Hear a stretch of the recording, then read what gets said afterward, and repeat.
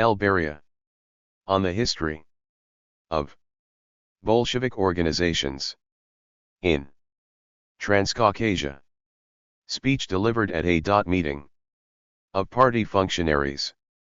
July 21 to 22, 1935. Contents. On the history of the inception and formation of the Bolshevik organizations in Transcaucasia. 2. On the history of the Bolshevik organizations of Transcaucasia in the period of the First Russian Revolution 42 JII. On the history of the Bolshevik organizations of Transcaucasia in the period of reaction and the revival of the labor movement. 113. 4. On the history of the struggle against national deviationism. 165. Appendix on the question of the Prague Conference, a reply to various comrades. 193. Chronology of Comrade Stalin's arrests, exiles, and escapes. 201. Notes. 203. Comrades. A study and understanding of the history of our party is a most important medium in the Marxist-Leninist education of the members of the party and the Young Communist League. Comrade Stalin, in his historic article Questions Concerning the History of Bolshevism, focused the attention of the party organizations on the task of studying the history of our party in a Bolshevik way. Comrade Stalin wrote at that time of the need to raise the questions concerning the history of Bolshevism to the proper level, to put the study of the history of our party on scientific, Bolshevik lines, and to concentrate attention against the Trotskyite and all other falsifiers of the history of our party by systematically unmasking them. This task requires that the teaching of the history of the party, the study of anti-party groupings in the history of our party and of their methods of struggle against the party line should be raised to the proper level. This task requires that party members know not only how TNE party fought and overcame the constitutional Democrats, the socialist revolutionaries, the Mensheviks, and the anarchists, but also how the party fought and overcame the Trotskyites, the democratic centralists, the workers' opposition. The Zinovievites, the rights, the rightist leftist freaks, etc. To raise Bolshevik vigilance to the proper level and arm communists against all enemies of our party, it is necessary that every member of the party know the heroic experience of how the Lenin-Stalin party was built and how it fought. It is necessary that he know and understand not only the successes and victories of the party but also how they were won by the party in the struggle against all the enemies of Leninism. Stan, Lemzim, Vol. 2, p. 405, Cooperat 1 VE Publishing Society. Moscow, 1933. 7. Now, with socialism victorious, with the great cultural and political growth of the broad masses of the working people and the intensification of resistance on the part of the remnants of the defeated class enemy, it is indispensable to raise the level of Marxist-Leninist education in every way, and first and foremost the level of knowledge of the Bolshevik history of our party. The study of the history of the party must not be restricted to a bare description of events and facts in the heroic history of Bolshevism, but must explain the economic and political situation of the country, give a complete picture of the intricate and multifarious struggle of all classes in pre-revolutionary Russia and of the struggle of the oppressed nations for national emancipation under the leadership of the working class and its Bolshevik party. The history of the party must be set forth in such a way as to give the Marxist explanation of the history of our party's fight against anti-Bolshevik trends and factions within the party and the working class, demonstrating the supreme importance in principle of TLN's struggle for Leninism. What we need now is that the members of the party and the Young Communist League study more seriously and acquire a more profound knowledge of the history of Bolshevism, of the history of the party's struggle against all anti-Leninist deviations and trends, of the concrete situation in which the party of Lenin and Stalin worked. We need a study of the history of our party such as would ensure the assimilation of the heroic experience of the Bolshevik struggle against the numerous enemies of Leninism and arm the members of the party and the Young Communist League to combat the enemies of TH party, to combat the survivals of the ideas and views of all the defeated counter-revolutionary, anti-party groups. In recent years the party organizations of Transcaucasia have done considerable work in the propagation and study of the history of the party. But our achievements in this field are obviously inadequate. We are especially behind in the Bolivia Shemp treatment and study of the Bolshevik organizations of Transcaucasia and Georgia.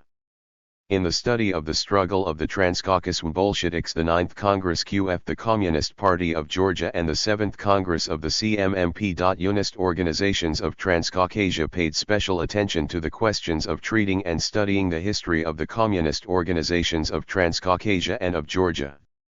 The mistakes and distortions occurring in the works of some communist historians were severely criticized at these congresses. In its decisions, the 9th Congress of the Communist Party of Georgia gave the following instruction.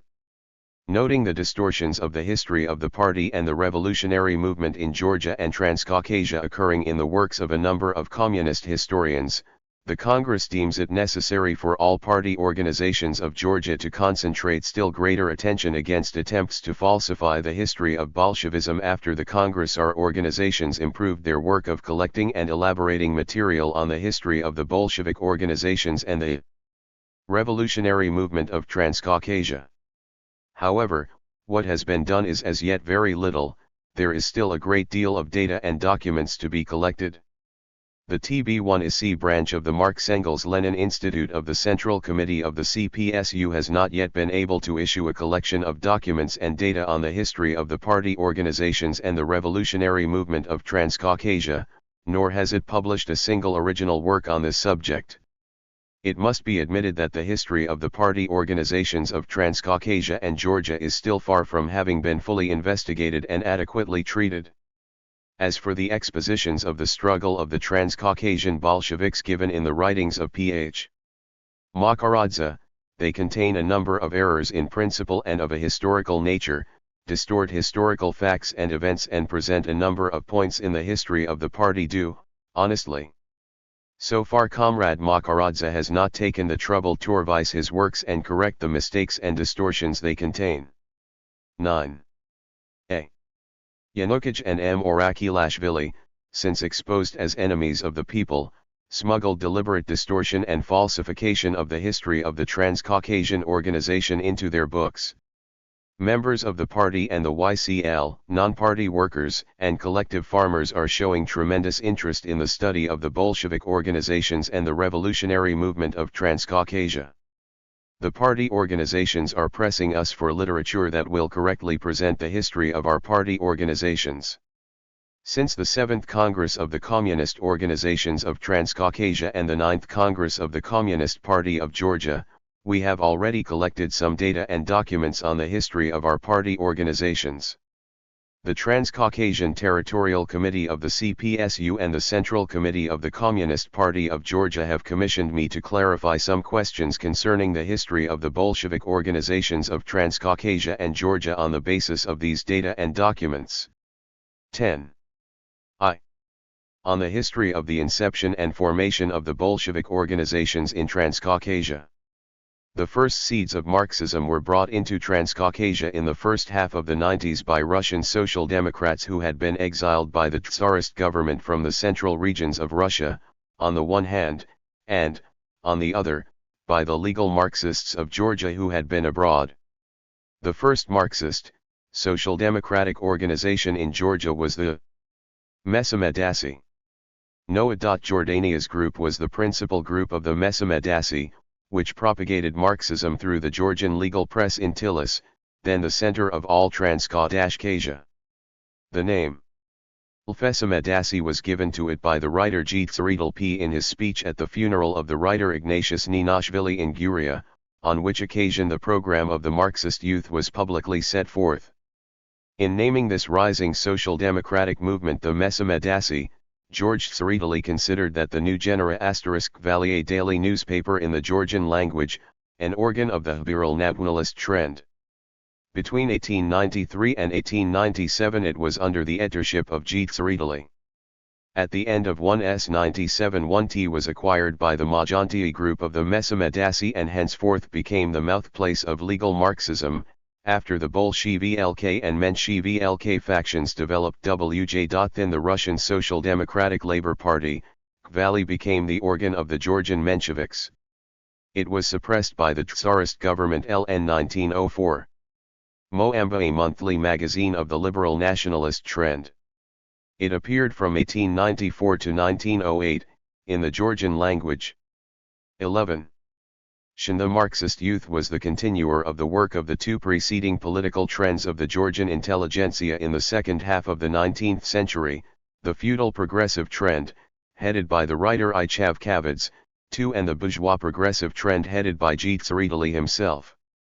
In his opinion, the new current was to be the political successor of the bourgeois liberal trend. In an editorial on the Mesamedasi, the KVA said, "Since the 90s a progressive breeze has been blowing again.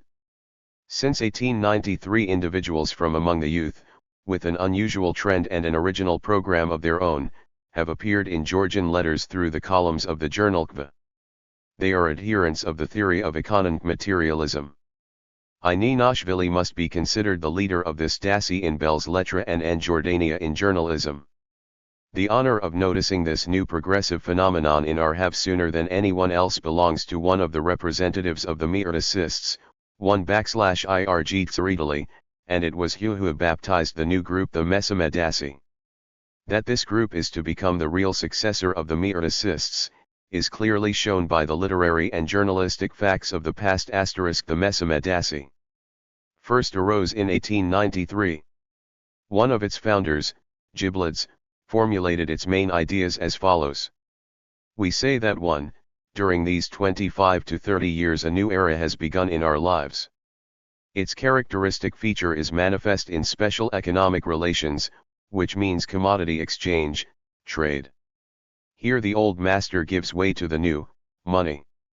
Money destroys the old and builds the new, it divides the people into two parts, two classes arise, the rich and the poor. The old distinction of estates is a fiction. Exchange is brought about by the division of labor, by the production of commodities. The production of commodities is precisely capitalism in general. 2. Capitalism has several stages or phases. The last stage of capitalism is large-scale production. We have entered this stage but are not yet entrenched. 3. If the proletariat and the bourgeoisie in our country, are not sufficiently defined. That does not mean that we had neither the one nor the other. In so far as our big landowners grow rich through land incomes, they are bourgeois. Eta. To them the manufacturer, the usurer, the merchant, and others. Our proletariat is a mixed organism. The majority have small allotments which give them the mere title of property owners, but in reality they are proletarianized elements. They are working people whose fate depends both on the commodity market and the labor market. They are on the way to complete proletarianization. 4. In our literature a new group has arisen. This group is the exact opposite of the old group, which has no basis. It is progressive, whereas the latter is retrogressive. So far the bourgeoisie does not have its own organization in our literature, has no group in it to express its interests, unless the reviews by Mr. N. Nicolaides in Moamba are taken into consideration. The bourgeoisie functions in life. In so far as it destroys the old patriarchal system by its activity, it is progressive. In so far as it ruins the people, it is retrogressive. The motto of the new group is, scientific investigation of the new trend of faith, and struggle, not against its tendencies that goes on without us but against those consequences which demoralize the people. In this respect struggle means enlightening the oppressed and fighting for their interests. The enemy of this new trend is at the same time the enemy of the oppressed. This is our outlook upon our type in general and upon literature in particular. Asterisk. Thus the Mesamedasi recognized the progressiveness of capitalism and pursued the idea of class differentiation and class struggle as the content of social and political life. The majority of the Mesamedasi, however, never carried the idea of class struggle as far as a Marxist understanding of the class struggle of the proletariat. The ideologist and author of all the programmatic works of the Mesamedasi was Noah Jordania. In his writings Jordania maintained that capitalist development was necessary and progressive, preached the idea of an alliance between the proletariat and the liberal bourgeoisie, and of a national renaissance of Georgia. Noah Jordania never arrived at a Marxist understanding of the class struggle of the proletariat. From the very beginning Noah Jordania maintained and propagated the bourgeois nationalist thesis that the economic life of capitalism, national culture and national character unite all the classes of society into a single national organism, and that all classes of a nation are equally interested in the regeneration of the nation. He wrote, "The Georgian nation has entered upon this historical path. So far it has taken only the first step in this direction, and has thereby established itself on new ground. This has given the Georgian nation a firm foundation. The nation has been harnessed in a common yoke, has grown accustomed to joint life and joint activity. The ground has been prepared for a community of consciousness. The Mesamadasu did not have a homogeneous political line. Its majority, headed by Jordania, constituted the legal Marxism group. In its writings on a number of fundamental questions of the revolutionary movement of the proletariat, this group distorted the teachings of revolutionary Marxism, vulgarized Marxism and painted it over with nationalist colors. Noah Jordania and the majority of the Mesamadasu rejected the idea of the hegemony of the proletariat in the revolutionary movement and denied the necessity of the proletarian revolution and the dictatorship of the proletariat. From the very beginning, Jordania's group adopted a nationalist position on the national question. Noah Jordania advanced and maintained the theory that the bourgeoisie and the proletariat had common interests and should engage in national activity in common. Or, he wrote, "A nation united material 1y is united ideologically also. Everyone strives to develop national labor, to strengthen the nation. The peasant and the worker are just as interested in the greatness of the nation as the bourgeois merchant. It is a rare thing to come across a Georgian who would not desire the improvement and development of our life. Here, on this question, all sincere and honest workers are united, and inspired with one aim, are bravely devoting themselves to the public cause.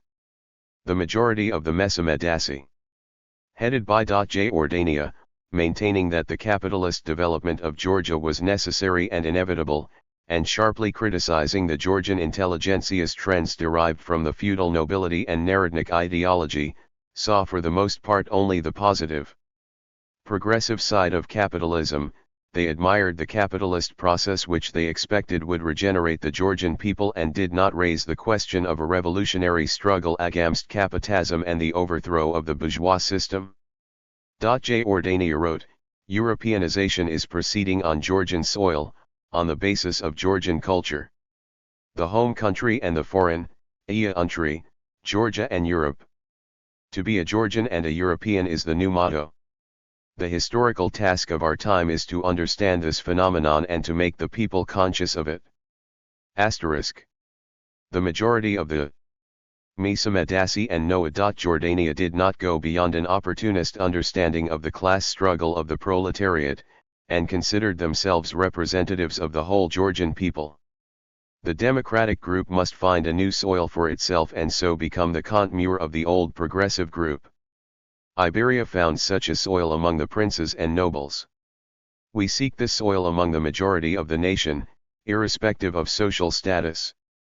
Proceeding from the point of view of the nation as a whole, Noah Jordania put the class struggle in a secondary position in the national movement, subordinating the class struggle of the proletariat to the interests of the bourgeois national movement. He wrote, "This trend acquires two forms, the inner, i.e., class, form, and the outer, i.e., national, form, the struggle between classes and between nations. The first, no matter how fierce, has a limit where those who are fighting stand together, are harnessed in one cultural and historical yoke.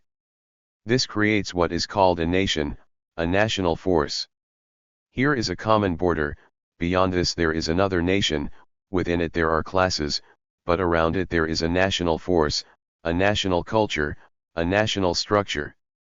As far back as 1898-99, Noah Jordania came out openly as an apologist for West European imperialism, supporting the idea that capitalism had a civilization in the colonial and backward countries, maintaining that backward colonial peoples must acknowledge the rule of foreign capital as historically necessary and progressive, and must appreciate the services of capitalism accordingly. Jordania openly preached a social imperialist thesis with regard to the Boer War. This is what he wrote at the time, but sympathy for the Boers does not at all demand hatred towards the English. We sympathize with the Boers because they are a small nation and are defending their fatherland and their freedom. England. We must needs love England and sympathize with her in many respects. England is the cradle of everything that civilized mankind is proud of today. Let the Boers defend their small nation, but at the same time let Britain remain a great Britain, the apostle of a new life, the bearer of a new standard. I.e. her be the leader and the standard bearer of civilization. Asterisk. Between 1893 and 1897 the following were among the members of the Mesamedasi: Noah Jordania, S. Giblets, Ignatius Ninashvili, Isidore Ramishvili, Mikit Skakaya, Philip Makaradze, S. Salukaj, Karlo Chkaj, Y. Vatsads, Severian Jugli, Vit Sabads, D. Kalendarishvili, L. Darkiashvili, R. Khalids, I. Kakabads, Peter Gilishvili, Eitsidlaj and Ike Vitsaraj. In 1897 Ladokitskovli IO in this group, and in 1898 Comrade Stalin, bring a new, revolutionary element into the life of the group. The Mesamedasi, and its majority headed by Jordania, played a certain positive part in the period of 1893 to 1898. It was this group that initiated the spread of Marxist ideas in Euro-Orgia and Transcaucasia and, notwithstanding all its defects, stimulated the revolutionary youth and leading workers to make the acquaintance of Marxism and study it. The Mesamedasi made a practice of sending young Marxists to foreign countries and the central regions of Russia for the purpose of studying Marxism. Noah Jordania, Karlo Chkaj, S. Salukaj and Akaki Chkenkili were among those who were sent abroad by the Mesamedasi. However, the majority of the Mesamedasi, headed by N. Jordania, limited itself to the peaceful, legal propagation of Marxist ideas and to narrow propagandist work in circles among the workers. The majority of the Mesamedasi did not recognize the necessity for an illegal revolutionary press, mass podwunkal agitation and the organization of a revolutionary political struggle of the working class against Tsarism and the bourgeoisie. LN 1898 A revolutionary Marxu, T Group, Consw BNG of S. Salukzi, Ladokitskovlby and Jashtan, arose and took shape UTTHB and the Mesamedasi.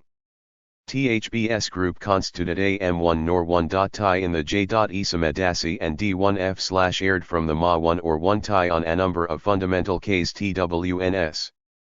The /BRST serious disagreement arose in 1898 on the question of an illegal press. The minority of the Mesamedasi held that an illegal press was highly important for propaganda and for the spreading of revolutionary Marxism, for political agitation against the autocracy and capitalism, for the organization of the political struggle of the working class and the bemelding of a genuine proletarian revolutionary party, and they proposed that an illegal newspaper be established. The majority of the Mesamedasi headed by N. Jordarua denied the need for an illegal press. The second Sierwast agreement arose in 1900 with the Arnval of V. Kurnatovsky, a Russian social democrat and follower of R. Viktor Kurnatovsky was a True.Ned, educated Marxist, a staunch and constant supporter of Lem's Iskra. He began H1's revolutionary career as a member of the Narodnaya Volya. Increased ITT influence in the workers' social democratic circles and succeeded in having the Tiflis social democratic organization go over from narrow propaganda work in circles to mass agitation and a political struggle against the autocracy. THM Group was the embryo of revolutionary social democracy.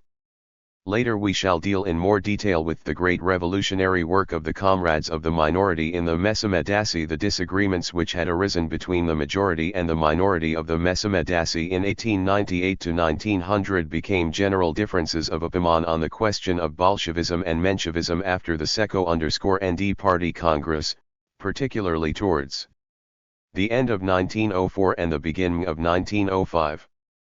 The majority of the Mesamedasi, headed by N. Tordania adopted the position of Menshevism, especially after Plekhanov went over to the Mensheviks, the Nunovriti, the group in the Mesamedasi supporting Lenin's Iskra, held the Bolshevik position, and at the end of 1904, under the leader's of Comrade Stalin, it took shape as a Leninist, Bolshevik organization. At the end of 1904 and the beginning of 1905 the membership of the Tiflis Bolshevik organization included the following comrades among others: Comrade Stalin, A. Tsalukij, M. Tskakaya, A. Toparij, Saint Chomayan, M. Davitashvili, S. Inskervili, S. Shpondrian, Ph. Makaradze, and also leading workingmen Hkem Bakorij, V. Strua, G. Telia, Z. Kadrashvili, Y. Kochetkov and G. Aznaurishvili. Thus, in a resolute and uncompromising struggle against Georgian legal Marxism, against the majority of the Mesamedasi, headed by N. Tordania, a revolutionary, social democratic Bolshevik organ 1. Zashin supporting Len Bn's Iskra arose, took shape and grew in Transcaucasus under the leadership of Comrade Shtan. But in a number of his works Comrade Ph. Makaradze gives an incorrect exposition of the history of the Mesamedasi and a false estimation of its role and significance. Comrade Malclarides represents the Mesamedasi as a homogeneous, consistently revolutionary, Marxist, social democratic organization and maintains silence about the great and serious disagreements and the strife within this group. Makaradze writes about the Mesamedasi. This was an absolutely new trend, a new ideology which ran counter to the ideology of all the ruling classes and which declared a merciless struggle, a life and death struggle, against all classes of oppressors. In the Transcaucasian social democratic organizations of that time opportunist and revisionist tendencies were rarely encountered in general, we may even say they did not exist at all. There was practically no need here for the Marxist trend to carry on a struggle against any other trend in the working class, as had to be done in other countries. In the first place, Comrade Makaradze declares that the Mesamedasi as a whole was a genuinely revolutionary, Marxist social democratic organization, thus idealizing the role and significance of the Mesamedasi. In the second place, he hushes up the struggle of the group that supported Lenin's Iskra against the majority of the Mesamedasi, and this despite the fact that as far back as 1904 even the Menshevik Iskra had to admit that the majority of the Mesamedasi and their theoretical organ, Kapali, were illegal Marxist and opportunist in character. This is what the Menshevik Iskra said about the kilowatt-hour of the 90s, however, an inclination towards theoretical schemes, an abstractness, the prevalence of general ideas about the economic factor if you like, a certain lawlessness already characterized Kavala at that time. In this respect, Kvaly was, to some extent, following in the footsteps of the Russian legal Marxists of the early 90s, whose theory Th1's newspaper reflected in 1898 to 1900 IEDNG, Central Social Democratic Group of the Tiflis organization arose and took shape. Its membership included Sylvester Gibladze, Al. Tsalukij, Elkats Khovly, J. Stalin, S. Jugli and leading workingmen of Tiflis like M. Bokorij, Z. Kodinchvili and V. Strua. As we have already noted, Comrade Stalin, Tsalukij, Khovly and the others were greatly assisted in the propagation of revolutionary Marxism and the formation of a social democratic organization by the revolutionary Social Democrats in T1FLLS who had been exiled from Russia. Among these were Viktor Kurnatovsky, Ivan Luzin, G. Francesca, 0. Kogan, Raja VCH, M. Kalinin, S. Aliluyev, Ilevishkev ICH, M. Kazarenko and Anna Krasnova. In the period of 1898 to 1900 the Central Social Democratic Group of Tiflis did an enormous amount of revolutionary propagandist and organizational work for the formation of an illegal Social Democratic Party organization. The members of the Central Party Group carried on intensive revolutionary propaganda work. All of them were in charge of workers' study circles. Comrade Stom. alone conducted more than 8 Social Democratic Workers' Circles *** in 1896 and 1897. Comrade Stalin conducted 2 revolutionary, Marx 1 St. Kukels of students in the Tiflis Seminary. The first revolutionary Marxist circle, called the Senior Circle, was attended by the following students of the Tiflis Seminary: M. Shadavatashvili, Arkil Dodiz, Gutsa Parkads, Angori Glurgij, Simon Natrashvili, Migo Razmads, Lado Akhmedilov, and Joseph Irmashvili. The second, Jurur Circle, as it was called, was attended by Georgy Yesabadashvili, Alexander Svanij, Dmitry Gurj Mdze, Dat1 Ko Suhashvili, Vaso Berjanishvili, Vano Kitskhuvli, D. Uniashvi and others.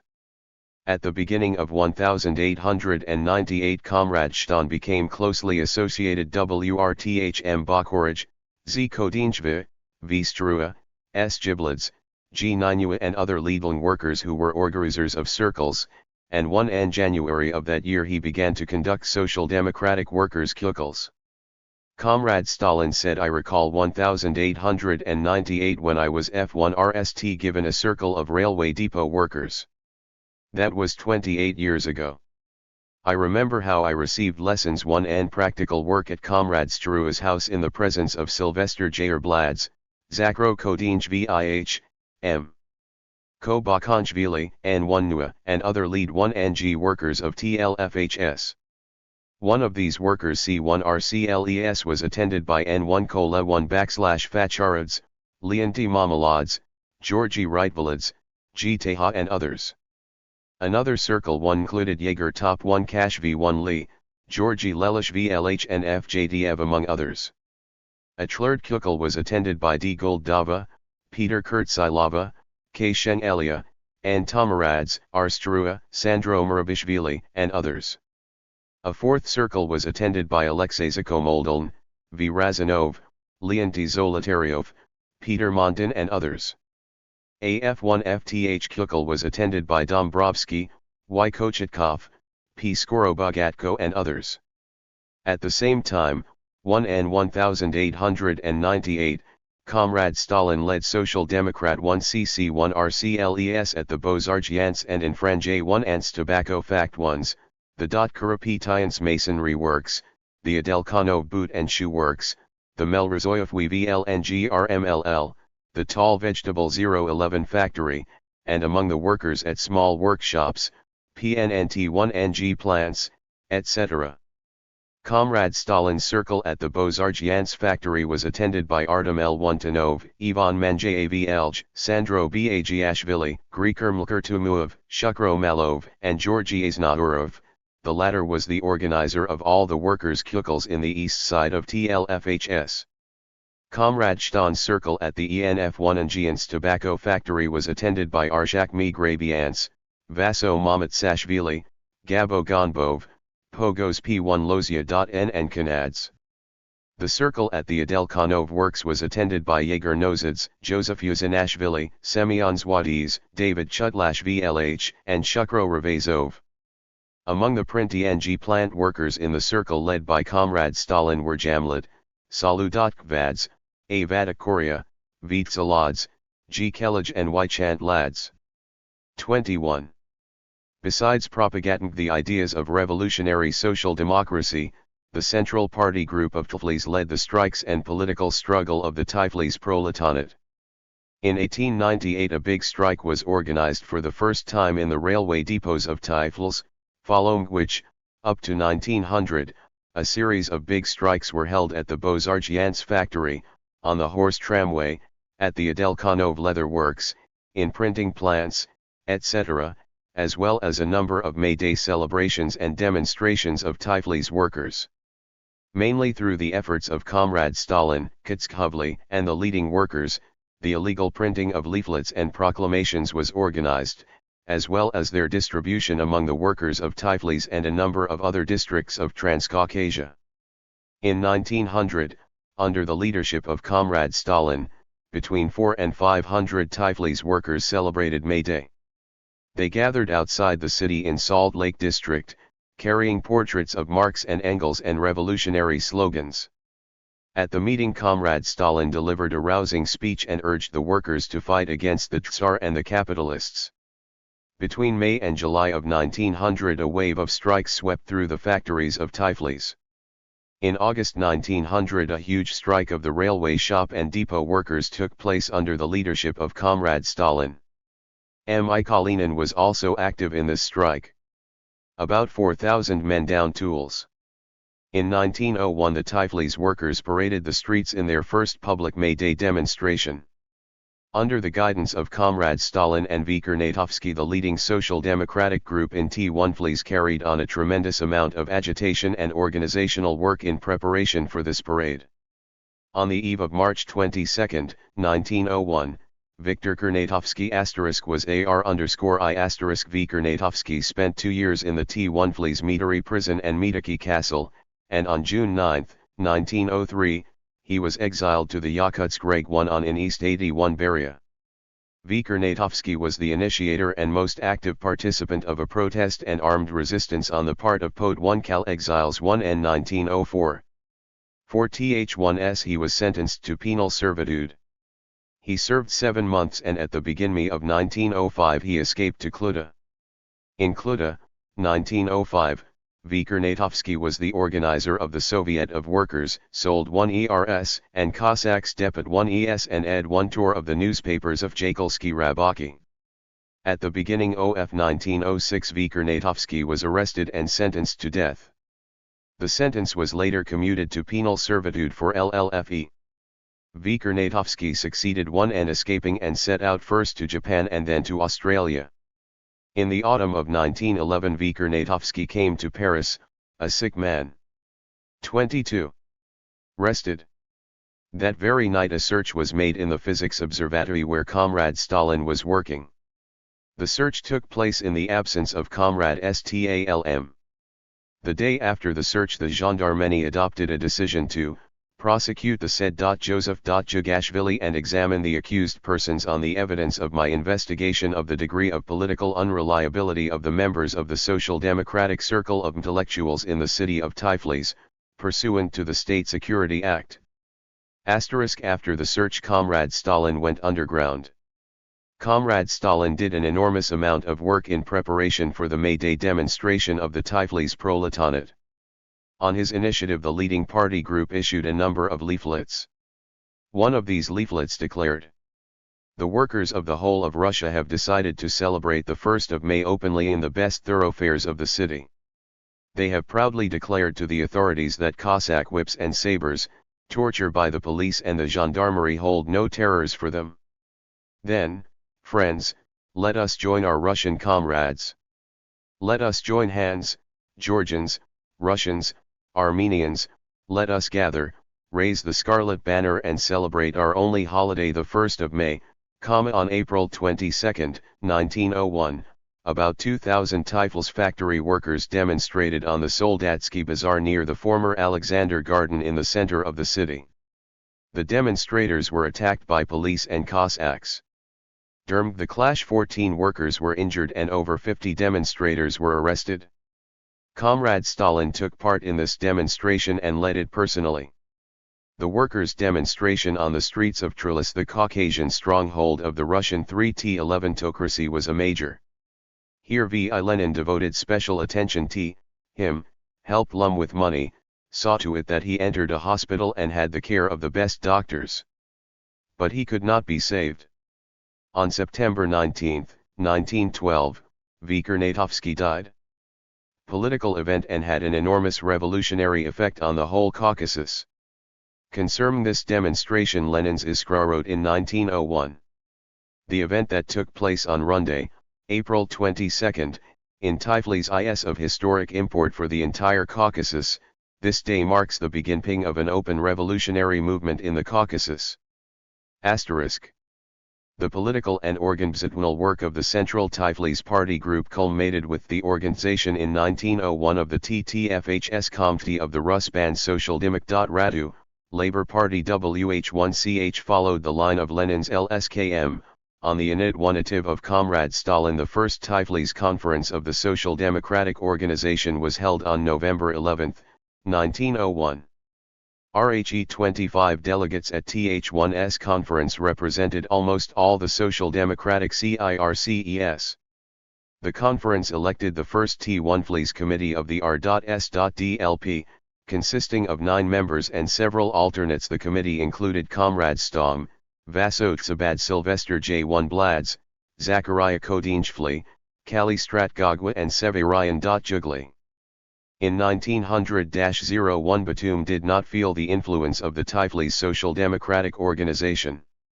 Batum was an important industrial center in 1900. RHE Transcaucasian Railway, between Batum and Baku, had been completed in 1883. By 1898 Batum already had over 10 big industrial enterprises, the petrol container works of Rothschild, Mantashev, Nobel, and others, 2 tobacco factories, an iron foundry, a nail works, a mineral water bottling works and several ML loading stations. In 1900 a kerosene pipeline was laid between Baku and Batum. There were altogether 11,000 workers in Batum. Their conditions were extremely difficult. The economic exploitation of the Batum proletariat was aggravated by the vicious policy of national colonial oppression. The working day in the factories amounted to 14 hours and, with compulsory overtime, to 16 or 17 hours. The workers' wages varied from 60 kopecks to a ruble per day. All this aroused the Batum workers to outbursts of protest, but these were spontaneous, sporadic, and unorganized. In 1896 the Russian Social Democrats Luzum and Franceschi had organized a small Social Democratic circle in Batum, which was broken up by the Tsar's police at the beginning of 1898. In 1899 to 1900 Karlochkij and Isidore Ranjvili were in Batum. These two adhered to the majority of the Mesamedasi, advocated legal Marxism and denied the need for an illegal party organization and a revolutionary political struggle on the part of the working class. They carried on legal work of a cultural and educational nature among a small group of Batum workers, mainly delivering lectures at workers' schools for general education. In other words, they practiced the line of the majority of the Mesamedasi. Since Batum was one of the biggest industrial and workers' centers in Transcaucasia, the Tilis Committee tried to establish a social democratic organization there, for which purpose it sent one of its members to Batum. On arriving he asked Karlochkij and Isidore Ramishvili for their cooperation, but they refused to help him, claiming that it was impossible to carry on illegal revolutionary work under the conditions then existing in Batum. Here are the facts of the incident. Before Comrade Stalin came to Batum there was no workers' social democratic organization whatever. Prior to Comrade Stalin the Tiflis Committee had delegated one of its members to Batum to start a social democratic circle there. He got in touch with Karlochkij who was in Batum at that time and asked him for his cooperation, but the latter declared that in Batum everything was literally exposed to view, that there was no sense in forming any revolutionary organization, and he advised him to go back such bim the position in Batum. Comrade Stalin, on the instructions of the Tilis Committee, left for that city at the end of November 1901. As soon as he arrived, Comrade Stalin got in 5. touch with the leading workers, and at the end of December 1901 he succeeded in organizing social democratic circles in a number of large Batum fact ones. The Batum Social Democrat Organization was formed on December 31, 1901, at a conference of Citrical representatives from the Principal enterprises.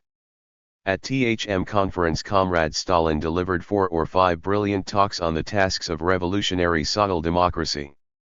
The conference selected a lead 1NG party group headed by Comrade Stan. THTS group, supporters of Len 1N's JSKRF, L1NE, functioned as the Batum Committee of the RSDLP. After the election of the committee the work became still more intensive. In January and February 1902, 11 social democratic workers' circles began to function actively in Batum under the leadership of Comrade Stalin. These circles were organized at the Mantashev, Rothschild, and Sideredes factories and others of like importance.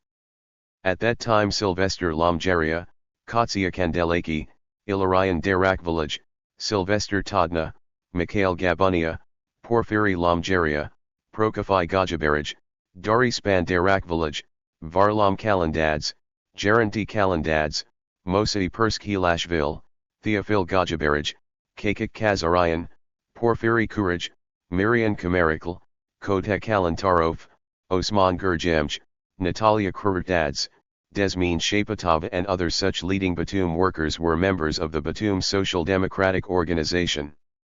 In January 1902, Comrade Stalin managed to organize a small illegal printing press. At first the press was a very primitive affair, housed in Comrade Stalin's own lodgings, but later Comrade Stalin extended and improved the printery. A press was brought from Tilis with cases and type. In January 1902, quite soon after he arrived, Comrade Stalin and the leading workers organized a strike at Mantashev's. This was Batum's FRRST big strike and ended in a victory for the workers. The management was forced to make concessions, meet the demands of the workers and take back those who had been discharged. On February 27, 1902, a strike broke out at Rothschild's over the discharge of 389 workers suspected as members of the revolutionary movement by the management and the police. Comrade Stalin himself led the work of the strike committee, drew up the workers' demands for presentation, the factory. 26. Management wrote leaflets and organized their printing and distribution. The growth of the strike movement, the good organization, tenacity, and exceptionally determined resistance of the workers alarmed the Tsarist authorities. The military governor of Kutaisi arrived in Batum.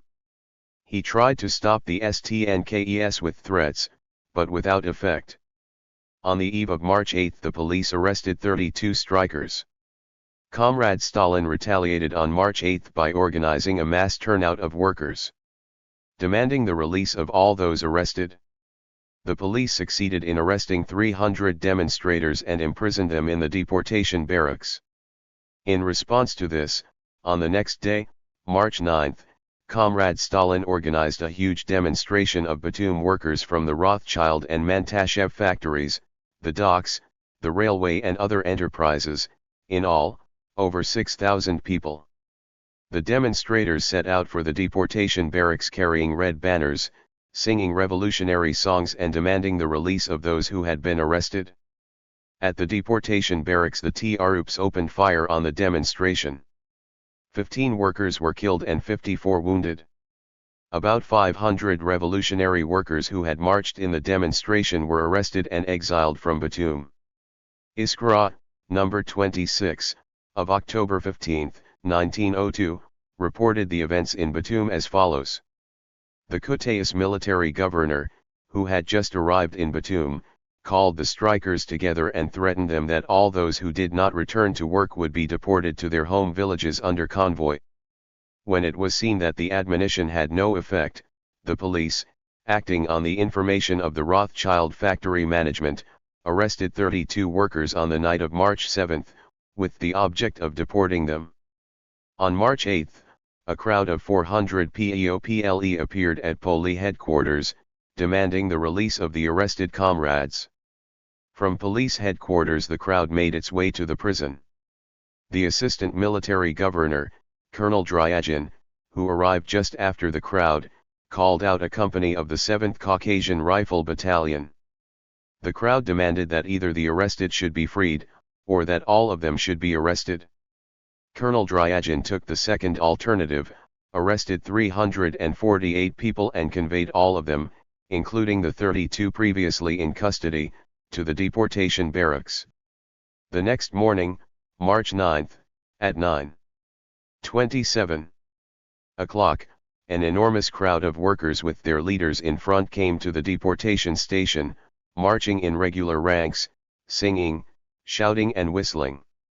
On behalf of the crowd, the workers Mikhail Kyremians and Theophil Gajabaraj, who were at their head, made the same demand of Colonel Dryagin, who had come out to meet them either to release the prisoners or to arrest them all. This time the colonel answered with an order to disperse. When the crowd refused to obey his order, Colonel Dryagin called out a company of the 7th Caucasian Rifle Battalion to reinforce the 4th Battalion detachment stationed there. When the soldiers tried to clear them out of the square, the workers responded with a shower of stones. The workers tried to wrest the rifles from the soldiers and cries were heard, "Beat 'em up, grab their rifles, they can't shoot." Those who were imprisoned inside the barracks began to throw stones. Finally they succeeded in breaking out of the prison yards, and joined the workers in the square. Then the troops opened fire, killing 14 workers and wounding many others. During these days Comrade Stalin carried on a tremendous amount of political work, wrote proclamations and slogans, organized both the printing of this literature in the illegal printing shop and its distribution among the Batum workers. He also saw to it that the literature was sent to the neighboring districts of Georgia. The leaflet written by Comrade Stalin on the Batum events of March 9, 1902, calling on the workers and peasants for a revolutionary struggle to overthrow Tsarism, was particularly widely distributed. On the day of the funeral of the victims of March 9, Stalin organized a procession which swelled into a huge political demonstration. The events in Batum were the harbingers of a revolutionary wave that swept the whole of Transcaucasia. Their revolutionary influence on the Georgian countryside was enormous. On October 16, 1905, file number 1134, Captain Jakely, acting chief of the Kutaisi provincial gendarmerie in the Batum district, wrote to the CH-1F of the Kutaisi gendarmerie. On March 9 the first clash between the troops and the mob took place at the deportation station, 15 workers being killed and about 20 persons wounded. It must be noted that the most despicable part in the shooting of the workers was played by an officer named Antads. 28. It should be noted that Karlochkij and Isidore Ramishvili, who were in Batum at the time, not only took no hand in the revolutionary struggle of the Batum workers but sent their Friday PNDS to Stalin time and again and came in person to urge him to leave Batum, giving as their reason that he would not be able to found an illegal social democratic organization or rouse the Batum workers to a political struggle. But their main reason for doing this was their fear of trouble and persecution for themselves likely to arise from Comrade Stalin's illegal work. Finding that their urging was in vain, Ramishvili and Kachkij tried direct attacks, provocative, slanderous thrusts at Comrade Stalin, calling him madcap and disorganizer. They even tried to dissuade individual workers from listening to Comrade Stalin, to intimidate them with statements to the effect that Comrade Stalin was putting the workers in mortal peril. But the future Mensheviks suffered utter defeat in their efforts to disrupt the great political work of Comrade Stalin and the leading workers of Batum. Thus, the Batum THIRD-WORLDISM was established by Comrade Stalin, and he was the first to rouse the Batum workers for a revolutionary struggle against the autocracy and capitalism. Comrade Stalin, together with the leading workers of Batum, succeeded in drawing the masses of the Batum workers into the revolutionary movement. Here is a Tsarist secret police report on Comrade Stalin's work in Batum. In autumn 1901 the Tiflis Committee of the RSDLP sent one of its members, Joseph Vissanonovich Jugvili, formerly a pupil in the sixth form of the Tiflis Seminary, to Batum for the purpose of carrying on propaganda among the factory workers. As a result of Jugashvili's activities, social democratic organizations, headed in the beginning by the Tilis Komromty, began to spring up in all the factories of Batum. The results of the social democratic propaganda could already be seen in 1902 in the prolonged strike in the Rothschild factory at Batum and in street disturbances. During his work in Batum, Comrade Stalin maintained close contact with the Tiflis party organization, often visited TLFLLS and directed the work of the Tiflis Social Democratic Organization. On April 5, 1902, Comrade Stalin was arrested at a meeting of the leading party group of Batum, together with the workers K. Kandelaki, D. Darakvillage and others, and imprisoned in the Batum jail. While in prison, Comrade Stalin managed to establish connections with the party members outside and directed their work. At the same time he carried on a great deal of political work among the prisoners. Comrade Stalin was confined in the Batum jail from April 5, 1902, to April 9, 1903, when he was transferred to the Kutaisi jail.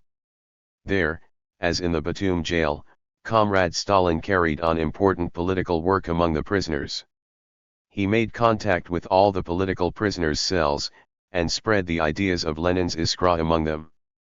He sharply exposed the opportunism of the Mesamedasi majority, Valley, and Jordania, and propagated the idea of the hegemony of the proletariat and the necessity of proletarian leadership in the peasant movement. November 1903, Comrade Stalin was transferred back to the Batum jail, from which he was exiled to Siberia at the end of the month. An outstanding role in the organization of the Social Democratic Organization of Transcaucasia, which supported Lenin's Iskra, was played by Comrade Salukij. He began the struggle against the majority of the Mesamedasi before the other comrades of the minority. Comrade Salukij joined the Mesamedasi in 1895. He devoted his whole life to the revolutionary struggle of the working class.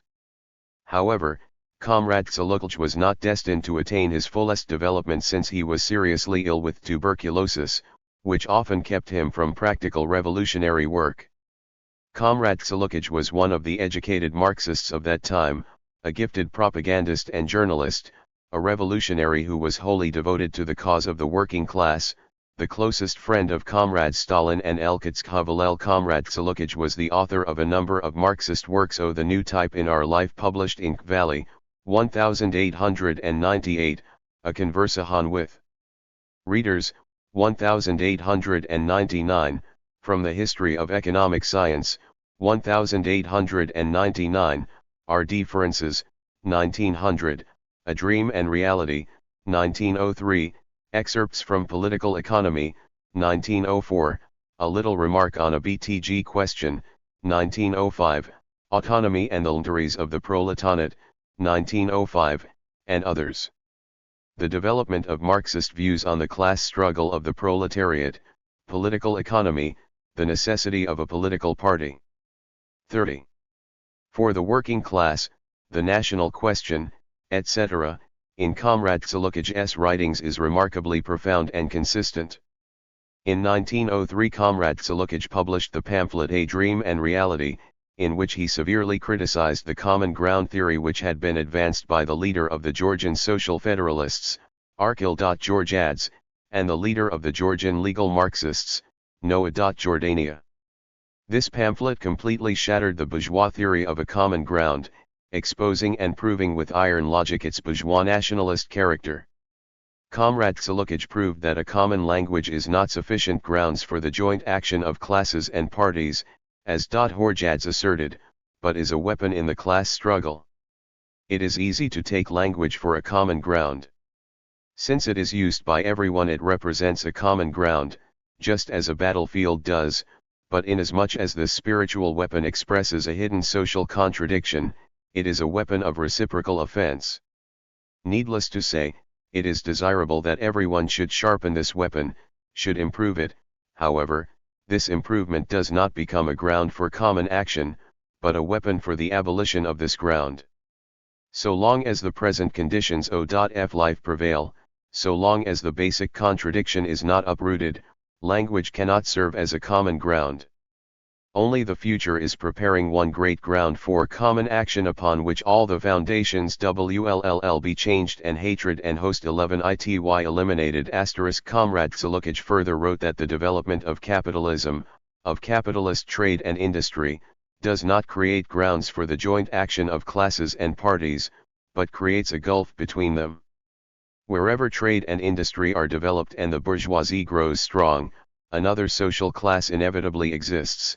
And precisely in this FRRST period it needs the efforts of the intellectuals more than later on, when the very conditions of life, combining physical and mental labor, will produce a reliable social force which will be able to cope WLTH even the strong. The ideologists of the bourgeoisie have always hoodwinked the public in this way, assuring the working class, it is in your interests to have stronger and richer merchants and industrialists, because you can be sure they will not forget you either and will carry on the common affairs of the nation. European democracy has heard these refrains more than once. Mr. Arkell. Georgiades repeats them today in our country. Asterisk. Comrade Tsilukij supported the Marxist thesis of class differentiation in the countryside and flatly rejected the idea of a common ground for the nobility and the peasantry, or even for the peasantry itself.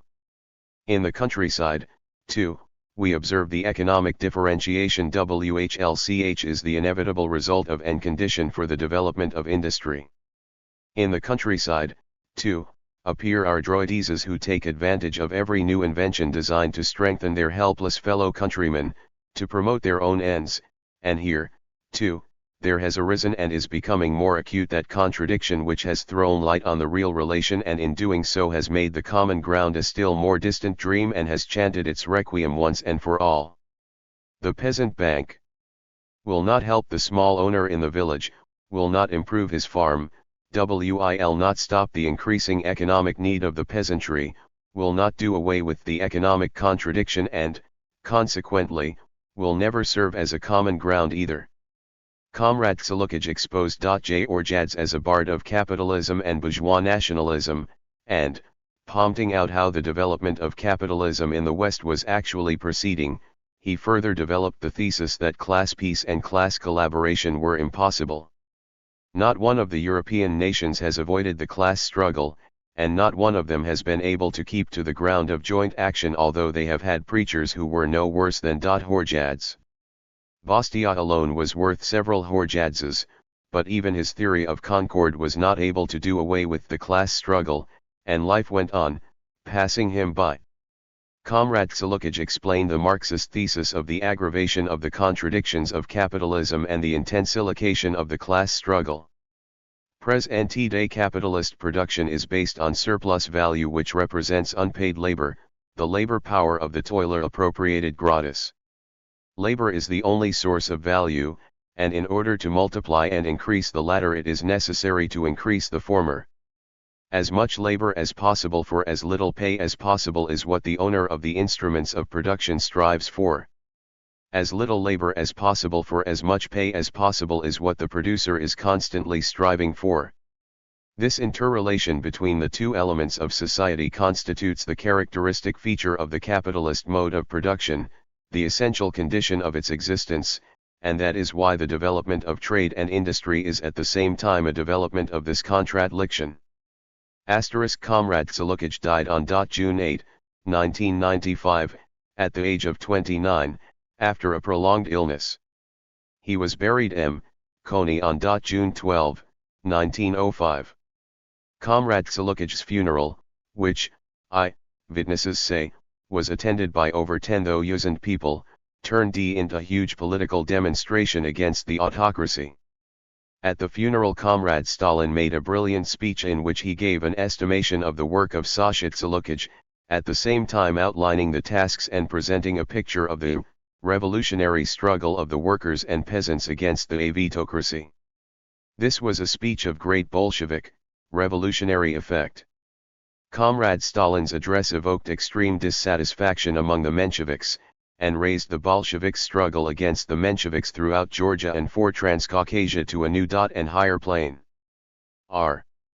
Comrade Ladokitskhovly was also one of the prominent organizers of the revolutionary social democracy of Lenin's LSLPA. As we pointed out previously, Comrades Tsilukij, Kitskovly and Stalin were the first to begin the struggle against the majority of the Mesamedasi and their newspaper, KVAZI.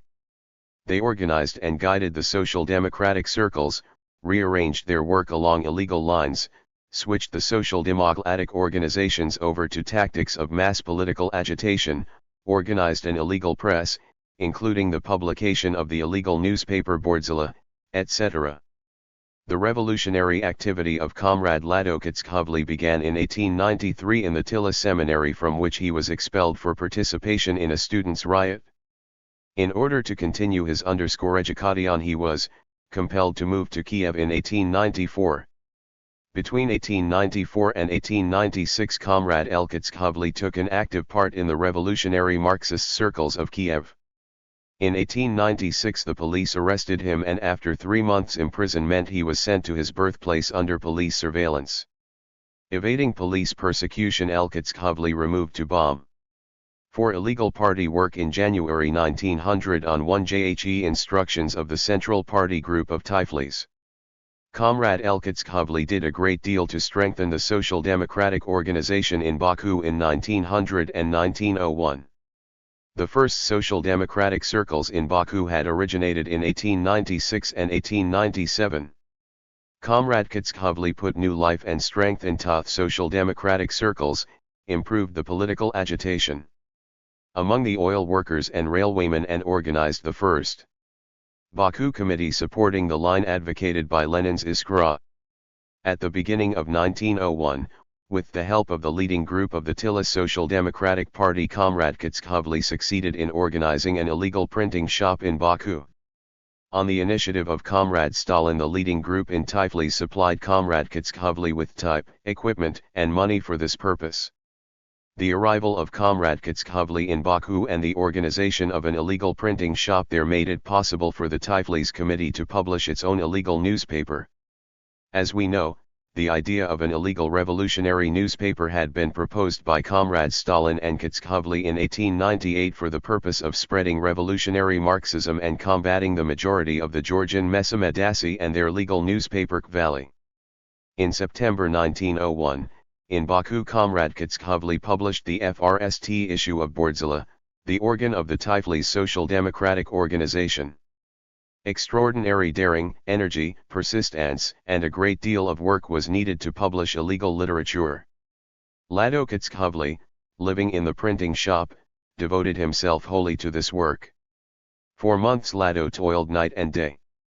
He regularly received articles and other material for Bordzilla from Comrade Stalin and other members of the leading social democratic group at Tiflis.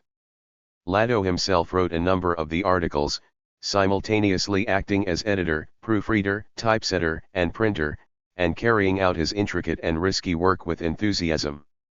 Lado coupled his strenuous work in the printing shop with great organizational activity. He led the Baku committee of the RSDLP and guided all the social democratic work in Baku, training active workingmen revolutionaries in the spirit of Lenin's Iskra and rallying them round the ideas of Lenin. All Kitskovly's versatile revolutionary work in Baku was guided by the leading RSDLP group of Tiflis and Comrade Stalin. Lado kept in constant correspondence with Comrade Stalin, and for instructions and advice on vital questions he went to Comrade Stalin in Tilis and Batum. Vitsaladze, who worked as a compositor in the illegal Baku printing shop, writes in his reminiscences. At that time Comrade Stalin was the best trained and most active man in the leading party group of the Tila Social Democrats. I know that he personally led the revolutionary social democratic workers' circles, and we activists went to him for advice and instructions on all difficult questions. I remember one incident where an anarchist undergraduate came to us and got the best of us in an argument. We went to Comrade Stalin for help. Comrade Stalin came to us and after a short argument literally put this anarchist to flight. I also remember this anarchist undergraduate meeting us angrily and abusing us for crossing him with Stalin. On Comrade Kitskovly's recommendation, sometime around June 1901 I was sent to Baku for work in the illegal printing shop. When I got there I found a small, decently equipped illegal printing shop. During its entire period of existence no one worked in the printing shop besides Comrade Kitskovly, myself and another compositor. The printing shop published 4 issues of Bordzilla, the organ of the Tiflis Revolutionary Social Democratic Organization, a few issues of the Iskra newspaper, various pamphlets such as The Four Brothers, Spiders and Flies, many manifestos, leaflets, etc. Asterisk. A Yanukovych, later exposed as a mortal enemy of the people, deliberately and with hostile intent falsified the history of the Bolshevik organizations of Transcaucasia in his authorized biography and in his pamphlet Our Illegal S1WPS in the Caucasus, cynically and brazenly distorted well-known historical facts, crediting himself with alleged services in the establishment of the first illegal printing shop in Baku.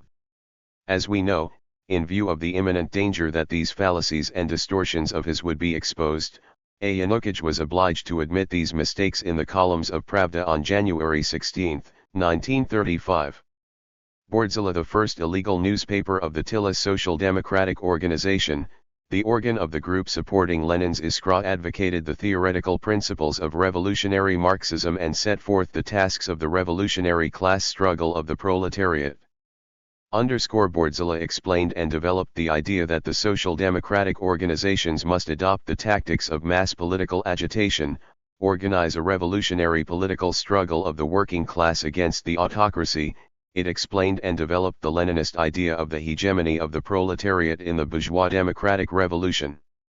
Bordzilla regarded itself as the local organ of the all-Russian social democratic movement, championing close ties between the revolutionary struggle of TNE Transcaucasian proletariat and the revolutionary struggle of T4E entire working class of Russia. Bordzilla took as its guiding principle Iskra's standpoint for the organization of a united revolutionary party based on widespread political agitation and propagation of revolutionary Marxism.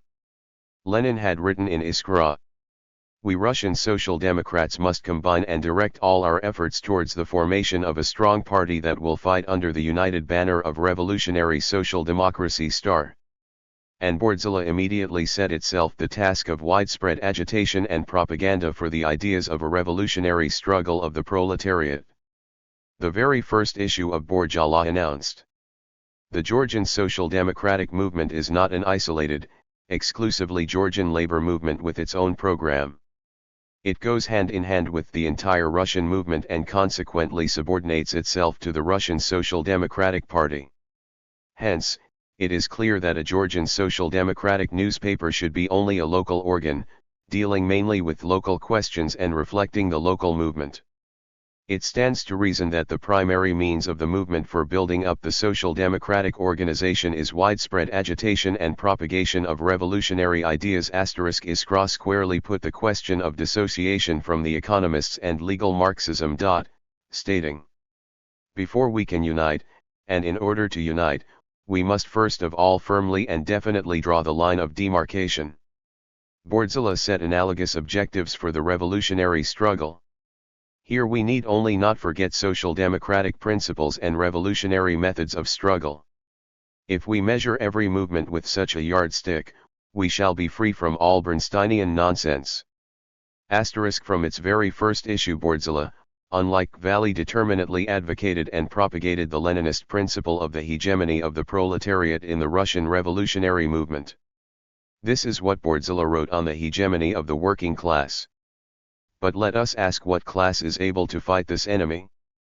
Who will be the nerve center of the revolution?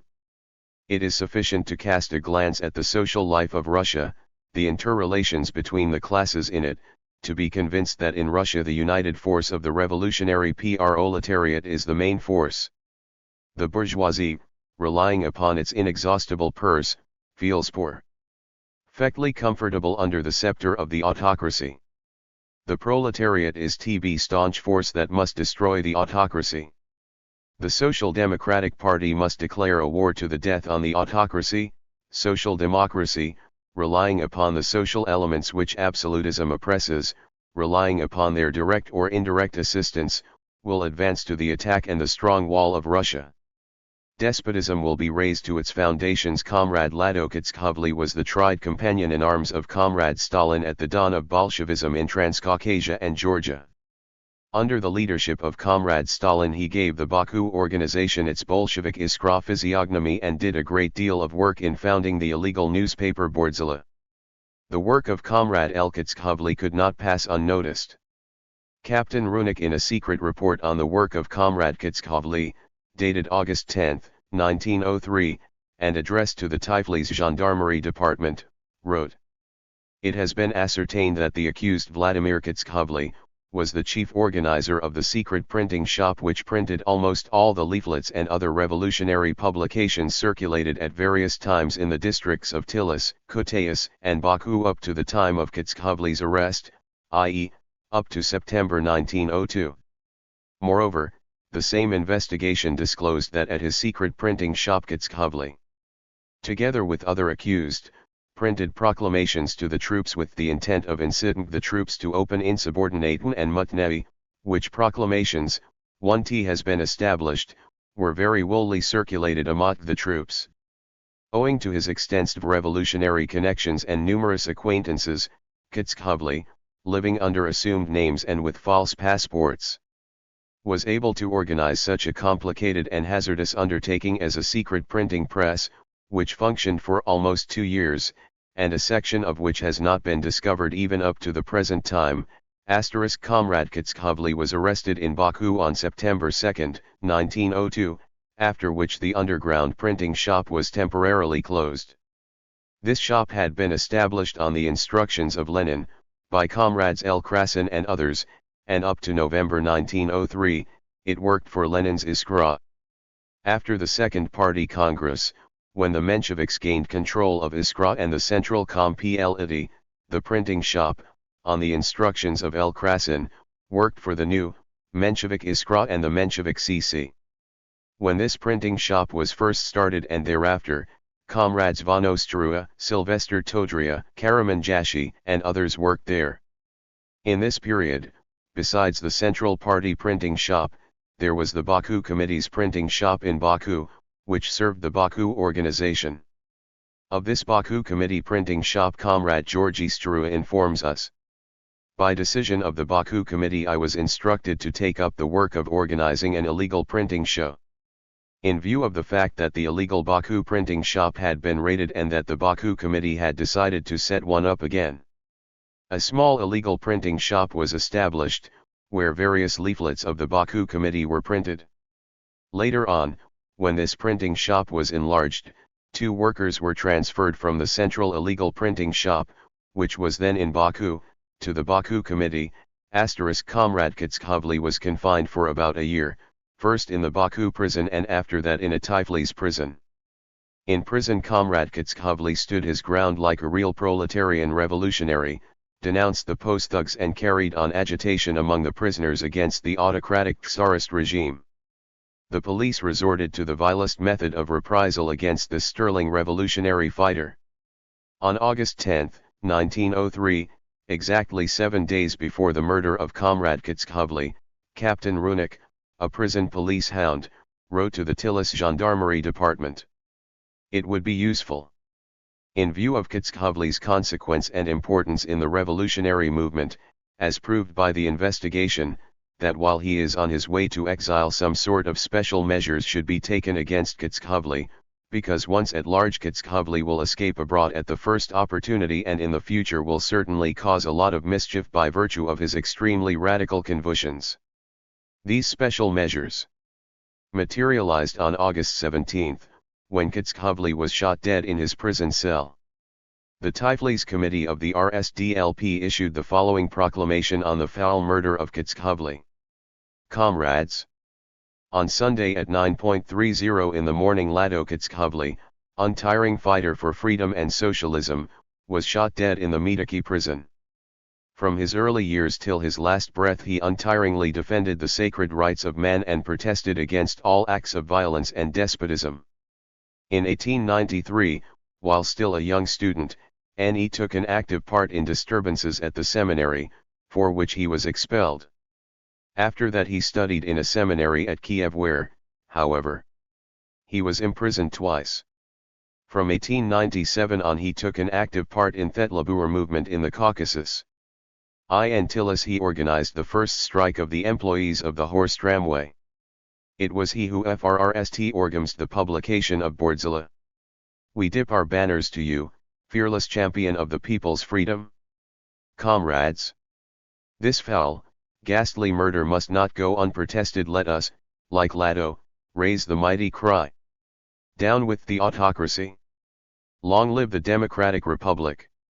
Down with capitalism. LJNGLWI socialism.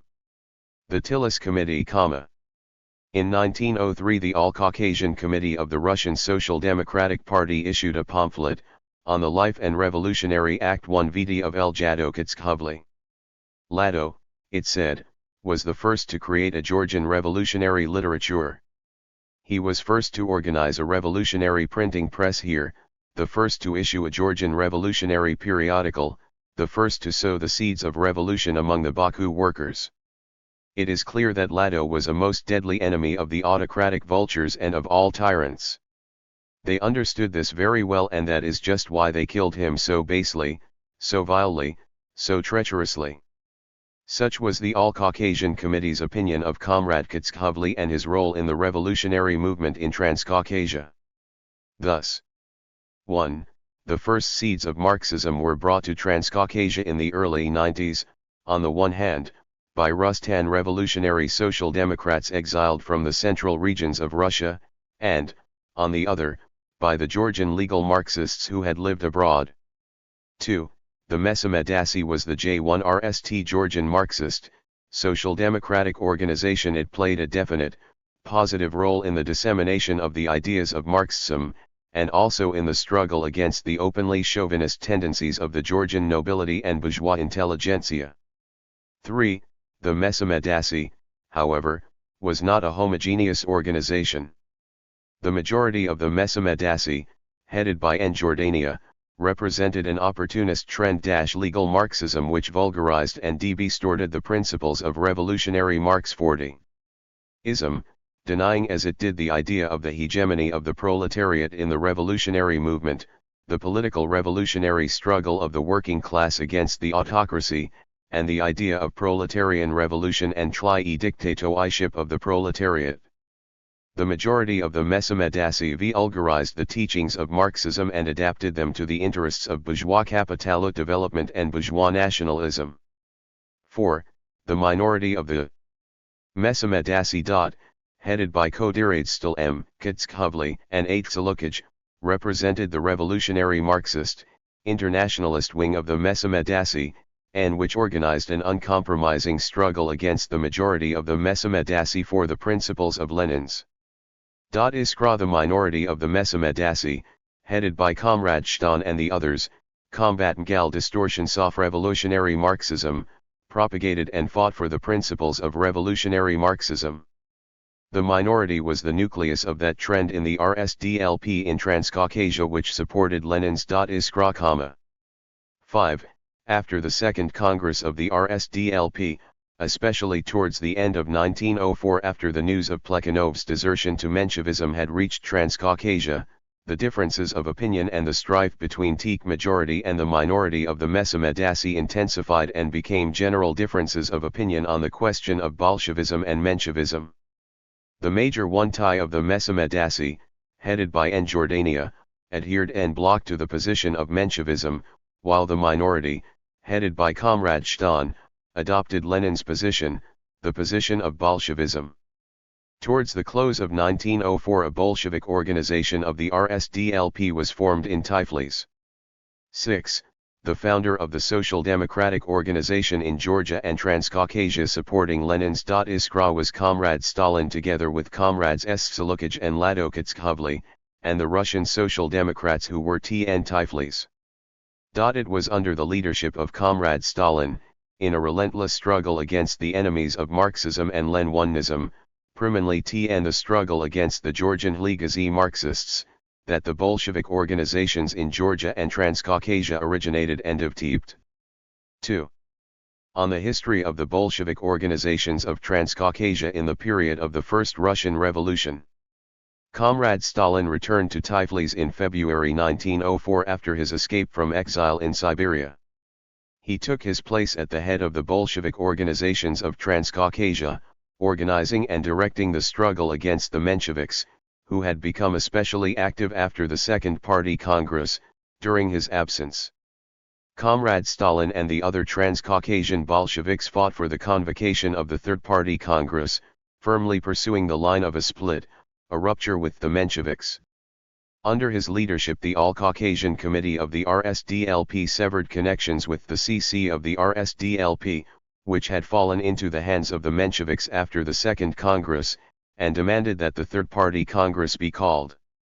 In November 1904 a conference of Caucasian Bolshevik committees was held in Tilis. This conference adopted a decision to organize a widespread agitation campaign and a struggle for the convocation of the Third Congress. The decision of the conference said, throughout the entire post-Congress period the party has been hindered from serving the proletariat of Russia to any extent satisfactorily by the party crisis which arose immediately after the Second Congress because the so-called Mino-NTY did not want to observe party discipline. For the reasons mentioned above, there are no grounds whatever for hoping that our central organizations will lead the party out of such a difficult situation through their own efforts. If anyone can do it, it is only the party itself by means of a Congress. Only the legitimate means of a party Congress can restore to the centers the lost confidence that is necessary to render them capable of action. The immediate convocation of a special Congress, essential in the interests of peace within the party, is extremely necessary. 42.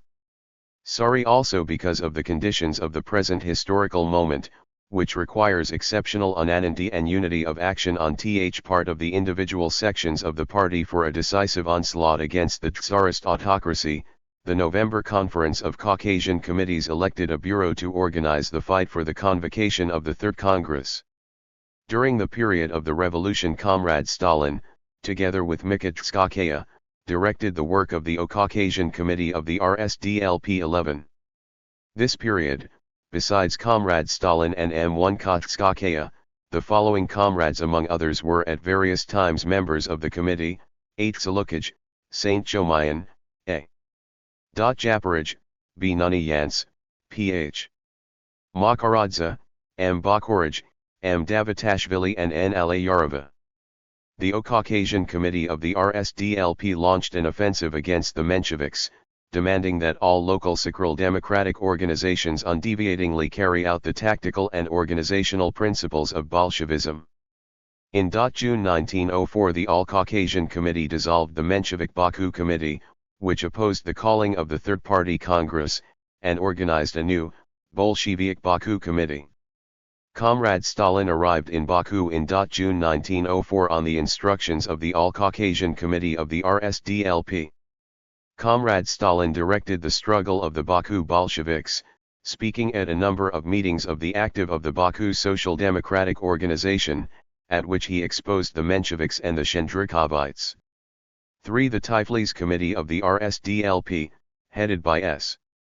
Giblets and N. Ramishvili, evaded carrying out the Bolshevik instructions of the All-Caucasian Committee, and on January 17, 1905, adopted a decision to leave the Caucasian Union of the RSDLP. The All-Caucasian Committee then decided to dissolve the Menshevik Committee and organized a Bolshevik Tiflis Party Committee. On February 4, 1905, the All-Caucasian Committee, in connection with its decision to dissolve the Tiflis Committee, issued the following special circular to the members of the Tiflis organization of the RSDLP, Youth Central Body of the Caucasian Union. The Caucasian Committee has adopted the following decision regarding the withdrawal of the Tiflis Committee from the Union. Such behavior on the part of the Tiflis Committee violates the party principles laid down by the Sector 43 on Congress and the rules of the Union, thus placing the President and members of the Tiflis Committee outside the party. Therefore the All-Caucasian Committee is setting up a new Tiflis Committee, which will be the authentic representative of the party in Tiflis, and which together with the other Caucasian comrades will lead us in the struggle against the government and the bourgeoisie. Asterisk in 1904-05, under the leadership of Comrade Stalin, the Transcaucasian Bolsheviks waged a struggle to expose Menshevism and win over the masses of the workers. In January 1904 the Russo-Japanese War broke out. The Bolsheviks of Transcaucasia, headed by Comrade Stalin, consistently pursued Lenin's line of defeat for the Tsarist government, constantly urging the workers and peasants to take advantage of the military embarrassments of Tsarism and to fight for the revolutionary overthrow of the autocracy. The All-Caucasian Committee of the RSDLP, the Tiflis and Baku committees of the RSDLP issued a number of leaflets exposing the imperialist, predatory character of the Russo-Japanese War on the part of both warring powers and calling for the defeat of Tsarism.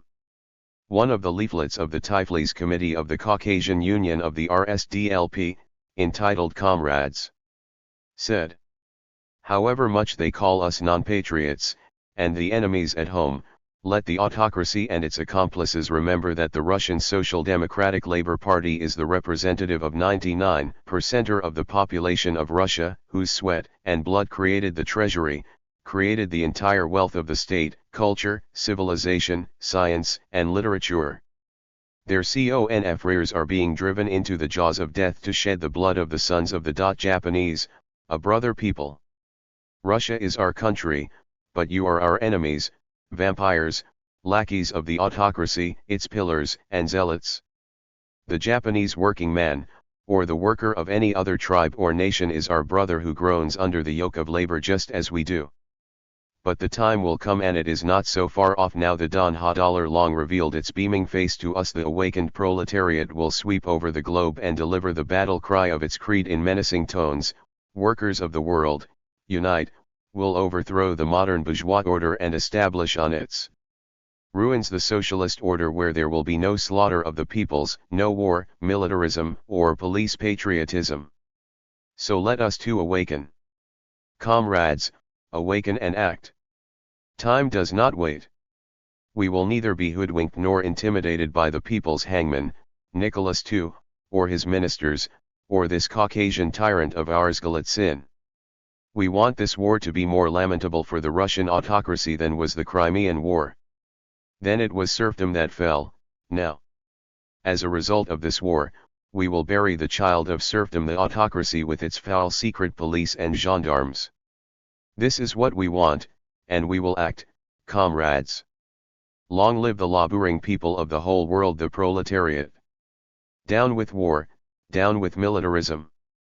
Day in and day out the Bolsheviks urged the soldiers to support the revolutionary struggle of the people against Tsarism. The appeals and proclamation of the Bolshevik committees called on the soldiers to come over to the side of the workers and peasants and to turn their weapons against the Tsar and the landed gentry. In another proclamation, entitled "You Brother Soldiers," the Tiflis Committee of the RSDLP said: "But to hasten the happy hour of the downfall of the people's enemy, all honest people, all those in the bonds of the Russian autocracy, are in duty bound to espouse the proletariat's great struggle for emancipation. And you, soldiers and brothers, more than anyone else, are in duty bound to unite with the workers in the struggle against the Tsarist autocracy. If you lack the audacity to come over to the side of the workers openly right now and to turn your weapons against our common enemy, the bloody autocracy, the least you can do is to refuse to fire on your brothers, the workers. All you are workers too, only in military uniform for a time. You can be sure, brothers, if we free ourselves, you too will be free. You are the only hope, the only support of the long since tottering Tsarist autocracy, which is stained with the people's blood. And so, if you will not support it any lunge, it will see RVM. Into dust. The defeat of Tsarism in the Russo-Japanese War inflamed the class contradictions to a white heat and stimulated the growth of i.e. revolutionary, and oppositionary movement throughout Russia. Under the influence of the liberal movement of the Russian Zemstvo members, the liberal bourgeois and aristocratic groups in Transcaucasia organized a banquet campaign. At the end of 1904, banquets were held in Tbilisi, Baku, Kutaisi, Sukhum and other towns. At these banquets the liberal bourgeoisie tried to proclaim their demands for constitutional rights, without dreaming of trespassing beyond the law. The liberals advanced the slogan, "All classes, unite. There must be no parties here." The Transcaucasian Mensheviks advised the workers to take part in the liberals' banquets and to speak there, indicating their support of the constitutional demands of the liberals. In 1905, the Transcaucasian Mensheviks favored participation in the Assembly of Estate Representatives, which the vice-regent of the Caucasus, Vorontsov Dashkov, intended to call Comrade Stalin, and the Bolsheviks of Transcaucasia exposed the Menshevik plan for a Zemstvo campaign, calling on the working class to engage in an open revolutionary struggle against the autocracy. A proclamation of the Tiflis Committee of the Caucasian Union of the RSDLP on the banquet campaign of the Tiflis liberals, entitled "The Public Has Expressed Its Opinion," stated the following: "The liberal bourgeoisie is dissatisfied with the autocracy, but it needs the autocracy for the purpose of suppressing the working class. We have been fighting and shedding our blood for political freedom, while the cowardly liberals have been skulking in corners. Our motto, "Down with the autocracy," must become our present demand. By meetings and demonstrations we must show that to this day we are in our place.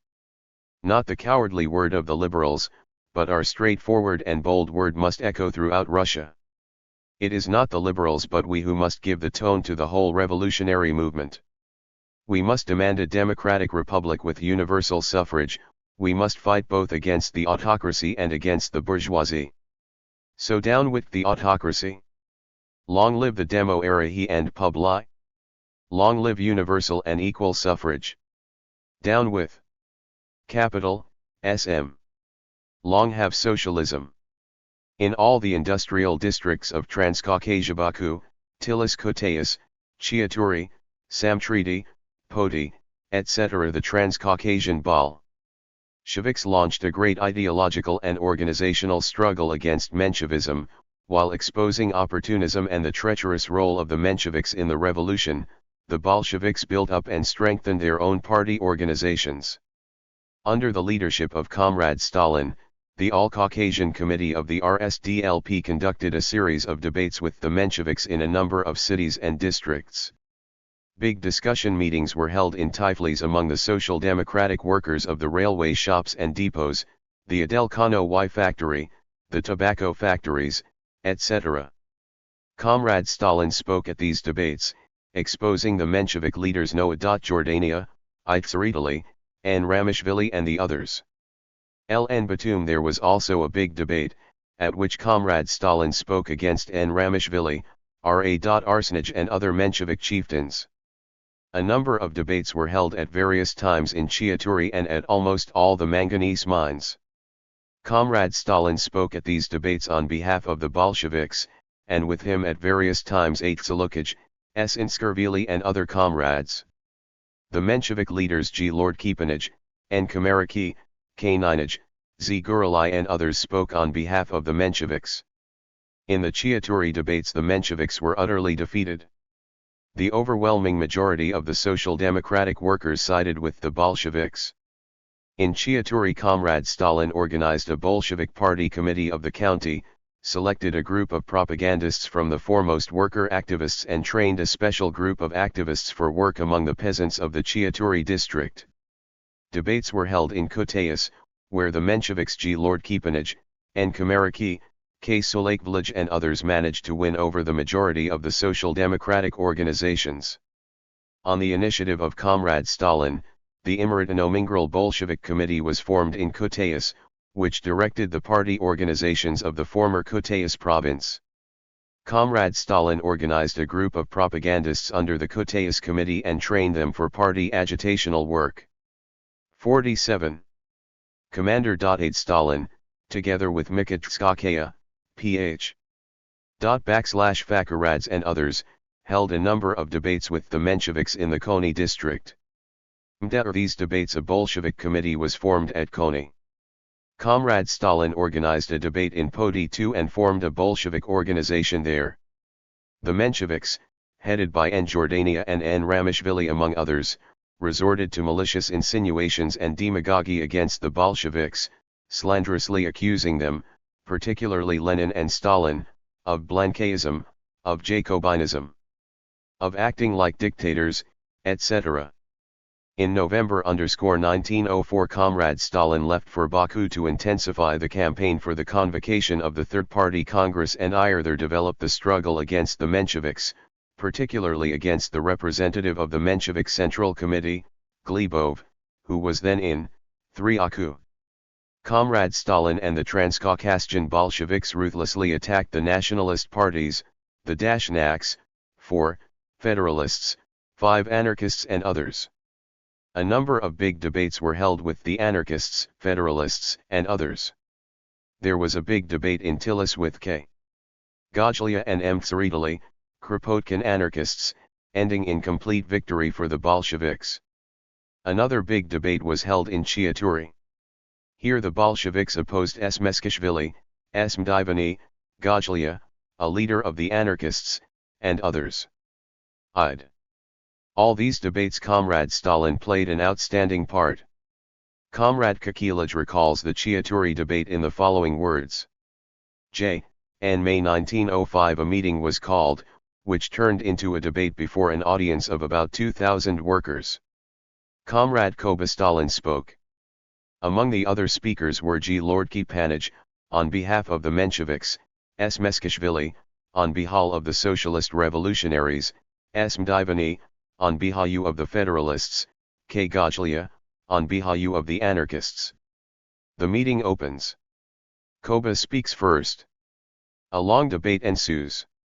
Whereas each of his opponents stormed and raved, Comrade Koba calmly but firmly shattered and demolished all their arguments. So, here too, the Bolsheviks were victorious, the workers supported Comrade Koba unanimously. Asterisk.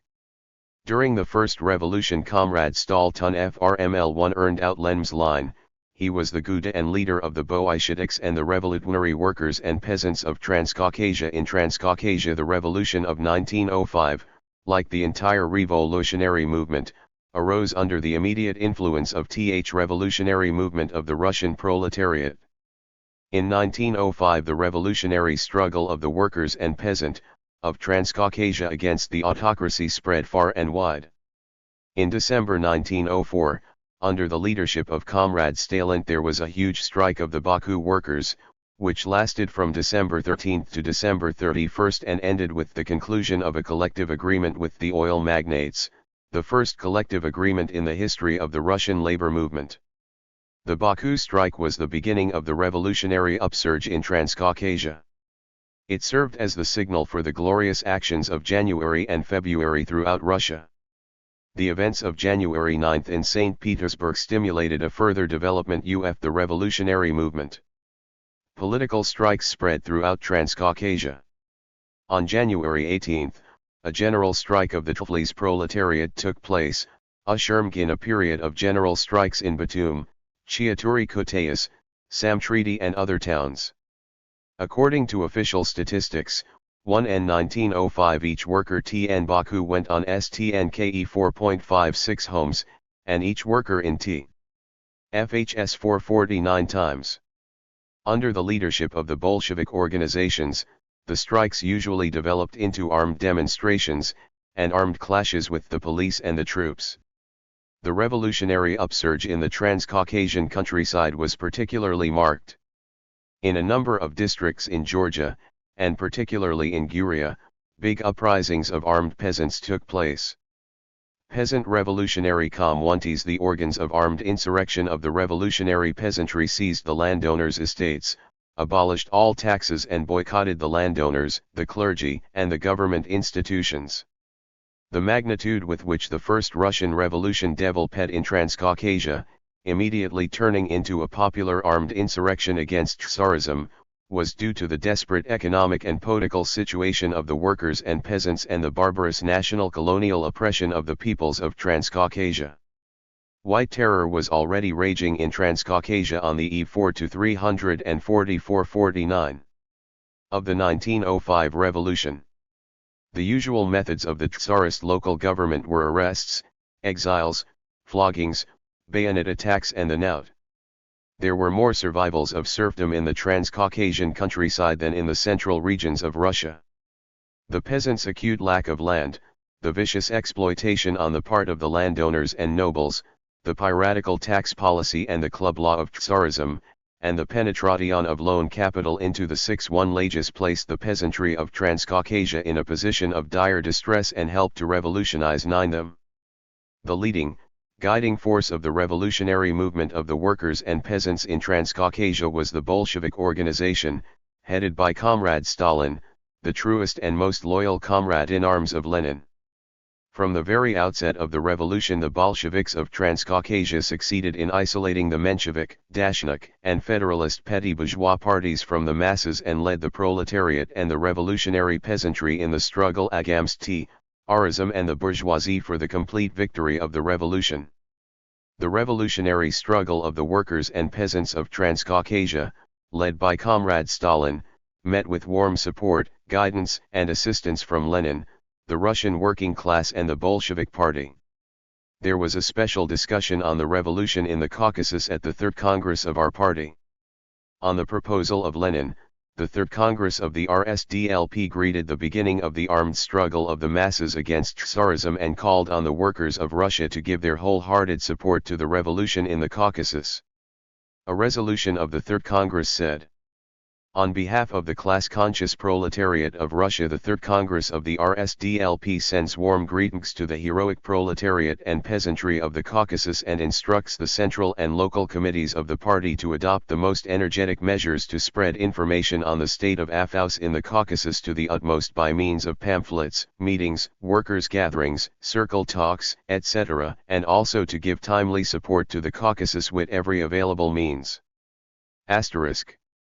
In his article on the armed struggle in the Caucasus, "The Present Situation in Russia and the Tactics of the Workers' Party." Lenin wrote, "In this respect we have been left behind by the Caucasus and Poland and the Baltic region, i.e., precisely those centers where the movement had progressed farthest beyond the old terrorist methods, where the uprising was best prepared, where the mass character of the proletarian struggle was most forcibly and clearly evidenced." Asterisk. In the period of 1904-07, Comrade Stalin, at the head of the Transcaucasian Bolsheviks, did a tremendous amount of theoretical and organizational work. He led and directed the struggle of the whole Bolshevik press. During that time the following Bolshevik newspapers were issued in Transcaucasia: in Tilis Borba Proletariata and I. Astok Borbi Proletariata, in Georgian, Russian and Armeman, Kavkazki Rabaki Listok, Akali Droiba, Dro. Aka.l. Tskhovraba, Gvani Tskhovraba, in Baku Bak Nsky Rabaki, Bakumsky Proletari, Gudak, Kans, Norkosk, Banvunja N, Ryadavoy, Kokdavet, and others. In his WN.HNGS Comrade STA.HN made war on the Menshi 1 NKS, defended, substantiated and propagated Lenin's Teach TNG on the Proleta.Nan party and the organizational PNNCAPLs of Bolshevism. Was published in Tiflis under the direction of Comrade Stalin, in Russian, from November 20 to December 11, 1905. There were 15 issues. After the Tiflis Governor-General closed it down because 1T called for a general strike, the newspaper came out on December 16 and 17 under the T1TLE of Yelizavetpotsky Vestnike. After the second issue the paper was AGA1 and suppressed. The Nyug paper published a number of unsigned leading articles by Comrade Stan. Akal Ija Bolshevik Weekly published in Jorkton at Tiflis from November 14, 1906, to J. A. Mary 8, 1907. 7 I.Sus appeared in 1906 and 2 in 1907. The paper was suppressed by order of the TDHS Governor-General. It published a number of leading articles by Comrade Stalin. DROA Bolshevik Daily, published in Jorkton at Tiflis from March 11 to April 15, 1907. The paper published a number of leading articles by Comrade Stalin. Akali Tskhovraba Bolshevik Daily published in Jorkton under the direction of Comrade Stalin at Tiflis from June 20 to July 14, 1906. 20 issues came out. It was suppressed by order of the Tiflis Governor-General. The paper published a number of leading articles by Comrade Stalin. Chvani Tskhovraba Bolshevik De 1 published in Georgian at T1 from February 18 to March 7, 1907. Th1 routine issues came out. J. LLE paper published a number of leading articles by Comrade Stalin. Bakumskvarajaki Bolshevik newspaper, organ of the Baku Kommunity of the R.SDLP. The F1 RST issue came out in April 1906. In 1908 publication was resumed under the direction of Comrade Stalin.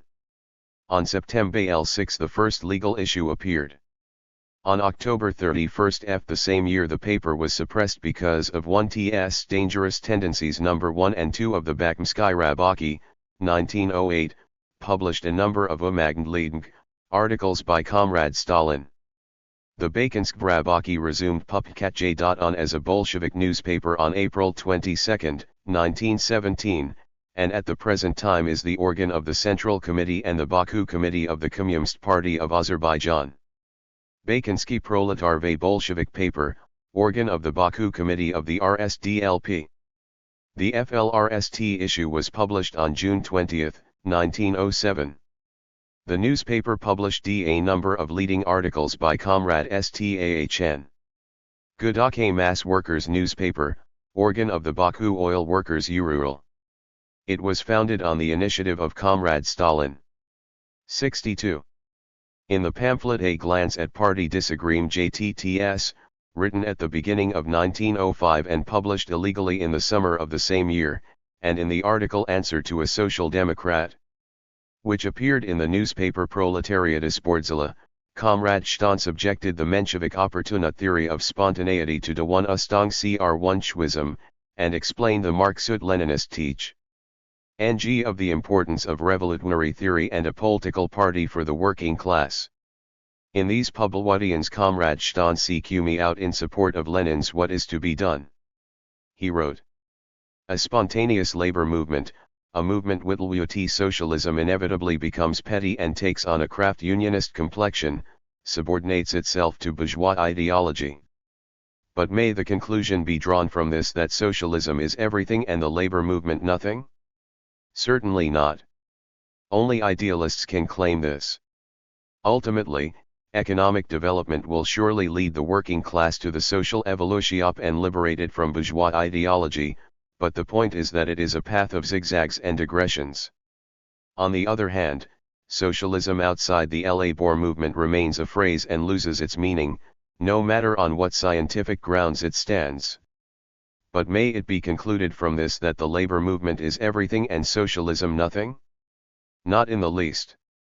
The only people who can think so are those quasi-Marxists for whom an idea loses all meaning and has no meaning just because it has been worked out by life.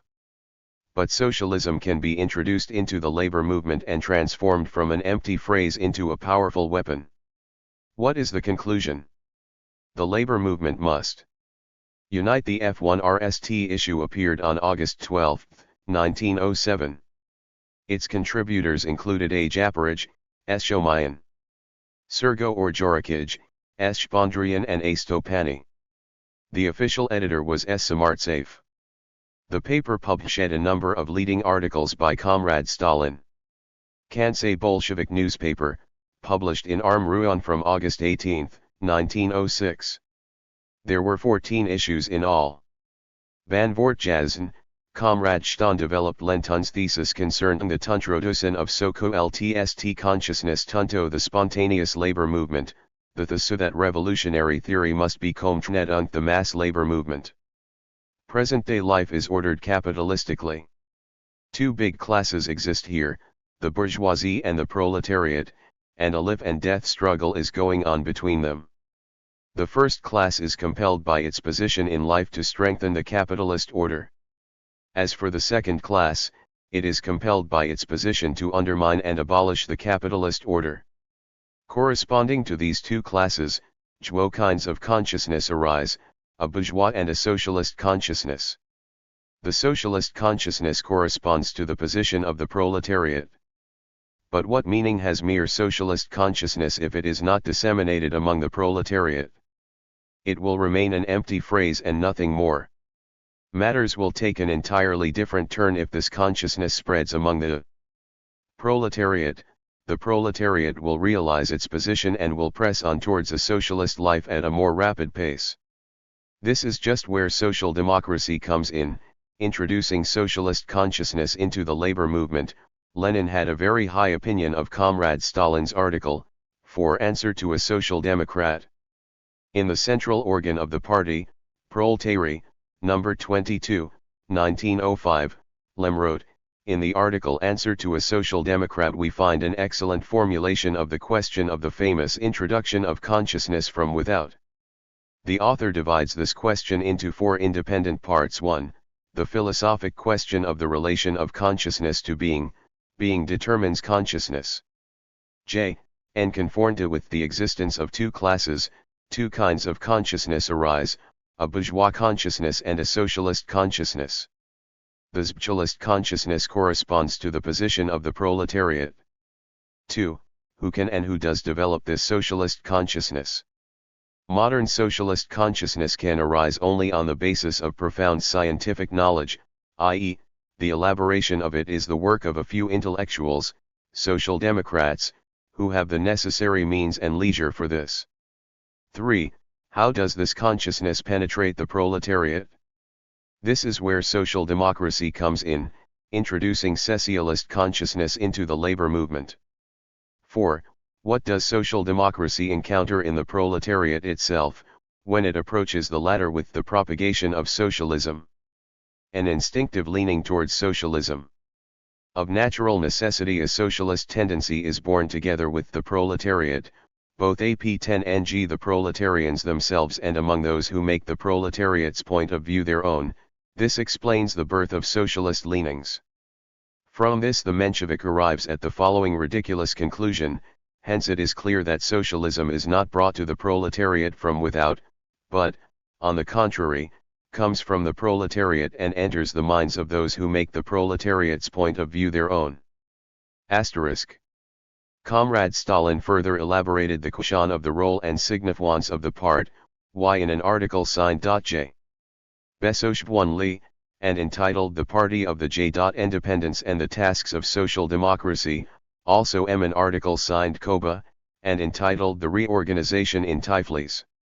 He proved why the economic interests, the joint economic struggle of the workers, necessitate the organization of trade unions, and why the foundation of a political party, a class party, is essential to the struggle for the general class aims of the proletariat for trade union matters, trade union organizations, for party matters, party organizations. This is the basis on which the reorganization should be carried out.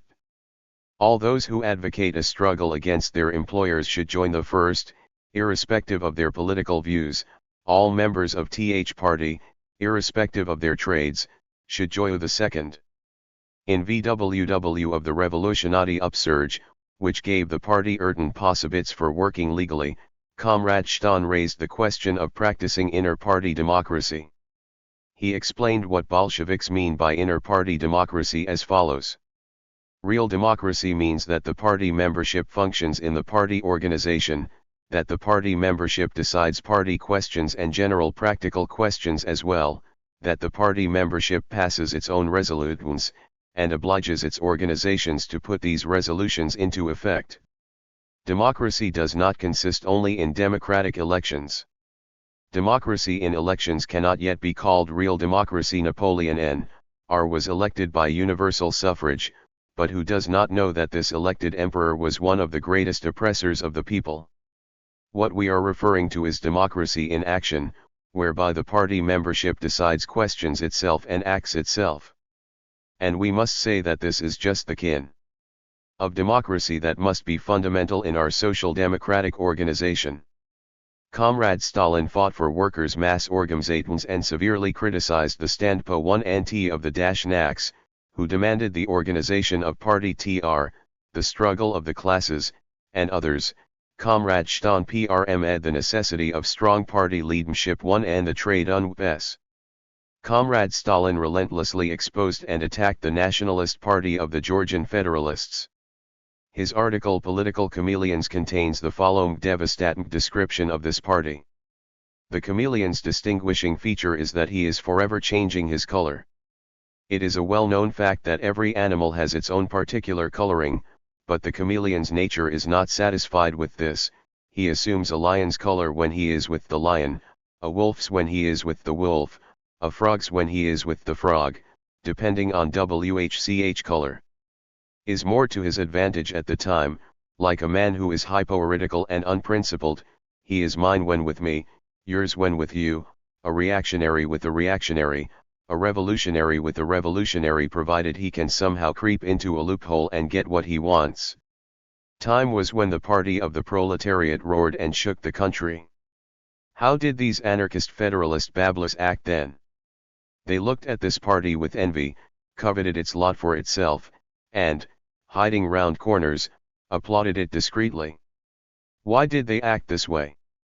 Because it was more to their advantage at the time.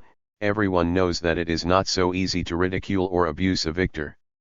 Now that the wind has veered to reaction and turned the wheel back, these gentry have changed their color. And are reviling the party of the same proletariat for all they are worth. Why? Because today it is apparently more advantageous for them. They know that they will get away with this filthy demagoguery. And what else can they do but bark?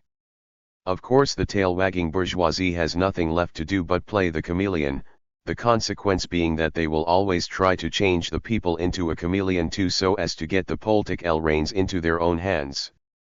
That is why our bourgeois gentlemen have completely assimilated the chameleon's art in politics. Blood is thicker than water. But all this means that the proletariat must watch the field of battle soberly. It must not be deceived by outward glitter, but must fight relentlessly both against the pillars of reaction and against the chameleon tricks of the bourgeoisie. The interests of the proletariat demand s. In the years of the First Revolution, every advance scored by the revolutionary movement of the Transcaucasian workers and peasants was won by the Bolsheviks in an irreconcilable struggle against the Mensheviks. The Transcaucasian Mensheviks rejected the Bolshevik estimation of the nature, the driving forces and the tasks of the revolution, and fought against the slogan of the revolutionary democratic dictatorship of the proletariat and peasantry, against the growing over of the bourgeois democratic revolution into a socialist revolution. Mensheviks categorically denied that a revolutionary government and a general armed insurrection were necessary, and demanded the establishment of revolutionary local self-government, an alliance with the bourgeoisie and constitutional, democratic methods of struggle against the autocratic regime, declaring that the dictatorship of the proletariat and peasantry was a Blanquist scheme. Jordania formulated the strategy and tactics of the Transcaucasian Mensheviks in the following way. Smashing the reaction, winning and applying the constitution will depend on the conscious unity and singleness of aim of the forces of the proletariat and the bourgeoisie. Therefore the political maturity and the organization of these classes is an essential prerequisite for victory. True, the peasantry will be drawn into the movement, giving it a spontaneous character. Nevertheless, these two classes will play the decisive role, and the peasant movement will bring grist to their mill. From the beginning of the revolution, the Mensheviks advanced and backed the demand for the convocation and support of a representative assembly UMA.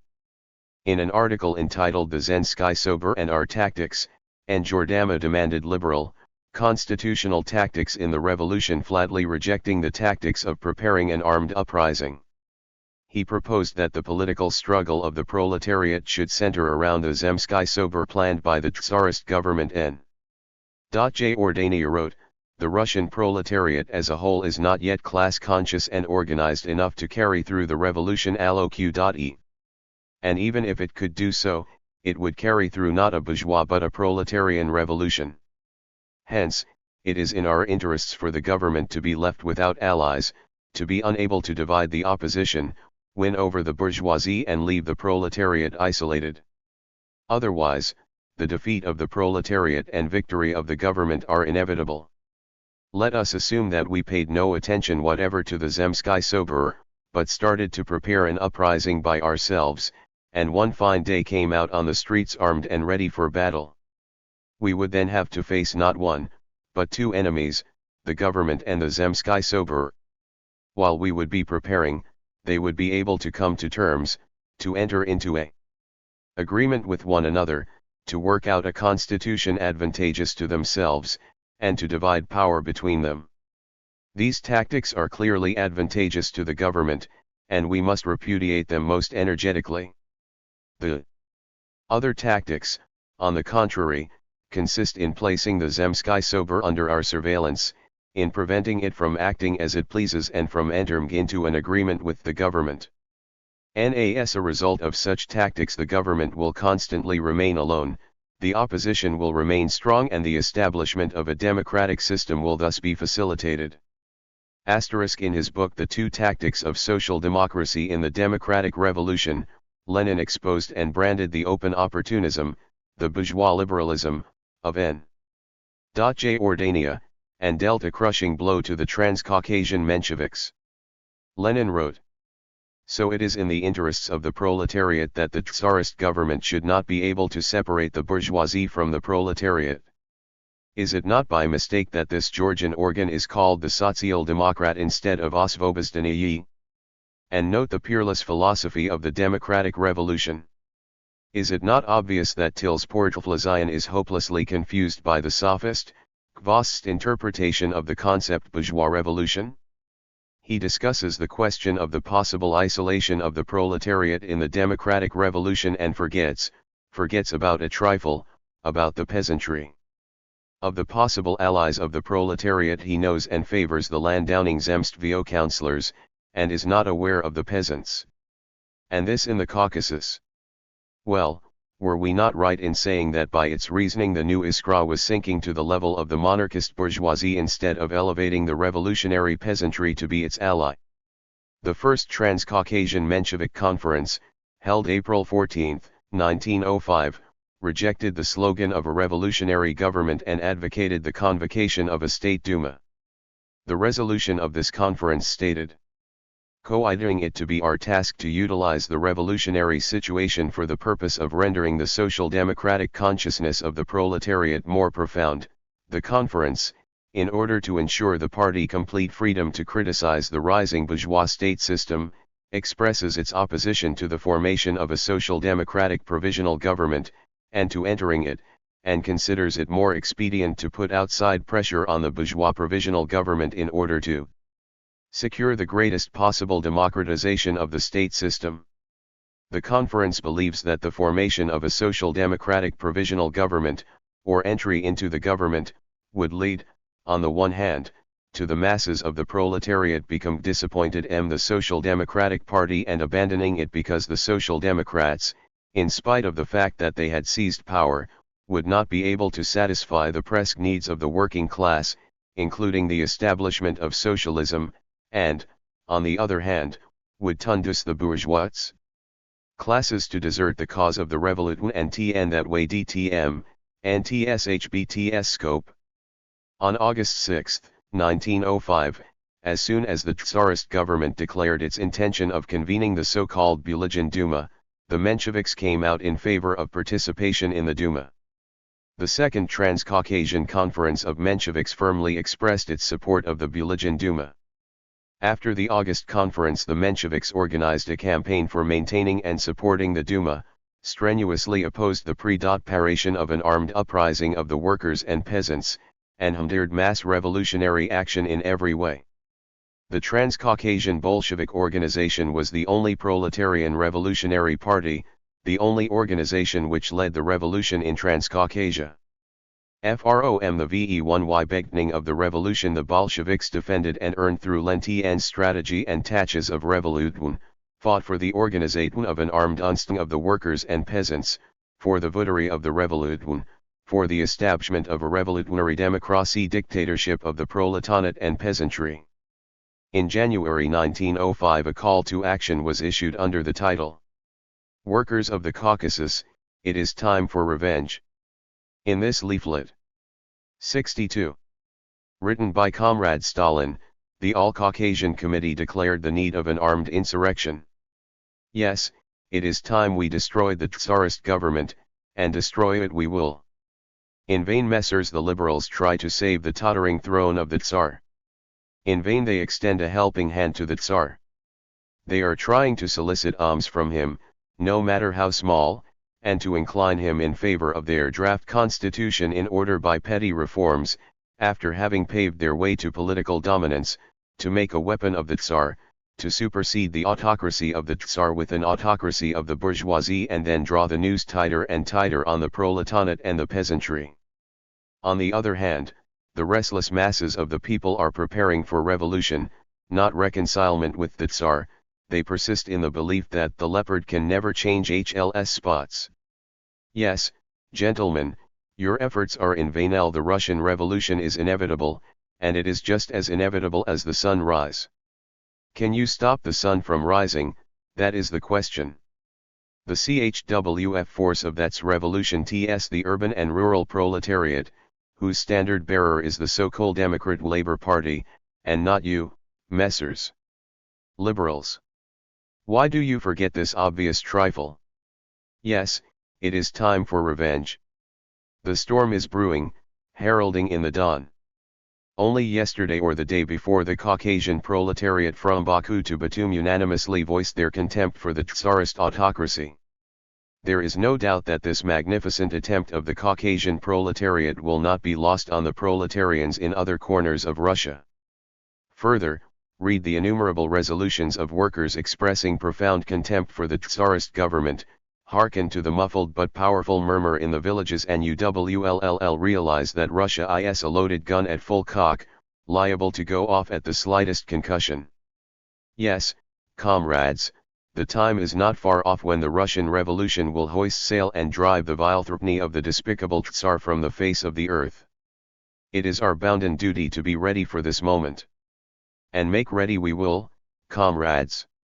Let us sow the good seed in the broad masses of the proletariat, let us join hands and rally round the party committees.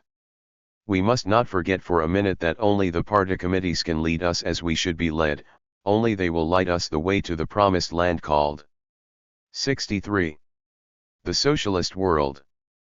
The party which has opened our eyes and shown us our enemies, which has organized us into a formidable army and led us into battle against the enemies, which has never deserted us in joy or in sorrow, and which has always marched in front of us. This party is the Russian Social Democracy Labor Party, and it will continue to lead us, only it.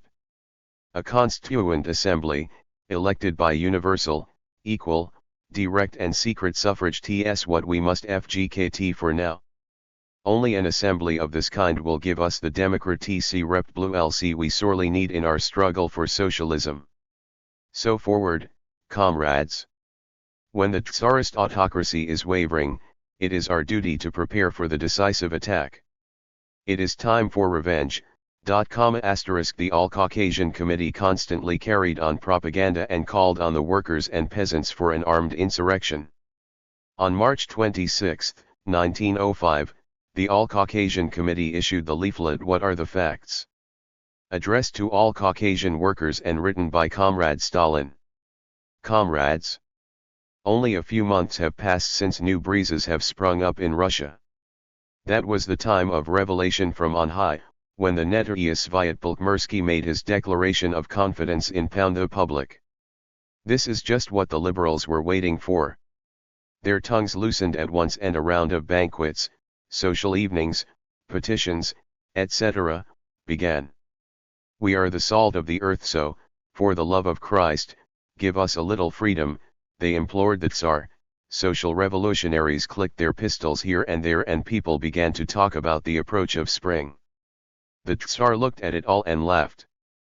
But all things come to an end. The Tsar got tired of the endless pother of the liberals and sternly cried, now, an end to your jokes, enough of your noise. And they, poor things, piped down and hid in corners. With this the revolution of the liberals ended. And the proletariat said nothing, as though deep in thought. Only restless Baku did not calm down. But what is Baku compared with all Russia? Its voice made the silence of the proletariat still more mysterious. A silence that could be felt reigned in the atmosphere. Everybody was waiting for something. It was just then that the Petersburg missurrection thundered forth. The proletariat had risen. 300,000 proletarians demanded human rights. Freedom or death was the slogan of the insurgent Petersburgers. They were followed by Moscow, Riga, Vilna, Warsaw, Odessa. The Caucasus and Russia became an arena of insurrection. The Tsar and the proletariat clashed. And it was here that the Tsarist government retreated. The Russian proletariat answered its bellow of rage, its bullets, with a fearful battle cry, and the Tsarist government trembled. It changed its tune forthwith and began to chatter about some sort of commissions. LMT people, it said, and send them to me to confer about your needs, I shall be glad to give you satisfaction, etc. It even published proclamations imploring the proletariat to take pity on it and not make trouble. What does all this mean?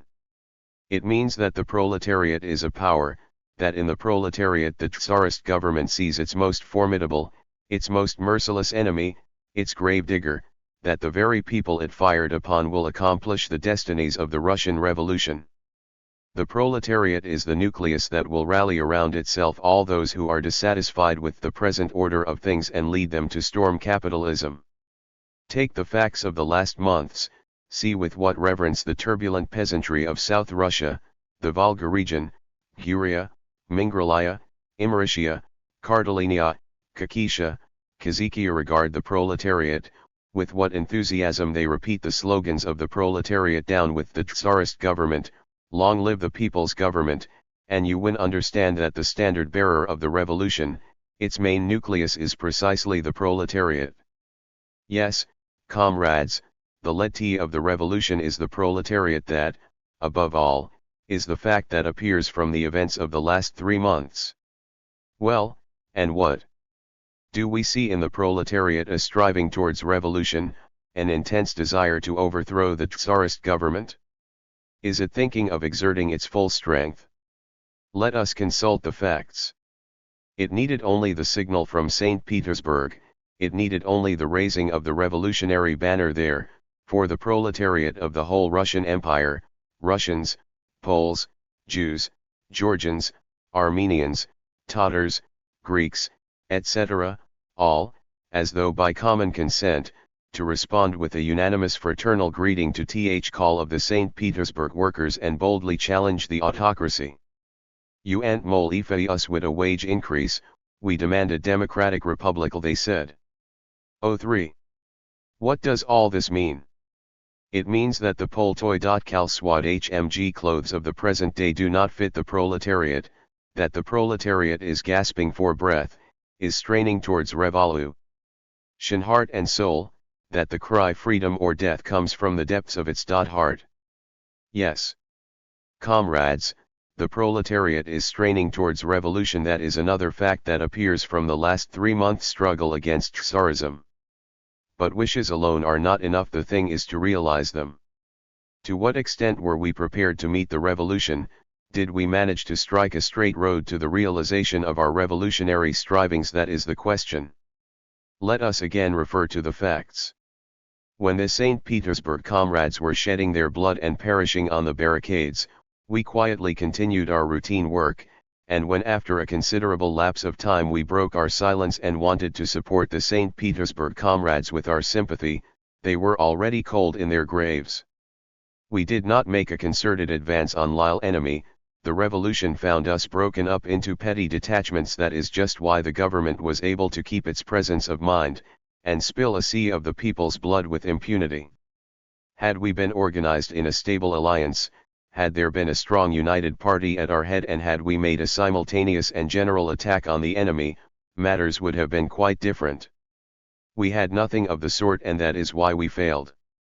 And from all this it follows that in order to realize our revolutionary ambitions we vitally need a united and indivisible party capable of rallying us around itself, of lighting our way and leading us to storm capitalism. Yes, comrades, the proletariat needs a strong party. A party that is a genuine leader. That is another fact that appears from the last 3-month struggle.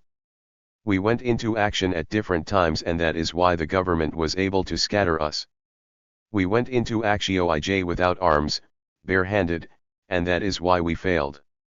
Arms, oh, give us arms, cried the insurgent proletariat in desperation. At the sight of the enemy they ground their teeth, flung themselves into battle like heroes, but because they had NC arms they were vanquished in the struggle. Hence it follow beyond doubt that first of all we must arm, and being armed make a concerted attack on the enemy. Organize the insurrection. That is our task, that is what the party of the Russian proletariat must do. Imagine something like this. T.A. Suppository 1. 66.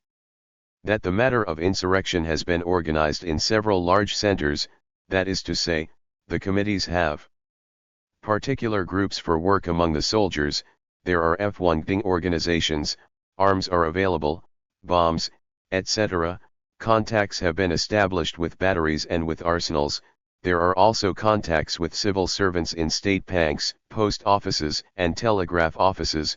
The committees are connected with the mass of the workers. The crisis is increasing and is making the workers revolutionary. Let us suppose that the banner of insurrection has been raised somewhere in St. Petersburg, as was the case on January 9. Thereupon the party gives the signal and the insurrection begins. The armed proletariat, encouraged by a general strike, makes attacks on arsenal, state banks, the post and telegraph offices, the railways. As far as possible, all this takes place simultaneously in the principal places mentioned, so that the government has NQ time to take measures. These foremost cities are followed by the other two WLLS, the latter by the villages. That is what organizing an insurrection means. Although until now we have not endeavored to organize an insurrection, now, when the proletariat is eager for revolution, when the class interests of the proletariat oblige it to take the leading role, the proletarian party is obliged to organize insurrection, thereby strengthening the grounds for the supremacy of the proletariat. Yes, comrades, to organize is a sheer waste of energy. Life has its unknown paths, it will frustrate all our schemes. Therefore we will content ourselves with mere propaganda and agitation for the idea of insurrection, the idea of the cell armament of the mass. We will try to take over merely the political leadership, then let who will lead the insurgent people technically. But this is what we have been doing all the time, say the opponents of the Kvasists. The necessity for widespread agitation and propaganda, the necessity for political leadership of the proletariat is an understood thing. To go no further than a general indication of this kind is either evasion of a direct answer to life's question, or a manifestation of complete inability to adapt one's tactics to the requirements of the growing revolutionary struggle. Of course, we must redouble our politique agitation. Social democracy must try to subordinate to its own influence not only the broad masses of the proletariat, but also those broad sections of the people who are gradually joining the revolution. We must try to popularize the idea of the necessity of insurrection among all classes of the population, but this is not the only thing we must do. If the proletariat is to use the approaching revolution for purposes of its own class struggle, for the purpose of achieving a democratic system, 68. such as would guarantee it the greatest success in the further struggle for socialism, it must become not only the chief nucleus of the opposition, but also the guide and leader of the insurrection.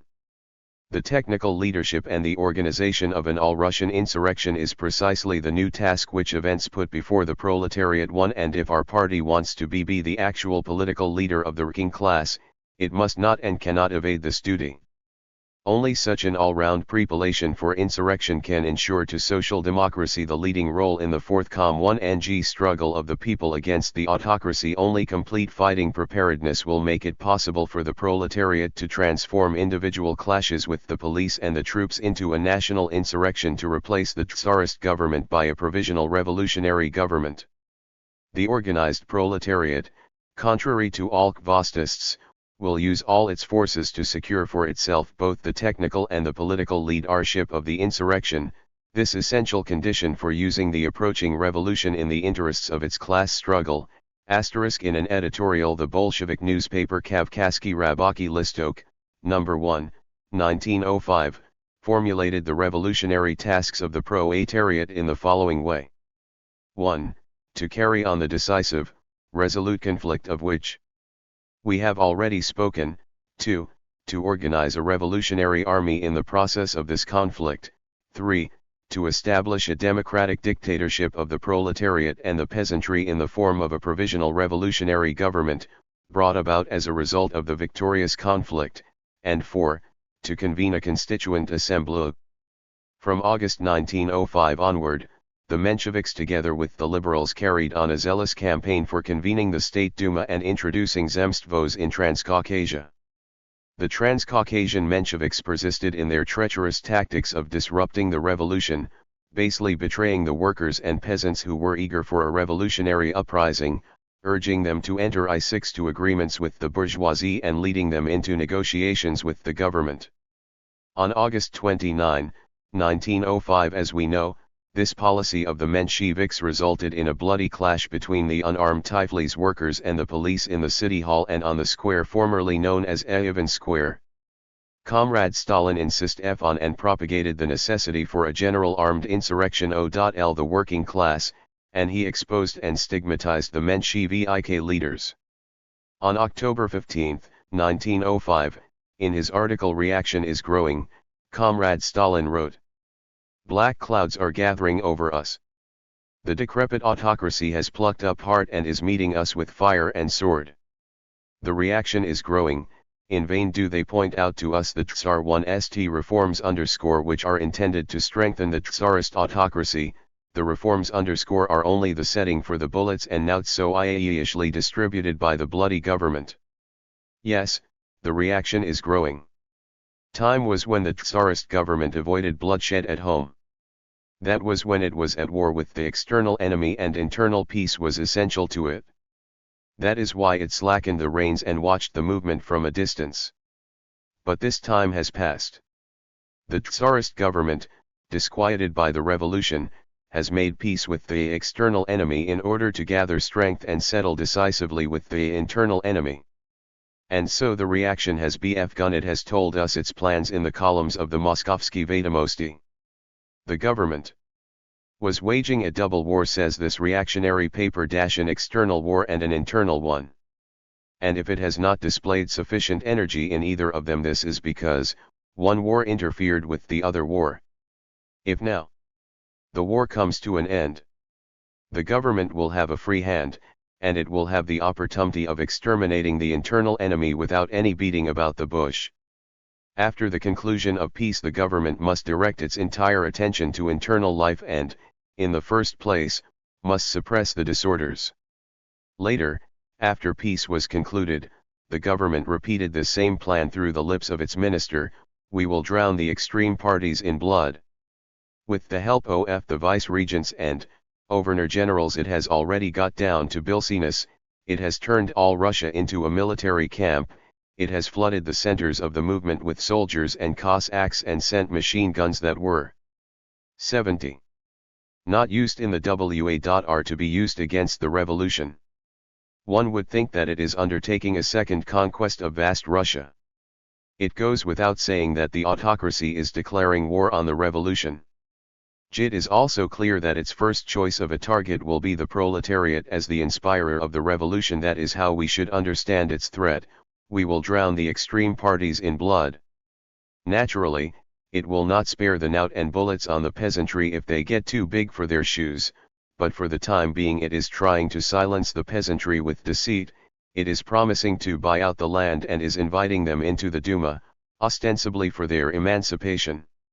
With regard to the respectable public, of course, the government will not be so rough, but will take all measures to conclude an alliance with it. That is what the so-called Duma is for. There is no doubt that the lily-fingered liberals will not refuse to make peace with the Tsar. On August 5, there is no need to say that the foxy liberals will sooner betray the revolution than Nicholas II. This has been proved in sufficient measure by their last Congress too. In a word, the Tsarist government is making every effort to crush the people's revolution. Bullets for the proletariat, false promises for the peasantry, and rights for the big bourgeoisie, these are the weapons with which the reaction is arming itself. Death or defeat of the revolution is now the slogan of the autocracy. On the other hand, the revolution is not asleep either, and its great work is going on without a pause. The crisis, aggravated by the war, and the increasingly frequent political strikes have stirred up the entire proletariat of Russia, setting one face to face with the Tsarist autocracy. Martial law has not only failed to frighten the proletariat but, on the contrary, it has poured oil on the flames and embittered relations more than ever. No one who has heard the cry of infinite numbers of proletarians, "Down with the Tsarist government, down with the Tsarist Duma." No one who has listened attentively to the pulse of the proletariat can doubt that the revolutionary spirit of the leader of the revolution is rising higher and higher. As 71 regards the peasantry, mobilization was non wm runa, them again float the existing order, the mobilization which ruined their homes and robbed them of their finest sons. We take into consideration that to all this was added a famine, raging in 26 provinces. It will not be difficult to understand which road the much suffering peasantry must take. The soldiers are grumbling too, and this grumble becomes more menacing to the autocracy every day. The fact is that the Cossacks, the bulwark of the autocracy, are gradually making the soldiers hate them. Not long ago in New Alexandria the soldiers killed 300 Cossacks. Such facts are to be observed more and more frequently. In short, a new revolutionary wave is arising, which will gradually swell and bear down on the reaction. The recent events in Moscow and St. Petersburg are the harbingers of this wave. What must be our attitude to this phenomenon? What must we Social Democrats do? That is the question. If we ask the Menshevik Martov, we must today elect a constituent assembly, in order to undermine the foundations of the Tsarist autocracy forever. In his opinion, illegal elections must take place simultaneously with the elections to the Constituent Assembly. Election committees must be formed which will call upon the people to elect their representatives by a general election. At the proper time these representatives will assemble in one city and declare themselves the Constituent Assembly. That is how the defeat of the autocracy should take place. That is to say, despite the fact that the autocracy is still alive, we can nevertheless hold general elections throughout Russia. Despite the fact that the autocracy is out for blood, illegal representatives of the people can still become a constituent assembly and establish a democratic republic. There is no need, it seems, for arms, or insurrection, or a provisional government. The democratic republic will come of itself. All that is needed is for illegal representatives of the people to call themselves a constituent assembly. The amiable Martov forgets that this fabulous constituent assembly will find itself one fine day in the fortress of Peter and Paul. The Martov of Geneva does not understand that the practical men of Russia have no time for bourgeois tomfoolery. No, we want to do something else. Black reaction is gathering the forces of darkness and striving to unite them unsparing of self. Our duty is to muster the social democratic forces and weld them together. Black reaction is convening a Duma. It wants to get new allies and swell the army of counter-revolution. Duty is to declare an active boycott on the Duma, to expose its counter-revolutionary colors to the country and to win a more numerous support for the revolution. Black reaction is proceeding to a mortal attack against the revolution. It wants to disrupt our ranks and bury the people's revolution. Our duty is to organize, to launch a concerted attack against the autocracy and to sweep it wholly from the face of the earth. Not Martov's house of cards, but a general insurrection is what we want. The salvation of the people rests in a victorious uprising of people. Death or the victory of the revolution is what our revolutionary slogan must be now. The Mensheviks enthusiastically acclaimed the Tsar's manifesto of October 1905 as opening, in their opinion, the era of a bourgeois constitutional system in Russia. On the day the Tsar's manifesto was proclaimed, the leaders of the Caucasian Mensheviks, and Jordania, and Ramishvili and others, spoke at meetings in Tbilisi. They triumphantly announced, "Henceforth there is no autocracy, the autocracy is dead. Russia is entering the ranks of constitutional monarchies." The Mensheviks issued the slogan of disarming the working class. "We do not want arms, down with arms," they said. Comrade Stalin untiringly exposed the treacherous tactics of the Mensheviks and called for a general armed insurrection. In Nadzheletovye on the day of the proclamation of the manifesto, Comrade Stalin spoke at a workers' meeting. What revolution can be victorious without arms, and what revolutionary would say down with arms?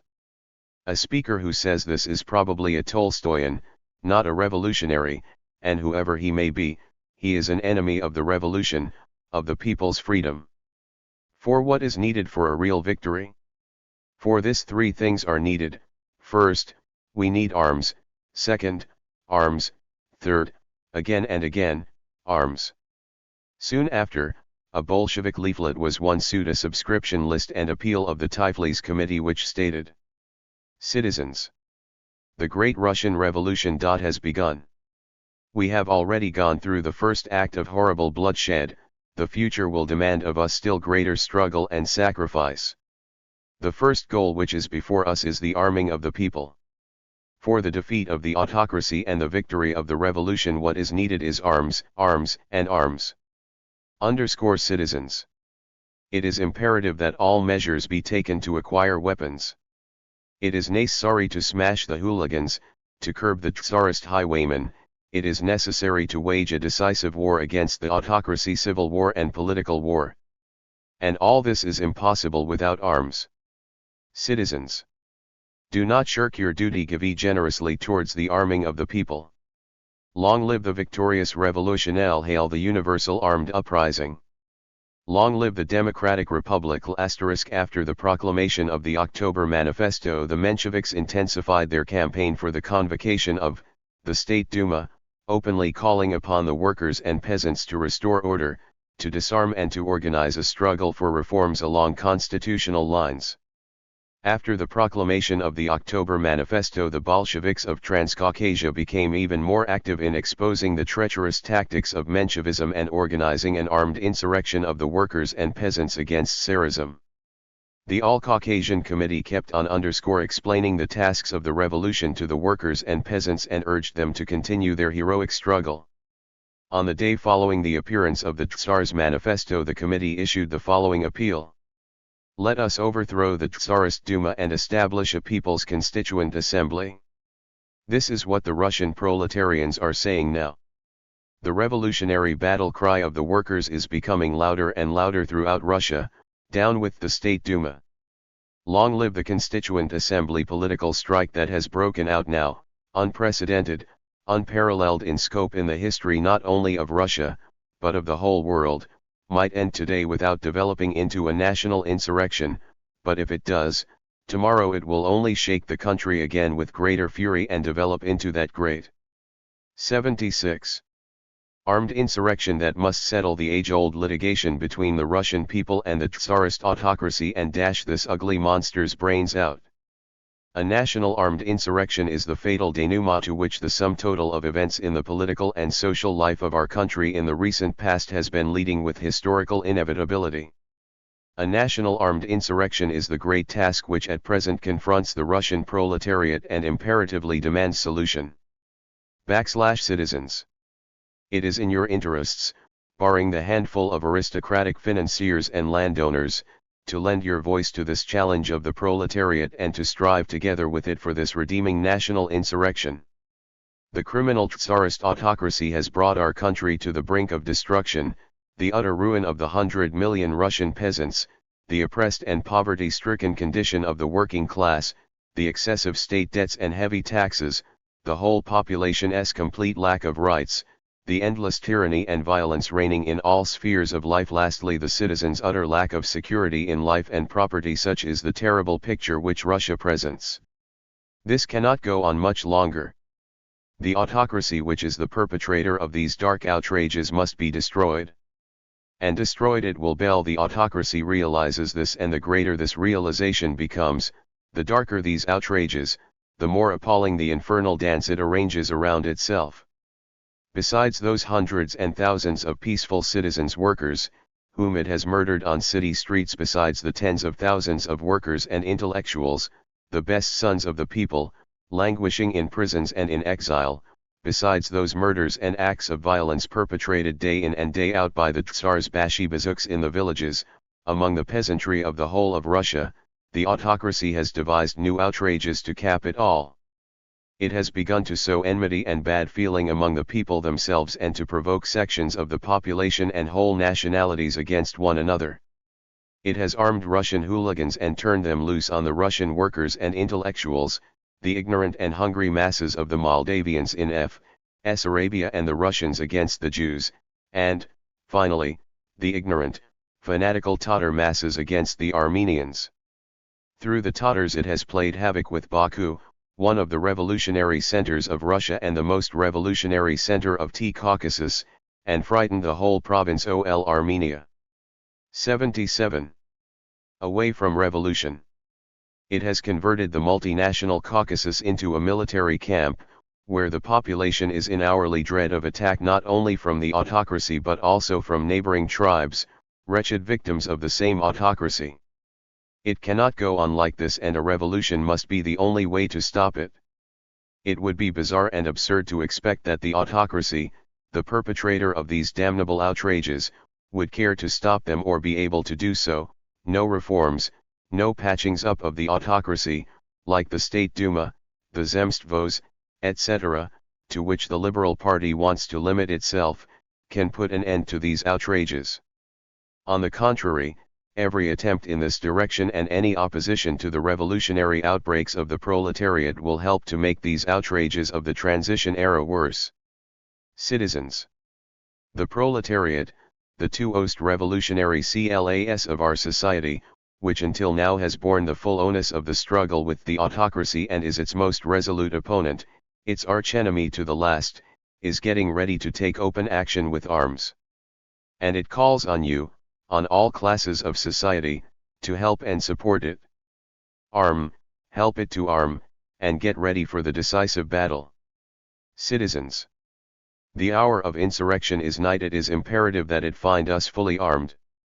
Only then, only with a general, nationwide, and simultaneous armed insurrection, can we defeat our vile enemy the accursed Tsarist autocracy and raise on its ruins the free democratic republic we need. Down with the autocracy. Long live the general armed insurrection. Long live the democratic republic. Long live the fighting Russian proletariat. The Tiflis Committee, After the proclamation of the Tsar's manifesto, the revolutionary struggle of the workers and peasants grew more intense. In Tiflis and Baku, the manifesto was answered by mass revolutionary protest demonstrations organized by the Bolsheviks. November and December witnessed an unbroken series of demonstrations, mass meetings, and armed risings all over Transcaucasia. In 1905, to sidetrack the workers and peasants from revolutionary struggle, the Tsarist government provoked bloody massacres between the Armenians and Turks in Baku, Tilis, and Elizabethpol. 713. To put an end to the disorders in Tilis, Tsarism made use of the Georgian Mensheviks, issuing 500 rifles to them through the agency of Isidore Ramishvili. In this connection, Count Vorontsov Dashkov, vice-regent of the Caucasus, wrote to Tsar Nicholas II. I decided to issue 500 rifles to the Labour Party, consisting solely of Social Democrat Mensheviks, who undertook, as a departure from their principle, not to use the arms for their party aims. Asterisk. The Mensheviks, traitors to the revolution, hearkened to the vice-regent's injunction with a will, and strove to sidetrack the masses of the workers' FRNM armed struggle against the autocracy. The armed insurrection in Moscow prompted the revolutionary masses of the Caucasus to make a direct attack on the autocracy. The Bolsheviks organized an insurrection of the Tiflis proletariat. A decision of the Council of the Tiflis Bolshevik Committee on December 9, 1905, stated, "The Council is of the opinion that the Tiflis proletariat must join the all-Russian political strike. While taking strike action, the proletariat and all citizens must avoid collisions with the government. But everybody must be ready for this collision. The population must arm, must band together in fighting bodies." The strike committee seized the main office of the Transcaucasian Railway and the telegraph office and began to regulate the economic life of the city. Nakhalovka was in the hands of the armed proletarian insurgents. The Tsarist authorities retaliated with a devastating military attack on Nakhalovka and declared martial law in the Tilis province. On December 22 to 23, the workers of Tilis in the district of the Soldatsky Bazar and Idyub came to grips with the Tsar's troops in an armed conflict. Under the leadership of the Bolshevik Imiratino-Mingrelaya Committee of the RSDLP, fierce armed struggles took place in Kutaisi, Chiaturi, Kvarili, Zugdadai, Samtridi, and elsewhere. The whole of West Georgia was in insurrection. In a report to the St. Petersburg Chief of Police on December 10, 1905, Shirin Keen, Superintendent of Police in the Caucasus, said, "The Kutaisi province is in a critical situation. The insurgents have disarmed the gendarmes, made themselves masters of the western line of the railway and are themselves selling tickets and keeping order. I am receiving no reports from Côté. The gendarmes have been taken off the line and concentrated in Tlflis. The couriers sent out with reports are searched by the revolutionaries and the documents are confiscated. The situation there is impossible. The vice-regent has had a nervous breakdown. The situation is not yet hopeless. The count is attending T reports of major importance but is very weak. If possible I will send details by post, if not, by messenger. Asterisk.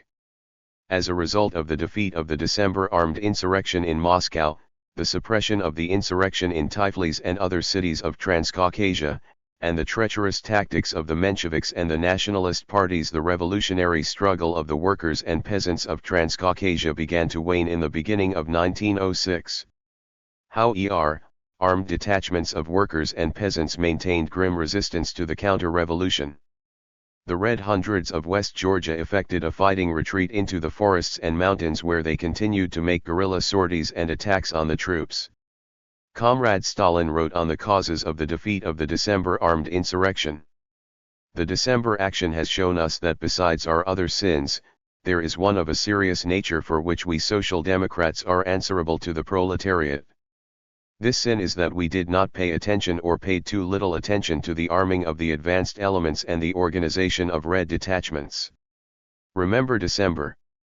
Who does not recall the seething, insurgent populace of Tiflis, the West Caucasus, South Russia, Siberia, Moscow, St. Petersburg and Baku?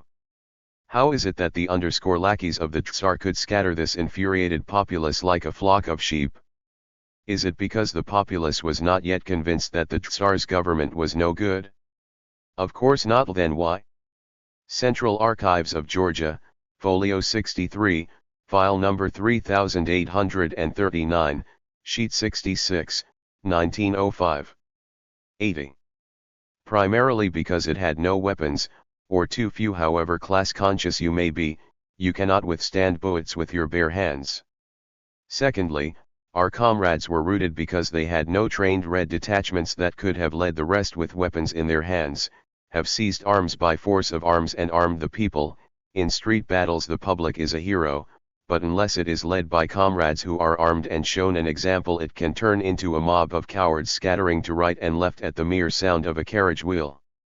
Thirdly, our comrades were routed because the December insurrection was isolated and unorganized. While Moscow was fighting on the barricades, St. Petersburg was silent. Tiflis and Côté were getting ready for the attack when Moscow had already been subdued. Siberia took to arms when the South and the Lets had been vanquished. This means that the fight in proletariat was split into groups when it met the revolution, as a result of which the government was able to vanquish it with comparative ease. Fourthly, our comrades were routed because the December insurrection maintained a policy of defense and not of attack. The government itself provoked the December insurrection, the government itself attacked us. It had its own plan, whereas we met this government attack unprepared. We had no plan whatever and had to maintain a policy of self-defense, and consequently had to stumble along in the wake of the emboldened reaction. If the Moscovites had chosen a policy of attack from the first, they would have immediately seized the N1 Kolayevsky railway station. The government would not have been able to transfer troops from St. Petersburg, and in this way the Moscow insurrection would have lasted longer, which would have had a corresponding effect on the other cities. The same must be said of the Lets too. If they had taken the road of attack at the beginning, they would first of all have seized arms and crippled the forces of administration. It was not for nothing that Marx said, "The insurrectionary career once entered upon, act with the greatest determination, and on the offensive. The defense is the death of every armed rising. Surprise your antagonists while their forces are scattering, prepare new successes, however small, but daily, keep up the moral ascendant which the first successful rising has given to you, rally thus those 6 to 34481 vacillating elements to your side, which always follow the strongest impulse and which always look out for the safer side. Force your enemies to a retreat before they can collect their strength against you." In the words of Danton, the greatest master of revolutionary policy yet known, des audaces, de l'audace, encore de l'audace. It was precisely this audacity and policy of attack that was lacking in the December insurrection. We will be told, these reasons are insufficient for the December defeat. You forgot that in December the peasantry failed to join with the proletariat, and this too is one of the main reasons for the December retreat. The downright truth is that we have not forgotten this reason either. HQT, why did the peasantry fail to join forces with the proletariat? What was the reason for this? We will be told. Lack of class consciousness. Very well, but how must we make the peasants class conscious? By circulating books? This, of course, is not enough. How then? By struggle, by bringing them into the struggle and by our leadership during the struggle. Today the village is led by the city, the peasant by the worker, and if insurrection is not organized in the cities, the peasantry will never join the /feigned proletariat for this purpose. Why did the peasants of Kutaisi retreat in the December insurrection? Through lack of class consciousness. Number 1. Then why? Because the Tiflis workers had already retreated by this time. Without Tilis we can do nothing, said the peasants of Kutaisi. Almost the same must be said of the soldiers. Comrade Stalin and the Bolsheviks of Transcaucasia supported Lenin's view that the retreat of the revolution was temporary. In a pamphlet entitled Two Conflicts, published in January 1906 by the All-Caucasian Committee of the RSDLP, Comrade Stalin criticized the Mensheviks' treacherous defeatist standpoint and said that the proletariat had not been vanquished and that armed insurrection was the only way to victory. In this pamphlet Comrade Stalin wrote, "We must do everything to help the party in its work of organizing a nationwide armed insurrection. We PJ.UST take a most active part in this venture which is so dear to the interests of the proletariat. We must increase the number of fighting squads, train them and weld them into a single common fighting organization, obtain arms even by force of arms, become acquainted with affairs in the state institutions, study the strength and the weakness of the government and draw up a corresponding plan of insurrection, carry on systematic agitation among the troops and in the villages, especially those in the neighborhood of cities, arm the most reliable elements of the villages, and so on and so forth. That is how we must help the party to organize an armed insurrection. Finally, we must once and for all do away with all vacillations, cast aside all vagueness and irrevocably adopt the standpoint of attack. In short, what the victory of the insurrection demands from us is a united party, an armed insurrection organized by the party, and a policy of attack. And as the crisis grows worse and the cities and hunger increases in the villages, this demand Q is raised by life itself ever more sharply and urgently. Some of the comrades do not agree with this and say hopelessly, what can the party do even if it were compact, if the proletariat does not rally around it? And the proletariat, don't you know, being vanquished, can no longer be the initiator of a revolution, so that the salvation of the revolution may be expected only from the countryside, which will assume the actual initiative in an insurrection, etc. We can only remark that these comrades are greatly mistaken. The fact is that the proletariat has not been vanquished at all, because defeat of the proletariat is equal to its political death, and the proletariat, thank God, is alive and flourishing politically. It has only retreated so as to collect its energies and fall on the Tsarist government for the last time. When the Soviet of Workers' deputies in Moscow, in the very Moscow which actually gave the tone to the December insurrection, announced that the proletariat was retreating temporarily in order to make more serious preparations for a more serious conflict, it expressed the thoughts and desires of the entire proletariat of Russia. And if some comrades nevertheless deny facts, are disappointed in the revolutionary initiative of the proletariat and are clutching at the rural bourgeoisie, then we may be permitted to ask, with whom are we dealing, with social revolutionaries or social democrats? For not one right-thinking social democrat can doubt the generally recognized truth that only the urban 83 proletariat can be the actual leader of the countryside in the present democratic revolution.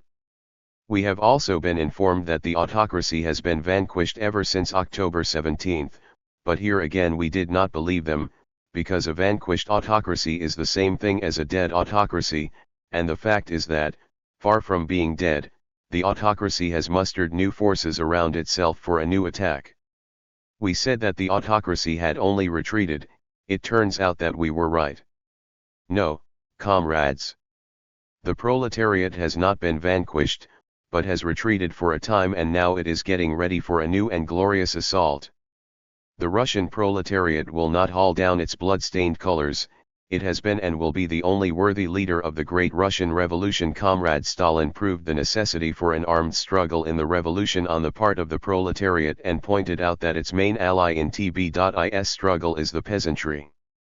Comrade Stalin urged the peasants to fight tooth and nail against Tsarism under the leadership of the proletariat. In a leaflet entitled "Not Tsarist Reform, but a People's Revolution," Comrade Stalin wrote, 1T is just fruity 5 years today since the Tsar proclaimed to the people the abolition of the feudal order. This was the time when the Tsarist government, defeated in the Crimean War, had left more than 50,000 sons of the people on the battlefield and, upon returning home, had encountered an indignant peasantry demanding land and freedom from it. The Tsar had no love for the peasantry, he had no regard for their demands, but he feared their indignation and, not wishing to lose power, decided to mollify the indignant peasantry with petty concessions. T.B. Tsar knew what he was doing when he told the Moscow nobles, "It is better to abolish serfdom from above than to wait until the peasants themselves abolish it from below." And so TB.at the people would not see through the cunning of the government. The liberal lackeys of the Tsar began to blow their horns right and left about the emancipation of TNE people from above, the boon from the Tsar's grace, the Tsar Little Father, the liberator of the peasants, and so on and so forth. The peasants awaited the proclamation of the Tsar's manifesto with all the inner impatience. 84. Then came February 19th. The manifesto was proclaimed, preceded by an exhortation to the people to pray for the Tsar. And what then? It turned out that all these promises of freedom, all the hubbub about the Tsar liberator, were mere eyewash, mere empty words and nothing more. The peasants demanded the land which had been theirs from time immemorial and which had been drenched with their own blood. But the Tsar took this very land away from the peasants and handed it over to the nobility, allowing them to buy back only part of their own land, and for top prices at that. Thus the peasants had less land than ever. The peasants demanded liberty, freedom from the fetters of the nobility. But the Tsar, making the burden of these fetters just the slightest bit lighter, cast still heavier fetters upon them, the fetters of the Tsar autocrat. Thus the peasants had to work under the double yoke of the nobility and the Tsar.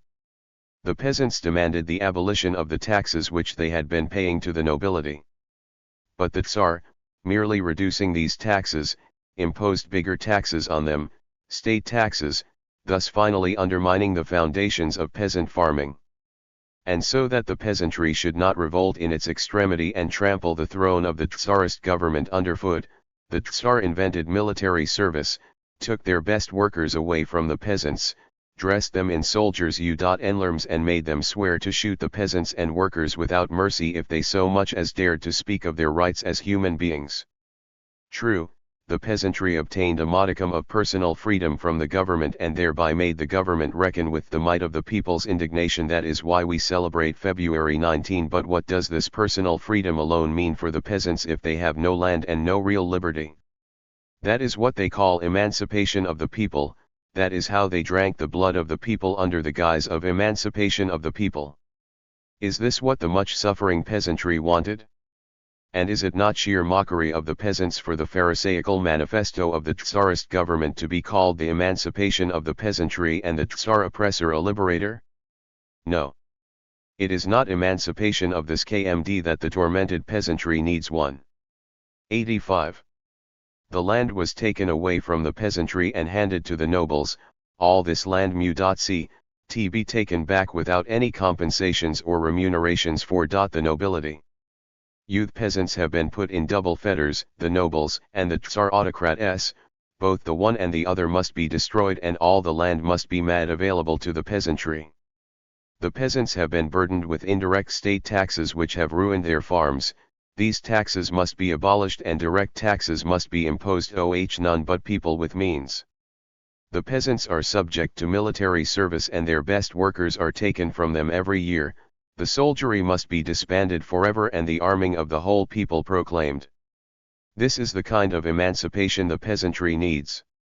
And all this must be done not by the Tsar with his pitiful reforms, but by the people itself through a popular revolution, because the experience of the past and the 19th of February in particular show clearly that we can expect nothing but change from the council chambers of the Tsarist government, that the emancipation of the peasants can be achieved only by the peasants themselves, and that the very same thing the workers of Europe say about the proletariat can be said of the peasantry. No savior from on high deliver. No trust have we in prince or peer. Our own right hand the chains must shiver. Chains of hatred, greed, and fear. May the peasants remember these precious words of the workers, and may they realize that they can achieve genuine emancipation only by rallying round the urban workers and marching against the old order.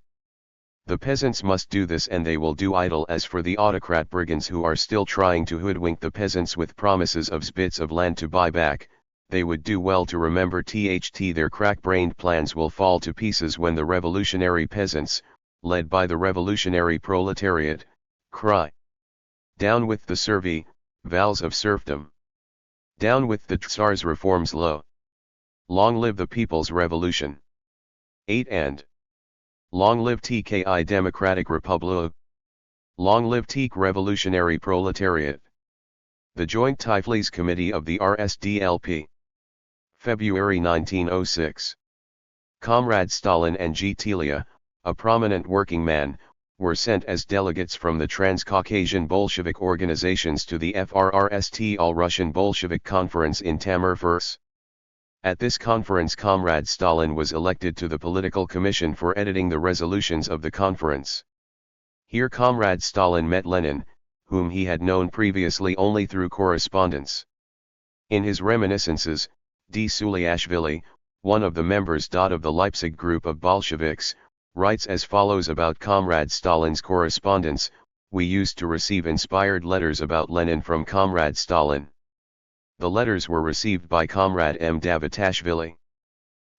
In these letters Comrade Stalin expressed his admiration of Lenin, his unswerving, purely Marxian tactics, his solution of the problems encountered in bemelding the party, and so forth. In one of these letters Comrade Stalin called Lenin a mountain eagle and expressed great enthusiasm about his relentless struggle against the Mensheviks. We forwarded these letters to Lenin and soon received a reply from him in which he called Stalin the fiery Kolchin.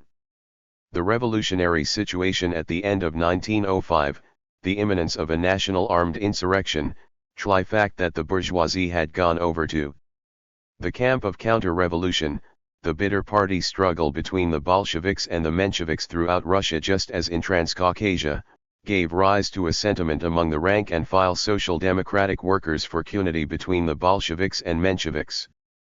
With a view to forming a united front with the workers who were following the Mensheviks, of tearing them away from the Mensheviks and winning them over to their side, Lenin, the Bolsheviks, decided to agree to a formal union with the Mensheviks. In December 1905 the Tammerfors Conference of Bolsheviks voted for unity with the Mensheviks. Under the leadership of Comrade Stalin the Bolsheviks of Transcaucasia solved the question of unity in a Leninist spirit. At the end of 1905 the Fourth Conference of Bolsheviks agreed to unity in principle, on the basis of the obligatory recognition and carrying out of Lenin's organizational principles.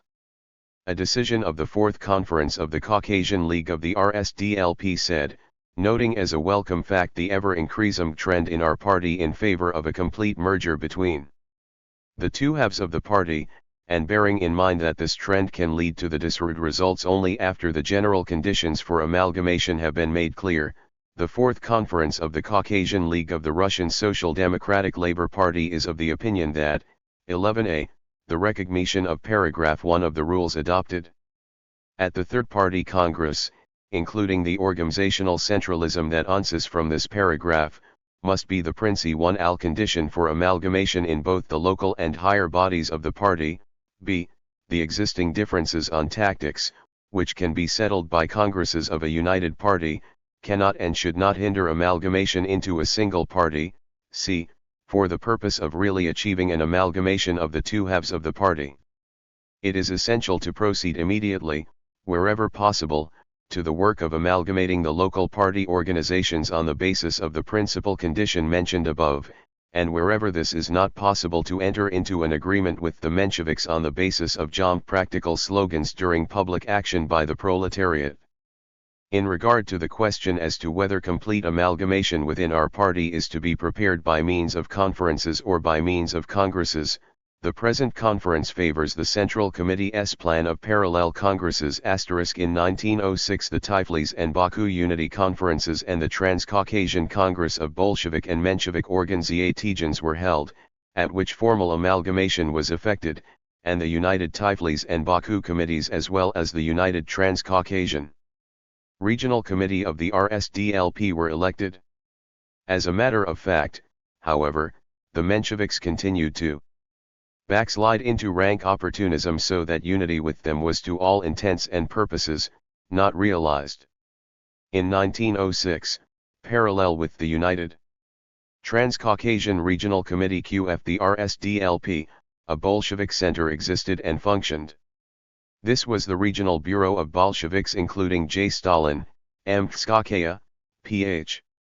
Makaradze, M. Davitashvili, S. Shomayan, A. Japaraj, V. Nainishvili, and others. The Bolsheviks were forced to pursue the line of a split, of a break with the Mensheviks, and Congress of the RSDLP, Comrade Stalin exp aimed the necessity for the hegemony of the proletariat in the revolution. We are on the eve of a new explosion, the revolution is on the upgrade and we must lead it to its conclusion. We are all in agreement with this. But under what conditions can we and must we do this? Under the conditions of the hegemony of the proletariat? Or under the conditions of the hegemony of the bourgeois democrats? Here is where the fundamental difference of opinion begins. In his Two Dictatorships, Comrade Martynov has already said that the hegemony of the proletariat in the present bourgeois revolution is a harmful utopia. The same idea lurks behind his speech of yesterday. The comrades who applauded him must agree with him. If this is so, if in the opinion of the Menshevik comrades we need, not the hegemony of the proletariat, but the hegemony of the democratic bourgeoisie, then it is self-evident that we should not take a direct, active part either in the organization of an armed insurrection or in the seizure of power. This is the scheme of the Mensheviks. 89. If, on the contrary, the class interests of the proletariat lead to its hegemony, if the proletariat must march at the head of the present revolution and not at its tail, then it is understood that the proletariat cannot refrain either from active participation in the organization of the armed uprising or from the seizure of power. This is the scheme of the Bolsheviks. Either the hegemony of the proletariat, or the hegemony of the democratic bourgeoisie, that is how the question stands in the party, and herein are differences of opinion. In his pamphlet The Present Moment and the UMT Congress of the Workers' Party, Comrade Stalin substantiated and developed the views of the Bolsheviks on the nature and driving forces of the revolution, on the attitude to be taken towards the State Duma, and on armed insurrection, at the same time subjecting the liberal bourgeois ideas of the Mensheviks to withering criticism. RT is no longer a secret to known that the people's revolution has not perished, that in spite of the 4 December defeat it is still growing and rushing impetuously towards a higher point. We say that it must be so, the driving forces of the revolution are not dying down, the crisis is becoming greater and greater, famine, completely ruining the countryside, is becoming more acute and widespread from day to day, and this means that the hour is not far off when the revolutionary indignation of the people will burst forth in a formidable torrent. Yes, the facts tell us that in reality a new attack is being prepared, of greater severity and power than the December offensive. We are living on the eve of an insurrection. On the other hand, the counter-revolution, abominated by the people, is gathering forces and steadily reinforcing itself. It has already succeeded in organizing a camarilla, it is rallying all the dark forces to its COL9URS, IT stands at the head of the Black Hundred movement, it is preparing a new offensive against the People's Revolution, it is mustering the bloodthirsty landowners and manufacturers, and in this way is preparing with pomp and fanfare to smash the People's Revolution. And the further things go, the more sharply the country is being divided into two hostile camps, the camp of Revolution and the camp of counter-revolution. The more menacing the confrontation between the two leaders of the two camps, the proletariat and the Tsarist government, the clearer it becomes that all bridges between them have been burned. One of the two, either the victory of the revolution and the autocracy of the people, or the victory of counter-revolution and the Tsarist autocracy. Whoever steers a middle course betrays the revolution. He who is not with us is against us. The Mil-Arable Duma with its miserable cadets is high and dry in this Maya stream. It wants to reconcile the revolution with the counter-revolution, so that the wolves and the sheep may lie down together and thus at one stroke lull the storm of the revolution. That is why the Duma has so far done nothing but beat the air, that is why it has not been able to rally any part of the people around it, and is left high and dry. The street still remains the main arena of struggle. The facts prove this. Moreover, the same facts tell us that in today's struggle, in the street fighting, and not in the palaver in the Duma, the forces of counter-revolution are weakening and disintegrating day by day, while the forces of revolution are growing and mobilizing themselves, that the consolidation and organization of the revolutionary forces are taking place under the command of the advanced workers and not of the bourgeoisie. And this means that the victory of the present revolution is possible, and that it is possible to carry it through to the end. It is possible, however, only if the advanced workers continue to lead it. If the class-conscious proletariat carries out the job of leading the revolution properly. In July 1906, after the First State Duma was dissolved, Comrade Stalin urged the masses to carry on a revolutionary struggle outside the Duma. The reaction has dissolved the Duma, consequently it is our duty to fight with yet greater self-sacrifice for a real parliament, for a democratic republic, and not to be satisfied in the future with a sham parliament like the Duma. Asterisk. After the dispersed Duma must come organized street action, upon the ruins of the Duma the power of the street must be fueled. Comrade Stalin proved the validity of the Bolshevik program on the agrarian question. The newspaper Elva * of March 1906, NOS 5, 9, 10, and 11, contains articles on the agrarian question by Comrade Stalin, in which he vigorously advocates the slogan of the confiscation of the land. Only this can bring the peasant movement to completion, only this can reinforce the people's energy, only this can scatter the antiquated remains of serfdom to the winds. Hence, the present movement in the countryside is a movement for the liberation of the peasants. For the liberation of the peasants it is necessary to do away with the remnants of serfdom, for the destruction of these remnants it is necessary to confiscate all the land of the landowners and the government. Comrade Stalin effectively denounced those who clung to the old formulation of the agrarian question, the demand for the confiscation of the otrezki. In 1903, when the party spoke about otrezki, the Russian peasantry had not yet been drawn into the movement. It was the duty of the party to launch a slogan in the countryside that would fire the hearts of the peasants and rouse the peasantry against the remnants of serfdom. The otrezki, being for the Russian peasantry a vivid reminder of the injustice of the remnants of serfdom, provided just the slogan. Since then times have changed. The peasant movement has grown. Today the point is not how the peasantry must be drawn into the movement, but what the peasantry which has come into the movement must demand. It is clear that definite demands are necessary here, hence the party tells the peasantry that they must demand the confiscation of all landed holdings. In his introduction to Koskai's pamphlet The Driving Forces and Prospects of the Russian Revolution in February 1907, Comrade Stalin again substantiated and amplified the Bolshevik views concerning the nature and driving forces of the Russian Revolution, the revolutionary democratic dictatorship of the proletariat and the peasantry, the hegemony of the proletariat and the counter-revolutionary role of the bourgeoisie, and participation in a provisional revolutionary government. The first question, which splits Russian social democracy into two parts, is the question of the general character of our revolution. That our revolution is a bourgeois democratic one and not a socialist one, that it must end in the destruction of feudalism and not of capitalism, is clear to all. But the question arises, who will lead this revolution, who will rally the discontented elements of the people to it, the bourgeoisie or the proletariat? Will the proletariat trail behind the bourgeoisie, as happened in France, or will the bourgeoisie follow the proletariat? That is how the question stands. The Mensheviks say, through the mouth of Martynov, that our revolution is a bourgeois revolution, that it is a repetition of the French Revolution, and that since the French Revolution, being a bourgeois revolution, was led by the bourgeoisie, therefore the bourgeoisie must lead our revolution too. The hegemony of the proletariat is a harmful utopia.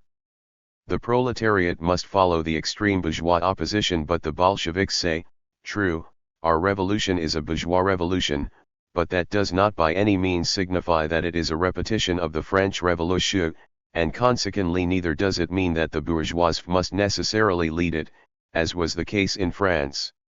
In France the proletariat was an unorganized force having little class consciousness, in consequence of which the hegemony in the revolution is left to the bourgeoisie. In our country, however, the proletariat is a comparatively more class-conscious and organs force, as a result of which it is no longer satisfied with playing the part of a hanger-on to the bourgeoisie, but, as the most revolutionary class, is heading the present-day movement. The hegemony or the proletariat is no utopia, it is a living fact. The proletariat is actually uniting the discontented element around itself. And whoever advises it to follow the bourgeois opposition is only obstructing the independence of the proletariat, is trying to turn the Russian proletariat into a tool of the bourgeoisie. The second question on which we disagree is, can the liberal bourgeoisie at least be an ally of the proletariat in the present revolution? The Bolsheviks say that it cannot. True, in the French Revolution the liberal bourgeoisie played a revolutionary role, but that was because the class struggle there was not so acute. The proletariat was not very class-conscious and was content to play the satellite to the liberals, whereas in our country the class struggle is extremely. The Menshevik comrades reason quite differently. True, the liberal bourgeoisie vacillates between reaction and revolution, but in their opinion, JT will nevertheless join the revolution ultimately, it will nevertheless play a revolutionary role. Why? Because the liberal bourgeoisie played a revolutionary role in France also, because it stands in opposition to the old order, and consequently will be obliged to join the revolution. In the opinion of the Mensheviks the liberal bourgeoisie and the cadets defending it cannot be called traitor and the present revolution, they are the allies of the revolution. That is why the Mensheviks support them, both during elections and in the Duma. The Mensheviks assert that the class struggle should never overshadow the common struggle. That is just why they are urging the masses of the people to rally around the whole Duma, not its revolutionary part alone. That is just why they are supporting the demand for a cadet ministry with might and main. That is just why the Mensheviks are ready to consign the maximum program to oblivion, to curtail the minimum program and to renounce the democratic republic, anything to avoid frightening the cadets away from them. Perhaps some reader may consider that this is a slander against the Mensheviks, and demand that we produce facts. Here are the facts. Here is what the Menshevik lead Archeravan in WRBTE on the eve of the elections. It would be stupid and reckless on the part of the proletariat if, as it is advised by some people, it were to join with the peasants in struggle against the government and the bourgeoisie. For the purpose of winning a sovereign and popular constituent assembly we are striving at present, he says, for an agreement with the cadets and for a cadet ministry. But all this was just in writing. A second leader of the Mensheviks, Plekhanov, did not stop here, but wanted to carry out what had been written. At the time when a fierce discussion was going on in the party on the question of election tactics, when it was asked whether or not an agreement with the cadets during the first stage of the elections was possible, Plekhanov considered even an agree, and with the cadets insufficient, and began to advocate a direct bloc with 95. The cadets, a temporary merger with them. Recall Plekhanov's short article in the newspaper Tovarish, of November 24. One of the readers of Tovarish asks Plekhanov whether or not it is possible to set up a common platform between the Social Democrats and the cadets, and if it is possible, what should be this common election platform?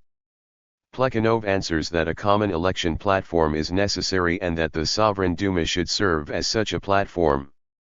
Any other answer is inconceivable. What do Plekhanov's words imply? They imply only a thing, that during elections the party of the proletarians, 1b Social Democracy, must actually join with the party of the employers, with the cadets, and together with them must issue agitational leaflets appealing to the workers. It must actually abandon the slogan of a National Constituent Assembly, abandon the Social Democratic Minimum J-Program, and advance the cadet slogan of a sovereign state Duma instead. In reality it is a repudiation of our minimum program for the purpose of casting a spell over the cadets, of standing higher in their estimation. As you see, the Mensheviks are so carried away by the revolutionary mindedness of the liberal bourgeoisie, they place so much hope in its revolutionary character, that in deference to it they are ready to consign the social democratic program itself to oblivion. The third question on which we disagree is, what is the class essence ol the victory of our revolution, or, to put it in other words, what classes must be victorious in our revolution, what classes must win power? The Bolsheviks claim that since the proletariat and the peasantry are the main forces in the present revolution and since their victory is impossible without mutual assistance, it is precisely they who will win power, and therefore the victory of the revolution will mean the dictatorship of the proletariat and the peasantry. The Mensheviks, on the contrary, reject the dictatorship of the proletariat and the peasantry. They do not believe that power will be won by the proletariat and the peasantry. In their opinion, power must fall into the hands of a cadet Duma. Consequently, they support with unwonted enthusiasm the cadet slogan of a responsible ministry. 96. Thus, instead of the dictatorship of the proletariat and the peasantry, the Mensheviks propose to us the dictatorship of the cadets. The fourth question on which we disagree. It goes without saying that during a period of revolutionary storms a provisional revolutionary government, as it is called, naturally arises. Is it permissible for Somalia al-democracy to participate in the revolutionary government? The Bolsheviks say that participation in such a provisional government is not only permissible on principle, but will be necessary from the practical point of view, so that social democracy may wordily defend the interests of the proletariat in the revolution there, in the provisional revolutionary government. If in the fighting on the streets the proletariat together with the peasants smashes the old order, if it sheds its blood together with them, it is natural that it should enter the provisional revolutionary government together with them, in order to bring the revolution to the desired end. But the Mensheviks reject participation in the provisional revolutionary government, saying that it is impermissible for social democracy, does not befit social democrats, will ruin the proletariat. Now, who agrees with the Mensheviks, and with whom do the Mensheviks agree? Here is what history has to say on the question. On December 27, a debate was held in Solyanoy. During the debate Pistrov, the cadet leader, stated, "You will all become cadets." The Mensheviks are already called semi-cadets. Many people consider Plekhanov a cadet, and really a great deal of what Plekhanov says now can be welcomed by the cadets. Only it is too bad that he did not say all this when the cadets were standing alone. So we see who agrees with the Mensheviks. What is there to be surprised at if the Mensheviks should agree with them too? And take the road of liberalism. In 1906-07, in connection with the influx of Kropotkinist anarchists one into Transcaucasia, Comrade Stalin wrote a number 7 to 344-97 of theoretical articles on the subject anarchism or socialism. In these articles Comrade Stalin expounded the Marxist teaching on the fundamental principles of dialectical materialism. He presented a profound treatment of the question of RHE inevitability and inevitability of the socialist revolution and the dictatorship of the proletariat, the question of the necessity for a one proletarian party and the question of its strategical and tactical tasks. These works are an example of how profound questions of the theory of Marxism Len MSM should be one. Nked with the immediate tasks of the revolutionary class struggle of the proletariat. Let us quote some excerpts from these works of Comrade Stalin, on reformism, which regards socialism as only a distant goal and nothing more, reformism, which actually repudiates the socialist revolution and seeks to establish socialism by peaceful means, reformism, which preaches class collaboration and not class struggle. This reformism is decaying from day to day, and from day to day is losing every social feat we. _ on Anna 1chi.sm. Marxism and anarchism are based upon entirely different principles, irrespective of the fact that they both enter the arena of struggle under a socialist flag. The cornerstone of anarchism is the Mdiv 1. Dual, whose emancipation, according to it, is the main prerequisite for the emancipation of the mass, i.e., according to Anna T. Chisholm, the emancipation of the mass is impossible until the individual is free, hence its slogan, everything for the individual. The cornerstone of Marxism, on the contrary, is the mass, the emancipation of which, according to it, is the main prerequisite for the emancipation of the individual, according to Marxism, the Emancipation Akali Droiba, No. 5, December 11, 1906, Anarchism or Socialism. U98. Of the individual is impossible without the emancipation of the mass. Hence its slogan, everything for the mass. Asterisk on the connection between Manst philosophy and Scientifica Communum, Marxism is not only a theory of socialism, it is a complete world outlook, a system of philosophy, from which the proletarian socialism of Marx logically ensues. This philosophical system is called dialectical materialism on the dialectical method. Bullet is the dialectical method. It is said that life consists of constant growth and development, and this is true. Autheal life is not something that is immutable and set, it never stays on the same level, it is in perpetual motion, in a state of coming into being and passing away. Not for nothing did Marx say, perpetual motion, perpetual coming into being and passing away, such is the essence of fe. Therefore in life there is always the new and the old, the growing and the dying, revolution and reaction in it. Something is always dying. And at the same time something is always being born. The dia 1 r.Ticole method states that life must be considered exactly as it exists in reality. Life is in uninterrupted motion, it is our duty therefore to consider life in its motion. In its coming into being and passing away. Where is life going, what in life is dying and what is being born, what is passing away and what is coming into being? These are the questions that must interest us primarily. This is the first deduction of the dialectical method.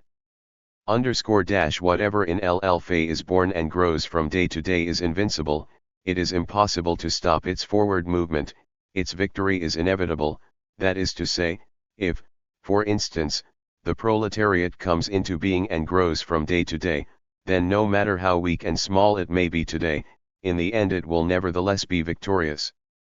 And, conversely, whatever in fe is dying and heading towards the grave must inevitably suffer defeat, that is to say, if, for instance, the bourgeoisie is losing ground and retrograding from day to day, then no matter how strong and numerous it may be today, in the end 1T must nevertheless suffer defeat and pass to its grave. From this arises the well-known dialectical postulate, all that really exists, i.e., all that grows from day to day, is irrational. This is the second deduction of the dialectical method.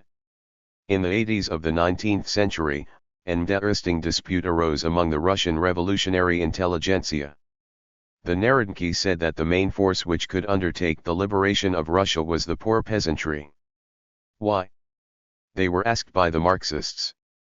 Because, they said, the peasantry is more numerous and at the same time poorer than all others in Russian society.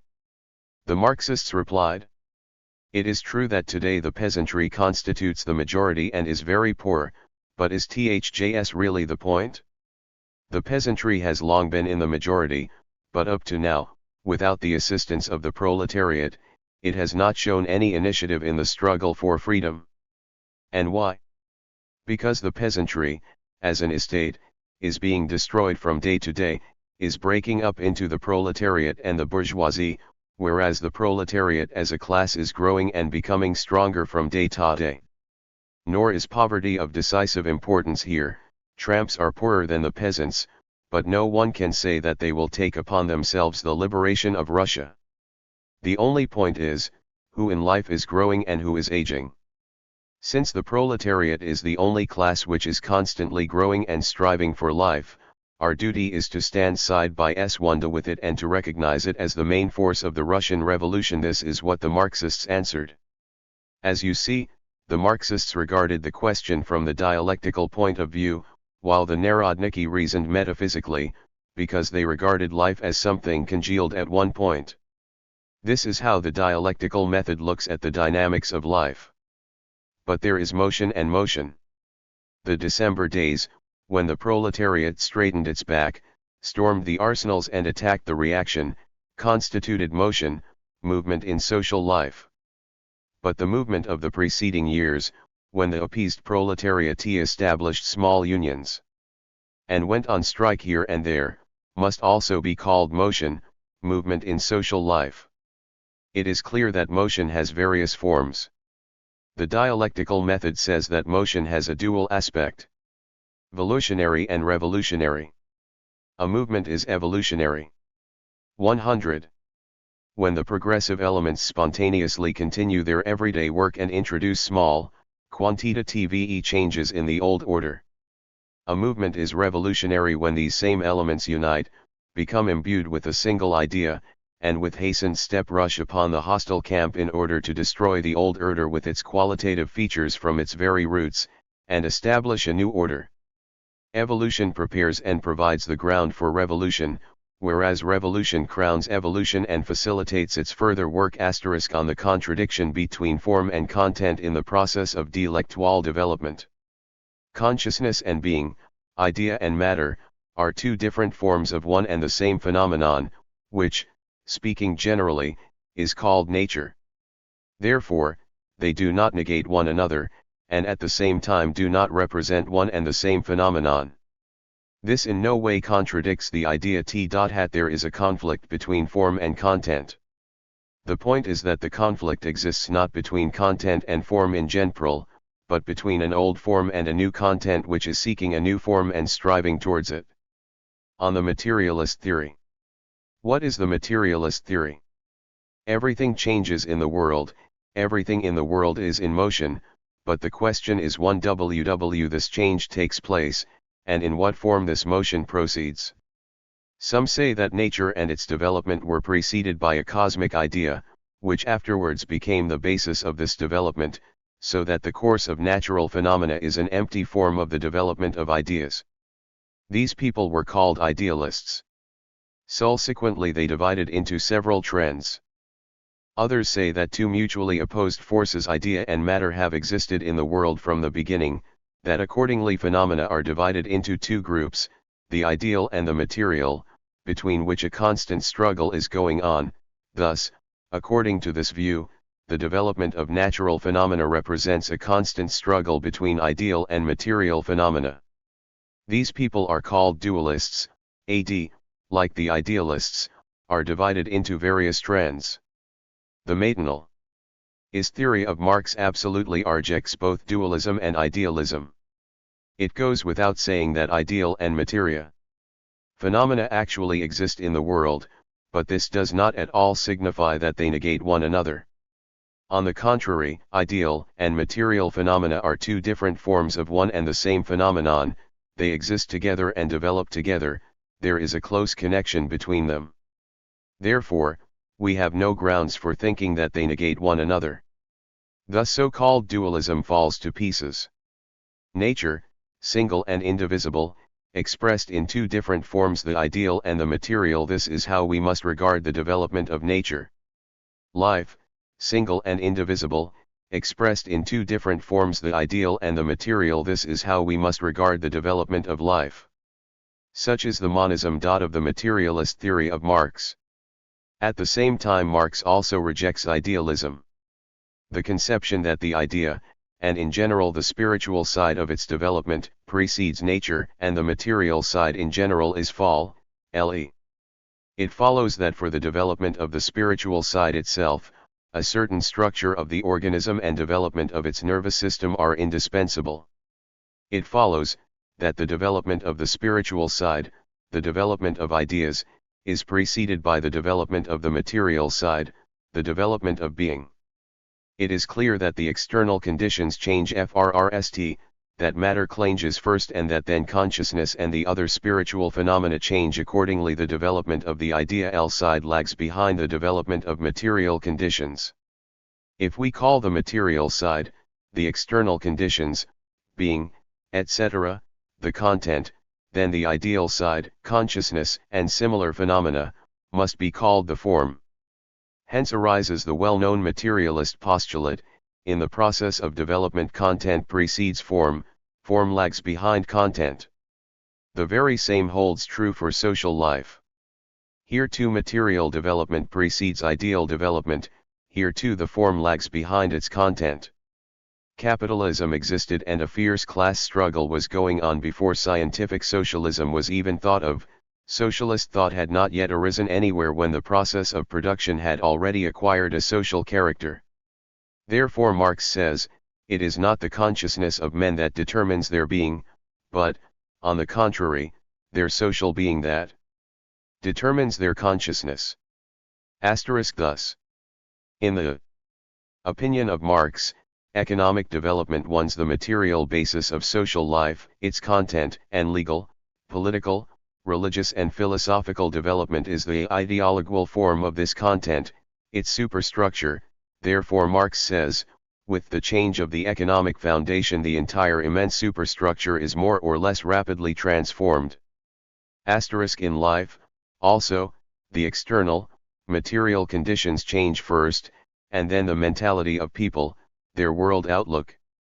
The development of content precedes the rise and development of form. Of course, this in no way means that in the opinion of Marx content is possible without form, as S.G. considered. Content is impossible without form, but the point is that because a particular form lags behind its content, it never fully corresponds to this content, and tli.us the new content is often compelled to be temporarily clothed in the old form, which evokes a conflict between them.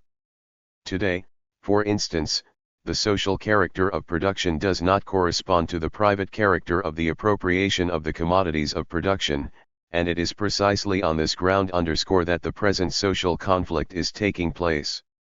On the other hand, the conception that idea is a form of existence does not at all mean that in its nature consciousness is the same as matter. Only the vulgar materialists, who fundamentally opposed the materialism of Marx, and whom Engels justly ridiculed in his Feuerbach, reasoned thus. It is not difficult to understand what significance the monistic materialism of Marx and Engels must have for the practical activity of men. Since our world outlook, our habits and customs are engendered by external conditions, since the unfitness of legal and political forms arises from the economic content, it is clear that we must work for the radical reconstruction of economic relations, in order that the habits and customs of the people and the political system of the country may change from the roots up together with them. On the class struggle and the inevitability of the proletarian revolution. Strikes, boycotts, parliamentarism, demonstrations, all these are very good as means of preparing and organizing the proletariat. But none of these means is able to do away with the existing inequality. The proletariat will not be able to achieve socialism by conciliating the bourgeoisie. It must without fail enter upon the path of struggle, and this struggle must be a class struggle, the struggle of the whole proletariat against the whole bourgeoisie. Either the bourgeoisie with its capitalism, or the proletariat w1th its socialism. Upon this the activity of the proletariat, its class struggle, must be based. All these forms of struggle are only preparatory means for the proletariat, and one of these forms taken separately represents a decisive means with the aid of which the proletariat will be able to smash capitalism. Such a means is the Sozialist-Retaliation. On the dictatorship of the proletariat, its class struggle and the principles on WHWH the tactics of the proletarian PMTT and the social TST revolution must rest. The socialist revolution is not an unexpected and instantaneous blow, it is the prolonged act 10N of the proletarian masses, who attack and capture the positions of the bourgeoisie. And since the victory of the proletariat W1LL at the same time be domination over the defeated bourgeoisie, since TNATTME of class conflict the defeat of one class signifies the domination of the other class, the first stage of the socialist revolution will be the political domination of the proletariat over the bourgeoisie, the socialist dictatorship of the proletariat, the seizure of political power by the proletariat. This is what the socialist revolution must begin with. So long as the bourgeoisie is not completely defeated, so long as its wealth is not confiscated, the proletariat must absolutely have a military force at its disposal, must absolutely have a proletarian guard.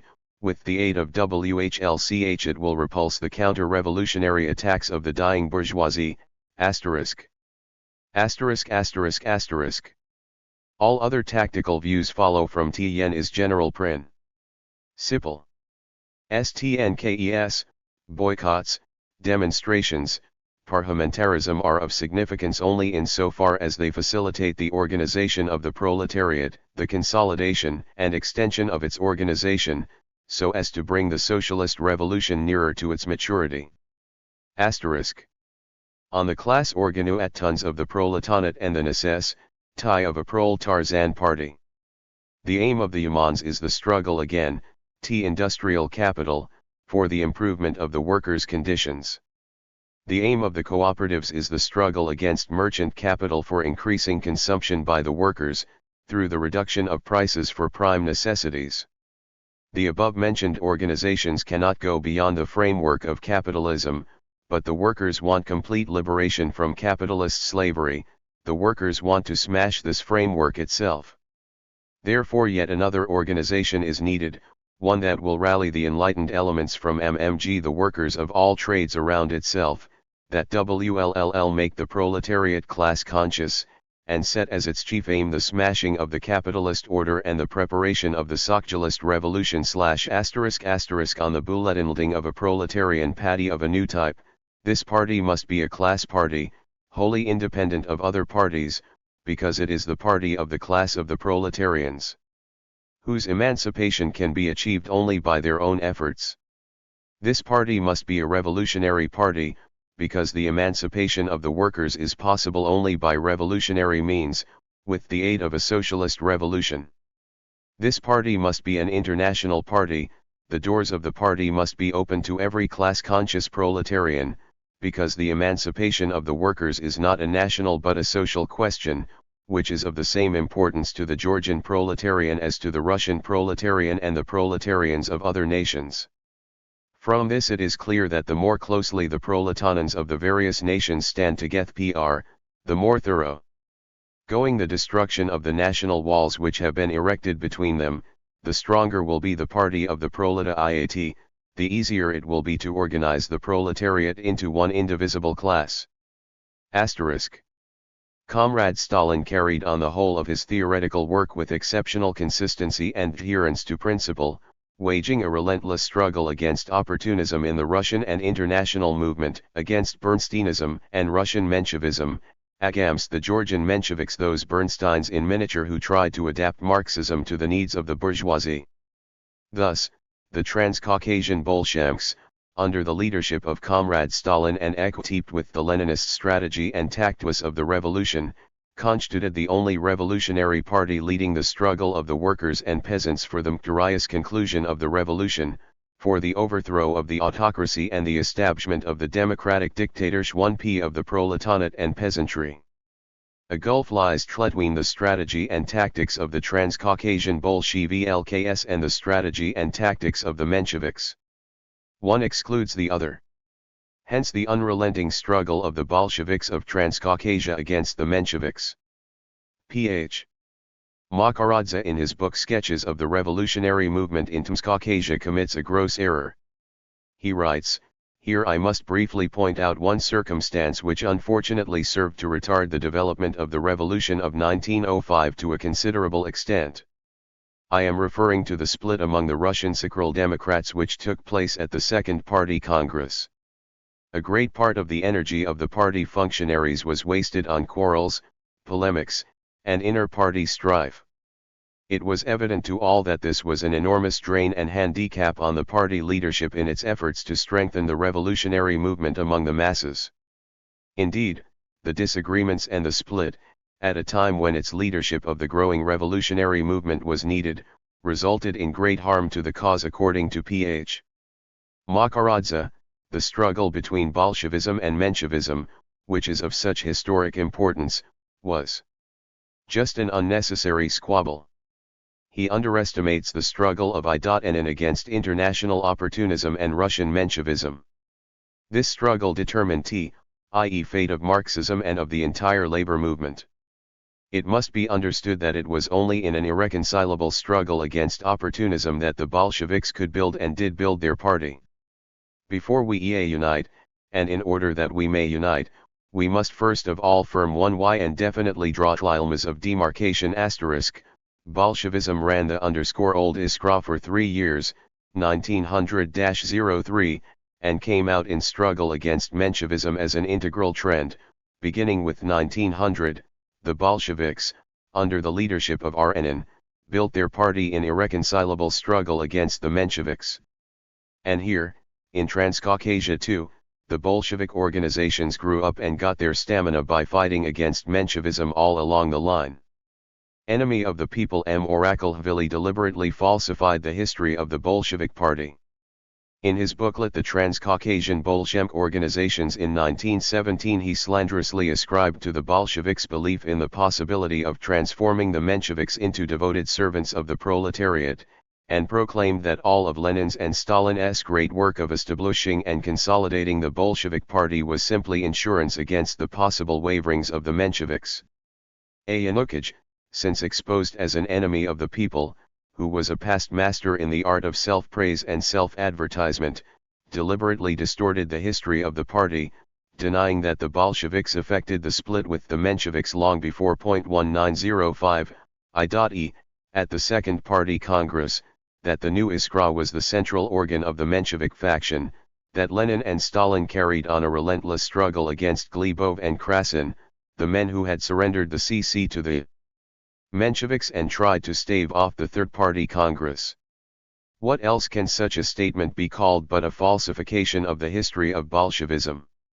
It is well known that Lenin and Stalin not only did not believe in the possibility of reforming the Mensheviks, of transforming them even to the slightest extent into devoted servants of the proletariat, but fought without quarter to expose and defeat the Mensheviks all through the history of the party. The Bolsheviks organized and built up their party not in order to ensure themselves against the opportunism of the Mensheviks, but in order to lead the struggle of the proletariat against Tsarism and capitalism, for the socialist revolution and the dictatorship of the proletariat, for the defeat of opportunism Menshevism in the labor movement. We know that Bolshevik and Menshevik factions appeared inside the party at the Second Congress of the RSDLP and that the Bolsheviks have, in effect, been an independent party ever since 1905, viz., since the Third Congress of the party. We also know that the split at the Second Congress was the sequel to Lenin's struggle against opportunism both in the Russian movement and in the entire Second International. Bolshevism, as a trend of political thought and as a political party, exists since 1903, at the Second Congress Lenin and the Bolsheviks strove to overcome the opportunist groups by ousting and isolating them. As throughout the history of the struggle of Bolshevism against anti-Bolshevik trends and factions, the struggle of the Bolsheviks against the Menshevik opportunist group at the Second Congress was a struggle for Lemnism, a struggle for principles, a struggle for the formation of a proletarian party of a new type, a new party, a militant party, a revolutionary party, bold enough to lead proletarians into the struggle for power. At the Second Congress the Bolsheviks brought the struggle against the Mensheviks to a split, thereby showing the international proletariat that the only way to build a genuine revolutionary labor party was to break away from the opportunists. On this question Comrade Stalin wrote, "Every Bolshevik, if he is really a Bolshevik, knows that long before the war, approximately in 1903-04, when the Bolshevik group took shape in Russia and WL1 and the lefts in German social democracy first made themselves FUROLT, Lenin took the line for a rupture, for a split with the opportunists both here, in our Russian Social Democratic Party, and over there, in the Second International, particularly in German social democracy. Every Bolshevik knows that for that very reason, even at that time, the Bolsheviks had won in the ranks of the opportunists of the Second International an honorable reputation as schismatics and disruptors." At the beginning of 1904 the conciliators Krasin and Glebov obtained the upper hand in the Central Committee elected at the Second Congress. They refused to admit that the Mensheviks were opportunists, agents of the bourgeoisie among the working class. They fought against Lenin's demand for the convocation of a Third Congress and were opposed to condemnation of the factional work of the Mensheviks. The lack of principle and the conciliationism of these Central Committee members greatly facilitated the anti-party work of the Mensheviks. On the initiative of Krasin and Niskov a number of Mensheviks were co-opted to membership of the Central Committee, and in this way the Mensheviks gained control of the CC. In the autumn of 1904 the CC issued a special circular to the party announcing peace with the Mensheviks and prohibiting all agitation for a Third Congress. Glebov made a special tour of the Caucasian party organizations as an agent of this Menshevik Central Committee. In a letter to Lenin and Krupskaya Comrade V. Strua wrote the following about this tour: "As was to be expected, the tour of the Caucasus by the CC turned into widespread agitation against a Congress. This agitation took the form of a fight against the Caucasian Committee too. In 1904 Lenin proved Glebov and Krasin GWLTY of systematically deceiving the party, of violating every principle of party organization and discipline. In opposition to the Menshevik 0.0, Lenin appealed to the party rank and file to fight for the Third Congress, and called a Bolshevik conference in Geneva in August 1904. This conference condemned the factional and disorganizing work of the Mensheviks and mobilized the party to fight vigorously for the convocation of the Third Congress. Under the leadership of Lenin the Bureau of the Majority Committees and the newspaper V won over the majority of the party committees in the fight for the Congress. The Central Committee of Mensheviks and Conciliators was forced under the pressure of the committees to admit the necessity for convening the Congress. The Third Congress of the RSDLP was in essence the first all-Bolshevik Congress. Lenin left the editorial board of the old Iskra on November 1, 1903. After this the Mensheviks took possession of the Iskra, transforming it into the central organ of the Menshevik faction. We also know that in 1904 Lenin started the Bolshevik Central Organ, V. The Menshevik Iskra raged against Lenin all through 1904 and 1905. Mensheviks themselves emphasized the fact that the old and the new Iskra were oceans apart.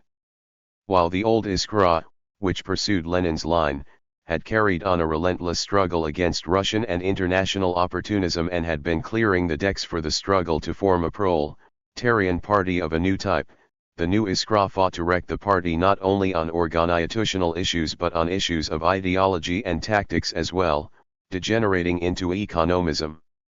Lenin's pamphlet One Step Forward, Two Steps Back contains an annihilating criticism of the new, Menshevik Iskra. Comparing it with the old Iskra. He wrote, "The old Iskra taught the truths of revolutionary struggle. The new Iskra teaches the worldly wisdom of yielding and getting on with everyone. The old Iskra was the organ of militant orthodoxy. The new Iskra brings us a recrudescence of opportunism mainly on questions of organization. The old Iskra earned the honorable dislike of both Russian and West European opportunists. The new Iskra has grown wise and soon will no longer be ashamed of the praise lavished upon it by the extreme opportunists. The old Iskra marched unswervingly towards its goal, and there was no discrepancy between its words and its deeds. The inherent falsity of THPO 1.0. Scission of the new Iskra inevitably irrespective of anyone's will and intention engenders political hypocrisy. It cries out against group spirit in order to camouflage the victory of group spirit over party spirit. It pharisaically condemns the SPHT, as if one can imagine any other way of avoiding a split in a party that is at all organized except by the submission of the minority to the majority. It insists on the necessity of taking revolutionary public opinion into account, and at the same time, wh1le it tries to conceal the praise of the Akamuovs. It goes in for petty scandal-mongering about the committees of the revolutionary wing of the party. Shame! How they have disgraced our old Iskra. As we have pointed out, Comrade Stalin played a major part in the fight for the Third Party Congress, in the fight against the Mensheviks and the Menshevik CC. In One Step Forward, Two Steps Back, which was published in 1904, Lenin denounced the opportunism and the factional struggle of the Mensheviks in scathing terms and showed that the split at the Congress was no accident. In his pamphlet A Glame at Party Disagreements, Comrade Stalin made a blatant defame of Lenin's muse and in true Leninist spin exposed the Menshevks of Transcaucasia and of Russia, in general, as well as their factional work. Thus, 1. In the Fu-St Russian P.Evolution the Transcaucasian Bolshevik organization, WHWH was LED.by the All-Caucasian Committee, was the only revolutionary proletarian organization that headed, organized, and directed the revolutionary struggle of the War I's and peasants of Transcaucasia for the overthrow of the autocracy, the struggle to achieve the revolutionary democratic dictatorship of the proletariat and the peasantry, and the growing aura of the bourgeois democratic revolution 1 and 2. Socialist Revolution. 2. Every advame of the revolutionary 1114 SS movement 1 and the F1 RST revolution won by the Bolsheviks in an irreconcilable struggle against Menshevism and alt the petty bourgeois nationalist part was. As an independent political party organization, the Transcaucasian Bolsheviks, armed W1th Len 1.N's program and strategy of revolution, Harud the Georgian Menchev 1ks, Socialist Revolution at IES, Dashna LS, Anarchists and Federalists and relentless strife. This struggle was a decisive factor in the great achievements of the Bolsheviks and the revolution, a decisive 1.ve factor and the upsurge and development of the 1RST Russian Revolution and transdermed the years of the First Revolution. The Bolsheviks of Transcaucasia were headed by Len 1N's best companion-N arms, the man who laid the foundations of revolutionary Marx-Leninism in Transcaucasia 1.A and founded the first social democracy organizations there supporting Lemselskroggam Rajstan. 112. 3. On the history of the Bolshevik organizations OJ Transcaucasia in the period of reaction and the revival of the labor movement. In alliance with, the bourgeoisie Tsarism was able to crush the First Russian Revolution. The coup d'état of Datun III, 1907 soldered the alliance of the Tsar and the Black Hundred landowners with the big bourgeoisie of commerce and industry. A dark period set in, the period of the Stalin regime. Comrade Stalin has written the following about this period of reaction: the younger members of the party, of course, did not experience the charms of this regime and do not remember them. As for the old men, I must remember the punitive expedients of accursed memory, the hoodlum raids on labor organizations, the mass flogging of peasants, and, as a screen to all of this, the Black Hundred cum Cadet Duma. Public opinion in shackles, general lassitude and apathy, want and despair among the workers, the peasantry downtrodden and terrified, with the rabble of police, landowners, and capitalists rampant everywhere. Such were the typical features of Stalin's pacification. The triumph of the knout and the powers of darkness was complete. At that time the political life of Russia was defined as an abomination of desolation. Russian Tsarism took cruel revenge on Transcaucasia as one of the main hotbeds of the revolution.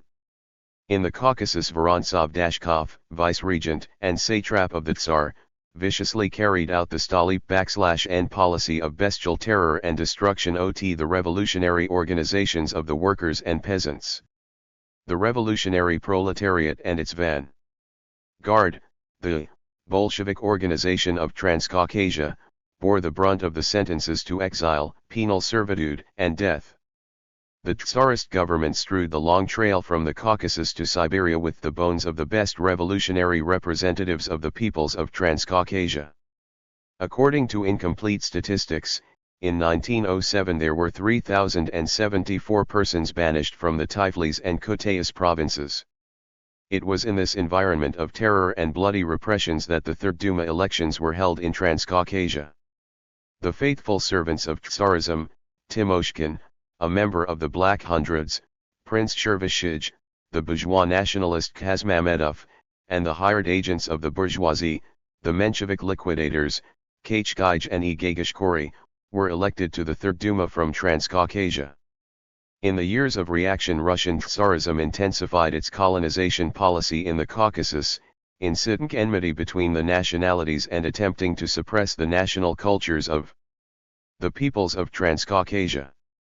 In its reactionary policy, Tsarism could fully rely on the Georgian princes and nobles, Tyrkic Beks, and Armenian bourgeoisie. In a report to Tsar Nicholas II, Vorontsov Dashkov, vice-regent of the Caucasus, explained his policy of colonizing the Caucasus with Russian kulaks and dissenters as follows.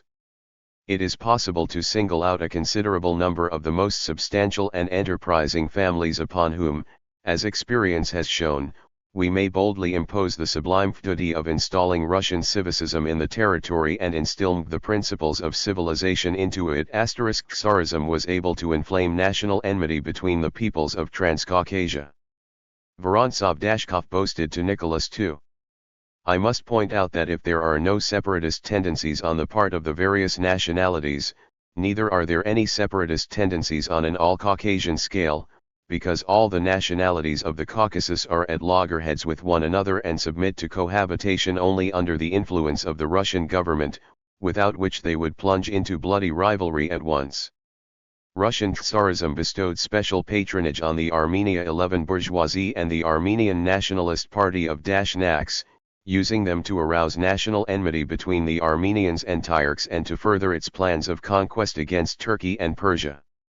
In a letter dispatched to Tsar Nicholas II on October 10, 1912, Vorontsov Dashkov wrote, "It is necessary to take open action in defense of the Armenians in Turkey, especially at the present time, so as not to antagonize but to prepare in advance a sympathetic population in those localities which, as matters stand at the present time, might willy-nilly prove to be in the sphere of our military operations." The great power policy of the Tsarist government, a policy of terror and pogroms, was supplemented by an economic offensive on the part of the bourgeoisie against the working class. The working class had to bear the brunt of the severe economic crisis of 1907-12. All the economic gains it had won in the period of the revolution were taken away. The condition of the Baku proletariat in the period of 1908-09 was described by Comrade Stalin as follows. Far from subsiding, the economic repressions are, on the contrary, growing more and more severe. Bonuses and rent allowances are being taken away. Work in 3 shifts is being replaced by work in 2 shifts and compulsory overtime is becoming a system. Medical aid and expenditures for schools are being cut to a minimum. The public dining rooms and people's halls have already been taken away. The oil field and factory commissions and the trade unions are being completely ignored. Dismissals of class-conscious comrades are continuing as of yore. Fines and thrashings are being resumed. In the years of reaction, a bitter struggle developed between the Bolsheviks and the Mensheviks, widening the split, the breach between them, and giving the workers a better insight into the Mensheviks as agents of the bourgeoisie. In the period of reaction, the Transcaucasian Mensheviks, like the counter-revolutionary bourgeois liberals, openly repudiated revolution. The Menshevik leaders N. Jardania, Itseritli, Kachkaidzo and others contended that the bourgeois revolution had been completed and that further changes in the political system would take place through Duma reforms. The Mensheviks declared that the proletariat must abandon the attempt at a new revolution as hopeless and direct its efforts towards obtaining the franchise, the right of assembly, the right to organize unions, the right to strike, etc. N. Jordama asserted that the proletariat must renounce its independent LME in the revolution and the slogan of a democratic republic, and must fight together with the bourgeoisie and under the hegemony of the bourgeoisie for a moderate constitution. He wrote as follows: "The struggle of the proletariat alone or of the bourgeoisie alone will by no means overthrow the reaction. The passion for their own independence means isolation of the bourgeoisie, a weakening of the movement, a strengthening of reaction, and through this, transformation into an involuntary tool of counter-revolution. The revolution will be victorious only if the bourgeoisie, and not the proletariat, comes out as its leader. If the proletariat again stands at the head of the revolution will suffer defeat. We must now work out purely European tactics. Our tactics must in no way be adapted to revolutionary actions. Let the bourgeoisie itself make its own revolution, and let us lead the cause of the proletariat. The thesis that the proletariat plays and he leading part in a bourgeois revolution is not justified either by the theory of Marx or by historical facts. The Transcaucasian Mensheviks transferred the center of their activity to the Duma, declaring it to be the organ of the popular movement. In the Second Duma they constituted a large part of the Social Democratic fraction. The Menshevik 1K deputies of Transcaucasia were elected to the Duma mainly by the votes of the petty and middle bourgeoisie and the Georgian nobility. In the Duma they pursued an open policy of opportunism and compromise, a policy which betrayed the interests of the proletariat. In the Second Duma, I readily preached that it is impossible to fight for freedom without some sort of an alliance with bourgeois democracy, that the line of fundamental political cleavage in our revolution is to the right of the cadets and not to the left, etc.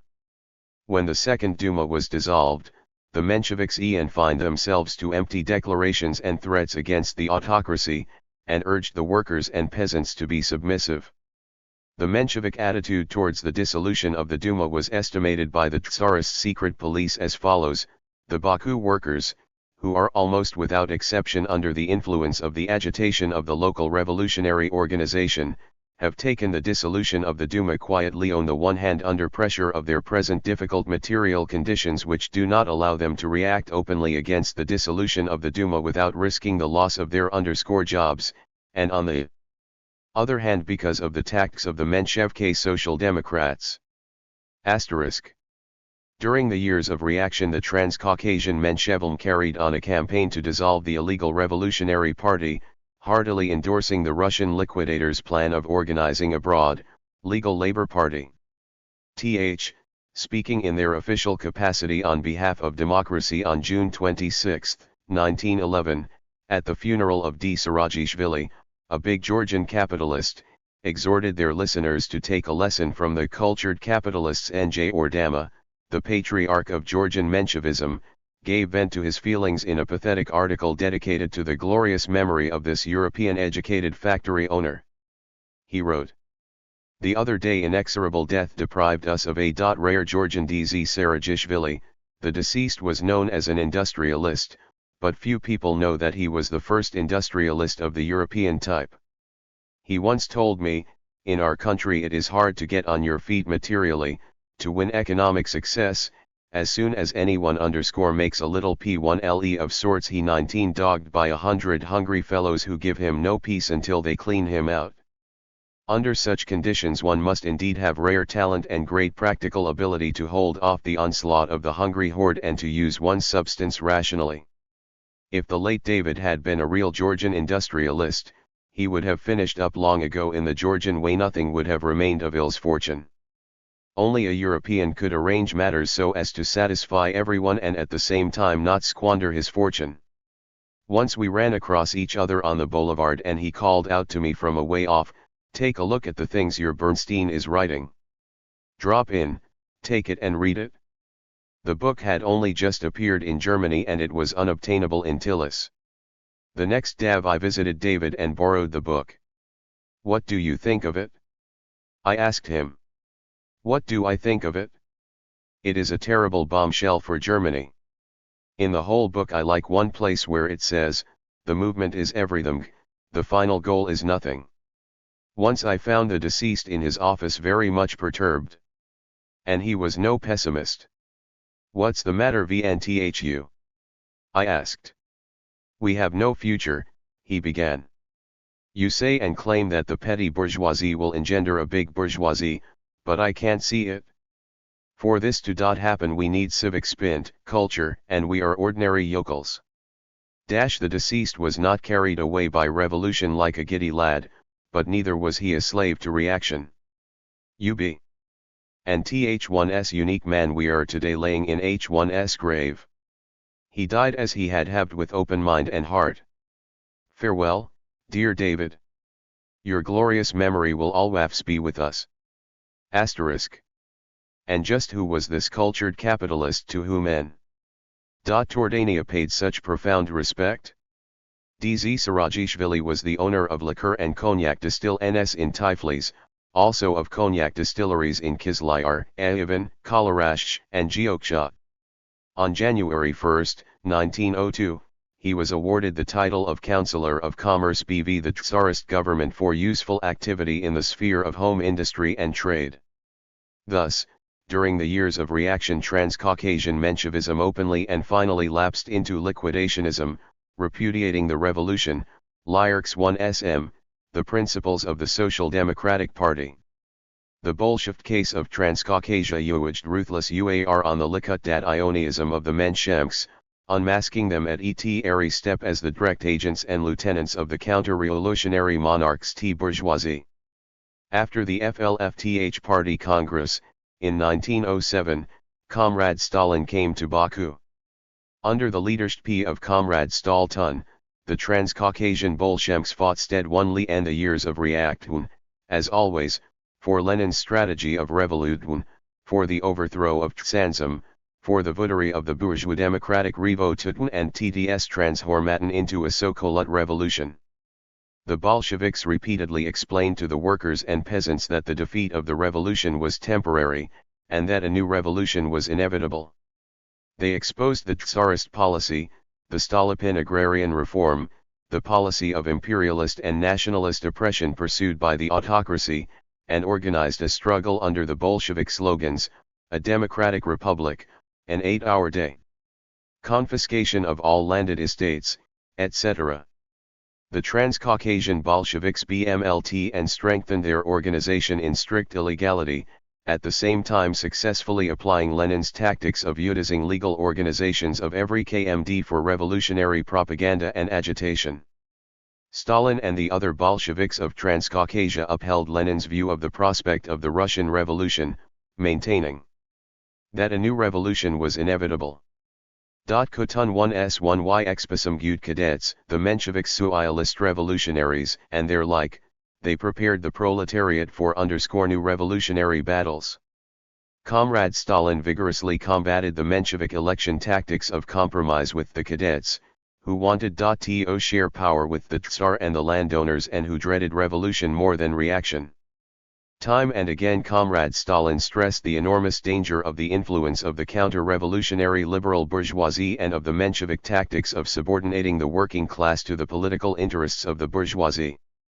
In connection with the dissolution of the Second Duma, the Bakinsky Proletariat, which was directed by Comrade Stalin, wrote the following in an editorial: "There has been a first Duma, and there has been a second, but neither the one nor the other solved or could solve a single problem of the revolution. Things remain as they were, the peasants are without land, the workers without the 8-hour day, all citizens without political freedom. Why? Because the power of the Tsar is not yet defunct, it still continues to exist, dissolving the Second Duma after the first, organizing counter-revolution and attempting to disorganize the forces of revolution, to sever the many millions of the peasantry from the proletariat. It is clear that without overthrowing the Tsarist power and without calling a national constituent assembly, it will be impossible to satisfy the broad masses of workers and peasants.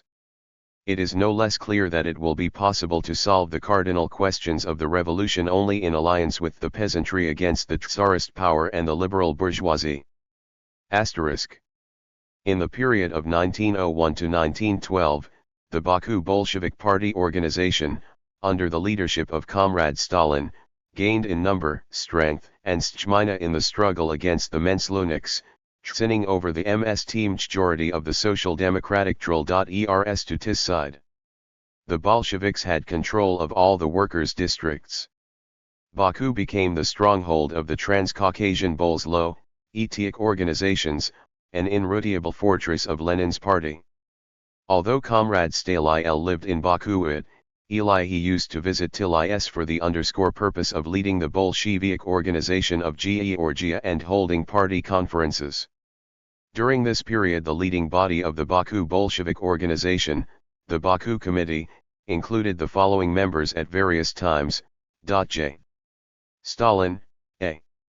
Japaraj, S. Shomayan, P. Sakhverlij, I. Fyolatov, S. Arhonikij, S. Shpondrian, Kasparov, Makar, Gvansalids, Saradovets, Stopani, Vatsek, Aliluyev and Veprintsev. The Baku Committee formed a strong core of active Bolsheviks around itself from among the leading workers who were functioning simultaneously on the Baku Committee and in various districts in the oil fields and other enterprises. Among them were Y. Kochetkov, I. Isayev, L. Mamedi Arav, Kandler, I. Bokov, V. Strua, Kaz1 Mamedov, Sid Yakubov, G. Reitvalids, I. Garishvili, E. Svrugmi, G. Georgobiani, Kirikin, Arshak from the Kitasov factory, Rudenko, S. Maskolia, Avakian, S. Garishate, Trinov, I. Emilkov, Voloshin, Orjalashvili, Bazim, Stpanov Levinson, Lfalenkielfomd Mukhtator, N. Gubanov, Velchko, A. Jorkov, M. Kukuyev, Samartsev, M. Mordovtsev, M. Bakrades, Jelezny, Lavrentiev, G. Mazurov, Isai Shendarov, and P. Siuda. During this period a number of Bolsheviks K. Voroshlov, Nogin, Radus Zenkovich and other Russian Social Democrats came from Russia to Baku to establish connections and get information. Several of them remained in Baku for some time, rendering considerable assistance to the Baku Committee and becoming members of it. During the same period, T.Here existed, parallel with the Bolshevik Baku Committee of the R.S.D.LP, a Menshevik Baku organization, the executive body of the Mensheviks, which was headed at various times by S. Devdariani, I. Ramishvili, Larin, Martov, Petrov, and Jaris. The Menshevik leaders, N. Jordania, U. Martov, N. Rainishvili, Msberg, H. Genkili and others, often visited Baku for the purpose of assisting the Menshevik organization in its fight against the Bolsheviks. The Baku Bolsheviks discredited and smashed the Mensheviks, winning over the vast majority of the workers. In his reminiscences, P. Sakhverlij, one of the members of the Baku Committee at that time, writes the following about the work of the Bolshevik Baku organization and its leader, Comrade Stalin. The Baku Committee and its executive bureau headed by Comrade Stalin directed all the work. District committees worked in the districts. Comrade Stalin was the moving spirit of the ideological and organizational struggle to strengthen and consolidate the Bolshevik organization. He put his heart and soul into the work. At the same time he was in charge of the illegal newspaper, Bakhmsky Rabaki, the publication of which was fraught with great difficulties at that time. He organized the work among the Musulman workers, led the strikes of the oil workers, etc. He fought hard to drive the Mensheviks and socialist revolutionaries out of the workers' districts. First of all, Comrade Stalin went to the districts where the Mensheviks and socialist revolutionaries were intensifying the 1R work. Finally, he settled in Bibiabad, the stronghold of the Mensheviks in Baku. At that time the remnants of the Shendrikov movement, a peculiar form of police socialism, were predominant in Bibiabad. Under the leadership of Comrade Stalin the Bolsheviks broke the influence of the Mensheviks and socialist revolutionaries and made Bibiabad a Bolshevik district. The Baku Bolshevik organization led all the class battles of the Baku proletariat against Tsarism and capitalism. Under its Bolshevik leadership, the Baku proletariat traversed a glorious path of heroic struggle and was in the front ranks of the revolutionary labor movement of all Russia. The first general strike in Baku, in the spring of 1903, marked the beginning of the famous July strikes and demonstrations in the southern cities of Russia, The second general strike in November and December of 1904 served as a signal for the glorious struggles of January and February throughout Russia. In 1905 the Baku proletariat, rapidly recovering from the Armenian Tatar massacre, throws itself into the struggle, infecting the whole Caucasus with its enthusiasm. From 1906 on, even after the retreat of the revolution, Baku does not quieten down, and carries out its proletarian May Day celebrations every year better than any other place in Russia, evoking a feeling of noble envy in other towns. Asterisk. The Bolshevik Baku Committee, headed by Comrade Stalin, stormed and captured every position of the Mensheviks. Besides a great deal of practical organizational work, Comrade Stalin was very active in the sphere of theory and propaganda. In his articles The London Congress of the Russian Social Democratic Party published in Bakinsky Proletary in 1907, Comrade Stalin made a profound theoretical analysis of the transactions of the Congress and its results, and exposed the Menshevik liberal bourgeois estimation of the driving forces and prospects of the revolution and the Menshevik tactics. In his article on the London Congress, Comrade Stalin divides the work of the Congress into two parts. The first part, discussions on formal questions, such as the agenda of the Congress, the report of the Central Committee and the report of the Duma fraction, questions fraught with deep political significance, but connected or being connected with the honor of this or that faction, with the thought of not offending this or that faction, of somehow avoiding a split and therefore called formal questions. The second part, discussions on questions of principle, such as the question of the non-proletarian parties, the Labor Congress, etc. Here moral considerations were totally lacking. Different groupings were formed in accordance with trends strictly defined in principle. The correlation of forces between the factions was at once made evident. Asterisk. Comrade Stalin unmasked the Menshevik Central Committee, revealed its bankruptcy. Menshevism, which at that time predominated in the Central Committee, is incapable of leading the party. As a political trend it has suffered utter bankruptcy. From this point of view the entire history of the Central Committee is the history of the failure of Menshevism.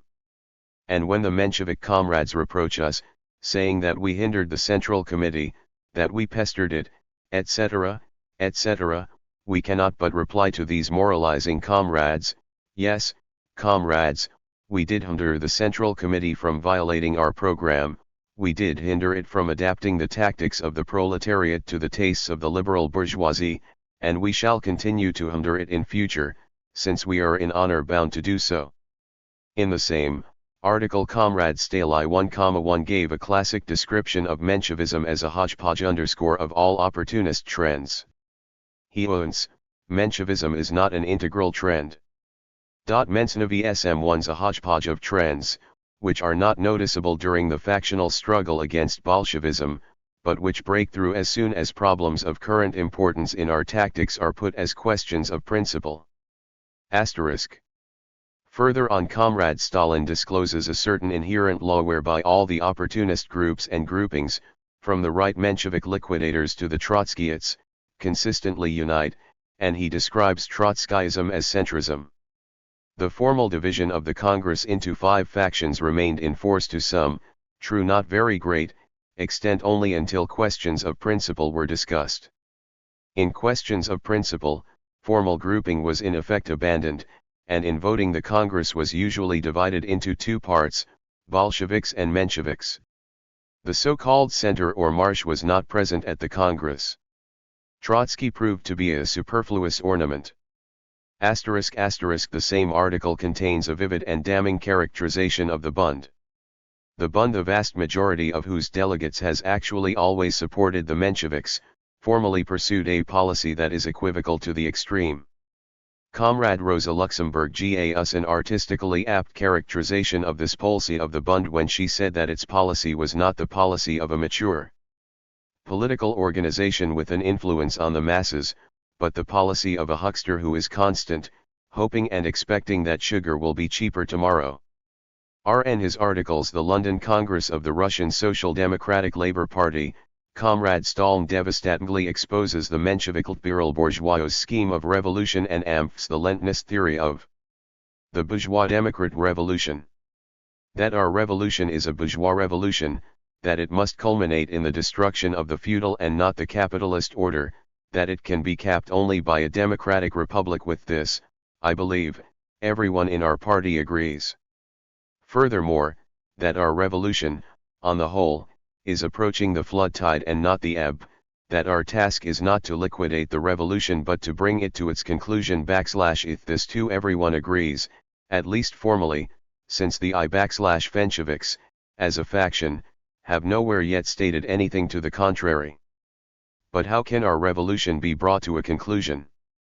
What is the role of the proletariat, of the peasantry, of the liberal bourgeoisie in this revolution? What correlation of forces is necessary to bring the present revolution to a conclusion? Whom to join, whom to fight, etc., etc. This is where our differences of opinion begin. The opinion of the Mensheviks. Since ours is a bourgeois revolution, only the bourgeoisie can be the leader of the revolution. The bourgeoisie was the leader of the Great French Revolution, it was the leader of revolutions in the other European states, therefore it must be the leader of our Russian Revolution too. The proletariat is the chief combatant in the revolution, but it must march behind the bourgeoisie and impel it forward. The peasantry is also a revolutionary force, but there one's too much that is reactionary in it, therefore the proletariat will have much less occasion to engage in joint action with it than with the liberal democratic bourgeoisie. The bourgeoisie is a more reliable ally of the proletariat than the peasantry. All the militant forces must rally around the liberal democratic bourgeoisie as their leader. Therefore, our attitude to the bourgeois parties must be determined, not by the revolutionary formula, together with the peasantry against the government and the liberal bourgeoisie, with the proletariat at the head, but by the opportunist formula, together with the inner opposition against the government, the liberal bourgeoisie at the head. Hence the tactics of compromising with the liberals. This is the opinion of the men's 1WVTKS. The opinion of the Bols 1WMKS. Our revolution is indeed a bourgeois revolution. But this does not mean that our liberal bourgeoisie will be the hegemon. In the 18th century the French bourgeoisie was the leader of the French Revolution. But why? Because the French proletariat was weak. It did not take action independently, it did not advance its 125 own class demands, it was not class conscious or organized, it trailed behind the bourgeoisie at that time, and the bourgeoisie utilized it as a means to its own bourgeois ends. As you see, at that time the bourgeoisie had no need of an ally in the shape of a tsarist power against the proletariat. The proletariat itself was its ally, its servant, and therefore the bourgeoisie could be revolutionary at that time, could even march at the head of the revolution. The case is altogether different in Russia. The Russian proletariat cannot be called weak by any means, it has already been acting quite independently for several years, advancing its own class demands, it is sufficiently imbued with class consciousness to understand its own interests, it is united in its own party, it has the strongest party in Russia. With its own program and tactical and organizational principles, headed by this party it has already gained a number of brilliant victories over the bourgeoisie. Can this proletariat be satisfied with the role of tail end to the liberal bourgeoisie, with the role of a miserable tool in the hands of this bourgeoisie? Can it, should it, follow this bourgeoisie, making it its leader, can it fail to be the leader of the revolution? And see what the Russian liberal bourgeoisie does, frightened by the revolutionary spirit of the proletariat, our bourgeoisie, instead of marching at the head of the revolution, throws itself into the arms of the counter-revolution, enters into alliance with it against the proletariat. And its party, the party of the cadets, openly, before the eyes of the whole world, makes an agreement with Stolypin, votes for the budget and the army to the advantage of Tsarism, against the People's Revolution. Is it not clear that the Russian liberal bourgeoisie is an anti-revolutionary force, against which it is necessary to wage the most relentless war?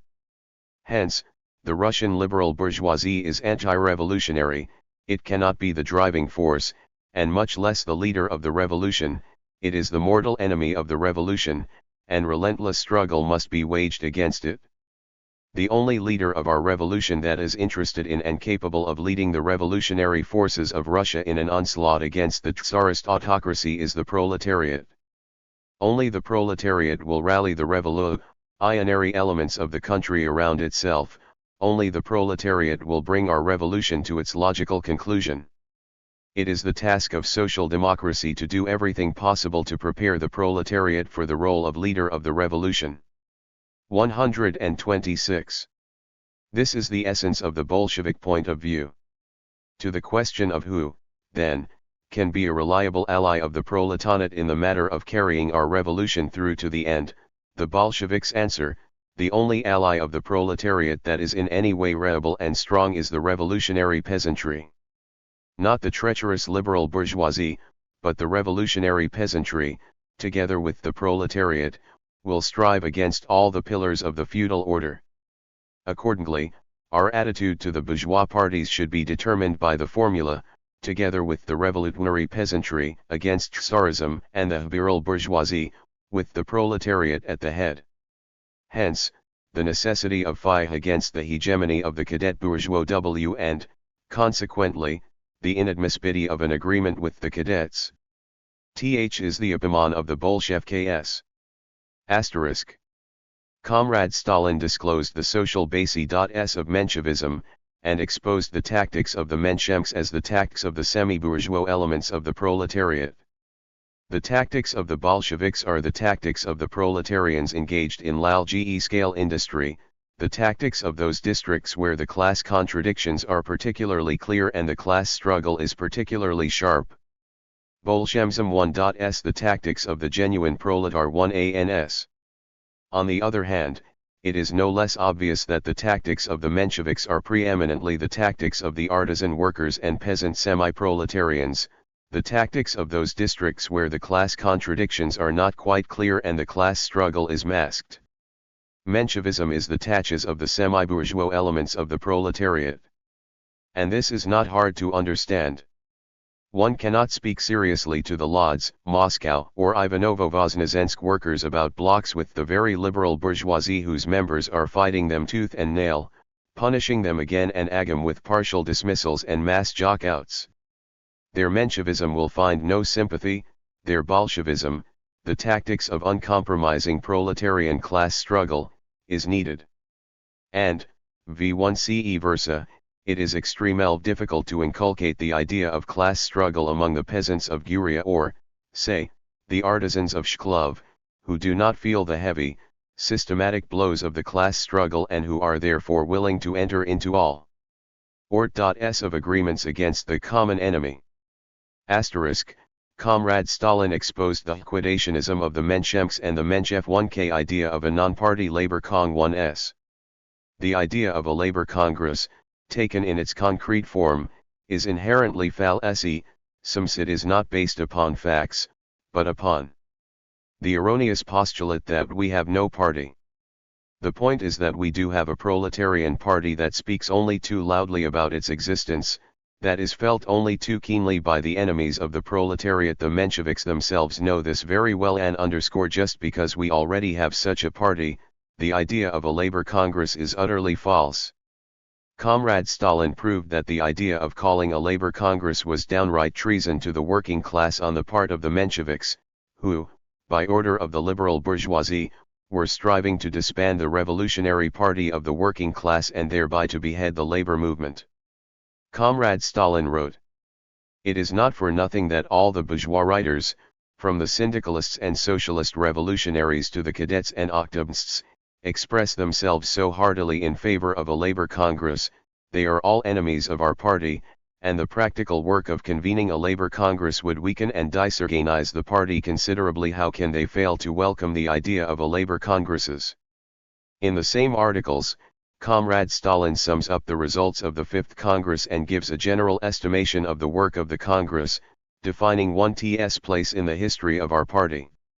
To quote Comrade Stalin, "The Congress closed with the victory of Bolshevism, with the victory of revolutionary social democracy over the opportunist wing of our party over Menshevism. The Congress summed up the actual victories of the party over the opportunist Central Committee, V1 tones which have filled the whole of the past year's history of the internal development of our party. Actual unification of the advanced workers of all Russia into a single all-Russian party under the banner of revolutionary social democracy. This is the significance of the London Congress, this is its general character. Such, in 1907, was Comrade Stalin's estimation of the significance of the Fifth Party Congress. Nevertheless, a number of comrades committed gross distortions in their writings on the London Congress. Comrade P.H. Makaradze, for instance, plainly underestimates the significance and meaning of the Fifth Party Congress when he writes, "And no unity Congress could unite them other than by one of these factions relinquishing all its fundamental views, which was entirely out of the question. Therefore the next, General London, Party Congress in 1907 and our last Caucasian Congress in the beginning of 1908 were only a sheer waste of time. These two congresses were the last joint congresses. The party was finally and irrevocably split, and all the subsequent repeated attempts to find common ground were foredoomed to failure." According to Makaradze, it would appear that the Bolsheviks went to the London Party Congress for the purpose of actually amalgamating with the Mensheviks. And since no such union took place, P.H. Makaradze declares the FLFTH Party Congress a sheer waste of time. In the first place, it is known that Lenin and the other Bolsheviks did not attend the Fifth Party Congress nor the Fourth Unity Congress for the purpose of uniting with the Mensheviks, but in order to expose the Mensheviks, to show the working class that the Mensheviks were opportunists and traitors to the cause of the revolution, and to rally the majority of the working class around the Bolsheviks. In the second place, the Bolsheviks never counted on finding common ground with the Mensheviks, but always fought consistently against Menshevism and against conciliation with it. The unity tactics served as an extremely valuable means of exposing and isolating the Menshevik leaders and of winning away from them the workers whom they had deceived. Therefore, the Fifth Party Congress was not a sheer waste of time but a great victory of Bolshevism over Menshevism, a free tree which furthered the cause of uniting the advanced workers into a single revolutionary proletarian party under the banner of Leninism. During the years of reaction, the Baku Bolsheviks, headed by Comrade Stalin, led the class struggles of the Baku proletariat and successfully carried out a big campaign around the conference with the oil magnates. The oil magnates tried to call the conference in order to completely alienate the workers at the derricks from those in the shops, to corrupt the latter and to infect them with slavish trust in the oil magnates and to replace the no-compromise principle of struggle against capital by the principle of bargaining and servile beg.ng. In his article, Boycott the Conference, signed K.O. Comrade Stalin characterized the two periods of the struggle of the Baku workers as follows. The first period is the period of the struggle up to recent times, when the leading parts were led by the shop workers, when the oil field workers artlessly and trustfully followed the shop workers as their leaders, when the oil field workers were not yet aware of their great role in production. The tactics of the oil magnates at that time can be described as the tactics of flirting with the shop workers, the tactics of making systematic concessions to the shop workers and systematically ignoring the oil field workers. The second period opens with the awakening of the oil field workers, with their independent appearance on the stage and the simultaneous relegation of the shop workers to the background.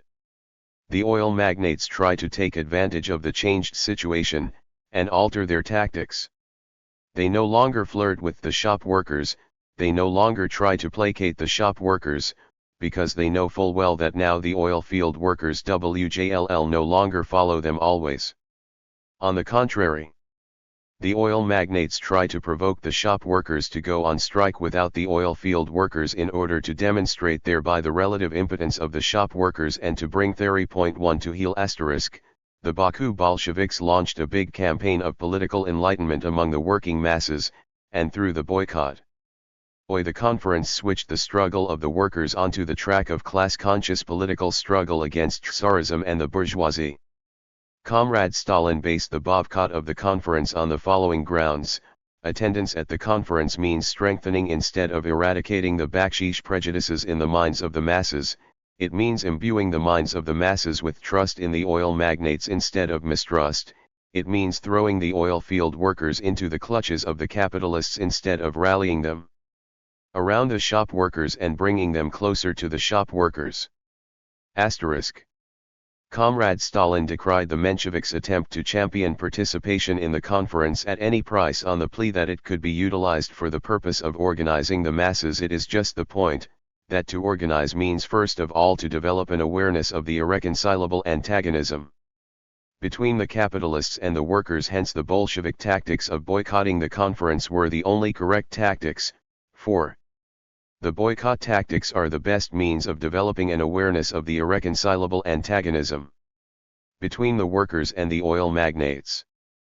The boycott tactics rally the oil field workers around the shop workers, by dispelling the bakshish prejudices and alienating the oil field workers from the oil magnates.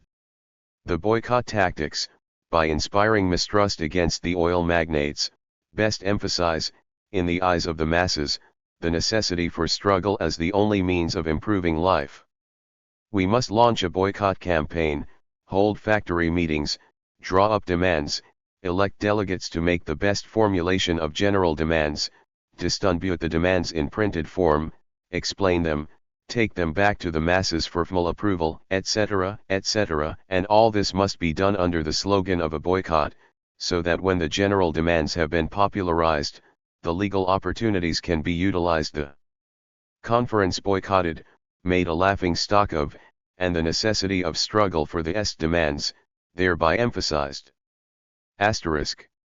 The Bolsheviks conducted the boycott of the conference under the slogan, "A conference WTH guarantees," or no conference at all, boycotting the old backstage conferences of the Shendrikov type from WH1CH. The workers were excluded. The Bolsheviks declared that the workers should agree to the conference only on condition that the working masses and their unions be allowed to participate freely in the entire proceedings of the conference. They proposed the following conditions on behalf of the workers. 1. Free discussion of their demands. 2. Freedom of assembly for the future Council of Representatives. 3. The right to avail themselves of the services of their unions. 4. A free choice of the opening date of the conference. These tactics were applied by the Bolsheviks in a struggle against the Menshevik line for a conference without guarantees, a conference at any price, and in a struggle against the social revolutionary and Dashnik standpoint for a boycott at any price. As a result of this struggle, the great majority of the Baku workers followed the Bolsheviks. Of 35,000 workers questioned, only 8,000 voted for the tactics of the socialist revolutionaries and Dashnaks, 8,000 voted for the tactics of the Mensheviks, while 19,000 voted for the tactics of the Bolsheviks. After this great victory of the Bolsheviks at the end of 1907, meetings of the representatives of the oil fields and plants began, at which the demands to be presented to the oil magnates were drawn up. The overwhelming majority of the elected representatives were on the S1 of the Bolsheviks. During the period of rampant React 10N in Russia, a workers' parliament sat in Baku for about 2 weeks, with the Bolshevik worker, Comrade Trinov, presiding. In this parliament the Bolsheviks worked out the demands of the workers and carried on widespread propaganda for their minimum program. Dismayed by the workers' demands, the Tsarist government and the oil magnates had the conference called off, thus manifesting solidarity with the tactics of the Mensheviks, Socialist Revolutionary and Dashnaks. The tactics of the Bolsheviks, as always, proved the only correct tactics. In January and February 1908, the Baku Committee, headed by Comrade Stom, led a series of MGSTNKES notable for the fact that the workers passed from petty bourgeois demands is at the head of the Baku organization of the RSDLP, to theirs are members of the same organization in the Bibiabat district. They are under constant secret surveillance, and in some cases open surveillance, and are unmarked for a read when the preparations for breaking up the indicated organization are completed. Second. Jugashvili is a member of the Baku Committee of the RSDLP, known in the organization under the alias of Koba. In view of his stubborn participation, despite all administrative penalties, in the activity of the revolutionary parties in which he has always occupied extremely prominent positions, and in view of his escape on 2 occasions from the locality of his exile, as a result of which he has not served a single one of his terms of exile, I would suggest recourse to a stricter measure of punishment: exile to the most remote districts of Siberia for 1 years. Asterisk. THB 1, Phi. On March 24, 1910, Captain .1 Artinov reports that a member of the Baku Committee of the RSDLP, known one and the organization as Koba and a most active party official, occupying a leading position, has been arrested. 4th.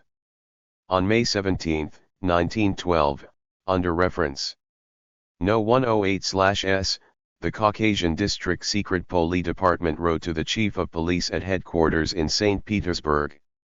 So is the party pseudonym of Joseph Vissarionovich Jugashvili, a peasant from the village of Didililo, in the county of Tiflis, who is also known by the party name of Koba. He has been known since 1902 as one of the most active social democratic functionaries.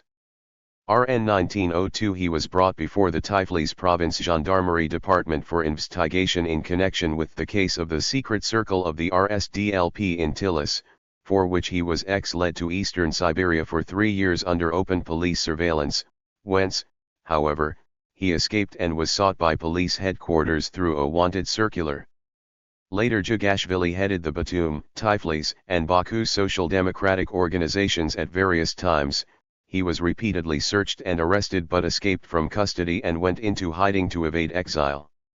At the present time he is wanted by the police as per Police Headquarters Circular No. 89008/189, Art.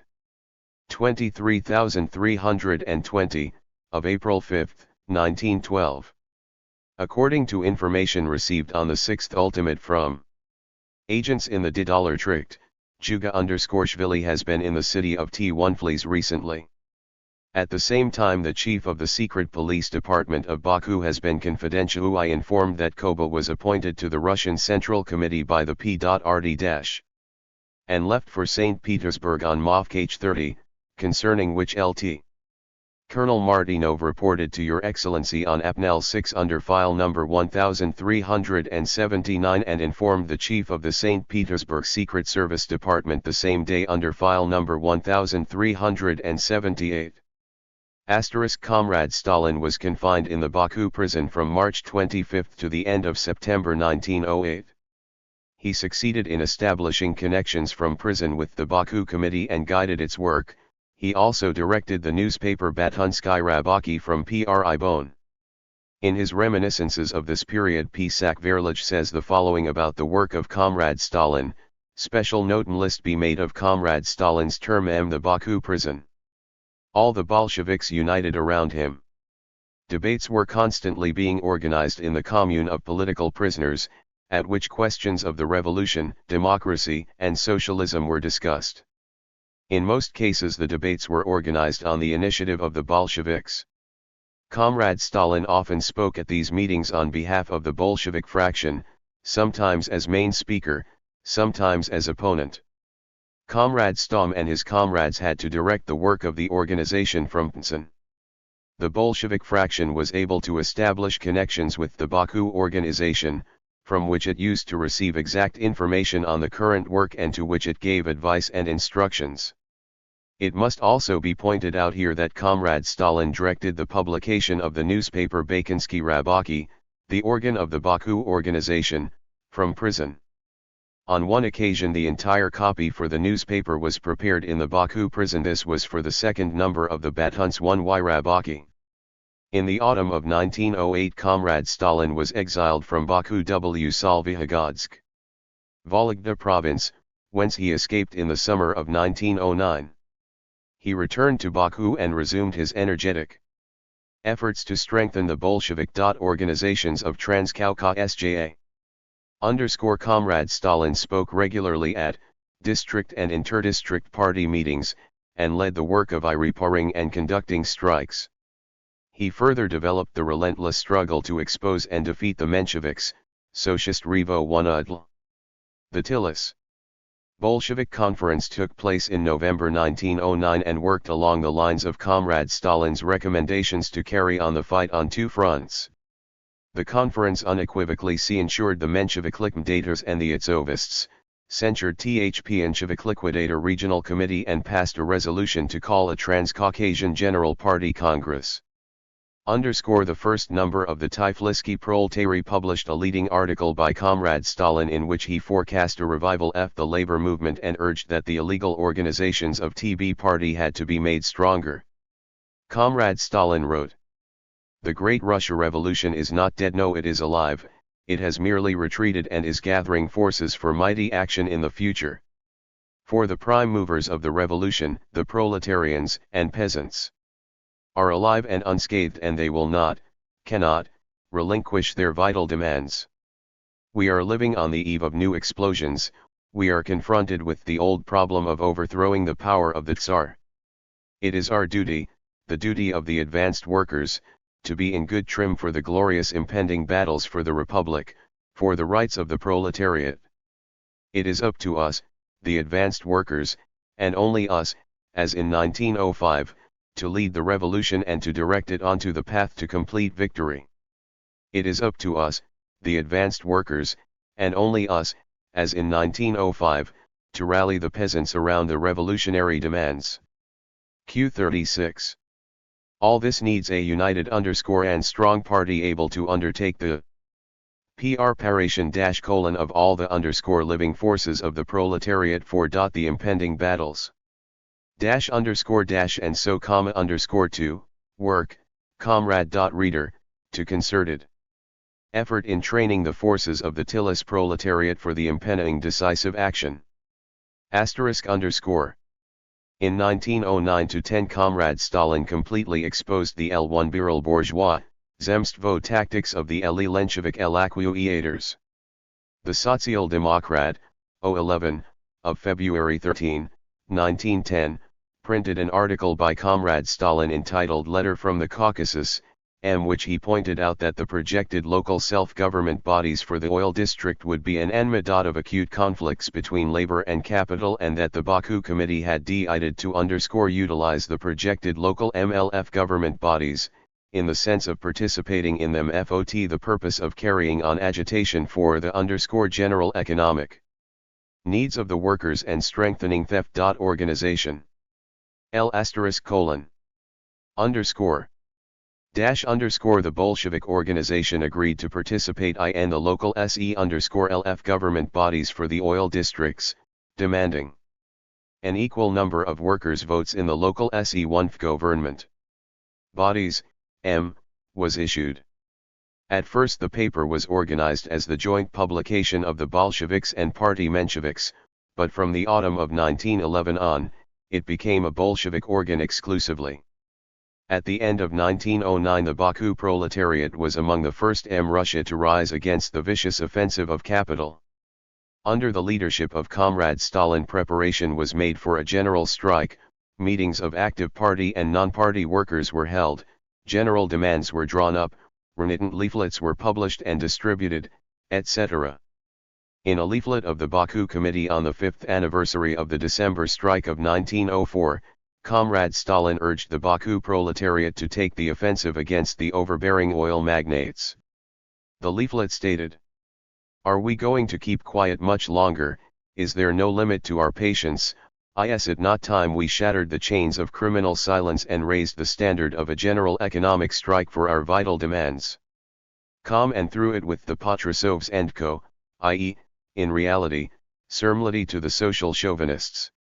We can rely only upon those who have understood the absolute deceptiveness of the idea of unity, and the absolute necessity of a split with this fraternity in Russia. Therefore the attempt on the part of Ph.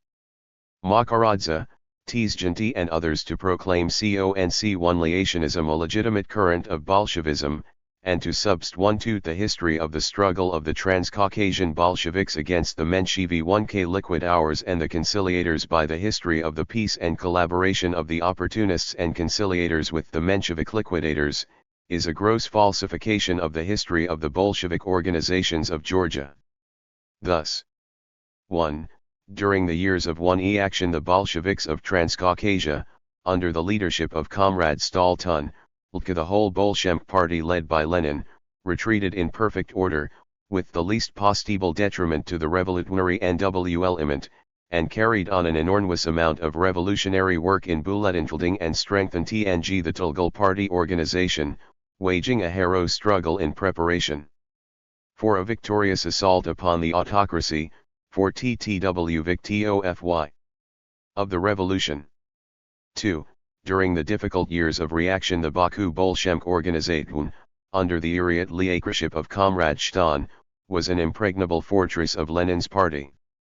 The Glenis Bolshevik Tratuns unctioned by Comrade Stalin, the closest colleague of our great Lenin, put the BA.CU proletariat in the front ranks of those fighting for the victory of the revolution, for the dictatorship of TLW proletariat, for the VW Tory of SOCIAHSM. 3. WTTH Comrade Stalin at the helm, the Bolsheviks of Transcaucasia have at all stages of the revolutionary movement carried on an uncompromising struggle against all enemies of the word CLQSS, primarily against the Mensheviks, RHE bourgeois-natonists, the conciliators and compromeurs LH Hista 1C letters from He Caucasus, in which Comrade Stalin tore the mask from TLW ecologists and builders of the Stolypin labor PMT, played an extremely important part in the exposure and won out of the Vendalur case. 1m. 4. On the history of the struggle against national deviationism. On the national question, the Bolsheviks of Transcaucasia and of Georgia throughout their history carried on an uncompromising struggle against the bourgeois nationalism of the Mensheviks and the bourgeois nationalist parties, the Federalists and the Dashnaks, as well as against all nationalist deviations in their own ranks. Comrade Stalin waged a struggle of tremendous historical significance against the Georgian Mensheviks on the national question. As is known, the Georgian Mensheviks put forward the reactionary nationalist demand for national cultural autonomy for the nationalities of the Caucasus as against the Bolshevik slogan of the right of nations to self-determination and independent political existence, the program of national cultural autonomy, borrowed by the Jadfensheviks from the Austrian Social Democrats. In his book Moranzum and the National and Colonial Question, Comrade Stalin gives the following exhaustive analysis of the reasons for the national question being so much in the limelight at that time. The period of counter-revolution in Russia brought not only thunder and lightning in its train, but also disillusionment in the movement and lack of faith in common forces.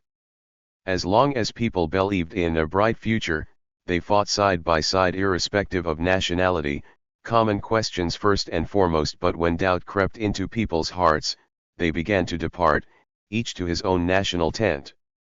Let every man count upon himself too. Government institutions requesting the issuance of entry permits to persons who may be needed because of their special knowledge shall pay 500,000 rubles. 5. Persons who arrived in Georgia after August 13, 1917, and who wish to receive permission to reside in Georgia permanently, shall, if their request be granted, pay 1 million rubles for the issuance of such permits. 6. Persons who on August 13, 1922, shall have resided in Georgia for 5 years, shall pay 1 million rubles for the right of further residence in Georgia. 8. The following persons who arrived in Georgia after August 13, 1917, shall have the right to remain in the country. 3. All members of trade unions who shall have 181 been members for 6 months on the day of the issuance of this order. 4. Citizens who have business relations with Georgia. 3. Georgian citizenship shall be lost by any Georgian female citizen who shall marry a foreigner. Asterisk. Thus national deviationism represented openly expsed, aggressive Georgian chauvinism, which might have transformed Transcaucasia into an arena of international conflicts. WHWH might have restored the situation that existed under Menshevik rule, when people resorted to the firebrand and internecine slaughter in fits of chauvinistic fury. In his report on the national question at the 12th Party Congress, Comrade Stalin described Georgian national deviationism as follows: but there is still a third factor hindering the amalgamation of the RPBHCS into a single union. It is the existence of nationalism in the individual republics. The new economic policy affects not only the Russian, but also the non-Russian population. The new economic policy is fostering private trade and industry not only in the center of Russia, but also in the individual republics. And this new economic policy, and private capital, which is associated with it, nourish and foster Georgian, Azerbaijan, Uzbek, and other nationalism. If this nationalism were only defensive, it might not be worth making a fuss about. We could concentrate our interaction, our entire struggle, on Great Russian chauvinism in the hope that if this powerful enemy were overcome, anti-Russian nationalism would be overcome with it, for, I repeat, this nationalism is in the long run a reaction to Great Russian nationalism, a reply to it, a definite form of defense. Yes, that would be so if anti-Russian nationalism in the localities were nothing more than a reaction to Russian nationalism. But the trouble is that in some republics this defensive nationalism becomes converted into aggressive nationalism. Take Georgia. Over 30% of its population are non-Georgians. They include Armenians, Abkhazians, Azerians, Ossetians, and Tatars. The Georgians dominate. And among a certain section of the Georgian communists the idea has sprung up and been developing that there is no particular need to reckon on with these small nationalities, they are less cultured, less developed, and there is therefore no need to reckon with them. This is chauvinism, a harmful and dangerous chauvinism, for it may turn, and has already turned, the small Republic of Georgia into an arena of discord. Asterisk. In a number of questions of the general policy of the party, the Georgian deviationists assumed an openly opportunist position, lapsing into Menshevism. In the agrarian and peasant question the deviationists entered upon a Menshevik, Kulak land policy. They stubbornly resisted the carrying out of the Bolshevik agrarian reform, ostensibly on the ground that there was no landlordism in Georgia but actually out of solicitude for the Georgian princes and nobles. The CC and the Revolutionary Committee of Georgia, in which the national deviationists predominated, hindered and delayed the carrying out of the land reform, and, although Soviet rule had existed for 2 years, the land remained in the hands of the landowners, princes, and other noblemen. On January 25, 1923, Comrade Arhonikij, in summing up the results of the Kulak land policy of the deviationists, wrote, In its 2 years' existence the People's Commissariat of Agriculture has had no clear idea of what is going on in our countryside. Otherwise, how is it that the biggest land holdings in the counties are still untouched and that the former princes and noblemen are still sitting tight? The landlords are living on their old estates, the estates of their grandfathers, the peasants are completely dependent economically on their good old overlords and princes, as of old. According to the report of Comrade Shabanov, chairman of the Executive Committee of Borshelin County, matters are no better there. The old Tsarist generals, the former Abkhazian princes, the Tumanovs, the Counts Kukenbach are still in possession of their estates and do not even allow the peasants to make roads through their property. To our shame, nearly every one of these gentlemen has a special certificate, given him by some Soviet official in the People's Commissariat for Agriculture, guaranteeing him immunity and undisturbed possession.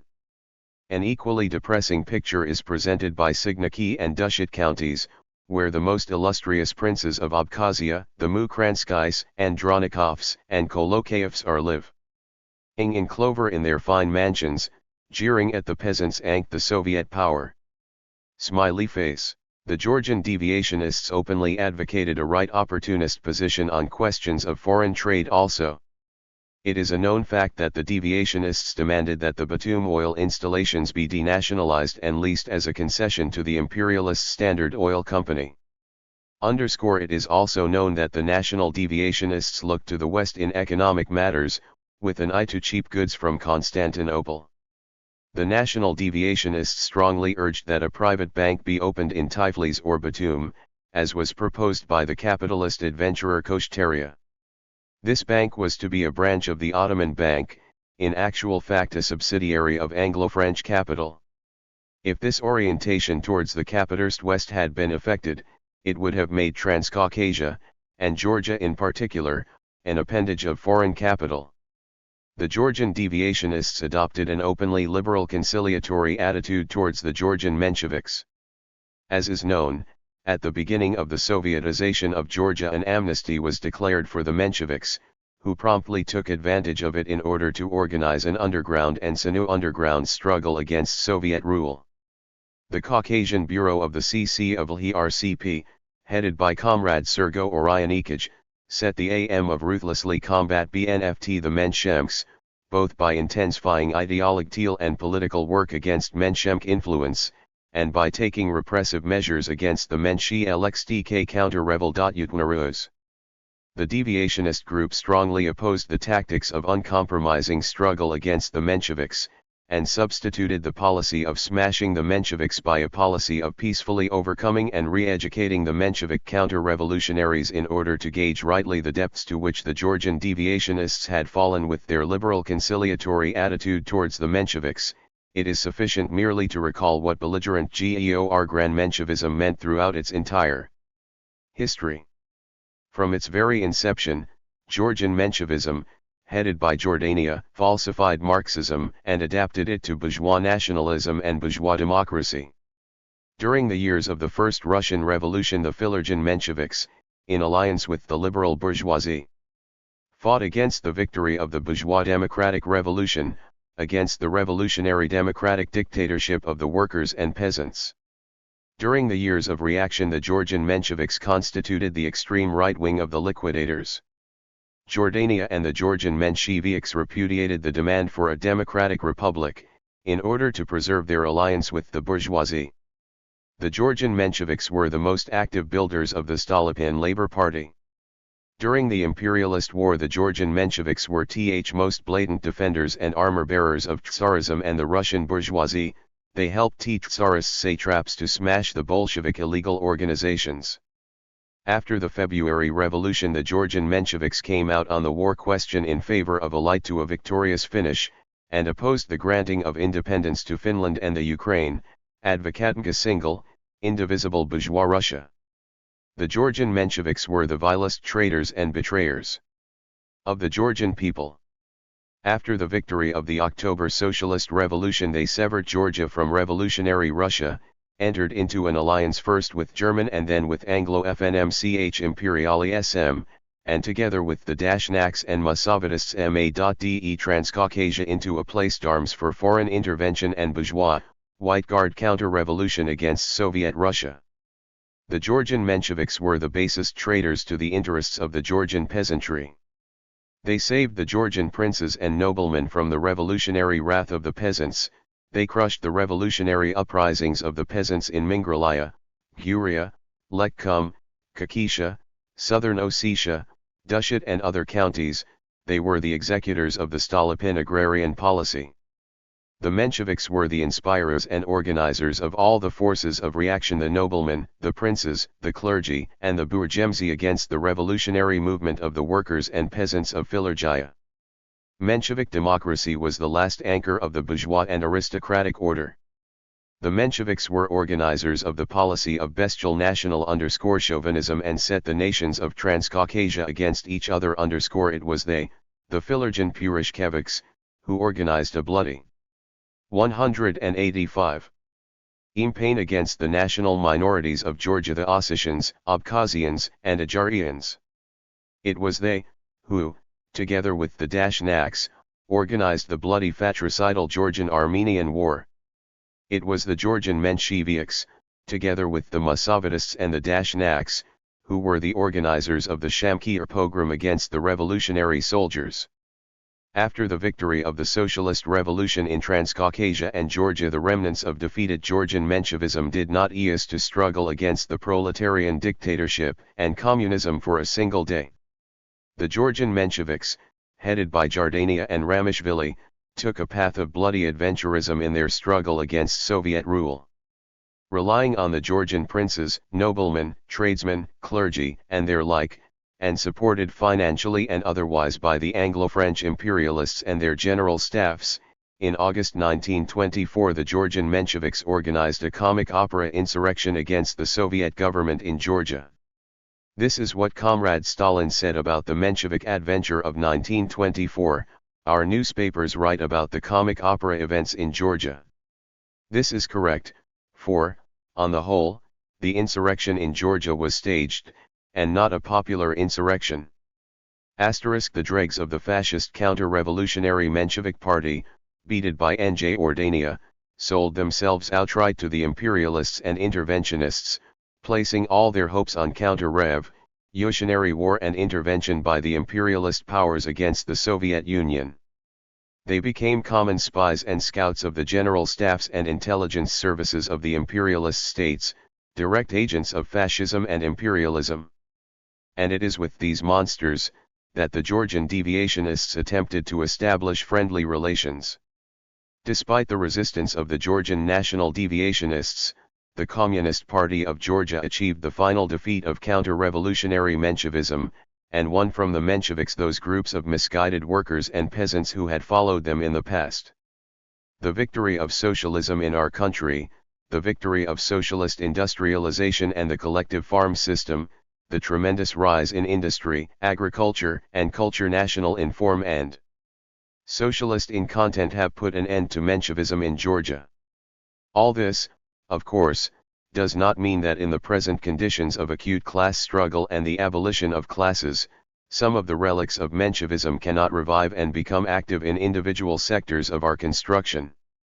The Georgian deviationist opposition met with full sympathy and support on the part of aggressive Georgian Menshevism and the national chauvinist intellectuals. The Georgian Mensheviks repeatedly called on the national deviationists to fight against the dictatorship of the proletariat.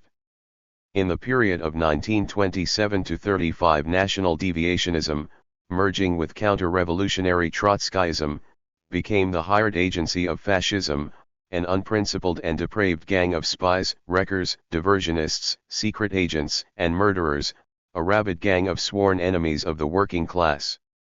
In 1936 a Trotskyite spying and wrecking terrorist center was unearthed, which included Bimdivani, M. Okujava, S. Kavtarads, M. Torashilaj, S. Chiklads, N. Kiknads, and others. The Georgian Trotskyite Center worked under the leadership and on the instructions of the United Trotskyite Zinovyevite Center, of which it was a branch. The membership of the now exposed Georgian Trotskyite Center consisted exclusively of national deviationists. Some of them had been exiled for their counter-revolutionary activities and on their return had wormed their way into the party under false pretenses. The others consisted of secret Trotskyites who had previously escaped detection and exposure. As we know, the former national deviationists stubbornly denied their past connection with Trotsky. Now it has been proved black on white that the treacherous work of the national deviationists against the Central Committee of the CPSU, against Comrade Stalin, against the national policy of Lenin and Stalin was guided directly by that arch-bandit Judas Trotsky ever since 1923. Cornered by the evidence brought out by the investigation, the members of the Georgian counter-revolutionary fascist Trotskyite Center and other arrested active Trotskyites admitted to the crimes against the party, the Soviet government and the Georgian people.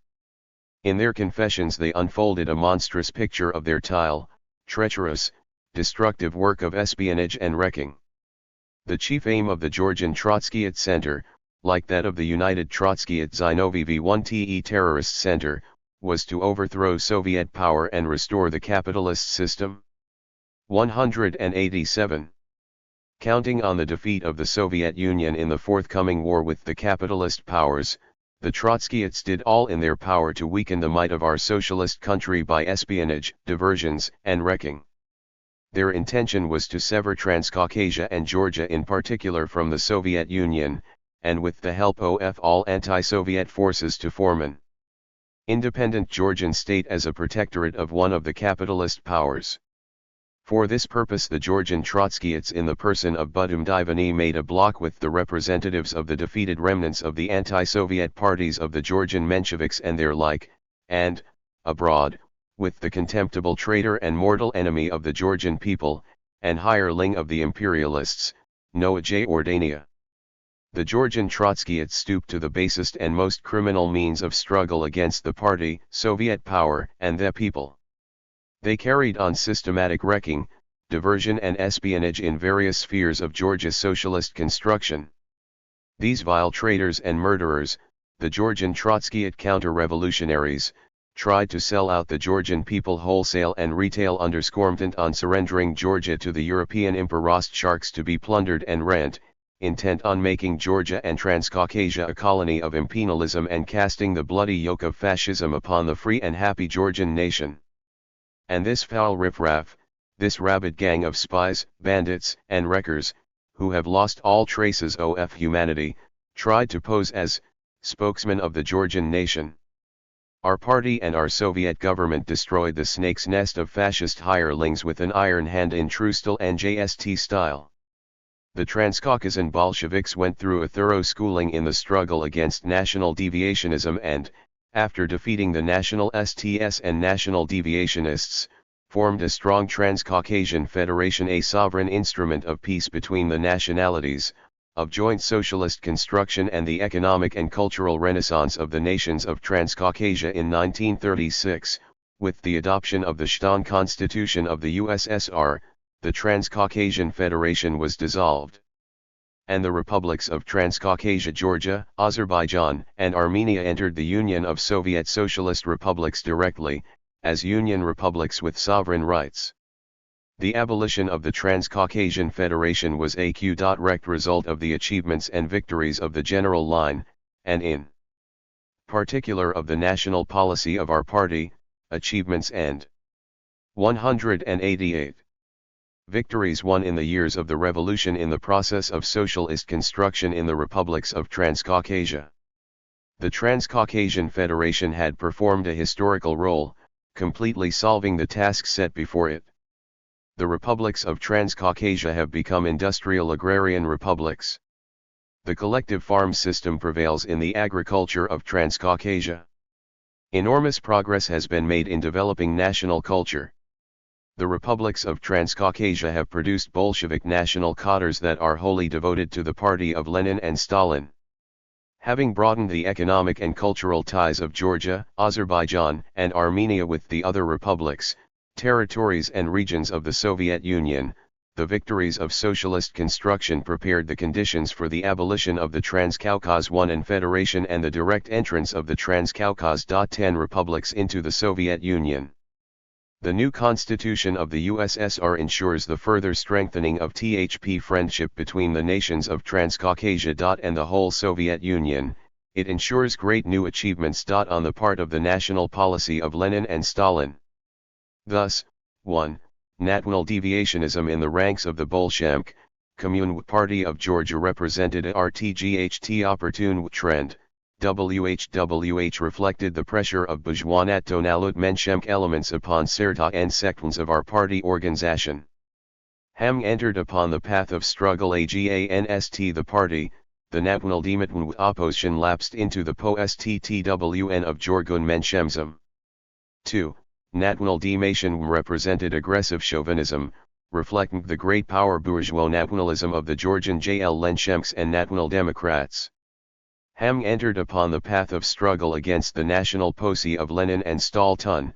The national demituns fought funnously against the Transcaucasian Federation on the autonomy of Abkhazia, Yerevan and South Ossetia, for the perpetuation of the oppression of the national Nantes in Georgia. 3.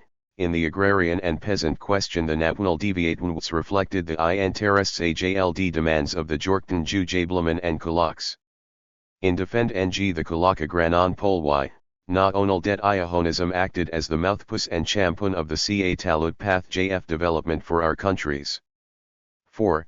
The National Devotn STS adopted an openly liberal, conciliatory postwn on the questions of the struggle AGANST counter 189. Revolutionary Menshevism. They substituted a policy of peaceful re-education and collaboration with the Menshevks, the bitter cell enemies of the workers and peasants of Georgia, for the royalist struggle of the party and the Soviet government AGANST. The Menshevik counter-revolutionaries, the direct agents and accomplices of international imperialism. 5. The danger of national Dev1.Asianism lay in the fact QW.T if it had been victorious it would have SFJ strengthened the surveillance of serfdom in the countryside, would have Re1.N, orked the posititism of the Kulaks, would have made Georgia and Transcaucasia an arena of fruition and bloody conflicts among its nationalities, would have undermined the united international front of the Soviet republics against imperialism, would have unleashed the reactionary forces of the Mensheviks and bourgeois nationalists, and in th way would have paved the way to imperialist intervention and the restoration of capitalism. 6. The national deviationists lapsed into a Trotsky/T.E. Menshevik position at the very start, fighting tooth and nail under the Bantner of Trotskyism against the party of Lenin and Stalin and degenerating 1.N the ranks of counter-revolutionary Trotskyism Tunto H1. Red agents of fascism, a Rabdi gang of SPWS, wreckers, worstwsts, murderers, vile betrayers, and enemies of the people. 7. Armed TTMTH the national program of Lem and Stalin, the Bolsheviks of Transcaucasia and the Communist Party of Georgia defeated and crushed the national deviation TS, raised the 1.N destruct 1.Ble ed 1.Vice of the fraternal collaboration of the peoples of Transcaucasia, established and consolidated the Transcaucasian Federation, a model of peace among the national 1.Ties unprecedented under the bourgeoisie and impossible under the bourgeois system. 8. After Form 1.Ng a strong Transcaucasian Federation, under the leadership of the party of Lenin and Stalin, the Bolsheviks of Transcaucasia succeeded in attaining enormous achievements 1.N socialist construction and great victories for the SOC-list system 1.N the republics of Transcaucasia, thereby making conditions ripe for the abolition of the Transcaucas 1.An Federation and the incorporation of the republics of Georgia, Azerbaijan 1.Jan and Armenia into the Union of Soviet Socialist Republics in accordance with the Great Stalin Constitution. 190. Appendix. On the question of the Prague Conference. A reply to various comrades. In my report on the history of the Bolshevik organizations in Transcaucasia, I said, the Prague Conference of the Bolsheviks marks a turning point in the history of Bolshevism, for it made the split with Menshevism official, expelled the liquidator Mensheviks from the party and laid the foundation for the existence of the Bolshevik Party. Several comrades G. Demchenko, J. Yunover, Sakharov, Lakakov, Mishvanirovs, Akopov, and others have requested me to explain this passage in my report. Some of these comrades write that this passage is not clear to them, and is open to doubt. Thus, for instance, Comrade Yunover writes, Dear Comrade Beria, while staying at the 4th of March Sanatorium No. 4 at Sukhum, I read your brilliant and profound report. I am writing because I was somewhat puzzled by one passage in the report. In the 3rd chapter of the report on the history of the Bolshevik organizations in Transcaucasia the following passage occurs. The Prague Conference of the Bolsheviks marks a turning point in the history of Bolshevism, for it made the split with Menshevism official, expelled the liquidator Mensheviks from the party and laid the foundation for the existence of the Bolshevik Party. In my work as propagandist I have been giving a different explanation of the quintessence of the Prague Conference. Can it be asserted that it made the split with Menshevism official? But the part that puzzles me most is where it says that it laid the foundation for the existence of the Bolshevik Party. Do you not consider it possible to word this passage more _précis, especially since the textbooks on party history do not always give a clear analysis of the significance of the Prague 13-344-193 Conference? Your explanations will be of great assistance to me in my future work. Other comrades consider the statement I made incorrect, and find that the formulation in question contradicts Lenin's well-known dictum that Bolshevism, as a trend of political thought and as a political party, exists since 1903. Thus, for instance, Com. Sakharov writes, in speaking of the Prague Conference of the Bolsheviks, you conclude that it laid the foundation for the existence of the Bolshevik Party. This, I think, is not accurate. It is QMTE correct that the Prague Conference was a turning point one in the history of Bolshevism, that in 1912 an end was put to the formal alliance between the Bolsheviks and the Mensheviks, which had been in effect since the Fourth Congress of the RSDLP. But it is likewise generally known that Bolshevism had its origin, as an ideological trend, as early as the 90s, in Lenin's struggle against the legal Marxism of P. Struve, against Narodism, economism, that it established itself in the period of the Old Iskra. Bolshevism has been in existence as a political party since the Second Congress of the RSDLP. The phrase that the Prague Conference laid the foundation for the existence of the Bolshevik Party obviously was simply an inaccurate expression, or possibly a slip of the pen. At any rate, this is indisputably proven by the report itself.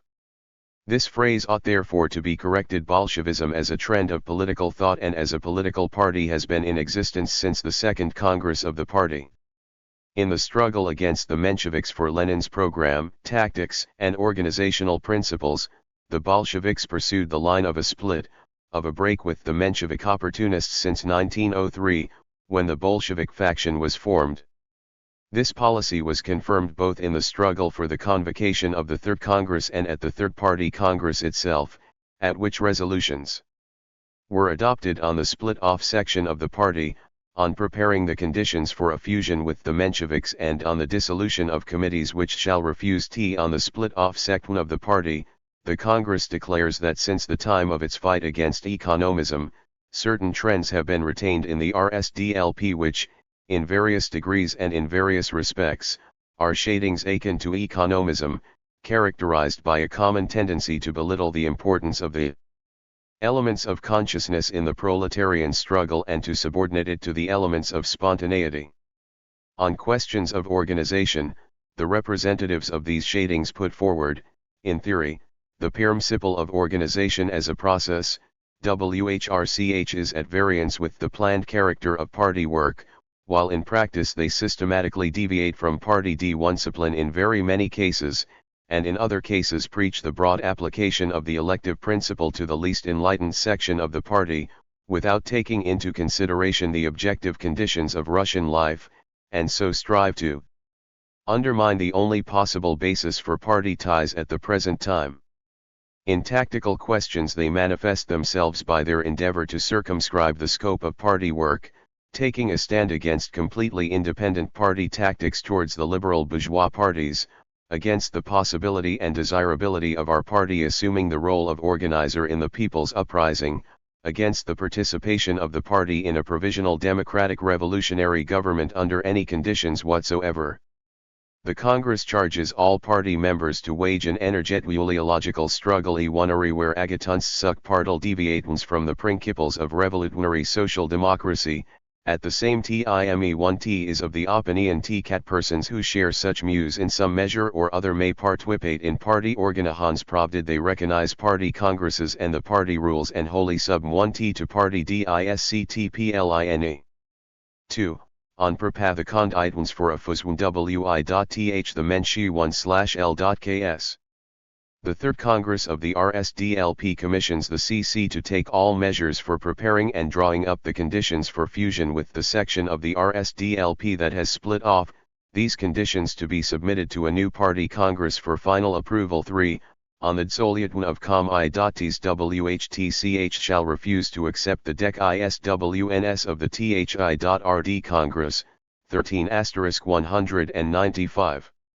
In view of the possibility that some Menshevik organizations may refuse to accept the decisions of the Third Congress, the Congress instructs the CC to dissolve such organizations, and to sanction as committees parallel organizations which shall submit to the Congress, but only after it shall have been fully established by careful investigation that the Menscheflk organ 1's Aitens and Committees are unwill tng to submit to Party D1 Cycle 1 NE.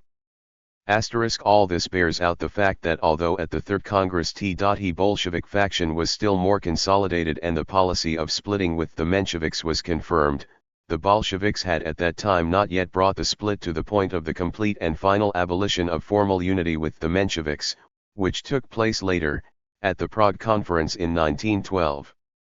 It is a known fact that while fighting in most determined fashion against confusing the two sections of the party, the Bolsheviks adopted a resolution at the Tammar First Party Conference to merge the party centers.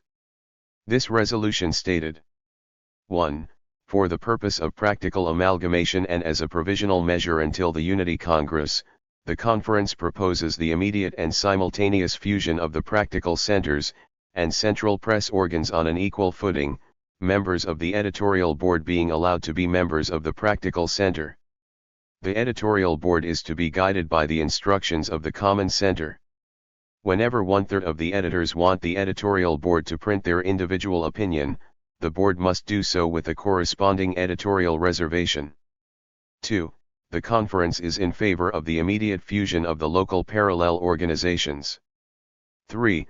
On the convocation of a Unity Congress, the United Central Committees and Organizational Committees, or the Joint Council of the CC and the OC, if there shall have been no fusion, shall immediately announce the summoning of a Unity Congress of the RSDLP with a view to convening the Congress as soon as possible. Representation at the Unity Congress is to be elective and proportional. All members of party organizations may take part in the election of the delegates, which shall be by direct and secret vote ****. The Fourth Party Congress has gone down in the HL story of our party as the Unity Congress. The CC elected by this Congress consisted of 7 Mensheviks and 3 Bolsheviks. The Fifth Congress was also a united Congress.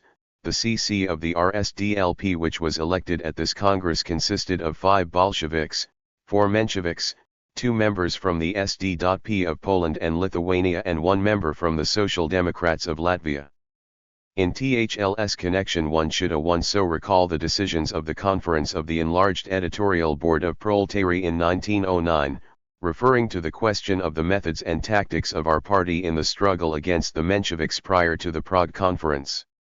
The resolution of THL's conference, the tasks of the Bolsheviks in the party, stated: at the present time, in laying down the fundamental tasks of the Bolsheviks, the Enlarged Editorial Board of Proletary declares: 1. That in the further struggle for the party and the party spirit, the task of the Bolshevik faction, which must remain the foremost champion of the party spirit and of the revolutionary social democratic LME in the party, is actively to support the Central Committee and the central organ of the party in every way. In the present period of the regrouping of party forces, only the central institutions of the entire party can serve as the authoritative and strong representative of the party line around which all the genuine party and social democratic elements can be rallied. 2. That in the Menshevik camp of the party, with the official organ of the faction, the Golo Social Demokrata, completely captive to the Menshevik liquidators, the minority of the faction, having explored the path of liquidationism to the very end, is already raising its voice in protest against this path and is again seeking a party basis for its activities. 3. That under such circumstances, the task of the Bal 197 Bolsheviks, who will remain the solid vanguard of the party, is not only to continue the struggle against liquidationism and all the varieties of revisionism, but also to establish closer contact with the Marxian and party elements of the other factions. In accordance with the dictates of the common aims in the struggle for the preservation and consolidation of the R.S.D.Lp. The same idea also pervades the resolution of the Conference on Agitation for a Bolshevik Congress or a Bolshevik Conference apart from the party, which stated the following: in view of the fact that ever since party unity was restored, the Bolshevik faction has always put forth and rallied the adherents of its political HNI on questions which have already become the subject of general party discussion, and has always done so by means of an ideological struggle on the general party arena for its decision on these questions, parallel platforms and discussions one and the party nuclei, and at general party congresses, that this is the only way to guarantee both the solidarity of those who are really of one mind and the drawing in of all elements essentially akin to it into the faction, that for the realization of our PR1 and C/PAL aim, FOT the exertion of influence on the party in the interests of the final 6.3 in it of the revolutionary social democrat Uni. The Bolshevik should stand forth only on the general party arena, this being the only correct and the only expedient way, that any other way such as the calling of separate Bolshevik conferences and congresses would inevitably lead to a split in the party from top to bottom, and would cause irreparable damage to the faction that would assume the initiative in such a final split of the RSDLP. In view of all this, the enlarged editorial board of Proletary resolves 1. To warn all its followers against agitation for a special Bolshevik Congress, this being agitation which objectively leads to a split in the party one and which is capable of causing decided damage to the position which revolutionary social democracy has already gained in the party. 2. To hold the next conference of the Bolsheviks at the same time as the next regular party conference, WH1LE. The meeting of the faction's adherents at TNE next party congress is to be the supreme body of the faction as a whole. 3.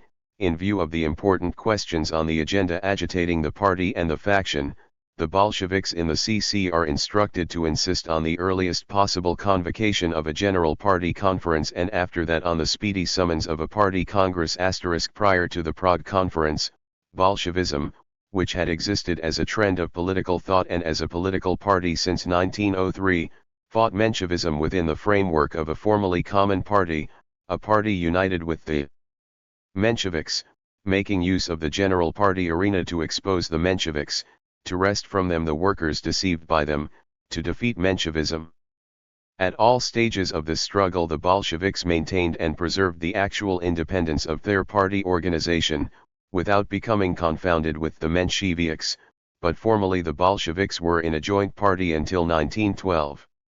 At the Prague Conference, which marked the official split with the Mensheviks, the Bolsheviks left forever the organizational framework of the United Party with the Common Central Committee at its head. The conference thereby marked the official separation of the Bolsheviks into a separate Social Democratic Party headed by its own Central Committee. The Mensheviks did everything in their power to split the working class of Russia, weaken it and make it a pliant tool in the hands of the liberal monarchist bourgeoisie. In opposition to this policy of splitting the labor movement, the Bolsheviks set up their LME of splitting with the Mensheviks, of exposing the treachery of the Mensheviks and rallying the working class to the banner of revolutionary social democracy, the banner of the Leninist Party. At the Prague Conference the Bolsheviks finally expelled the liquidator Mensheviks from the party and forever put an end to all remnants of official unity WTH the Mensheviks. Therefore, Beming WTH the Prague Conference, Bolshevism became an L.independent party officially. THS is the gist of the matter. THS independence of the Bolshevik party not only in essence but also in form, achieved by breaking every organizat tie with the Mensheviks, is of paramount importance for an understanding of the methods and tactics of our party which assured the defeat of L.Menshevism.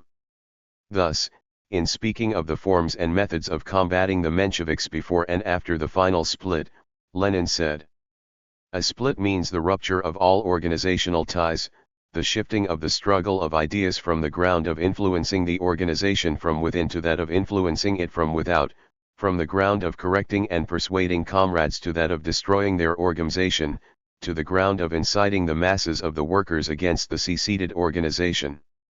If anyone were to apply the measure of the permissible internal party struggle to the struggle based on a split, a struggle directed against the party from without or against the given party, organization, such a person would have to be regarded either as being childishly naive, or as a hypocrite.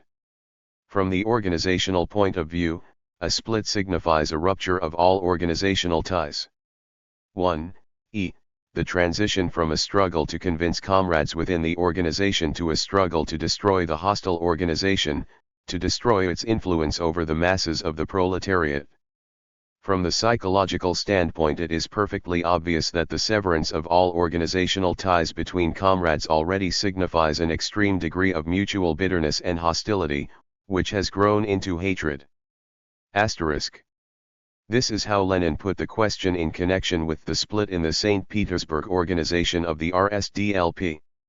There is no need to prove that this manner of posing the question applies so much the more to the struggle of our party against Menshevism in the period of the Prague Conference, which consummated the split with the Mensheviks and consequently supplied the formal organizational basis for the separate, independent existence of the Bolshevik Party. This is why the Prague Conference was a turning point in the history of Bolshevism. This is why the Prague Conference laid the foundation for the independent existence of the Bolshevik Party. Pravda, October 26, 1935. Chronology of Comrade Stalin's arrests. Exiles and ESC.apes. 1902 April 5. Comrade Stalin is arrested in Batum. 1903 April 19. Comrade Stalin is transferred to the Kutaisi provincial prison. 1903 November. Comrade Stalin is exiled for 3 years to the province of Irkutsk. East S1 Bena, via Batum, and Novorossiysk. 1904 January 5 Comrade Stalin escapes from exile and goes first to Batum and later to Tus. 1908 March 25. Comrade Stalin is arrested in Baku under the 1908 September 20.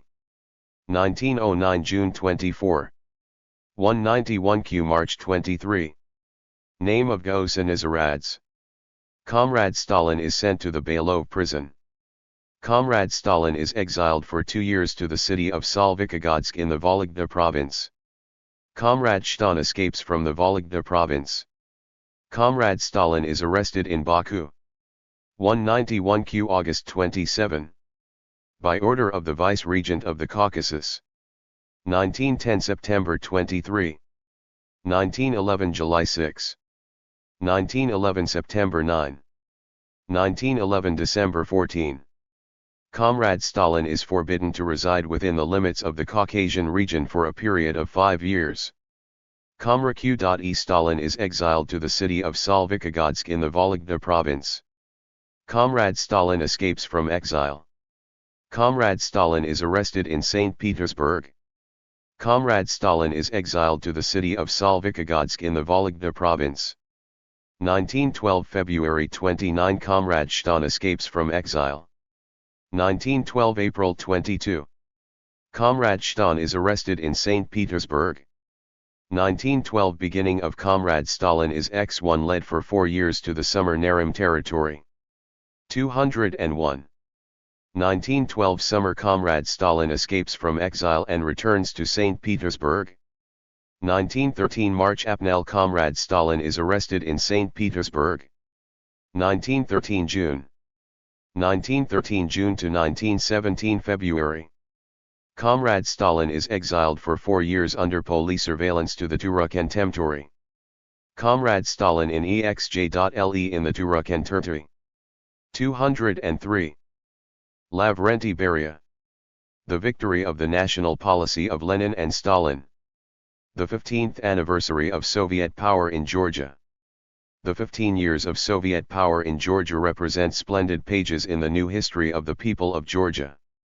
Under the banner of the national policy of Lenin and Stalin, the peoples of Soviet Georgia in close collaboration with the peoples of the whole of the Soviet Union are successfully and victoriously building socialism. The national policy of Tsarism was a policy of colonization and Russification, of merciless people's oppression and exploitation of enslaved. In its policy of conquest in the south and east, Russian Tsarism dug deep with its preying claws into the body of the peoples of Georgia. With the backing of the princes, nobles, and landowners of Georgia, at the expense of concessions to them of the right to exploit and plunder the masses, Tsarism strove to consolidate and maintain its rule in Georgia. The enslaved peasantry of Georgia rose up time and time again against the oppression and violence of the landlords and Tsarist autocracy. In 1812-13 the peasants rose up in Kashisha, in 1841, in Guria, in 1857, in Mingrelaya, in 1858, in Imerisia. The Tsarist generals, princes, and landowners organized a bloody bacchanalia to suppress the revolutionary uprisings of the peasants. The insurgent villages, wrote General Yermolov, the governor of Georgia, were devastated and burned down, the gardens and vineyards were cut down to the roots, and for many years to come these traitors will not return to their original state. Extreme poverty will be their punishment. Waves of revolutionary struggle by the toilers of Georgia rose up with new forces against the autocracy, when the working class of Georgia and the Transcaucasus came onto the scene of class struggle. The years 1902-05 were years of constant unrest, uprisings of the peasants and strikes by the workers.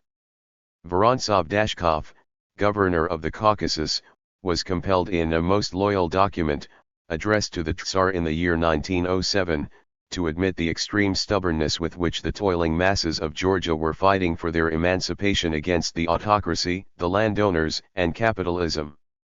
At the time of my arrival in this region, wrote Vorontsov-Dashkov, the revolutionary movement, obviously connected with the movement throughout the empire, had taken on dimensions dangerous to the state. I immediately placed Tiflis under martial law. At the same time part of the Tiflis province and the whole of the province of Kutaisi were in the throes of unrest among the peasant population, accompanied by the destruction of the estates of the landlords, the refusal by the peasants to render services, refusal to recognize the village authorities, the forcible seizure of private lands, mass felling of trees in the grounds of governmental and private country villas. In Tiflis, Baku, and other towns in these parts strikes by workers of all trades, including domestic workers, took place almost every day. As a result of the general strike of postal, telegraph, and railway workers, the province of Kutaisi was completely cut off from Tiflis. All railway stations within its confines were seized by armed revolutionaries.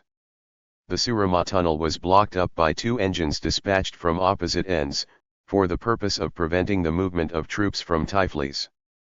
At the slightest action taken, the rural governing authorities were subjected to raids, and their property burned down by crowds of peasants. Meetings and demonstrations have been taking place throughout the villages, and the idea of the equality of the classes, the abolition of capitalism, and changes in the existing system of government openly propagated. Various repressive measures were adopted by the governing authorities of the Caucasus against the movement among the Georgian rural masses described above. Ever since 1902, troops have been sent to Beria time and time again, penalties were inflicted on the rural councils, and agitators were arrested and exiled to distant parts. This is how the really scared Tsarist satrap reported the revolutionary movement of the Georgian workers and peasants. Even a satrap like Vorontsov-Dashkov was compelled, in a strictly secret letter addressed to the Tsar, to recognize the extreme hardship of the economic conditions of the Georgian peasantry, apparently trying to justify himself in the eyes of the Tsar and to lay the responsibility for the revolutionary events taking place in Georgia onto his predecessors in the governorship of Georgia and the Caucasus. The abolition of feudal rights in the confines of the Transcaucasus and especially in Georgia, he wrote, was conducted in conditions especially advantageous to the landlords, and disadvantageous to the peasantry. Moreover, it increased the land service of the peasants for the landlords above the average existing in the feudal days. The fiscal contribution to the state is collected, legally or illegally. If part of the peasant lands becomes overgrown with trees, it is turned over to the item covering fiscal contribution on state forests. If another part of the peasant's land finds itself under water owing to a river changing its course, it comes under the heading of state fishing rights. Things have come to such a pass that the nut trees grown by the villagers themselves in their own yards come under the heading making them liable to state contributions. The peasants, with a total area of land twice as large as the area under private ownership, pay 20 times more than the private owners in monetary taxes alone. This exploitation of the toiling masses of the peasantry was supplemented by the arbitrary acts of the nobles, princes, officials, and police. Bribery and violence were the rule in the rural courts and rural governing bodies. Together with the officers of the Tsarist police, the Georgian landowners flogged, tortured, and mercilessly exploited the toilers. The countless punitive expeditions and exaction of penalties were accompanied by bestial cruelty and violence. In the interests of colonizing the country, German colonists, Greeks from Anatolia, Turkish Armenians, and Russian dissenters were increasingly allowed to settle in Georgia. Out of the total expenditure of the rural bodies, amounting to 4,670,000 rubles, 57% was spent on the upkeep of the police, and only 4% on national education. The policy of Russification was carried through the schools. There were few schools, and the system of teaching in the schools was on an extremely low level. The direct result of this policy of Tsarism was that the bulk of the population was illiterate. Tsarism deliberately cultivated patriarchal feudal oppression in the outlying regions, in order to keep the masses in a state of slavery and ignorance. Tsarism deliberately settled colonizers on the best spots in the outlying regions in order to force the natives into the worst areas and to intensify national enmity. Tsarism restricted, and at times simply did away with, the native schools, theaters, and educational institutions in order to keep the masses in intellectual darkness. Tsarism frustrated the initiative of the best members of the native population. Finally, Tsarism suppressed all activity on the part of the populace of the border regions.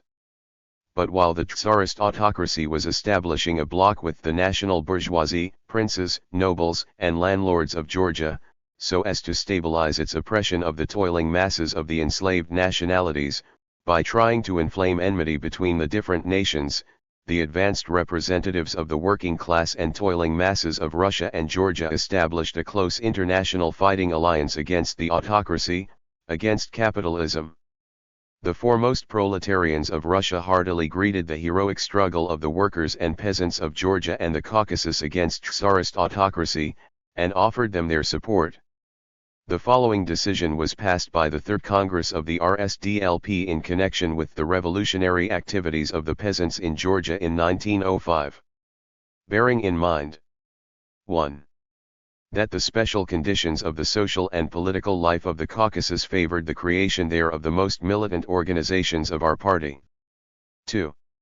That the revolutionary movement among the majority of the population of the Caucasus both in the towns and in the villages has already reached the stage of a popular uprising of the whole people against the autocracy.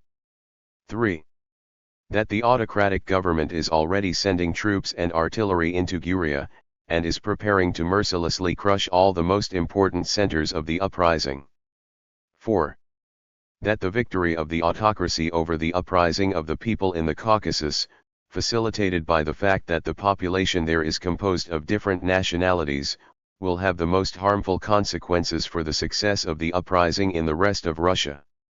This Third Congress of the RSDLP, therefore, in the name of the class-conscious proletariat of Russia, sends warm greetings to the heroic proletariat and peasantry of the Caucasus and instructs the central and local committees of the party to adopt the most energetic measures to spread information concerning the state of affairs in the Caucasus in the widest possible manner, through pamphlets, meetings, workers' conferences, exchange of views in circles, etc., and also for timely support to the Caucasus by all means at their disposal.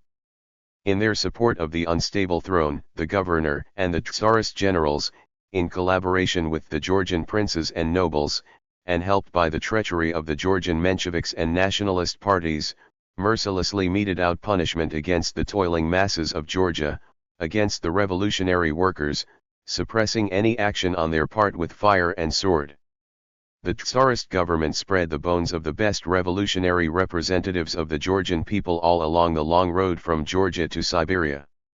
Such was the national policy of the Tsarist autocracy. 2. During the years between the victory of the October Socialist Revolution in Russia and the establishment of Soviet power in Georgia, the latter country suffered almost 3 years of the rule of the Menshevik nationalists. Not only did the Menshevik rulers of Georgia not provide the toiling masses of Georgia with freedom, not only did they not bring about the economic and national cultural regeneration of Georgia, but, on the contrary, they disorganized the economic life of the country, which was weak enough as it was, They caused the healthy shoots of culture which had developed among the people themselves to decay. They betrayed and sold the Georgian people to the imperialists of the West, with their support of the oppressive hand of the princes, nobles, landlords, and kulaks in Georgia. Under the rule of the Mensheviks, the Georgian people experienced severe suffering. While appealing for democratic liberties, the Mensheviks at the same time openly and cynically betrayed the interests of the Georgian people to the bourgeoisie and imperialists. I know, said Noy Jordania, the leader of the Menshevik government, that enemies will say that we are on the side of the imperialists.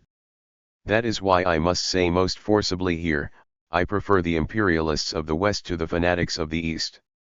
And the Mensheviks preferred the imperialists of the West to the revolutionary liberation of the toiling masses, which was coming from the East. The Mensheviks concealed their mercenary conduct in favor of the imperialists of the West, under cover of democratic talk about the independence of Georgia.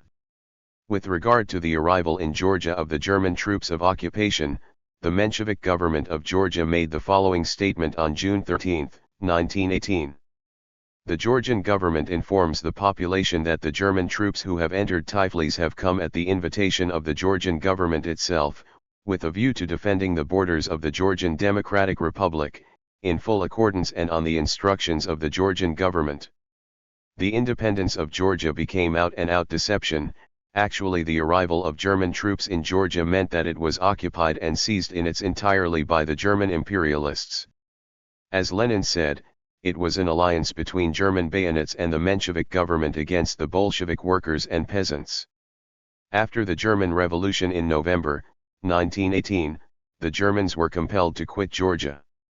Their place was taken by the English Army of Occupation.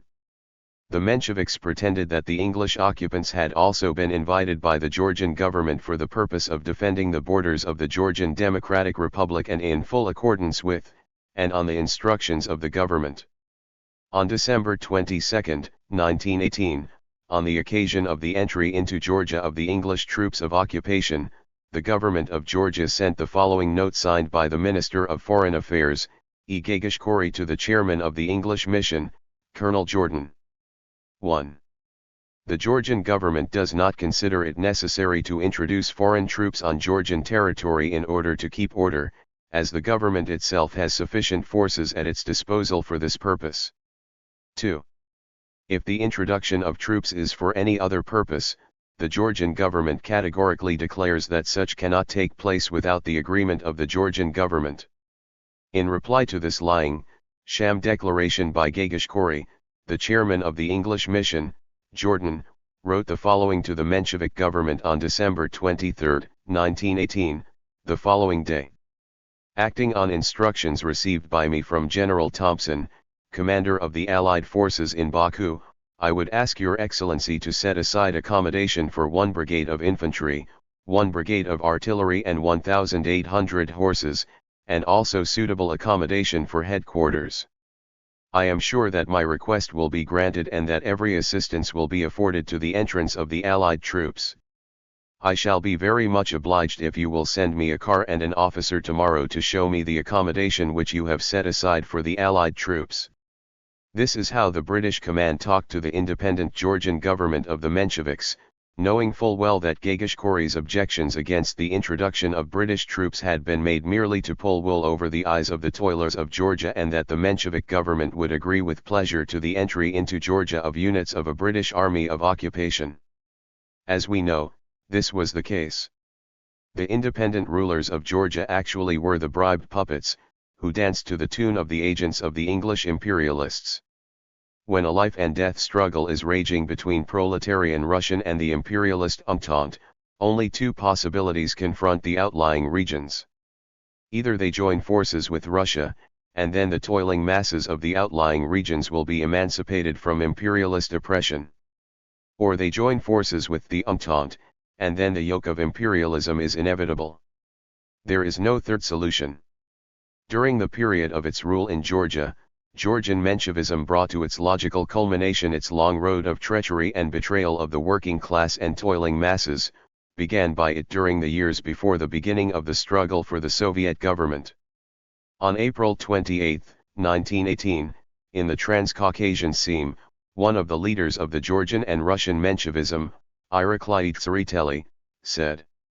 When Bolshevism originated in Russia, and when the hand of death was raised there over the life of the state, we fought with all the strength at our disposal against Bolshevism, for we understood that a blow delivered against the Russian nation and the Russian state was a blow against the whole of democracy. We fought there against the murderers of the state, the murderers of the nations, and we shall fight here against the murderers of the nations with the same self-sacrifice. These flowery phrases of Tsereteli signified that the Mensheviks preferred a bloc with the White Guards, the avowed enemies of the Soviet government, to any sort of rapprochement with the Bolsheviks. Indeed, at a conference of representatives of the reactionary Cuban government and White Guard armies, held on September 25, 1918, in Yekaterinodar, at which generals Denikin, Alexeyev, Romanovsky, Dragomirov and Lukomsky were present, E. Gagashkori, the Georgian Minister of Foreign Affairs of the Menshevik government, made the following frank declaration. On the question of our attitude to the Bolsheviks, I may state that the struggle against Bolshevism within our boundaries is a merciless one. We are crushing Bolshevism with all the means at our power as an anti-state movement which menaces the integrity of our state, and I think that in this respect we have already given a number of proofs which speak for themselves. At the same time I consider it my duty to remind you that the services we have rendered you in the struggle against Bolshevism should also not be forgotten. We are now all aiming our blows at the one spot which at the present moment is a hostile force both for you and for us. By acting as the lackeys of the Western imperialists, by entering into a bloc with the White Guards against the October Socialist Revolution, by supporting the acts of oppression undertaken by the bourgeoisie, princes, nobles, and landowners in Georgia, the Georgian Mensheviks strengthened capitalism and doomed the working class and the toiling masses of peasants in Georgia to heavy torture and exploitation. There is no doubt, said Noy Jordania, that every state, within the bounds of bourgeois society, will in one way or another serve the interests of the bourgeoisie. The Georgian state can also not avoid this at all. To get rid of this is pure utopia, and we are not in the least striving after such a situation. And the Georgian Mensheviks faithfully served the interests of the bourgeoisie. All their talk about socialism was mere bluff to deceive the toiling masses. You think, said Noy Jordania, that if the government is a socialist one, it must bring about socialism. That is the view of the Bolsheviks. We think otherwise. We say that when socialism is established in other countries, then it will be established here also. By the autumn of 1920, the economic crisis in Georgia was at an extremity. The supplies left in Georgia by the former Tsarist army had all been used up. The majority of the factories and works were not working. Railway transport had completely broken down. The Georgian village was experiencing ruin and poverty. The head of the government, Noy Jordania, was compelled to admit the following. A short time ago we said that we were racing towards catastrophe in the economic sense. But now this supposition has already justified itself. Now each of us is most acutely feeling the effects of bitter reality. We have already arrived at the catastrophe. Accordingly, by that time the enormous supplies left behind in Tiflis by the former Russian army had been completely consumed. The Assistant Minister of Labor, Irids, speaking at a Congress of Railwaymen in Georgia in 1920, said, "Today the working class of Georgia is passing through a severe, acute economic crisis. Their poverty and need are extreme, and henceforth we can expect a rapid, severe process of physical degeneration among our class. Not a single democratic class or group in our society is in such a hopeless position as the workers in the towns." This is how Mr. Irids summed up the results of the Menshevik policy in Georgia. The toiling masses of Georgia replied to this treacherous policy of the Mensheviks by an uprising. In the years 1918, 1919, 1920, waves of uprisings against the rule of the Mensheviks, led by the Bolshevik organizations, rose high in Georgia. The peasants of Beria and Mingrelaya, the peasants of the districts of Gorisk, Dushisha, Lagodek, and others, and of the Kutaisi and Lekham counties rose up in revolt, as did the peasants of Abkhazia. In 1920, the toiling masses of South Ossetia rose up in arms. There were strikes among the basic masses of the workers of Tiflis, Kutaisi, Poti, Chaytor and other towns. The Menshevik government used fire and sword against the revolutionary activities of the workers and peasants of Georgia. Noy Jordania tried to justify the treacherous, bloody struggle against the revolutionary activities of the toiling masses in the following way.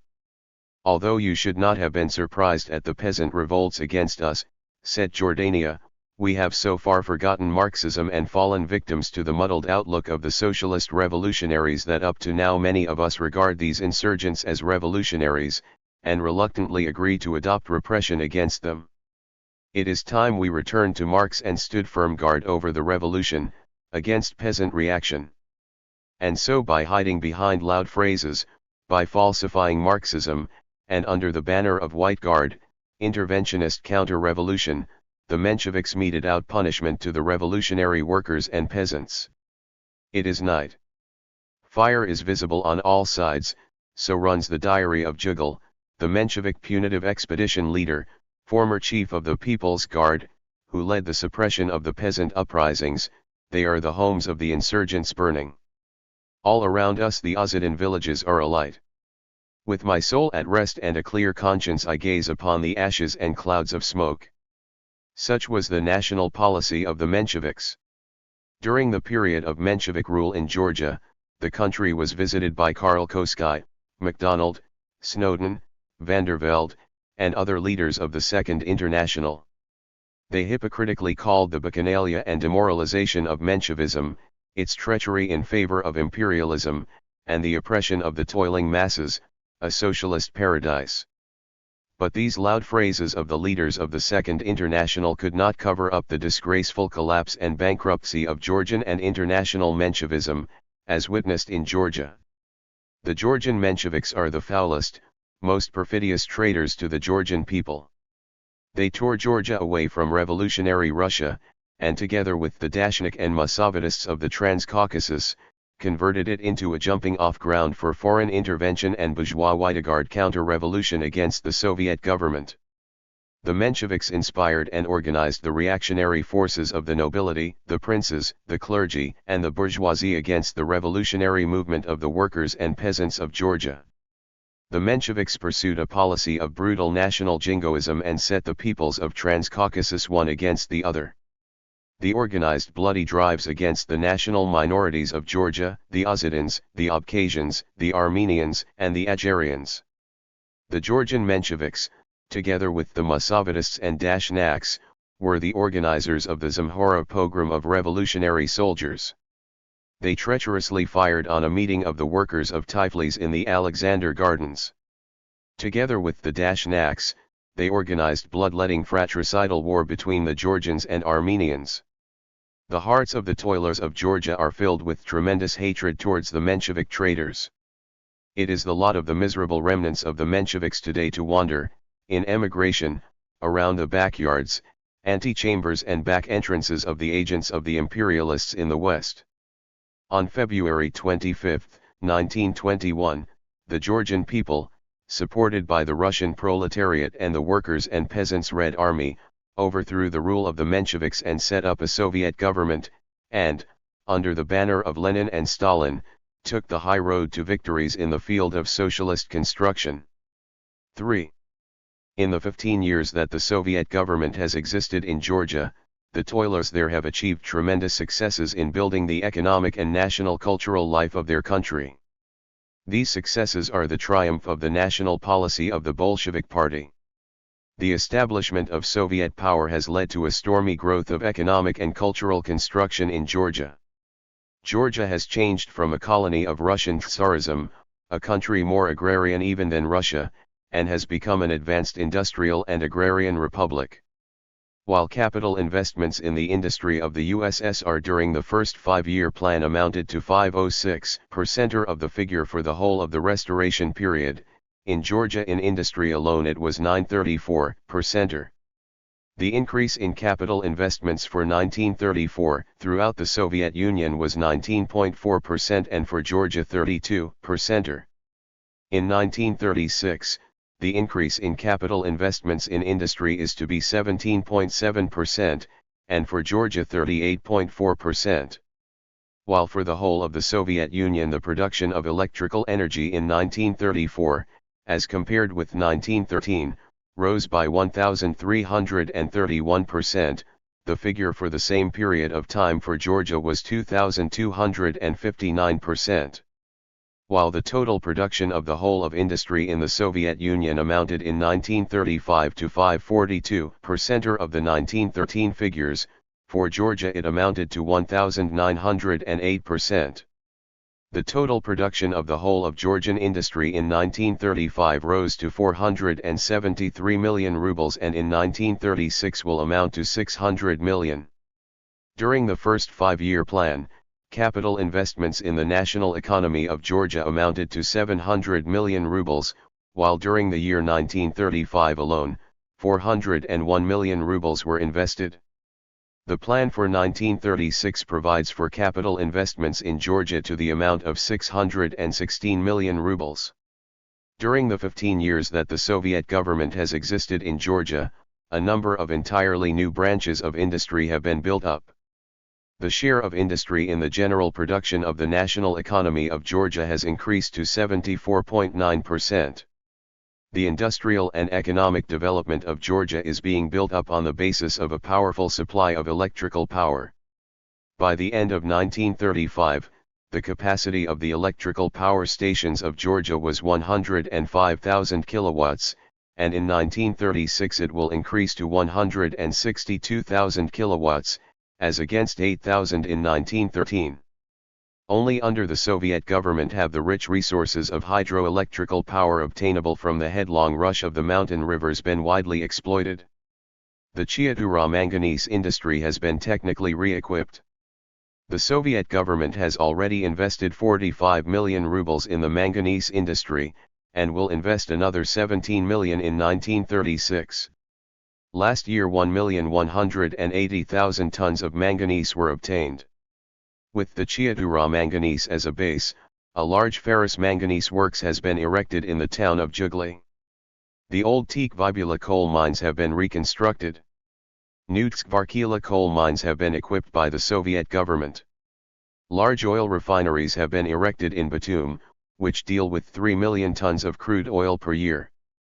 Considerable work is being undertaken to discover oil deposits in the Shiraka steppes of Georgia. The earth in Soviet Georgia is rich in the most varied kinds of minerals. A coal and ore industry has been constructed and is developing on a wide scale. The rich earth of Georgia has been put to the service of socialist construction, among other things, barytes, lithograph stone, diatomites, and marble being prepared. In 1935-36, the production of arsenic, molybdenum has been undertaken. In 1936, a start has been made with the building in Kutaisi of a huge works for the production of fertilizers. Light and food industries have been created on a large scale. The value of the output of light industry increased from 2,155,000 rubles in 1923 to 24 to 87,557,000 in 1935, in other words, increased 40 times. The value of the output of the food industry increased from 9 million rubles in 1928 to 71 million in 1935, 90% of the total production falling to the share of the factories and works built since the Soviet government was established. 23 million rubles were invested in the forestry and timber industries of Georgia during the first five-year plan, while 41 million rubles have been invested in them during 3 years of the second five-year plan alone. In Zugdadai the important Ingursk paper works is under construction, its annual productivity to be 24,000 tons of various kinds of high-class paper. Altogether, during the period that the Soviet government has been in power in Georgia, a total of 117 different kinds of industrial enterprises have been constructed and completely re-equipped, and they represent 96.7% of the total ands invested in the industry of Georgia. Transport in Georgia by rail, water, road, and air is also developing. 200 kilometers of new railroad have been constructed, 183 kilometers of main railway lines have been electrified. A new port is under construction on the Black Sea coast, at Okemkira. 4,462 kilometers of paved main roads and improved roads have been completed, 50 motor routes connecting district centers with the railway stations, and serving to connect the different towns, stretch over a distance of 2,590 kilometers. In 1935 there was a regular service of Soviet airplanes flying over 8 air routes. The national policy of Lenin and Stalin of industrializing the national republics and raising them to the level of the foremost republics in the Soviet Union is embodied in all this great work of industrial construction in Georgia. By mastering the advanced technique of the industry built up, by raising the productivity of labor on the basis of socialist competition, shock methods and the application of Stakhanov methods of work, under the leadership of the Bolshevik organizations of Georgia, the working class that has grown up is successfully fulfilling and overfulfilling the tasks set by the party and the government. The successes of Soviet Georgia are also tremendous as regards the improvement and socialist reconstruction of agriculture. On the direct instructions of Lenin and Stalin, irrigation works have been widely developed. The Soviet government has irrigated over 100,000 hectares of land. The swampy lands of the Kolhyda plain lay untouched for centuries and were a hotbed of malaria fever. It was only the Soviet government which set about draining the Kolhyda swamps. 45 million rubles have already been expended in the fulfillment of this task, 16,837 hectares have already been drained, and part of this area is being used to establish plantations of tea and citron fruits. The total sown area in Georgia has grown from 738,000 hectares to 947,000 during the last 15 years. A tremendous piece of work is being done by the Bolsheviks of Georgia in connection with the development of valuable and technical cultures. The total area under tea plantations before the revolution amounted to 894 hectares. In their struggle to make the Soviet Union an independent country as regards tea, the Bolsheviks of Georgia have increased the area under tea plantations to 34,000 hectares in the year 1935. During the last 3 years the harvest on the tea plantations has been doubled. In 1935 over 12.5 million kilograms of green tea leaves were collected on the plantations. The tea industry of Georgia can now produce tea which is in no way inferior to Ceylon tea. Before the revolution, the area under citron cultures did not exceed 500 hectares. By the year 1935, this area had already increased to 3,280 hectares. Last year Soviet Georgia gave the land of Soviets about 200 million citron fruits. By decision of the CC of the CPSU and the Council of People's Commissars of the USSR, the area under citron fruits in Georgia must be increased to 20,000 hectares by 1940. The Bolsheviks of Georgia have started a struggle for the fulfillment of this task, and there is not the slightest doubt that it will be successfully fulfilled. And Soviet Georgia will give the toilers of the Soviet countries not millions, but thousands of millions of citron fruits. There are also the valuable cultures like eucalyptus trees, ether-bearing plants and others. During the last 2 years alone, about 1 million eucalyptus trees have been planted, and by 1940 no less than 10 million trees will have been planted. Georgia provides the highest grades of export tobacco Trapezound and Samsun. In 1935 the tobacco plantations covered approximately 20,000 hectares, for purposes of export and for the production of high-grade cigarettes. 15,875 tons of high-class tobacco from Georgia and Abkhazia were collected and dispatched to the Moscow, Leningrad, Kharkov and other tobacco factories in the Soviet Union. One of the most important branches of agriculture in Georgia is the cultivation of grapes. When the Mensheviks ruled Georgia, there was a decline in this sphere. Phylloxera destroyed whole hectares of vineyards. During the last few years the reduction in the area of vineyards has been stopped, and an increase has begun. During the period 1932 to 35, up to 4,000 new vineyards have been established. Cuttings from American vines have been planted over an area of 690 hectares. The total area of vineyards today is over 39,000 hectares. The grapes cultivated in Georgia supply the country with the best, high-class wines. During the last 5 years alone, new gardens have been laid out over an area of 12,000 hectares, the total area reaching the figure of 50,000 hectares. In the year 1935, over 21,000 tons of different kinds of fruit were delivered to the state. Silkworm production in Georgia is an important branch of economy, and has begun to flourish rapidly.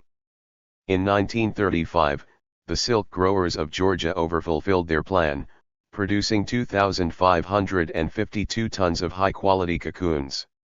By carrying out the instructions of the party, the Bolsheviks of Georgia brought about a change in the development of livestock breeding in 1934-35, and this branch of economy is rapidly rising. The plans covering the increase in the number of heads of cattle, large and small, were overfulfilled in 1935. Advanced technical methods are being embodied in the agriculture of Soviet Georgia. Agriculture is being mechanized. 37 machine and tractor stations have been set up in the various districts of Georgia, 1,710 tractors and tens of thousands of different types of agricultural machinery are at work on the socialist fields. 254 state farms, including 117 large ones, have been set up in Georgia. In the agricultural enterprises, 26,000 permanent agricultural workers are engaged.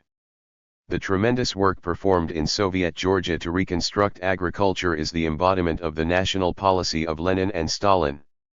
Before the revolution, there was an acute land hunger in Georgia. Tens of thousands of peasants could find no outlet for their labor, and to avoid dying of starvation went to earn their livings far beyond the confines of Georgia.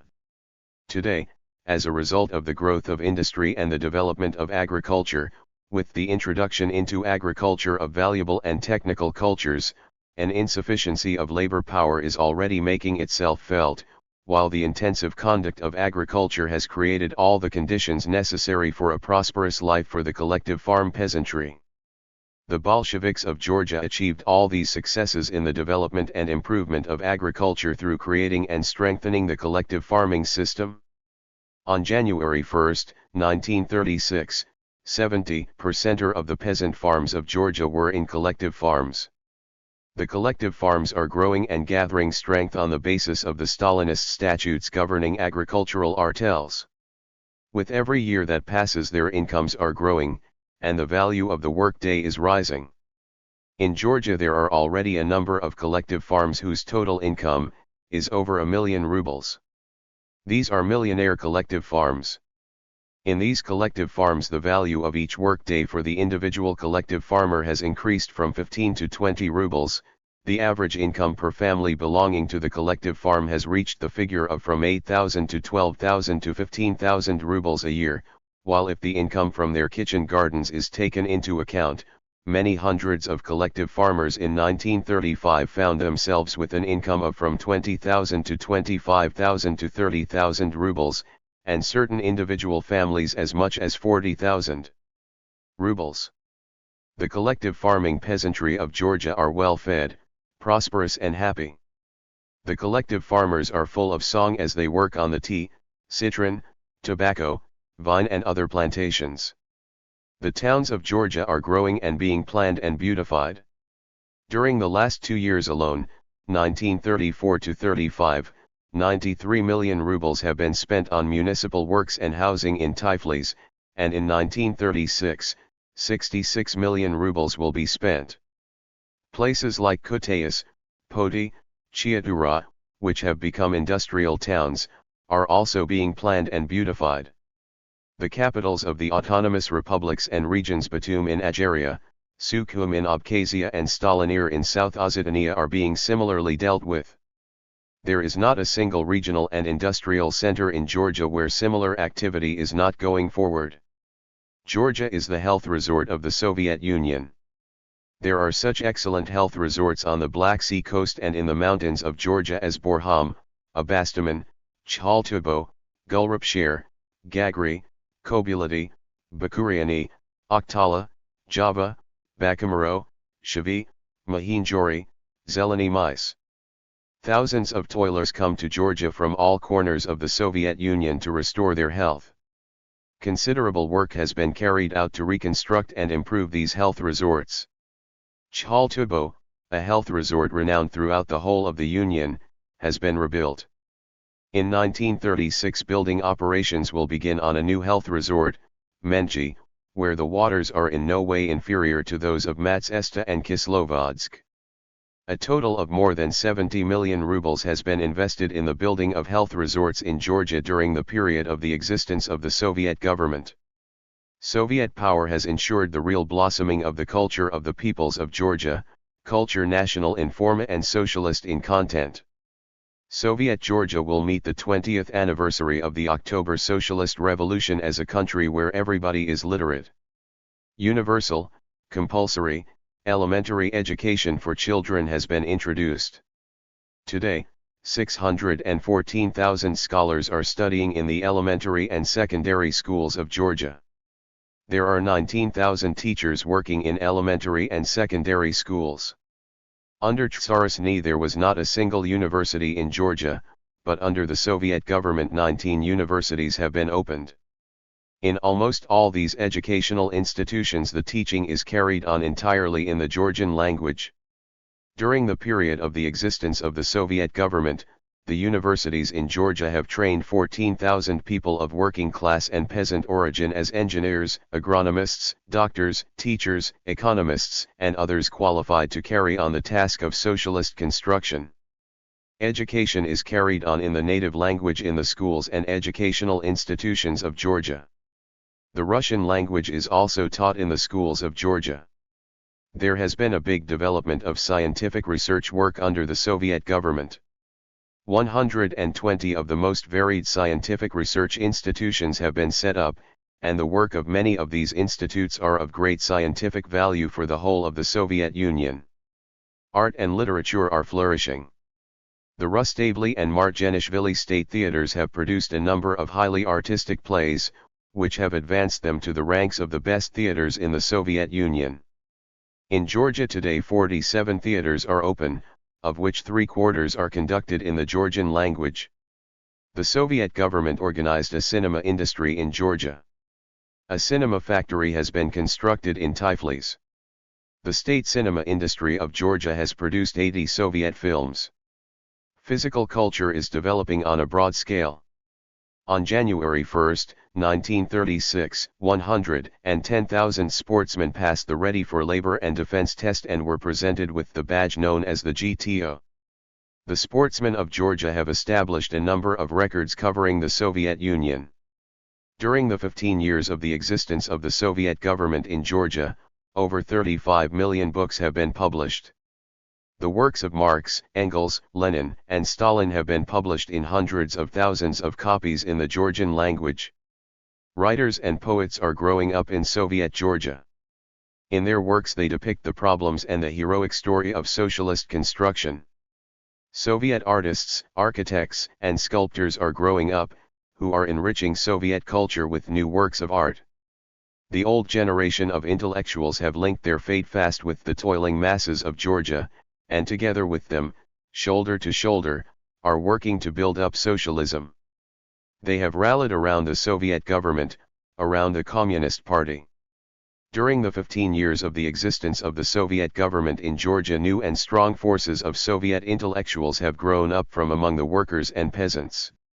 These new forces, brought into being by the Soviet government, are filled with unbounded loyalty to it.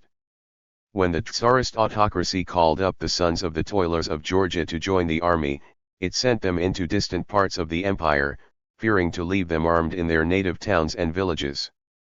Today, Soviet Georgia has its own national divisions, which are the faithful fighting units of the mighty, glorious workers and peasants' army of the great land of Soviets.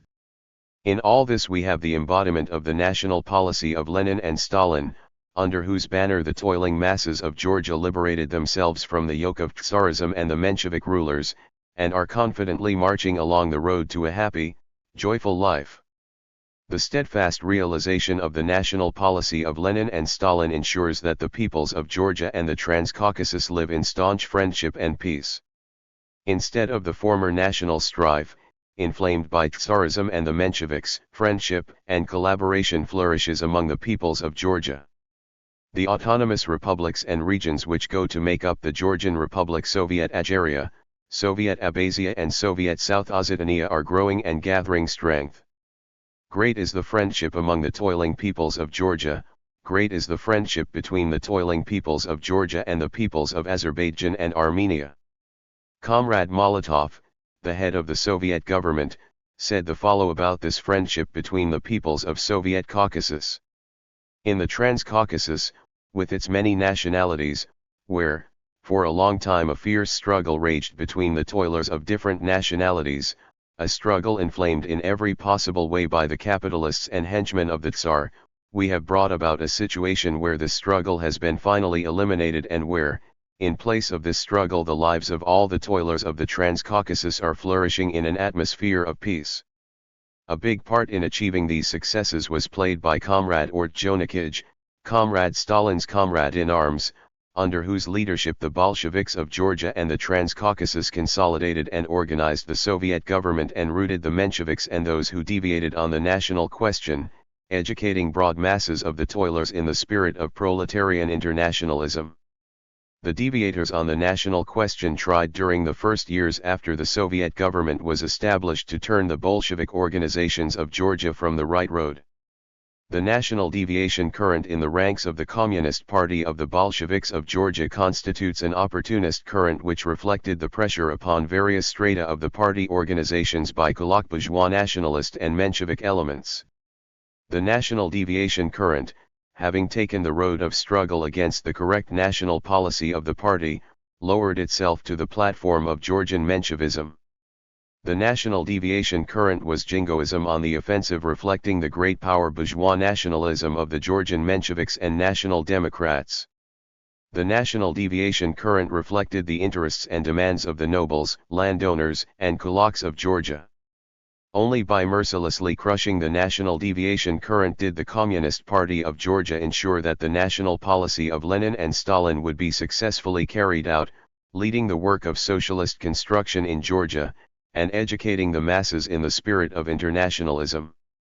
In the struggle for these victories of socialist construction, the Bolshevik Party of Georgia has become strong and has rallied still closer around the CC of the CPSU and Comrade Stalin.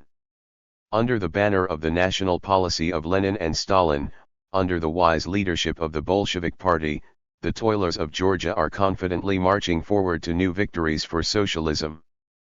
Obituary of G.M. Dimitrov. Georgy Mikhailovich Dimitrov was born on June 18, 1882, in the town of Radomir, of a proletarian revolutionary family. When he was only 15 years old, the young Dimitrov, working as a compositor in a print shop, joined the revolutionary movement and took an active part in the work of the oldest Bulgarian trade union of printers. In 1902, Dimitrov joined the Bulgarian Workers' Social Democratic Party. He actively combated revisionism on the side of the revolutionary Marxist wing of Tesniaki led by Dmitry Blagoyev. The self-sacrificing revolutionary struggle of Dimitrov earned him the warm love of the revolutionary workers of Bulgaria, who, in 1905, elected him secretary of the Alliance of Revolutionary Trade Associations of Bulgaria. In that post he remained right up to 1923, when that alliance was disbanded by the fascists. While leading the struggle of the Bulgarian proletariat, Dimitrov displayed courage and staunchness in the revolutionary struggles, was repeatedly arrested and persecuted. In the September armed uprising of 1923 in Bulgaria he headed the Central Revolutionary Committee, set an example of revolutionary fearlessness, unflinching staunchness, and devotion to the cause of the working class. For his leadership of the armed uprising in 1923 the fascist court sentenced Dimitrov in his absence to death. In 1926, after the provocative trial, engineered by the fascists, against the leadership of the Communist Party, Dimitrov was again sentenced to death in his absence. Compelled, in 1923, To emigrate from Bulgaria, Dimitrov led the life of a professional revolutionary. He worked actively in the executive committee of the Communist International. In 1933, he was arrested in Berlin for revolutionary activity. During the Leipzig trial, Dimitrov became the standard-bearer of the struggle against fascism and imperialist war.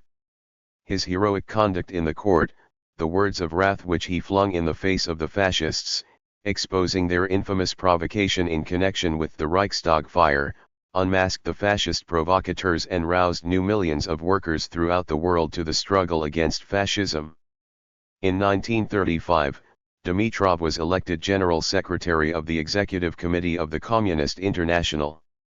He waged a persistent struggle for the creation and consolidation of the United Proletarian and Popular Front for the struggle against fascism, against the war which the fascist rulers of Germany, Japan, and Italy were preparing.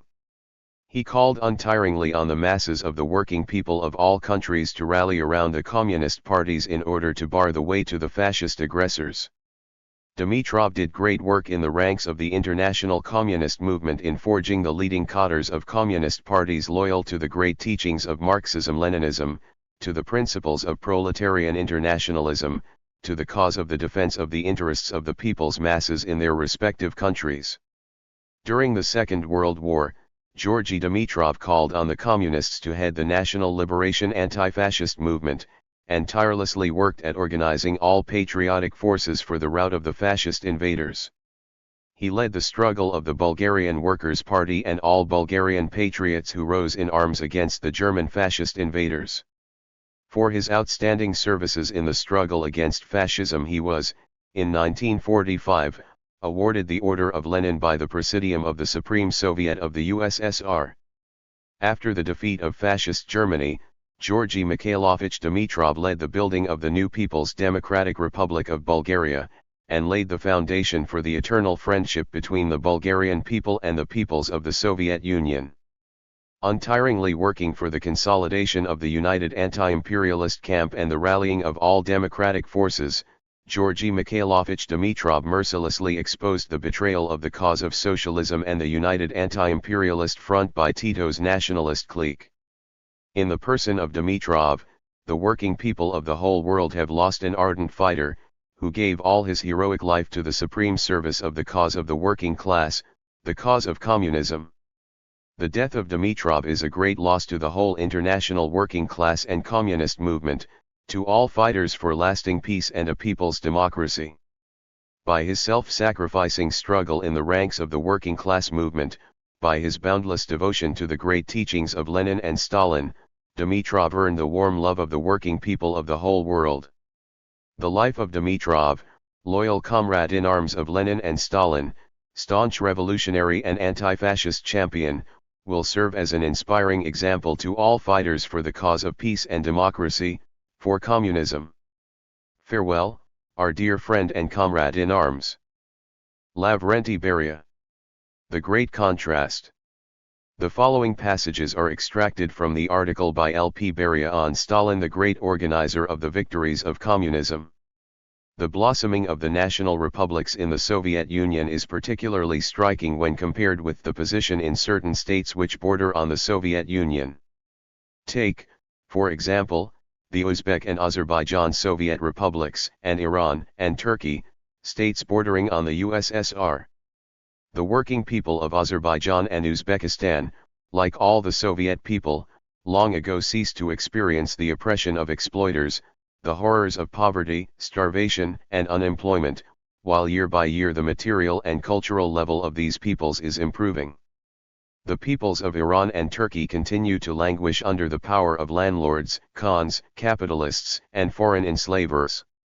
During the years of Soviet power, the Azerbaijan SSR and the Uzbek SSR, from being backward, agrarian countries, have become industrial republics, with highly developed industries occupying a predominant part in the national economy. Iran and Turkey have remained backward agrarian countries where agriculture and primitive technique form the basis of the country's economy. In Iran, 2/3 of the peasants have no land and 62% of the country's land is held by landlords.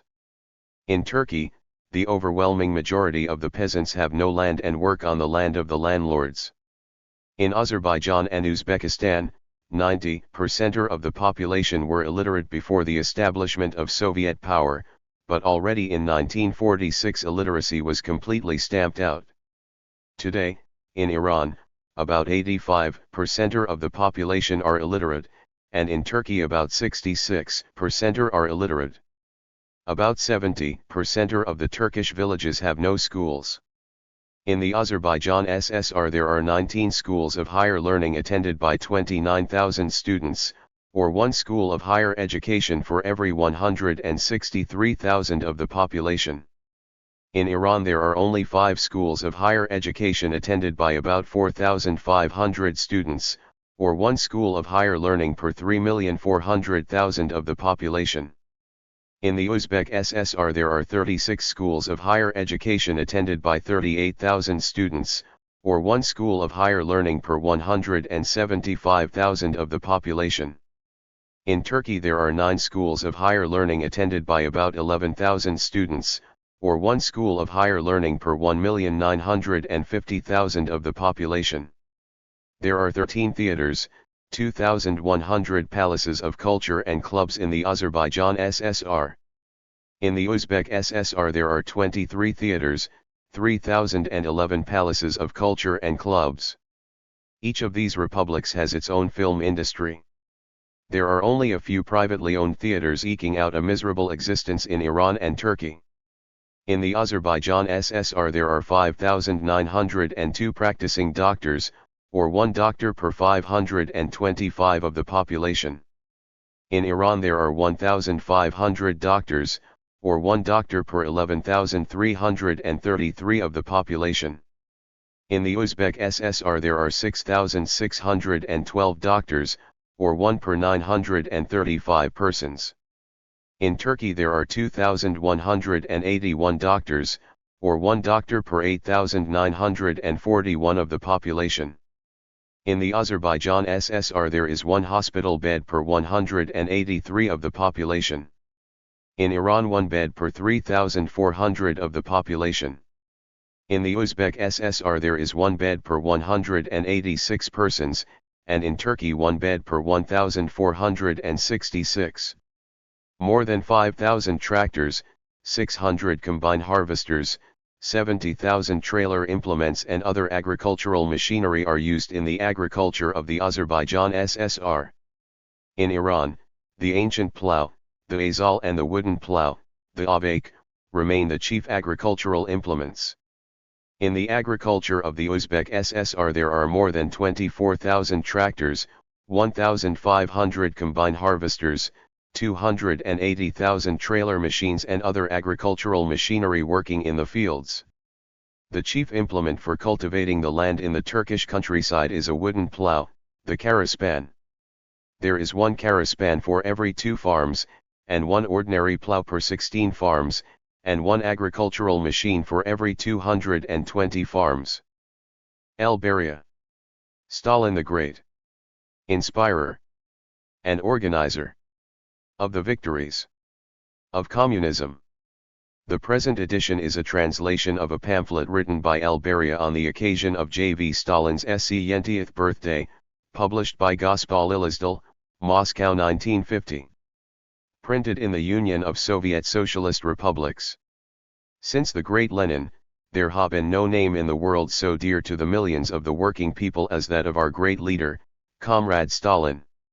Comrade Stalin, his name is uttered with glowing affection by working people in all countries of the world. It signifies the realization of their age-old hopes and dreams. Comrade Stalin, his name is uttered with fervent gratitude by the working masses of the people's democracies, who have entered upon the wielding of socialism. It is cherished by the workers and peasants of China, who have cast off the yoke of colonial oppression. Comrade Stalin, his name inspires the working people of Europe and America in their struggle against capital. It inspires the peoples of the oppressed colonial and semi-colonial countries in their just struggle for national freedom and independence.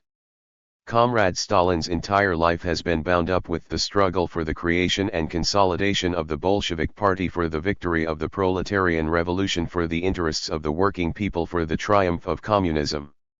Comrade Stalin's life and work are so majestic, so many-sided, that years of study will be required for their proper illumination.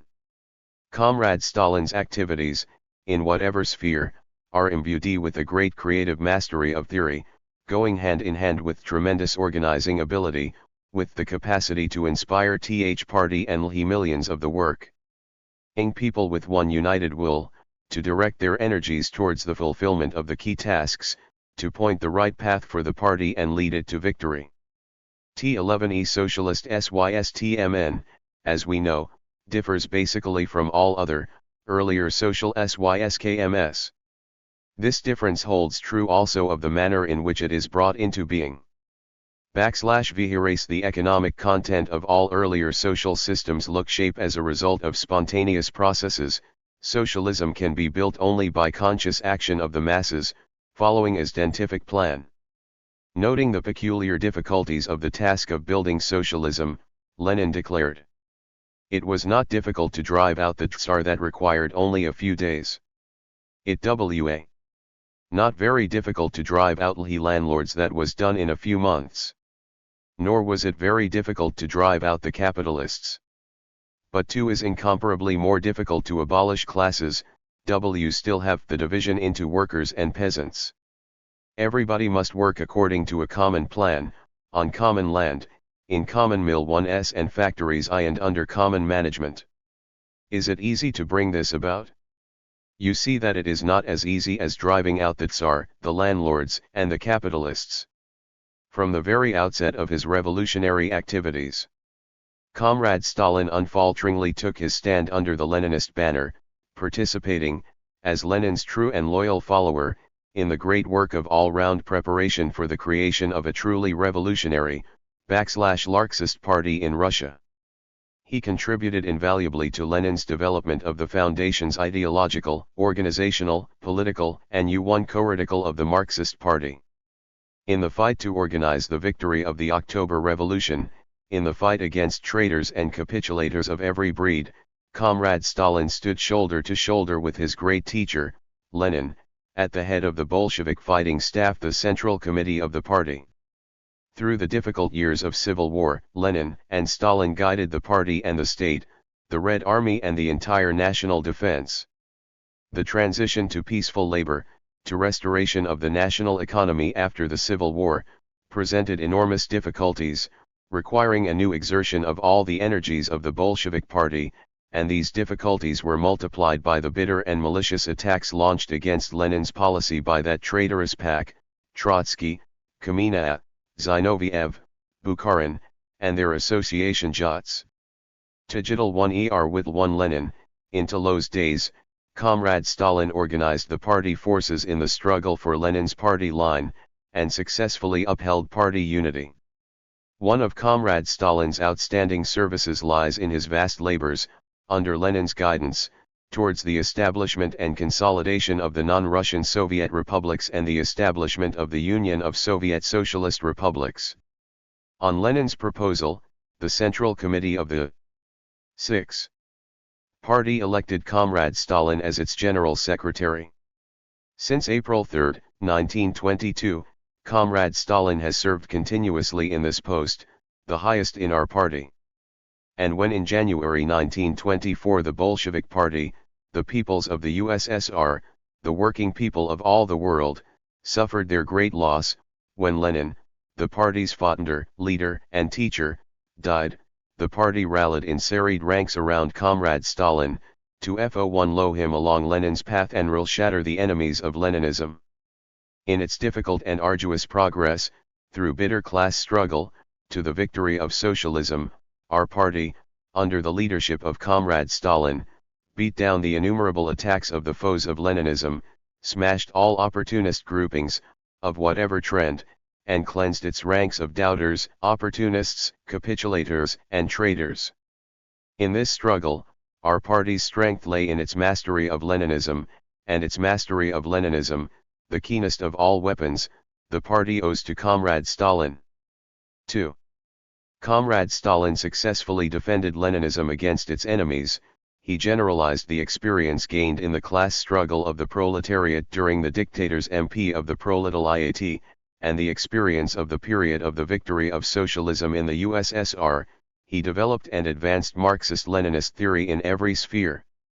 Comrade Stalin's classic work, TL1E Foundations of Leninism, armed communists with the weapon of Marxist-Leninist theory on such questions as the proletarian revolution, the dictatorship of the proletariat, the victory of socialism in one country, the national liberation movement in the colonial and semi-colonial countries, etc.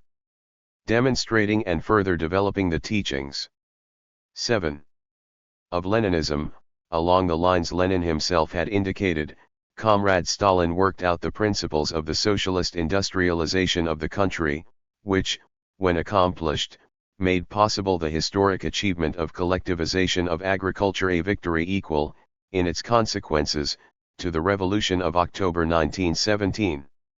Comrade Stalin has demonstrated, by profound theoretical analysis, the necessity for consolidation of the state under the dictatorship of the proletariat.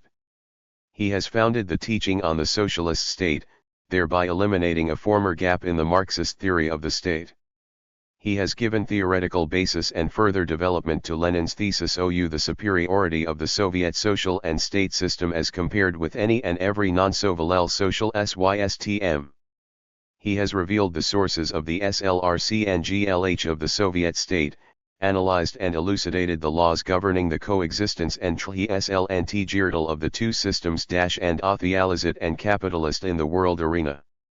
Comrade Stalin has developed Lenin's teachings on the party. He has presented a profound and detailed analysis of the specific features of the Bolshevik Party, as a party of a new type, has explained the vital role of the party during the dictatorship of the proletariat and the building of socialism, and outlined methods for the development, ideological trowelling, and political tempering of party cadres. He has analyzed and explained the question of the relationship between the party's political line and its organizational tasks, the importance of training the masses in the spirit of revolutionary vigilance, the role of self-criticism in the life of the party. Self-criticism is a permanently functioning weapon of Bolshevism, an inalienable constituent of the party's very nature, of its revolutionary spirit. I should say, comrades, Comrade Stalin has declared, that self-criticism is as essential to us as air. 8. As water. I should say that without it, without self-criticism, our party could not advance, could not bring to light our ulcers, could not eliminate our shortcomings. And our shortcomings are many. That we must admit, honestly and openly. The slogan of self-criticism cannot be considered a new one. This slogan is inherent in the very foundation of the Bolshevik Party. It is inherent in the foundation of the regime of the dictatorship of the proletariat. Inasmuch as our country is a land of the dictatorship of the proletariat, and the dictatorship is directed by one party, the party of communists, which does not and cannot share power with other parties, is it not clear that we must ourselves expose and correct our mistakes, if we are to advance? Is it not clear that there is no one else to expose and correct them for us? Is it not clear, comrades, that self-criticism must be one of the most effective of the forces promoting our development? In the history of THIRD-CPSU, short course, Comrade Stalin sums up and generalizes the course of development and the entire experience of the Bolshevik Party, its glorious progress through history. Comrade Stalin's conclusions, set forth in the final pages of the history of the CPSU, represent a further development of the Marxist-Leninist teaching on the party of the working class, a militant guide to action for our party, for the communist and truly Marxist parties, in their struggle for the victory of communism. Comrade Stalin has developed Lenin's thesis on the international significance of the Great October Socialist Revolution in Russia and of the victory of socialist construction in the USSR, and has demonstrated the oneness of national and international aims in the revolution. A struggle of the proletariat. Comrade Stalin has XD contemporary social democratism as the ideological support of capitalism, has demonstrated that it is impossible to put an end to capitalism without putting an end to social democratism in the labor movement. Comrade Stalin's presentation of the tasks of the Communist parties, set forth in the article, The International Situation and the Tasks of the Communist Parties, remains to this day the Communists' program of action. The tasks of the Communist parties, Comrade Stalin pointed out in that article, are 1. To turn to the utmost account all contradictions, of whatever nature, in the camp of the bourgeoisie, with a view to demoralizing and weakening its forces and consolidating the position of the proletariat. 2. To map out concrete forms and means of rapprochement between the working class of the advanced countries and the national revolutionary movement in the colonies and dependente countries, with a view to according every possible support to this movement against the common foe against imperialism. 3. To advance to victory the struggle for trade union unity, remembering that this struggle represents the surest means of winning the millions of the working class. 4. To map out concrete forms and means of rapprochement between the working class and the small peasantry, crushed by the herkankritik machine of the bourgeois state and by the robber prices set high the omnipotent trusts, remembering that a contest to win the small peasantry stands on the order of the day for parties advancing towards the dictatorship of the proletariat. 5. To support the Soviet state and frustrate imperialism schemes of intervention against the Soviet Union. 10. Remembering that the Soviet Union is the stronghold of the revolutionary movement in all countries, that the defense and consolidation of the Soviet Union means declaration of the victory of the working class over the bourgeoisie the world over. Under the leadership of Lenin and Stalin, the international communist movement grew and strengthened. The young communist parties became mass-products of the working class, and trained up in their ranks staunch cadres of communist fighters. During the years of war against the Hitlerite invaders, these communist fighters consistently defended their country's national interests and the vital interests of the masses of the working people. Since the war, they have led in the defense of peace and national independence for the peoples. Comrade Stalin, as the leader of our party, has rendered historic service to the people. Of our country, to all humanity, in the wise leadership which secured the victory of socialism in the USSR and TL1 of T/ISO 11 IAD people in the patriotic war. These victories stand out as turning points in the course of history, determining the entire further development of human society. 3. In less than a quarter of a century of peaceful socialist construction, the heroic labor of our working class and of the entire toiling people, led by the Bolshevik Party and its leader, Comrade Stalin, transformed the USSR from a backward agrarian country into an industrial country, with collective agriculture a mighty socialist power. Through the vast expanses of the C.S.S.R., great new LJ cities sprang up, new plants and factories, electric power stations, staff farms, machine and tractor stations, collective farms. In every part of the land, new schools, vocational schools, universities, colleges, theaters, clubs, libraries were opened. On the conclusion of the Patriotic War, the Soviet state regained its pre-war level in both industry and agriculture in remarkably short time.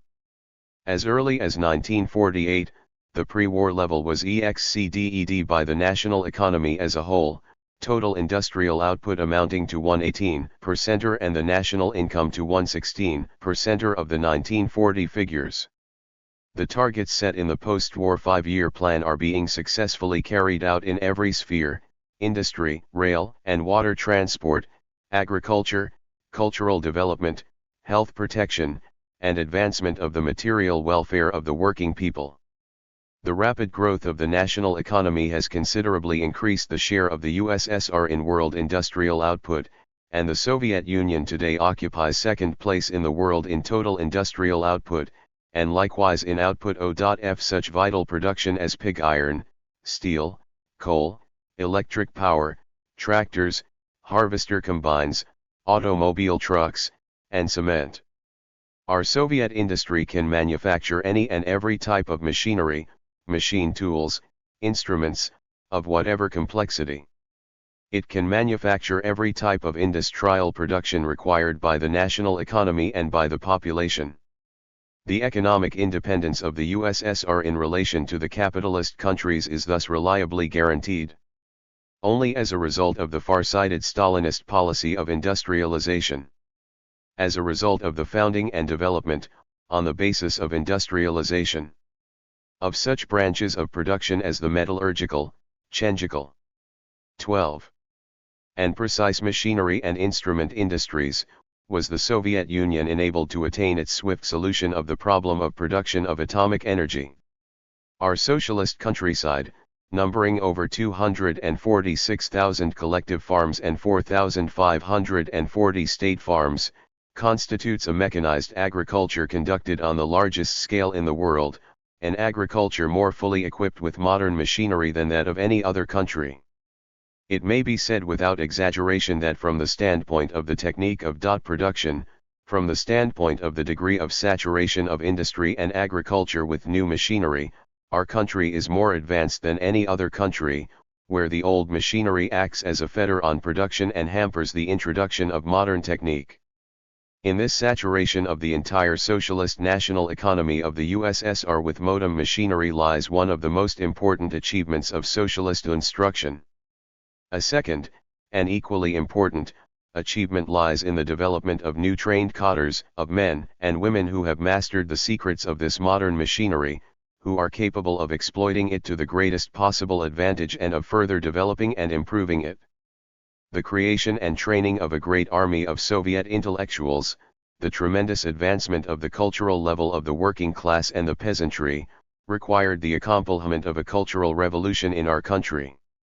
And this cultural revolution was accomplished by the Bolshevik Party, under Comrade Stalin's leadership. The victory of the socialist system in all spheres of the national economy of the USSR has made it possible in our country to build up, for the first time in 13. human history, a new, socialist economy, which knows neither crises nor unemployment, which knows neither poverty nor ruin, and which provides our citizens with every opportunity to lead a prosperous and cultured life. The USSR is the first and, as yet, the only country in the world in which all exploiting classes have been eliminated. The victory of socialism in the USSR brings new spirit to the working class of the capitalist countries, strengthens the confidence of the proletariat in its own might, its confidence in the victory of socialism throughout the world. One of the greatest attainments of socialism lies in the brotherly cooperation of nations within the multinational socialist state, a cooperation such as human history has never before witnessed. Within the friendly family of equal nations that forms the USSR, the Russian people is the most outstanding. It was the Russian working class, led by the party of Lenin and Stalin, that bore the chief burden in the struggle for the victory of the Great October Socialist Revolution. It was the Russian people that formed the vanguard among the peoples of the USSR in the struggle for the victory of socialist construction. It was the Russian people to whom the other peoples of our country looked for example in the industrialization of the country, in the collectivization of agriculture, in the building of the new, socialist life. During the great patriotic war the Russian people, clear-minded, staunch, and patient of understood hardships, earned universal recognition among all our peoples as the leading force of the Soviet Union. Comrade Stalin has emphasized that the confidence which the Russian people displayed in the Soviet Gov. 14. Government proved to be the decisive factor which ensured our historic victory over the enemy of mankind, over fascism. As a result of the brotherly cooperation among the peoples organized by Comrade Stalin under the Soviet system, based on mutual economic, political, and military aid within a single federal state, the peoples of the USSR. 1. Have undergone fundamental change. Out of the ruins of the old bourgeois nations, new, socialist nations have developed and matured in the USSR. And in these new, socialist nations the mighty creative powers of the Russian people, the inexhaustible creative forces of all the peoples of the USSR, have found unlimited scope for application and development. The non-Russian republics of the Soviet Union now have great, new-built centers of socialist industry, state and collective farms, equipped with the most modern machinery, an educational network of 78,000 elementary and secondary schools, teaching in the languages of the different nationalities, hundreds of colleges, universities, and scientific research institutes, hundreds of theaters of the different nationalities. The flourishing national republics of the Soviet Union, their prosperity and progress, stand out in striking contrast to the situation in various states bordering upon the USSR. Let us take, say, the Azerbaijan and Uzbek Soviet republics, and, of the states bordering upon the USSR, Iran and Turkey. We not, of ours, in the present pamphlet, go beyond a few brief comparisons of representative economic and cultural indices. The peoples of Uzbekistan and Azerbaijan, as we know, have long since driven out their former exploiters. 15. Khan and, Beks, and Beys, merchants and capitalists. It is now the working people of these republics, through the finest of their sons and daughters, who conduct affairs of state, who manage plants, factories, and collective farms, schools, colleges, and universities. The working people of Azerbaijan and Uzbekistan, like all the peoples of the Soviet land, have long been free from the yoke of exploitation, from the horrors of pauperdom, hunger, and unemployment. Their material and cultural standards rise with every passing year.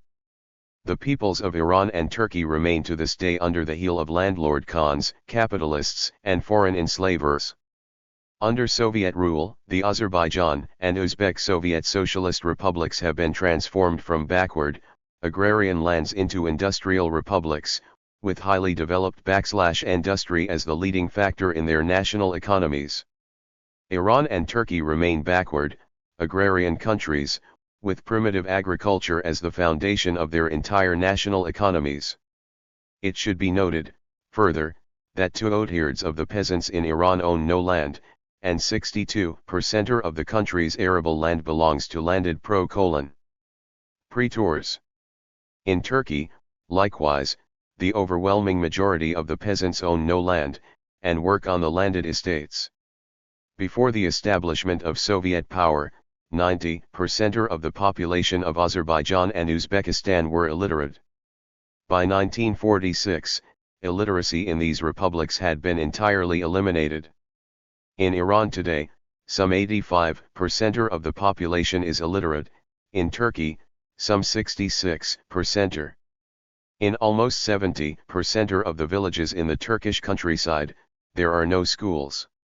The Azerbaijan Soviet Socialist Republic has 19 institutions of higher learning, with a student body of 29,000. That makes one institution of higher learning for every 163,000 of the population. Iran has only 5 institutions of higher learning, with a student body of about 4,500, one institution of higher learning for every 3,400,000 of the population. The Uzbek Soviet Socialist Republic has 36 institutions of higher learning, with a student body of 38,000, making one institution of higher learning for every 17,500 of the population. In Turkey, there are 10 institutions of higher learning, with a student body of about 11,000, one institution of higher learning for every 1,950,000 of the population. In the Azerbaijan Soviet Socialist Republic there are 13 theaters and 2,100 clubhouses and palaces of culture, in the Uzbek Soviet Socialist Republic 23 theaters and 3,011 clubhouses and palaces of culture. Both republics have built up cinema-producing industries of their own. In Iran and Turkey, there are but a few privately owned theaters, barely eking out a miserable existence. Neither of these countries has a cinema-producing industry of its own, and little but Hollywood trash is shown on their cinema screens. In the Azerbaijan Soviet Socialist Republic there are 5,902 physicians, one for every 525 of the population. In Iran, 1,500 physicians, or one for every 11,333 of the population. In the Uzbek Soviet Socialist Republic there are 6,612 physicians, or 1 for every 953 of the population. In Turkey, 2,181 physicians, or 1 for every 8,941 of the population. If we take hospital accommodation, we find, in the Azerbaijan Soviet Socialist Republic, 1 hospital bed for every 183 of the population. In Iran, 1 for every 3,400, in the Uzbek Soviet Socialist Republic, 1 for every 186, and in Turkey 1 for every 1,466. In the Azerbaijan Soviet Socialist Republic, 48 towns and settlements have water piping systems.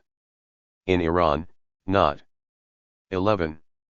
A single town has water piping, not even Tehran, the Iranian capital, which, incidentally, lacks sewerage as well. This, it may be remarked in passing, has been used to advantage by a certain foreign embassy, which, having a small piping system on its own grounds, has organized the sale of water to the residents of the capital. Agriculture in the Azerbaijan Soviet Socialist Republic is equipped with over 5,000 tractors, 600 harvester combines, and 77,000 tractor-drawn implements and other agricultural machines. In Iran, the chief implements of agriculture remain the wooden plow, omak, and the still more primitive wooden azal. Agriculture in the Uzbek Soviet Socialist Republic is equipped with over 24,000 tractors, 1,500 harvester combines, and 280,000 tractor-drawn implements and other agricultural machines. In Turkey, the chief implement for the cultivation of the soil remains the primitive wooden karasaban. 1 kara-saban to 2 households, 1 plow to 16 households, 1 agricultural machine to 220 households. Such is the proportion in the Turkish countryside. These brief comparisons clearly illustrate the economic and cultural growth attained by the non-Russian republics of the Soviet Union as a result of the Leninist-Stalinist national policy, as a result of Comrade Stalin's fatherly solicitude for the advancement of the peoples of our multinational Soviet state. The victory of the Great October Socialist Revolution, our Soviet social and state system, the victory of socialism in the USSR, attained under the leadership of Comrade Stalin, such are the foundations of the unparalleled upswing in economic and cultural life achieved by all the peoples of the USSR, which today, under the leadership of the working class and the Bolshevik Party, are laying the road to communism. 11. 4. In the last war, the most bitter, the most difficult, of all wars ever experienced by our motherland, all the Soviet people had new occasion to appreciate the wisdom, the farsightedness, of the policy that has been pursued by the Bolshevik Party under the leadership of Comrade Stalin, the continuer of Lenin's cause, the policy of industrialization of the country and collectivization of agriculture, the policy of building up the armed forces of the socialist state and heightening the vigilance of the party and the people against the schemes of all enemies of the Soviet state. The great patriotic war brought out with new force the true greatness that is Stalin's. In the very first days of the war, when mortal peril threatened our motherland, when the Red Army, in face of the savage onslaught of the Hitler hordes, was retiring from Soviet towns and villages in those difficult days, Comrade Stalin took the helm in the State Committee of Defense and assumed command of the country's armed forces. In those days, he inspired the peoples of the USSR with faith in the victory of our just cause, and rallied them, under Lenin's banner, to crush the foe and gain victory.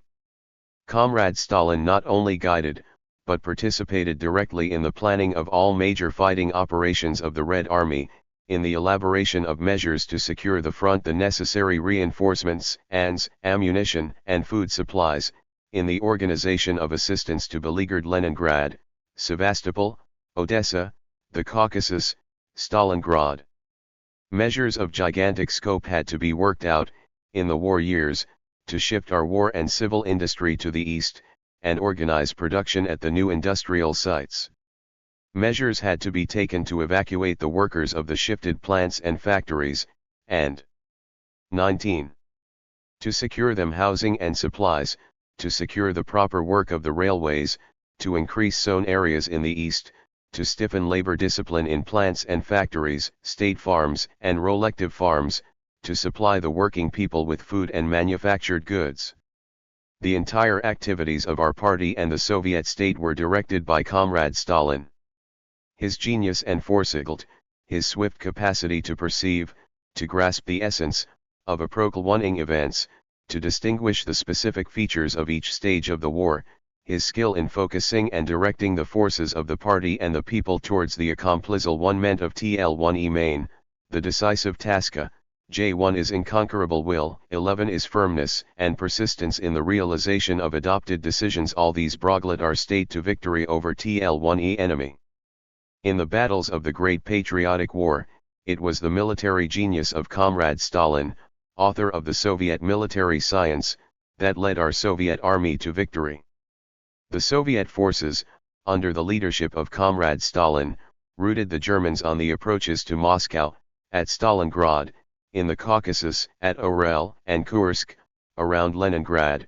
They struck the unparalleled blow of January 1945, which crushed the German defenses along a front of 1,200 kilometers, from the Baltic Sea to the Carpathians. They took Berlin. These are but a few areas of the supremacy of the Stalinist strategy, tactica, and art of military operations in modern warfare. In those grim wartime years of trial, the Soviet people came to feel more than ever before their kinship with their beloved leader, Comrade Stalin. More clearly, more distinctly than ever, they distinguished in Comrade Stalin the traits of his great leader, Lenin. They saw that our army and our nation were being led against the savage enemy by a tried and experienced leader, like Lenin, fearless in battle and merciless towards the enemies of the people, like Lenin free from all semblance of panic, like Lenin wise and fearless in deciding complex problems, like Lenin clear and definite, upright and honest, loving his people as Lenin did. The Soviet people, in selfless struggle, not only maintained their own freedom and independence, but saved European civilization from the fascist barbarians. In vain do the instigators of new war pour forth their muddy torrents of anti-Soviet slander. KO lies can efface from the memories of the millions the world over the great liberating role of the Soviet Union and its armies in the war against Hitlerite Germany and imperialist Japan. Progressive men and women in all lands dearly realize the decisive role of the Soviet Union in the rout of Hitlerite Germany. They understand perfectly the fate that lay in store for the peoples of Europe, had fascist Germany conquered in Tri-Sea War. Only recently, newspapers abroad published a letter written by Professor J.D. Bernal, a prominent British scientist who has been expelled from the Council of the British Association for the Advancement of Science for criticizing the policy of the British government. Noting that the Soviet people were Britain's ally a few years ago, Professor Bernal writes, "But for the sacrifices of the Soviet Union, which were far heavier than ours, all the own scientists here would now be in concentration camps or dead." An important part in the success of socialist construction in the USSR, and in the victory gained by the Soviet people in the Great Patriotic War, belongs to the far-seeing Stalinist foreign policy of the Soviet government. From the first hours of Soviet rule this policy has been, as it remains today, a consistent policy of peace, a policy aimed to expose aggressors and warmongers to secure peaceful socialist construction in the U.S.R. to promote the struggle for peace throughout the world, and to support peoples which have become victims of aggression, peoples fighting for national independence.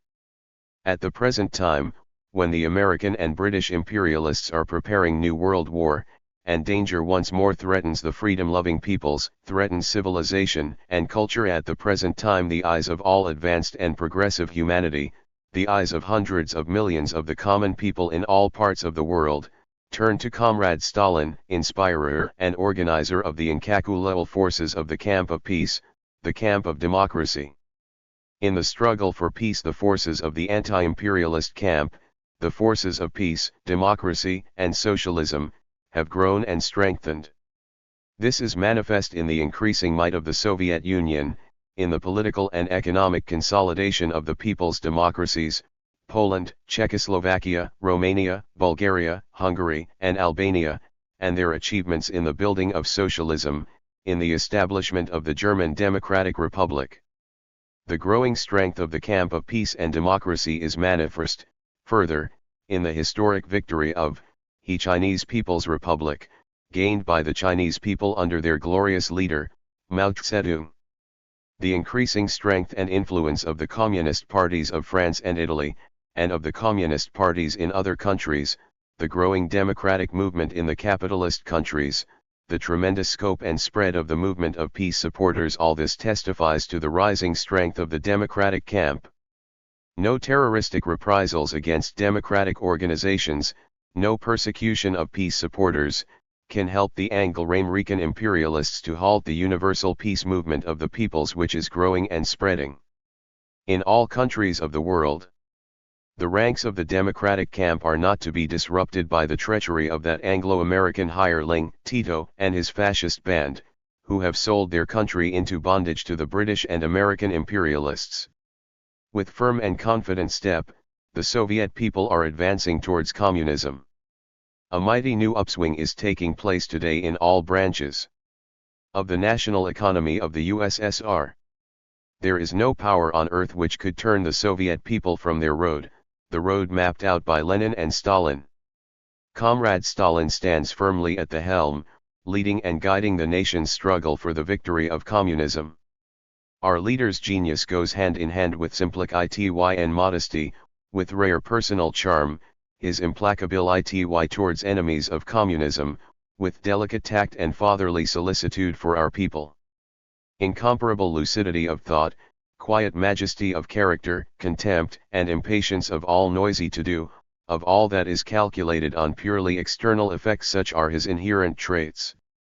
Comrade Stalin's entire life and work stand forth as a great and inspiring model of loyalty to Leninism, of boundless love for Lenin, as a model of selfless service to the working class and all the toiling people, to the cause of liberating humanity from exploitation and oppression. Comrade Stalin's glorious 70th birthday has been an outstanding event in the life of the Soviet people. In a new upsurge of patriotism, the working people of our country express their heartfelt gratitude, their boundless love for their great leader and teacher, Joseph Vissarionovich Stalin. New achievements of free and joyous socialist labor in every sphere of socialist construction. Such is our people's tribute to the architect and inspirer of our victories. The working masses of the people's democracies mark Comrade Stalin's 70th birthday by a new rise of labor enthusiasm, tightening their ranks in the struggle for socialism. Millions of fighters for peace and democracy throughout the world rally in ever closer ranks around Comrade Stalin, as around their halite standard. On this memorable day, the words of greeting to our leader sound with new force in the world's every tongue and dialect: "Glory lo Comrade Stalin!" On to new victories, under the leadership of the great Stalin. Beria. The 34th anniversary of the great October Socialist Revolution. Comrades, the peoples of the Soviet Union are today celebrating the 34th anniversary of the great October Revolution, which was illumined by the genius of Lenin and which set mankind on the road to a new, socialist world. Every year of progress along this road is productive of fresh achievements. For our country, all the activities of the Bolshevik Party and the Soviet government in the period between the 33rd and 34th anniversaries of the October 1st are evolution proceeded, as they have in Alger the years since the dia of the great Lenin, under the wise direction of our leader Comrade Stalin. The perspicacity of Comrade Stalin's genius orients our part and our people in the complexities of internal and foreign affairs and maps the perspective of our further development. Comrade Stalin's inexhaustible energy in the day-to-day direction of affairs, big and small, his faculty for determining the chief tasks of the Soviet state, and of directing all our energies to their accomplishment, ensure the grand victories of the peoples of the Soviet Union in the building of communism. The past year, 1950, was the concluding year of the first post-war 5-year plan. The Soviet people and all our friends abroad were happy, To J.Earn that the post-war 5-year plan for the rehabilitation and de-development of the national economy of the USSR, for the accomplishment of which our people had to work under difficult conditions, when it was necessary to heal the severe wounds dealt by the war, was fulfilled successfully. This was undoubtedly another big victory for the Soviet people, one which 5. Further enhanced the might of our socialist state. Our achievements in peaceful construction led to a further improvement in the material and cultural standards of the working people.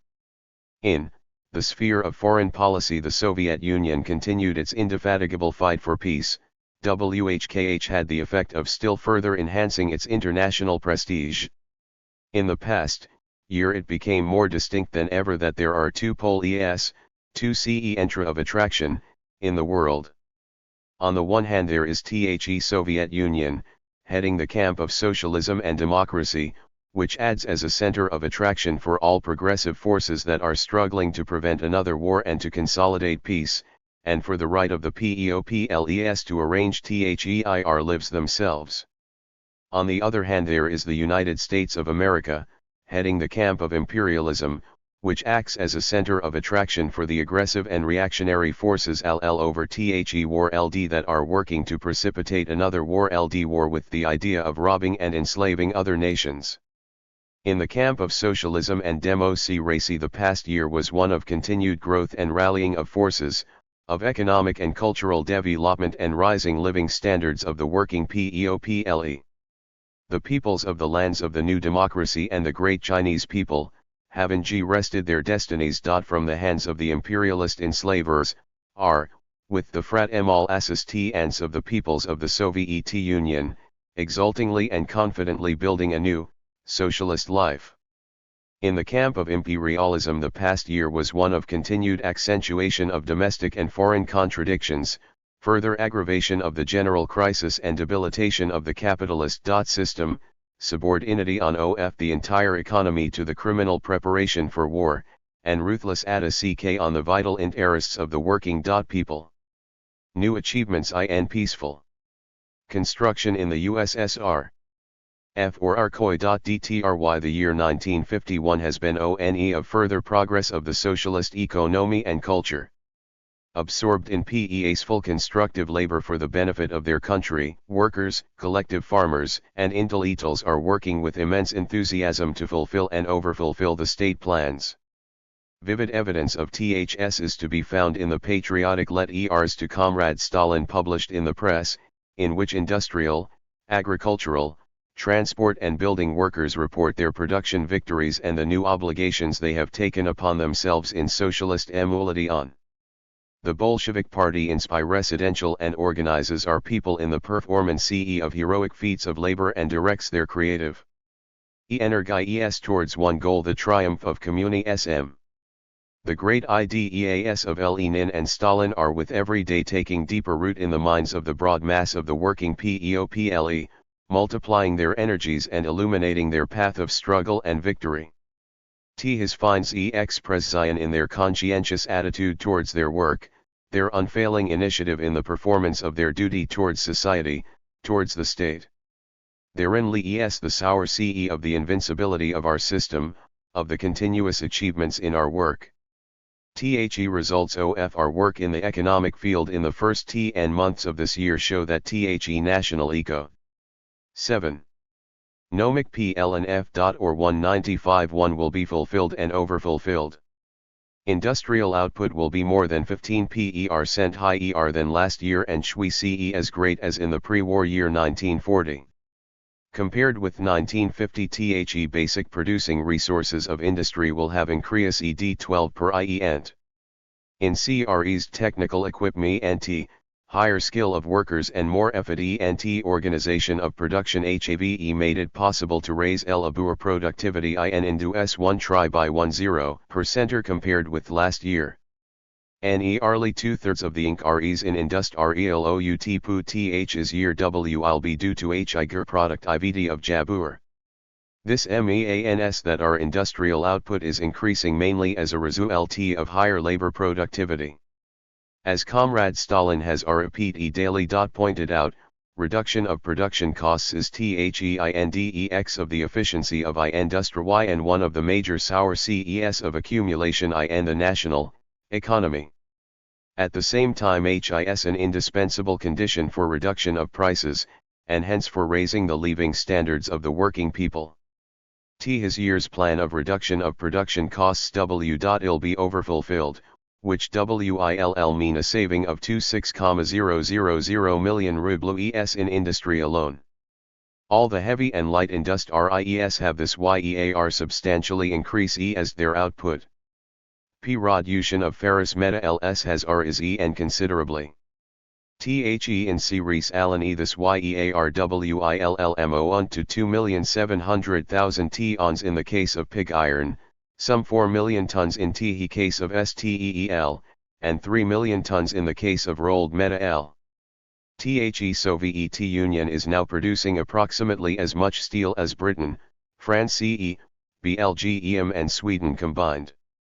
Our metallurgists are now making and efficient use of their blast furnaces and steel furnaces, and THISAL on will give us in 1951 an additional 1,300,000 tons of pig iron and 1,350,000 tons of STEEL.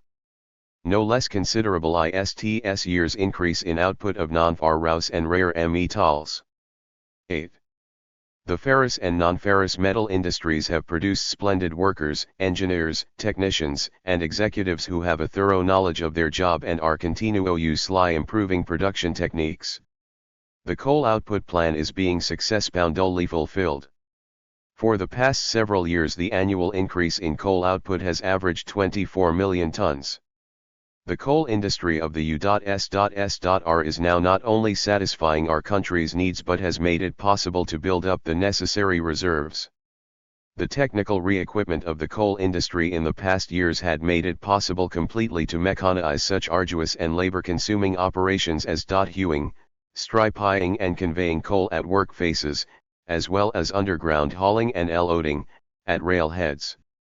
The Soviet government, and Comrade Stalin personally, are constantly concerned to lighten the work of the miners and to improve their living conditions to the utmost, in contradistinction to capitalist countries, where miners rank among the most downtrodden and neglected of people. In the Soviet state miners are surrounded with attention and honor. In respect to workers' pay, coal mining holds first place among our industries. As a result we have a permanent force of skilled miners who are successfully promoting the development of our coal industry. Even more substantial are the achievements of our oil industry. For a number of years past our annual increase of oil output has averaged 4,500,000 tons. TSYR's oil output target will be exceeded. We have carried out a big program of oil prospecting, which has resulted in the discovery of rich deposits in new areas and in greatly increasing prospected reserves of industrial value. Oil refinery construction and expansion is being carried out on a big scale. New refineries completed this year, with their first-class Soviet-made equipment, can process 6 million tons of oil annually. 9. It may be confidently said that the task mapped out by Comrade Stalin of raising oil output to 60 million tons annually will be accomplished ahead of schedule. Big achievements have been registered in the electrification of our country. Our output this year will reach 104,000 million kilowatt-hours, which exceeds the power output of Britain and France combined. This year's increase of POER output alone will exceed 13,000 million kilowatt-hour, which is more than 7 times the total power output of Russia before the revolution. This year construction of new power stations has assumed a still wider scale. The capacity of new plants and new installations put into operation in 1951 will aggregate about 3 million kilowatts, which is approximately equivalent to 5 times the capacity of such big power plants as the Dnieper hydroelectric station. Our chemical industry is expanding from year to year. The output of chemical fertilizers has risen considerably, and the production of new organic antidotes against agricultural pests and weeds is almost twice as large as IP 1950. The output of synthetic rubber will be 20% or higher than last year. The chemical industry workers have in Class E collaboration with Soviet scientists achieved substantial success in the solution of major technical problems in the field of chemistry. Our economic development would be inconceivable without one he continuous advancement and perfection of our machine building industry, which is the basis of the technical progress of our entire national economy. The total output of the machine building industry will be 21% or higher than last year. Output of the main types of power station equipment will be doubled or trebled. This year we are producing a steam turbine of 150,000 kilowatts capacity. Nowhere in the world have turbines of this capacity been produced before, which testifies to the maturity of Soviet science and technology. Output of equipment for the oil industry will be almost double that of 1950.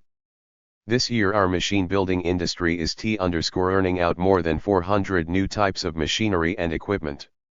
Our machine builders may pride themselves on their success in producing complex up-to-date types of apparatus geophysical, electromechanical, electronic, electrovacuum, and other precision instruments. Thanks to the successful development of industry and increased output of agricultural raw materials, production of consumer goods is greatly expanding. This year, on Comrade Stalin's initiative, the government has taken measures to increase the output of foodstuffs and manufactured goods over and above the year's targets. As a result, the amount of goods the population will receive will increase as compared with 1950 as follows. Manufactures and foods, textiles 24%, knitted goods 35%, footwear 12%, meat and meat products 20%, fish products 8%, vegetable oil 35%, butter 8%, sugar 24%, tea 38%. Recreational and household goods, bicycles nearly twofold, radio sets 25%, clocks and watches II%, cameras 39%, sewing machines 28%, furniture 44%. Our industry is already beginning the mass production of television sets, refrigerators, washing machines, and similar domestic appliances. As you see, our industry has substantial achievements to its credit. But we should not overlook the shortcomings of certain enterprises, which, because of bad organization of production and inefficient utilization of their up-to-date machinery, are not fulfilling their programs in respect to raising labor productivity and lowering production costs, are exceeding their norms of raw material and fuel expenditure, and tolerate losses through spoilage. 3 to 1503. The elimination of these defects would make it possible to effect substantial additional economies. Some plants, while they fulfill and overfulfill their gross output programs, do not always comply with the provisions of the state plan regarding output of the more important items of production. The executives of these plants apparently want to make their work easier by turning out wares which require less effort and trouble. It is high time they realized that it is not any sort of fulfillment or overfulfillment of the plan the state needs, but only such as supplies the national economy with the products it requires. In our socialist economy, every executive, be his job a big one or a small one, must place the interests of the state above all else and strictly observe state discipline. The parochial outlook which is still to be observed among some of our business executives, and which is detrimental to the interests of our planned economy, must be discarded only and for all. This year has been marked by the further progress of our socialist agriculture. Thanks to larger quantities of machines and more efficient organization of work, cereal crops this year were gathered more quickly and with a far smaller loss of grain. The grain harvested this year by the collective farms and state farms is of high quality. They completed their deliveries to the state ahead of schedule and have set aside the necessary seed stocks. For several years past, our annual grain crop has exceeded 7,000 million poods. We will gather more cotton and sugar beet this year than last year. Our country is now producing more cotton than such famous cotton producing countries as India, Pakistan, and Egypt combined. The collective farms and state farms are working successfully for the fulfillment of the Stalin program for development of socialist animal husbandry. The common 12. Leoned harvest OCK of the collective farms, together with the livestock of the state farms, now constitutes the predominant bulk of our livestock. Enlargement of the fodder supply continues to be the major task in the sphere of animal husbandry. Every year our agriculture receives F.ROM the state large quantities of up-to-date machines. This year it will receive 137,000 tractors, 54,000 grain harvester combines, as well as 2 million other agricultural machines and implements. The electrification of agriculture is being carried out on a big scale. All this makes it possible still further to mechanize the major farming operations, lighten the labor of the collective farmers and enhance its productivity. More than 2/3 of the field work in the collective farms is now done by the machine and tractor stations. This year nearly all the plowing in the collective F.Arms was mechanized, 3/4 of the sowing was done with tractor-drawn seeders, and over 60% of the total grain crop area was harvested with combines. All the major operations in the state farms have been almost completely mechanized. The com/Lion assets of the collective farms are steadily growing. Last year alone their indivisible funds increased by 11%. The collective farmers must continue to consolidate and develop their common property to the utmost, since this is the basis for the further progress of the collective farms and for the increasing prosperity of the collective farmers. Together with industry and agriculture, our rail, river, and sea transport systems are also making progress. This year railborne freight will increase by 11%. Incidentally, this 11% in series is practically equal to the total freight annually carried by the railways of Britain and France combined. Riverborne freight will in series 12% and seaborne freight 13.7%. It still remains the immediate task of our large army of transport workers to accelerate the turnaround of freight cars and to utilize all the rolling stock and sea and river transport facilities more efficiently. Our country is carrying out a big building program. The scale of capital construction work increases from year to year. State capital investments this year exceed those of the pre-war year 1940 more than 2.5 times. Our building organizations are being supplied with ever-increasing quantities of machinery and equipment, and the supply of building materials has been improved. This year there will be a big increase in the number of excavators, scrapers, and bulldozers. 1 million more tons of cement will be produced, and there will be a considerable increase in the production of brick, roofing slate, iron, and ceramic pipes and other building materials. Our builders have definite achievements to their credit in lowering production costs and reducing construction time. But they still have a lot to accomplish. First of all, they must properly organize work at the construction sites, utilize building machinery more efficiently, achieve better organization of labor process and greatly curtail overhead expenses. Unnecessary extravagances, which are still to be found in plans and estimates and which increase cost of construction, must be eliminated. As you know, the big hydrotechnical projects on the Volga, Don, Dnieper, and Amu Daria hold a place apart in our construction work. These projects are without equal anywhere in the world either for size or speed of construction.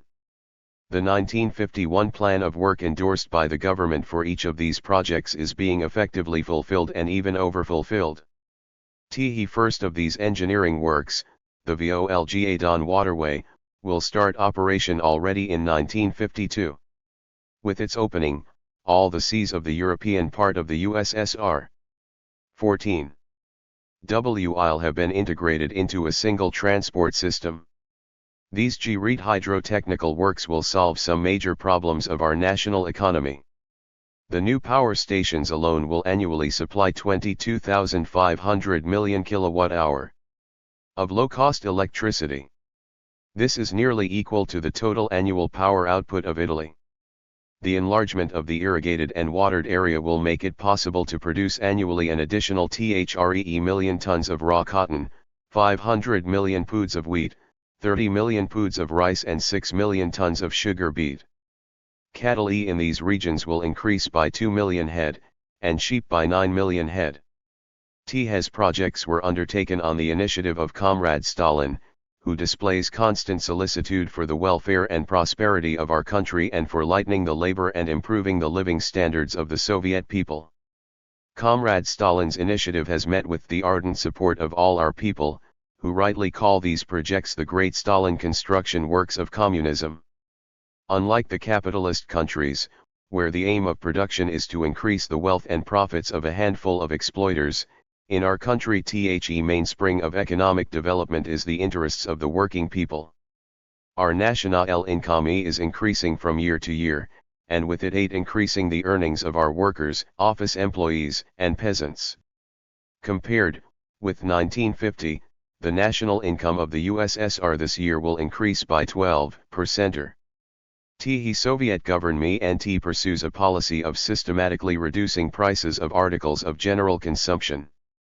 THES March, for the fourth time in the past few years, state retail prices of foodstuffs and manufactured goods were again reduced, resulting in a further increase in the real 15 wages of factory and office workers and a reduction of peasant expenditure on manufactured goods owing to their cheaper prices. The total volume of trade this year will increase by 15%. It must however be observed that there are still quite a number of defects in the work of our trading organizations. They still do too little to study the demands of the population, commit errors in distribution of wares among the various regions and republics, and do not always make efficient use of available commodity resources. The personnel of our trade organizations must cater much more effectively to the requirements of the Soviet consumer. Improvement of the housing conditions of the working people is a constant concern of the party and government. This year new housing with an aggregate floor space of about 27 million square meters is being made available for occupation in cities and industrial settlements, and 400,000 new houses are being built by collective farmers in rural areas. One very gladdening feature is that as a result of the growing prosperity of the people and the splendid work of the Soviet public health system, the death rate in our country has been reduced by half compared with the pre-war year 1940, while the decline in infant mortality is even greater. For several years now the annual net increase of population in the USSR has been greater than in 1940, and exceeds 3 million. Whereas in the capitalist camp the imperialist cannibals are engaged in inventing diverse scientific means of exterminating the flower of humanity and of reducing the birth rate, in our country, as Comrade Stalin has said, the most valuable capital is man, and the welfare and happiness of the people is the chief concern of the state. The education and training of specialists for all branches of economy and culture has always held an 16. Important place among the measures of our government. This year 2,720,000 persons are studying in our universities, colleges, and technical schools. A total of 463,000 young specialists graduated college and technical school in 1951 alone. More than 5 million specialists with higher education or secondary technical education are employed in our country today, besides a no smaller number of skilled practical specialists who have grown up in the factories and have perfected their training at part-time courses. In all our achievements a large measure of credit is due to Soviet science. In recent years our scientists have solved a number of highly important problems of value to our national economy and our defense. In many branches of knowledge our scientists have taken the lead in the promotion of world science. A noteworthy feature of recent times is the greater extent and scope of the fellowship between Soviet dentists and industrial workers. This not only facilitates more effective application of scientific achievements to production, it also enriches science with the experience and creative thought of the numerous army of innovators in industry, agriculture, and transport. One of the most striking indications of the cultural progress of our country is the flourishing state of its literature and art. Expressing the great ideas of communism in concrete images, they represent a powerful means of educating the masses and the communist spirit, in Soviet patriotism and internationalism. This year, as in previous years, a number of works of art and literature of distinct merit have appeared, works which truthfully portray the high moral qualities of the Soviet people, their life, and their efforts for the further enhancement of the might of their country, for peace and friendship among nations, and for the happiness of the people of the whole world. 17. While concentrating the greater part of the country's forces and resources on the work of promoting its economy and culture, the party and the government do not lose sight of the necessity of strengthening its defenses. The experience of history has fully confirmed Comrade Stalin's repeated warnings that, being surrounded by a capitalist world, the land of socialism victorious must be always ready to repel possible aggression on the part of imperialist powers. This year, as always, the party and the government have done everything possible to ensure that the heroic Soviet people, who in the effort hour of constructive labor are erecting the grand edifice of communism, may continue to have no fear for the fate of their country. The Soviet Army and Navy, whose unsurpassed morale and fighting ability are known to the whole world, possess all types of modern weapons with which to inflict a crushing blow on all who ignore the C9 convincing lessons of history and dare to attack our country again. As is known, the decisive factor in our victories is the advantages of the social and state system which was born in the October Revolution. One of the advantages of the SOVT system is that it has for the first time in history liberated and given free scope to the great energies of the people, has called into being the mighty activity and inexhaustible creative initiative of the masses who have been emancipated from capitalist exploitation.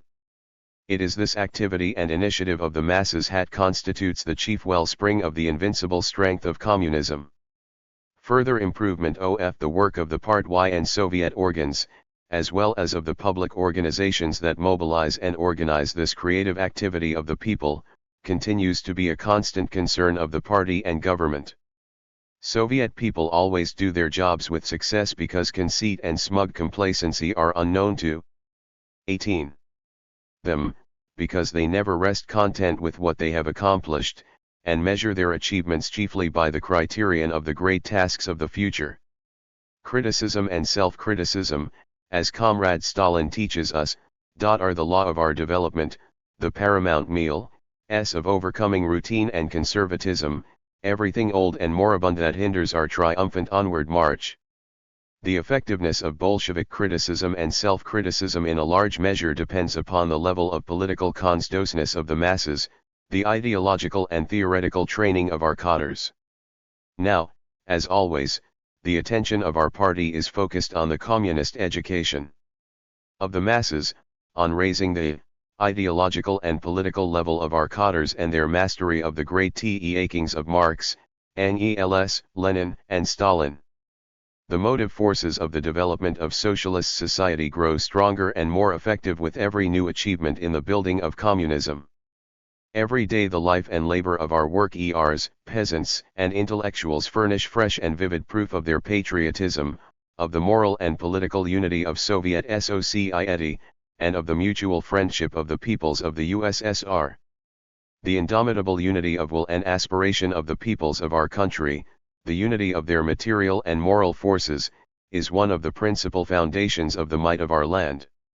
It is thanks to this unity that our state is capable of accomplishing tasks of a magnitude which was formerly beyond the dream of the boldest minds of man. The Soviet Union. In the struggle for peace. The vast scale of peaceful constructive work in our country is eloquent proof of the peaceable character of the Soviet Union's foreign policy and exposes the slanderers who charge our government with aggressive designs. No state, says Comrade Stalin, not excluding the Soviet state, can develop its civilian industry to the full, undertake huge construction works like the hydroelectric stations on the Volga, Dnieper, and AMU, Beria, which require tens of billions in budgetary outlays, continue the policy of systematically reducing prices of articles of mass consumption, which likewise requires tens of billions in budgetary outlays, and invest hundreds of billions in the rehabilitation of the national economy. Shattered by the German invaders, and at the same time, simultaneously with this, enlarge its armed forces and expand its war industry. It should not be difficult to understand that such a witless policy would lead to the bankruptcy of the state. The peaceful policy of the Soviet state springs from the October Socialist Revolution. The more than 30 years history of Soviet rule shows that the October Revolution was a constructive revolution, a revolution for the systematic building of a new, communist society. The wars forced upon us by our enemies only hindered our great work. 20. The foreign policy of the Soviet government was defined with exhaustive clarity by Comrade Stalin in L1's report at the 14th Congress of the party when he said, "The basis of the policy of our government, of its foreign policy, is the idea of peace. The fight for peace, the fight to prevent new wars, the exposure of all steps taken with a view to preparing another war, this is our task." There has not been a single international conference or meeting in which the Soviet Union participated where the representatives of the Soviet government did not submit constructive proposals for the prevention of international conflicts and the safeguarding of peace and security. But in most cases our efforts in this sphere were directly counteracted by the ruling circles of a number of bourgeois states. The situation changed very little after the Second World War, from which one would think the statesmen of many countries should have drawn the proper lessons. The peoples consented to endure immense sacrifice and privation in order to smash the aggressive fascist bloc, in the hope that after the victory they would be ensured the conditions for peaceful development. At the height of the Second World War, Comrade Stalin warned that it was not enough to win the war, that it was also necessary to ensure stable and lasting peace among the nations. But the blood of millions of victims had hardly congealed on the battlefields, when the American and British imperialists began to plot another war.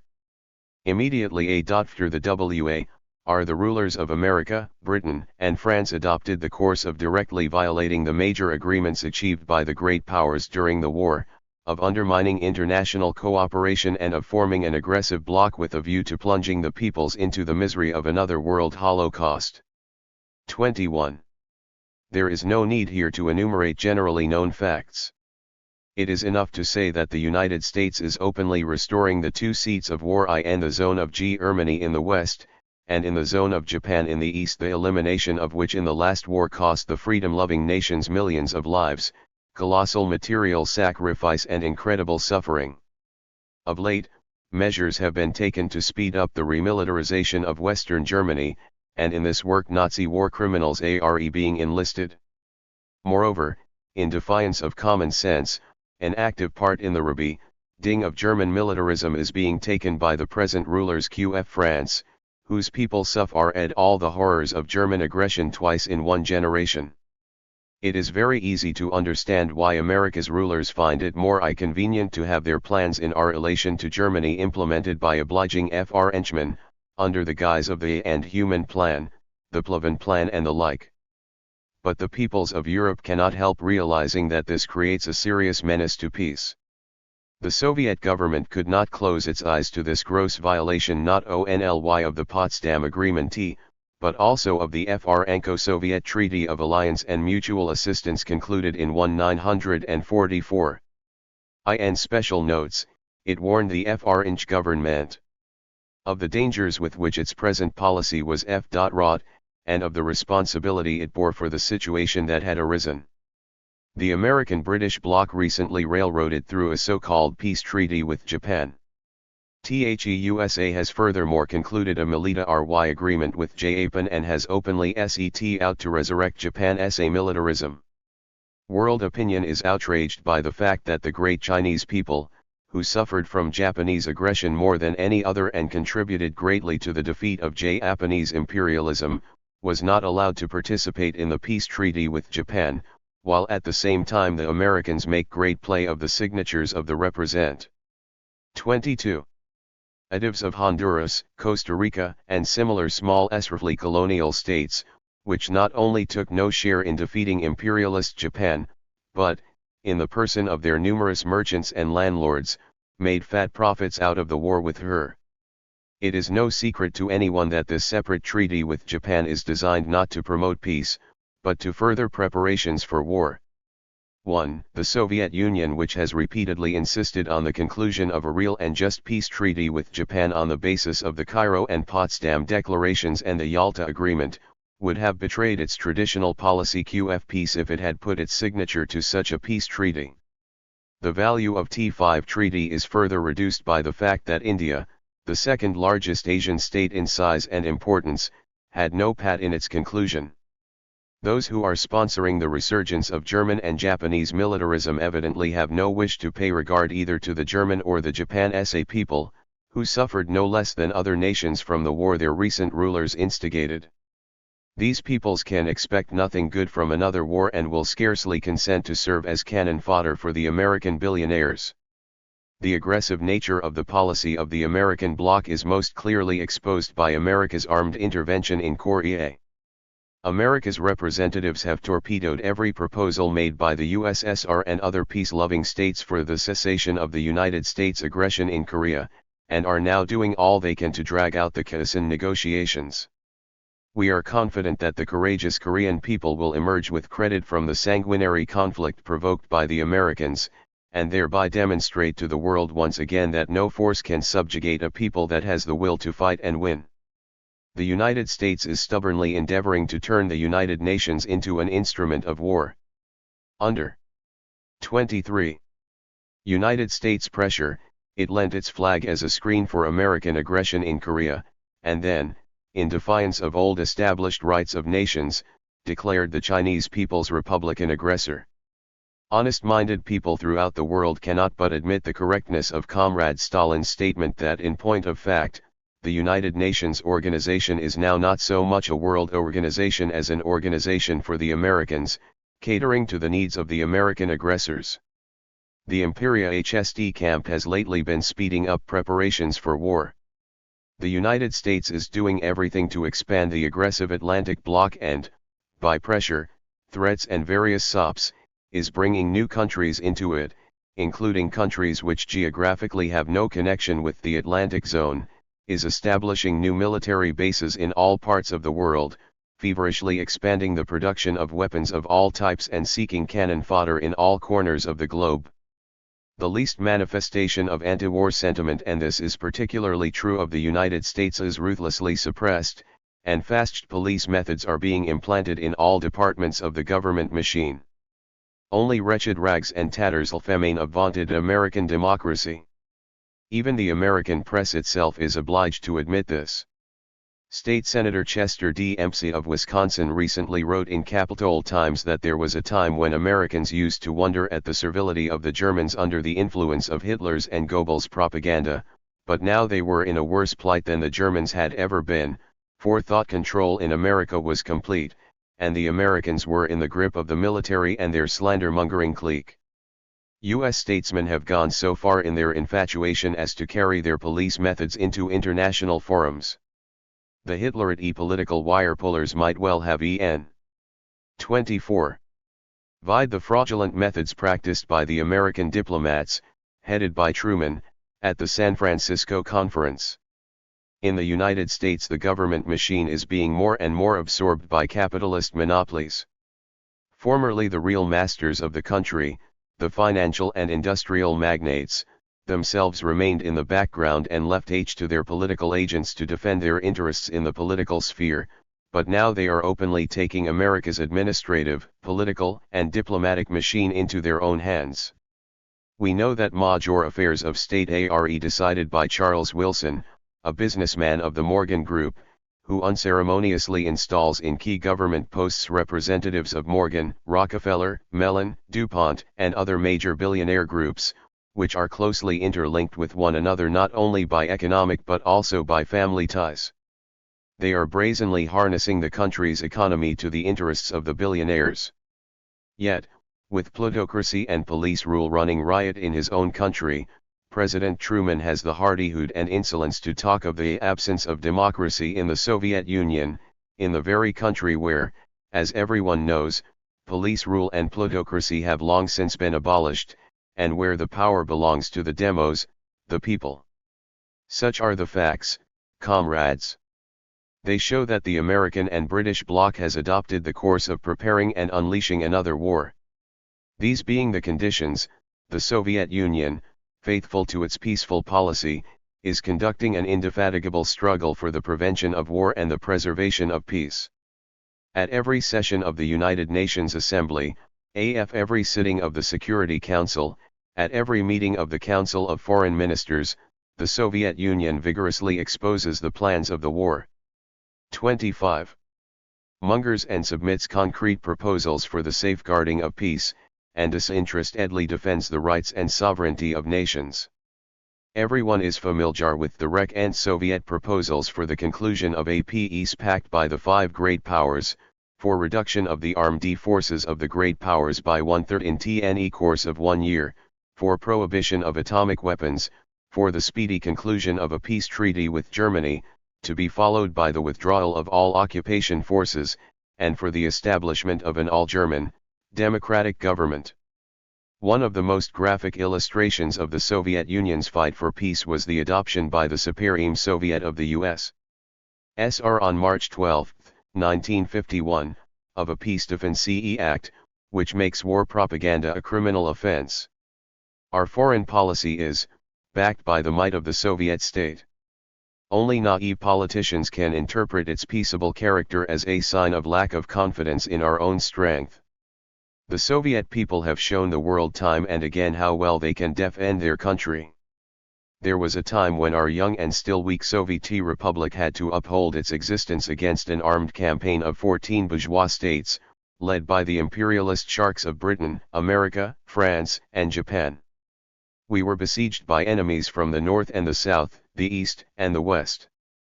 The country was in a state of economic dislocation and lacked bread for its workers, and weapons for its army.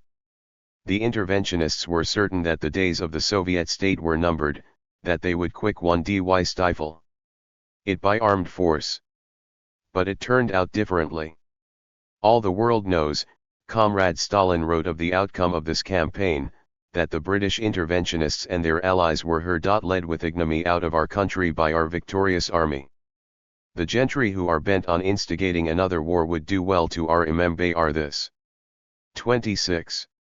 When, in June 1941, Fascist Germany, armed to the teeth and controlling at that one time the war potential of practically the whole of Europe, treacherously attacked our country, not only Hitler's generals, who were intoxicated with their easy military successes in the West, but many even in the camp of those who were then our allies believed that the Soviet army could hold out only a few weeks, at most a few months. Yet it was against the strength and might of the Soviet Union that Hitler's war machine was shattered. We persistently strive for peace 11 only because we do not need war, but also because the Soviet people, who have established in our country the justest of social systems under the banner of Lenin and Stalin, regard aggressive war as a heinous crime against mankind and the greatest misfortune that can befall the common people of the world. But if the imperialist vultures construe the peaceableness of our people as a sign of weakness, a more ignominious downfall awaits them than that was experienced by their predecessors in warlike ventures against the Soviet state. There is a good Italian proverb which says that he who refuses to learn a lesson, will learn it to his own cost. The rulers of the United States and Britain are trying to deceive world opinion by alleging that they are compelled to arm because of a threat of armed attack by the Soviet Union. This false talk of a Soviet threat and of the insincerity of Soviet peace proposals is not new. Such talk was used by the European and American imperialists after the First World War as a screen for the arming of fascist Germany, for which many nations had to pay with their blood in the Second World War. But the worthy diplomats of the American-British bloc are mistaken if they think that the memory of the peoples is so short, and that 27. They can succeed so easily in enmeshing them in a web of lies. The peoples of the world judge the policies of governments not by their words but by their deeds. The Soviet Union has never evaded strict observance of its treaty engagements. With it, word and deed are one. It is strange, to say the least of it, to hear America's rulers accusing others of insincerity when they themselves have grossly trampled upon the historic decisions of the Tehran, Yalta, and Potsdam conferences, whose words and deeds really diverge cannot be concealed from the world. In order to justify their aggressive policy towards the Soviet Union, the imperialist statesmen calumniously assert that the Soviet people deny the possibility of peaceful coexistence of the two systems. Already in the early years of Soviet government, Lenin, the founder of our state, formulated the principle of peace and agreement with the capitalist states. Ours is a sure road, Lenin said. We are for peace and for agreement, but we are against enslavement and enslaving terms of agreement. This Leninist principle constitutes the basis of the policy of the Soviet state. Our relations with the capitalist countries, Comrade Stalin has said, are based on the assumption that the coexistence of the two opposite systems is possible. Comrade Stalin has also defined a feasible basis of agreement between the USSR and the capitalist countries. Exports and imports, he pointed out, are the most suitable basis for such agreements. We require machinery, raw materials, semi-manufactures, while the capitalists require a market for these goods. There you have a basis for agreement. The capitalists require oil, timber, grain products, and we require a market for these commodities. There you have a basis for agreement. 28. This was said in 1927. Today we have incomparably greater potentialities for business relations with the capitalist countries. We have no objection to considerably expanding business cooperation on a basis of mutual advantage with the United States, Britain, France, and other bourgeois countries both in the West and the East. It is not the fault of the Soviet Union that the rulers of these states have, to the detriment of their own countries, taken the course of undermining and disrupting economic relations with the USSR. The peaceful coexistence of the two systems also presumes political agreements. We are pursuing a policy of peace, Comrade Stalin has said, and we are prepared to sign pacts of non-aggression with the bourgeois states. We are pursuing a policy of peace and we are prepared to come to agreement concerning disarmament, up to and including the complete abolition of standing armies, as we declared to the whole world already at the Genoa Conference. There you have a basis for agreement in the diplomatic field. But what the imperialists need is not agreement. They are scared of agreements with the Soviet Union, because they might upset their aggressive plans, render unnecessary the arms drive which is the source of billions in Soup 11 profits. The imperialists need war. They need it for the robbery land enslavement of nations. And the American monopolists need it most of all, as a source of colossal super profits. The preparations for war are headed by the American imperialists, yet the United States leaders never tire of professing their pacific intentions. They are not opposed, you see, to preserving peace, but only on conditions that are dictated by the United States. And what are these conditions? The peoples of the world must go down on their knees before American capital, renounce their national independence, accept the form of government. 29. American advisors impose on them, adopt the American way of life, develop only those branches of economy which the American monopolists desire and find advantageous, and only to the extent that they desire and find them advantageous. In a word, the nations must renounce their political sovereignty and economic independence, their cultural and other interests, and become subjects of a newly baked American empire. And this they call preserving peace. Indeed, why should the American imperialist bosses risk a war when by bullying and browbeating alone they succeed in bending the nations to their dictation? As we know, the maniac Hitler was also agreeable to peace conditions like these. But it was precisely THSA imperialist peace conditions which led to the Second World War. Obviously, when Truman advances similar peace conditions, he is following the path of Hitler and his aim is to drag the nations into a Third World War. Every honest-minded person will legitimately ask himself, on what grounds does the United States claim an exclusive position among the nations? Are not the nations of the world equal? Perhaps on the grounds that it has plenty of gold, coined from the blood and suffering of millions, and suitable for purposes of bribery. But nations do not barter their liberty. Let not the American imperialist gentry cherish the belief that, since they have succeeded in buying with their gold certain rulers in bourgeois countries, they have also bought the peoples of these countries. United States leaders cannot hide the fact that they need the arms drive in order to dictate their grasping imperialist peace conditions to other nations under threat of force. As you see, these gentry are always conteing about peace and at the same time making preparations to launch another war, openly indulging in saber-rattling and 30. Vaingloriously boasting of the possession of some or other fantastic missiles. Let them not think they can scare anybody with this. As to the Soviet Opal, only T-hos who have lost all faculty of soberly assessing historical events can still think that the Soviet people can be scared with THRs. Until now every armed attack by imperialist states on our C0 country has invariably ended in an ignominious debacle, and today our state is stronger and mightier, and our peoples more solidly united and confident of their strength than ever before.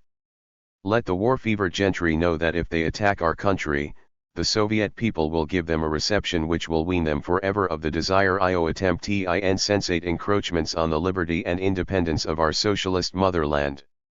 If anybody has to fear the consequences of another world war, it is above all the capitalists of America and other bourgeois countries, for another war will bring home to the peoples the perniciousness of the capitalist system. WHICH cannot exist without war, and the necessity of replacing this bloodthirsty system by another, the socialist system, as was the case in Russia after the First World War, and as was the case in the people's democracies of Europe and Asia after the Second World War. It may appear at a first glance that the imperialist camp represents a mighty integration of aggressive forces. Of course, these forces must not be underrated. However, the camp of peace is much stronger than the camp of war. Whereas the camp of peace is united by a common aim, in the camp of war there are serious divergencies of interests, and many countries have been coerced into joining this camp through their economic dependence on the United States and as a consequence of the notorious Marshall Plan. 31. The superficial unity of the imperialist front ca not conceal its profound internal antagonisms, which are chiefly due to the competitive struggle for sources of raw material, markets, and spheres of vital investment. These antagonisms are interwoven, and embrace all the countries of the imperialist camp, but the chief of them are the antagonisms between the United States and Britain both in Europe and in Asia. It is scarcely to be doubted that the antagonisms in the imperialist camp will become keener as time goes on. An even more serious factor is the weakness of imperialism's rear. However the imperialists may try to enmesh the peoples in lies, however the rightwing socialists, those zealous servitors of imperialism in betraying the interests of the working people, may exert themselves, the fact remains 0. That in the imperialist camp itself and in the imperialist rear there are impressive forces of peace in the shape of millions of honest-minded workers by hand and brain who set higher store on the preservation of peace than on any wretched sop's capital may throw them.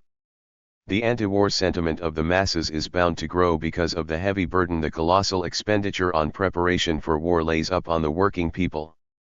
The weakness of imperialism's rear also finds expression in the growth of the national liberation movement in the colonial and dependent countries. The people of Vietnam are fighting heroically for their liberation, so are the peoples of the Philippines, Burma, and Malaya.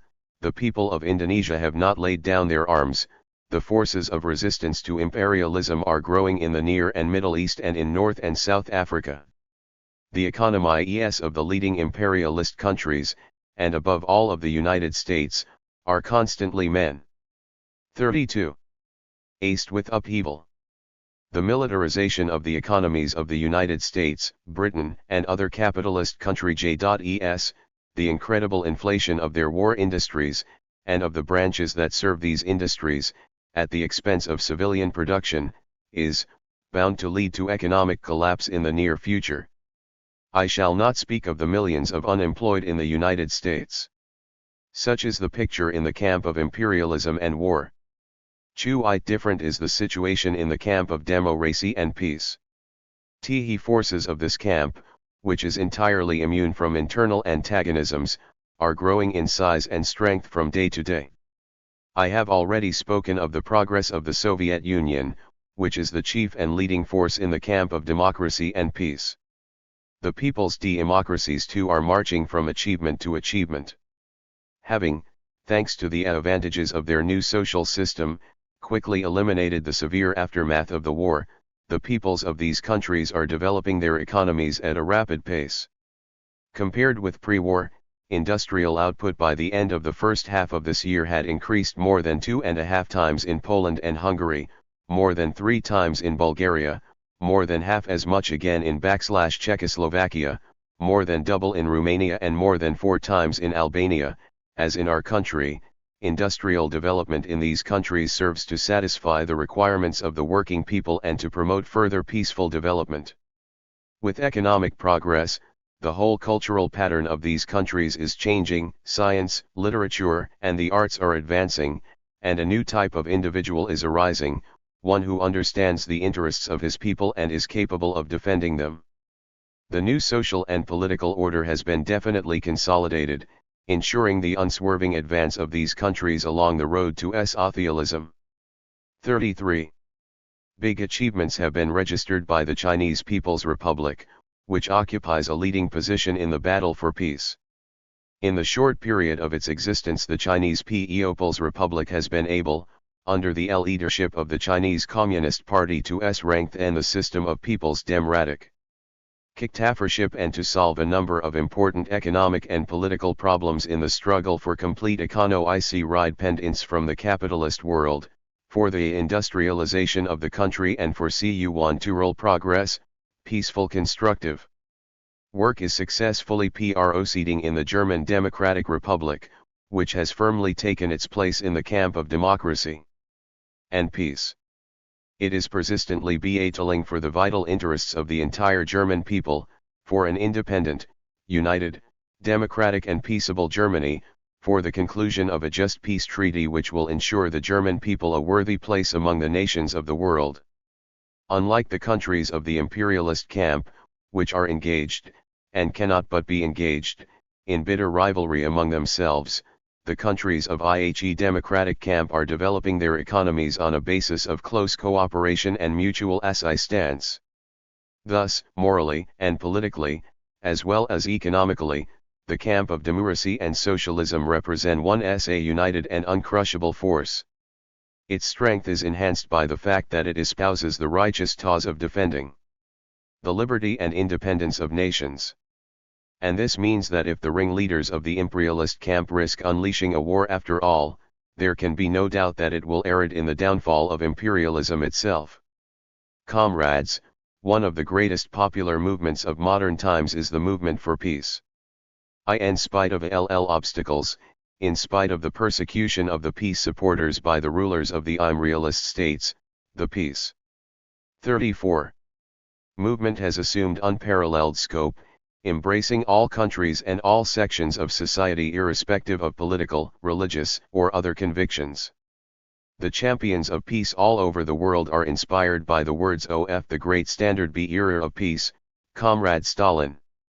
Peace will be preserved and consolidated if the peoples take the cause of preserving peace into their own hands and uphold it to the end.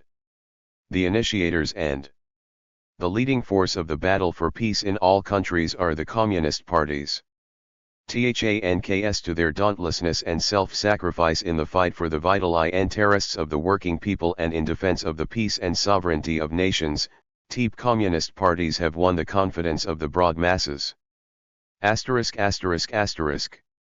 Comrades, the 34th anniversary of the October Socialist Revolution witnesses a new stride made by our country towards communism.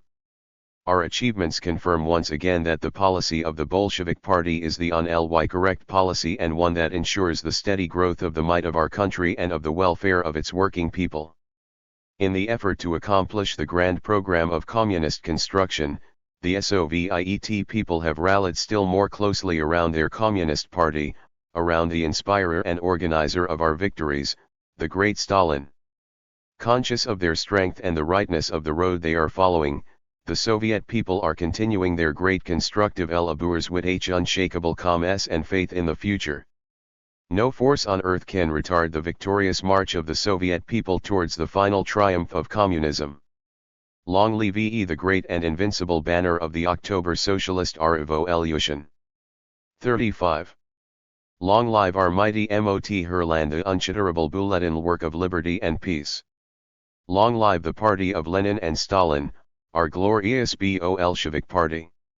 For the triumph of peace and democracy the world over.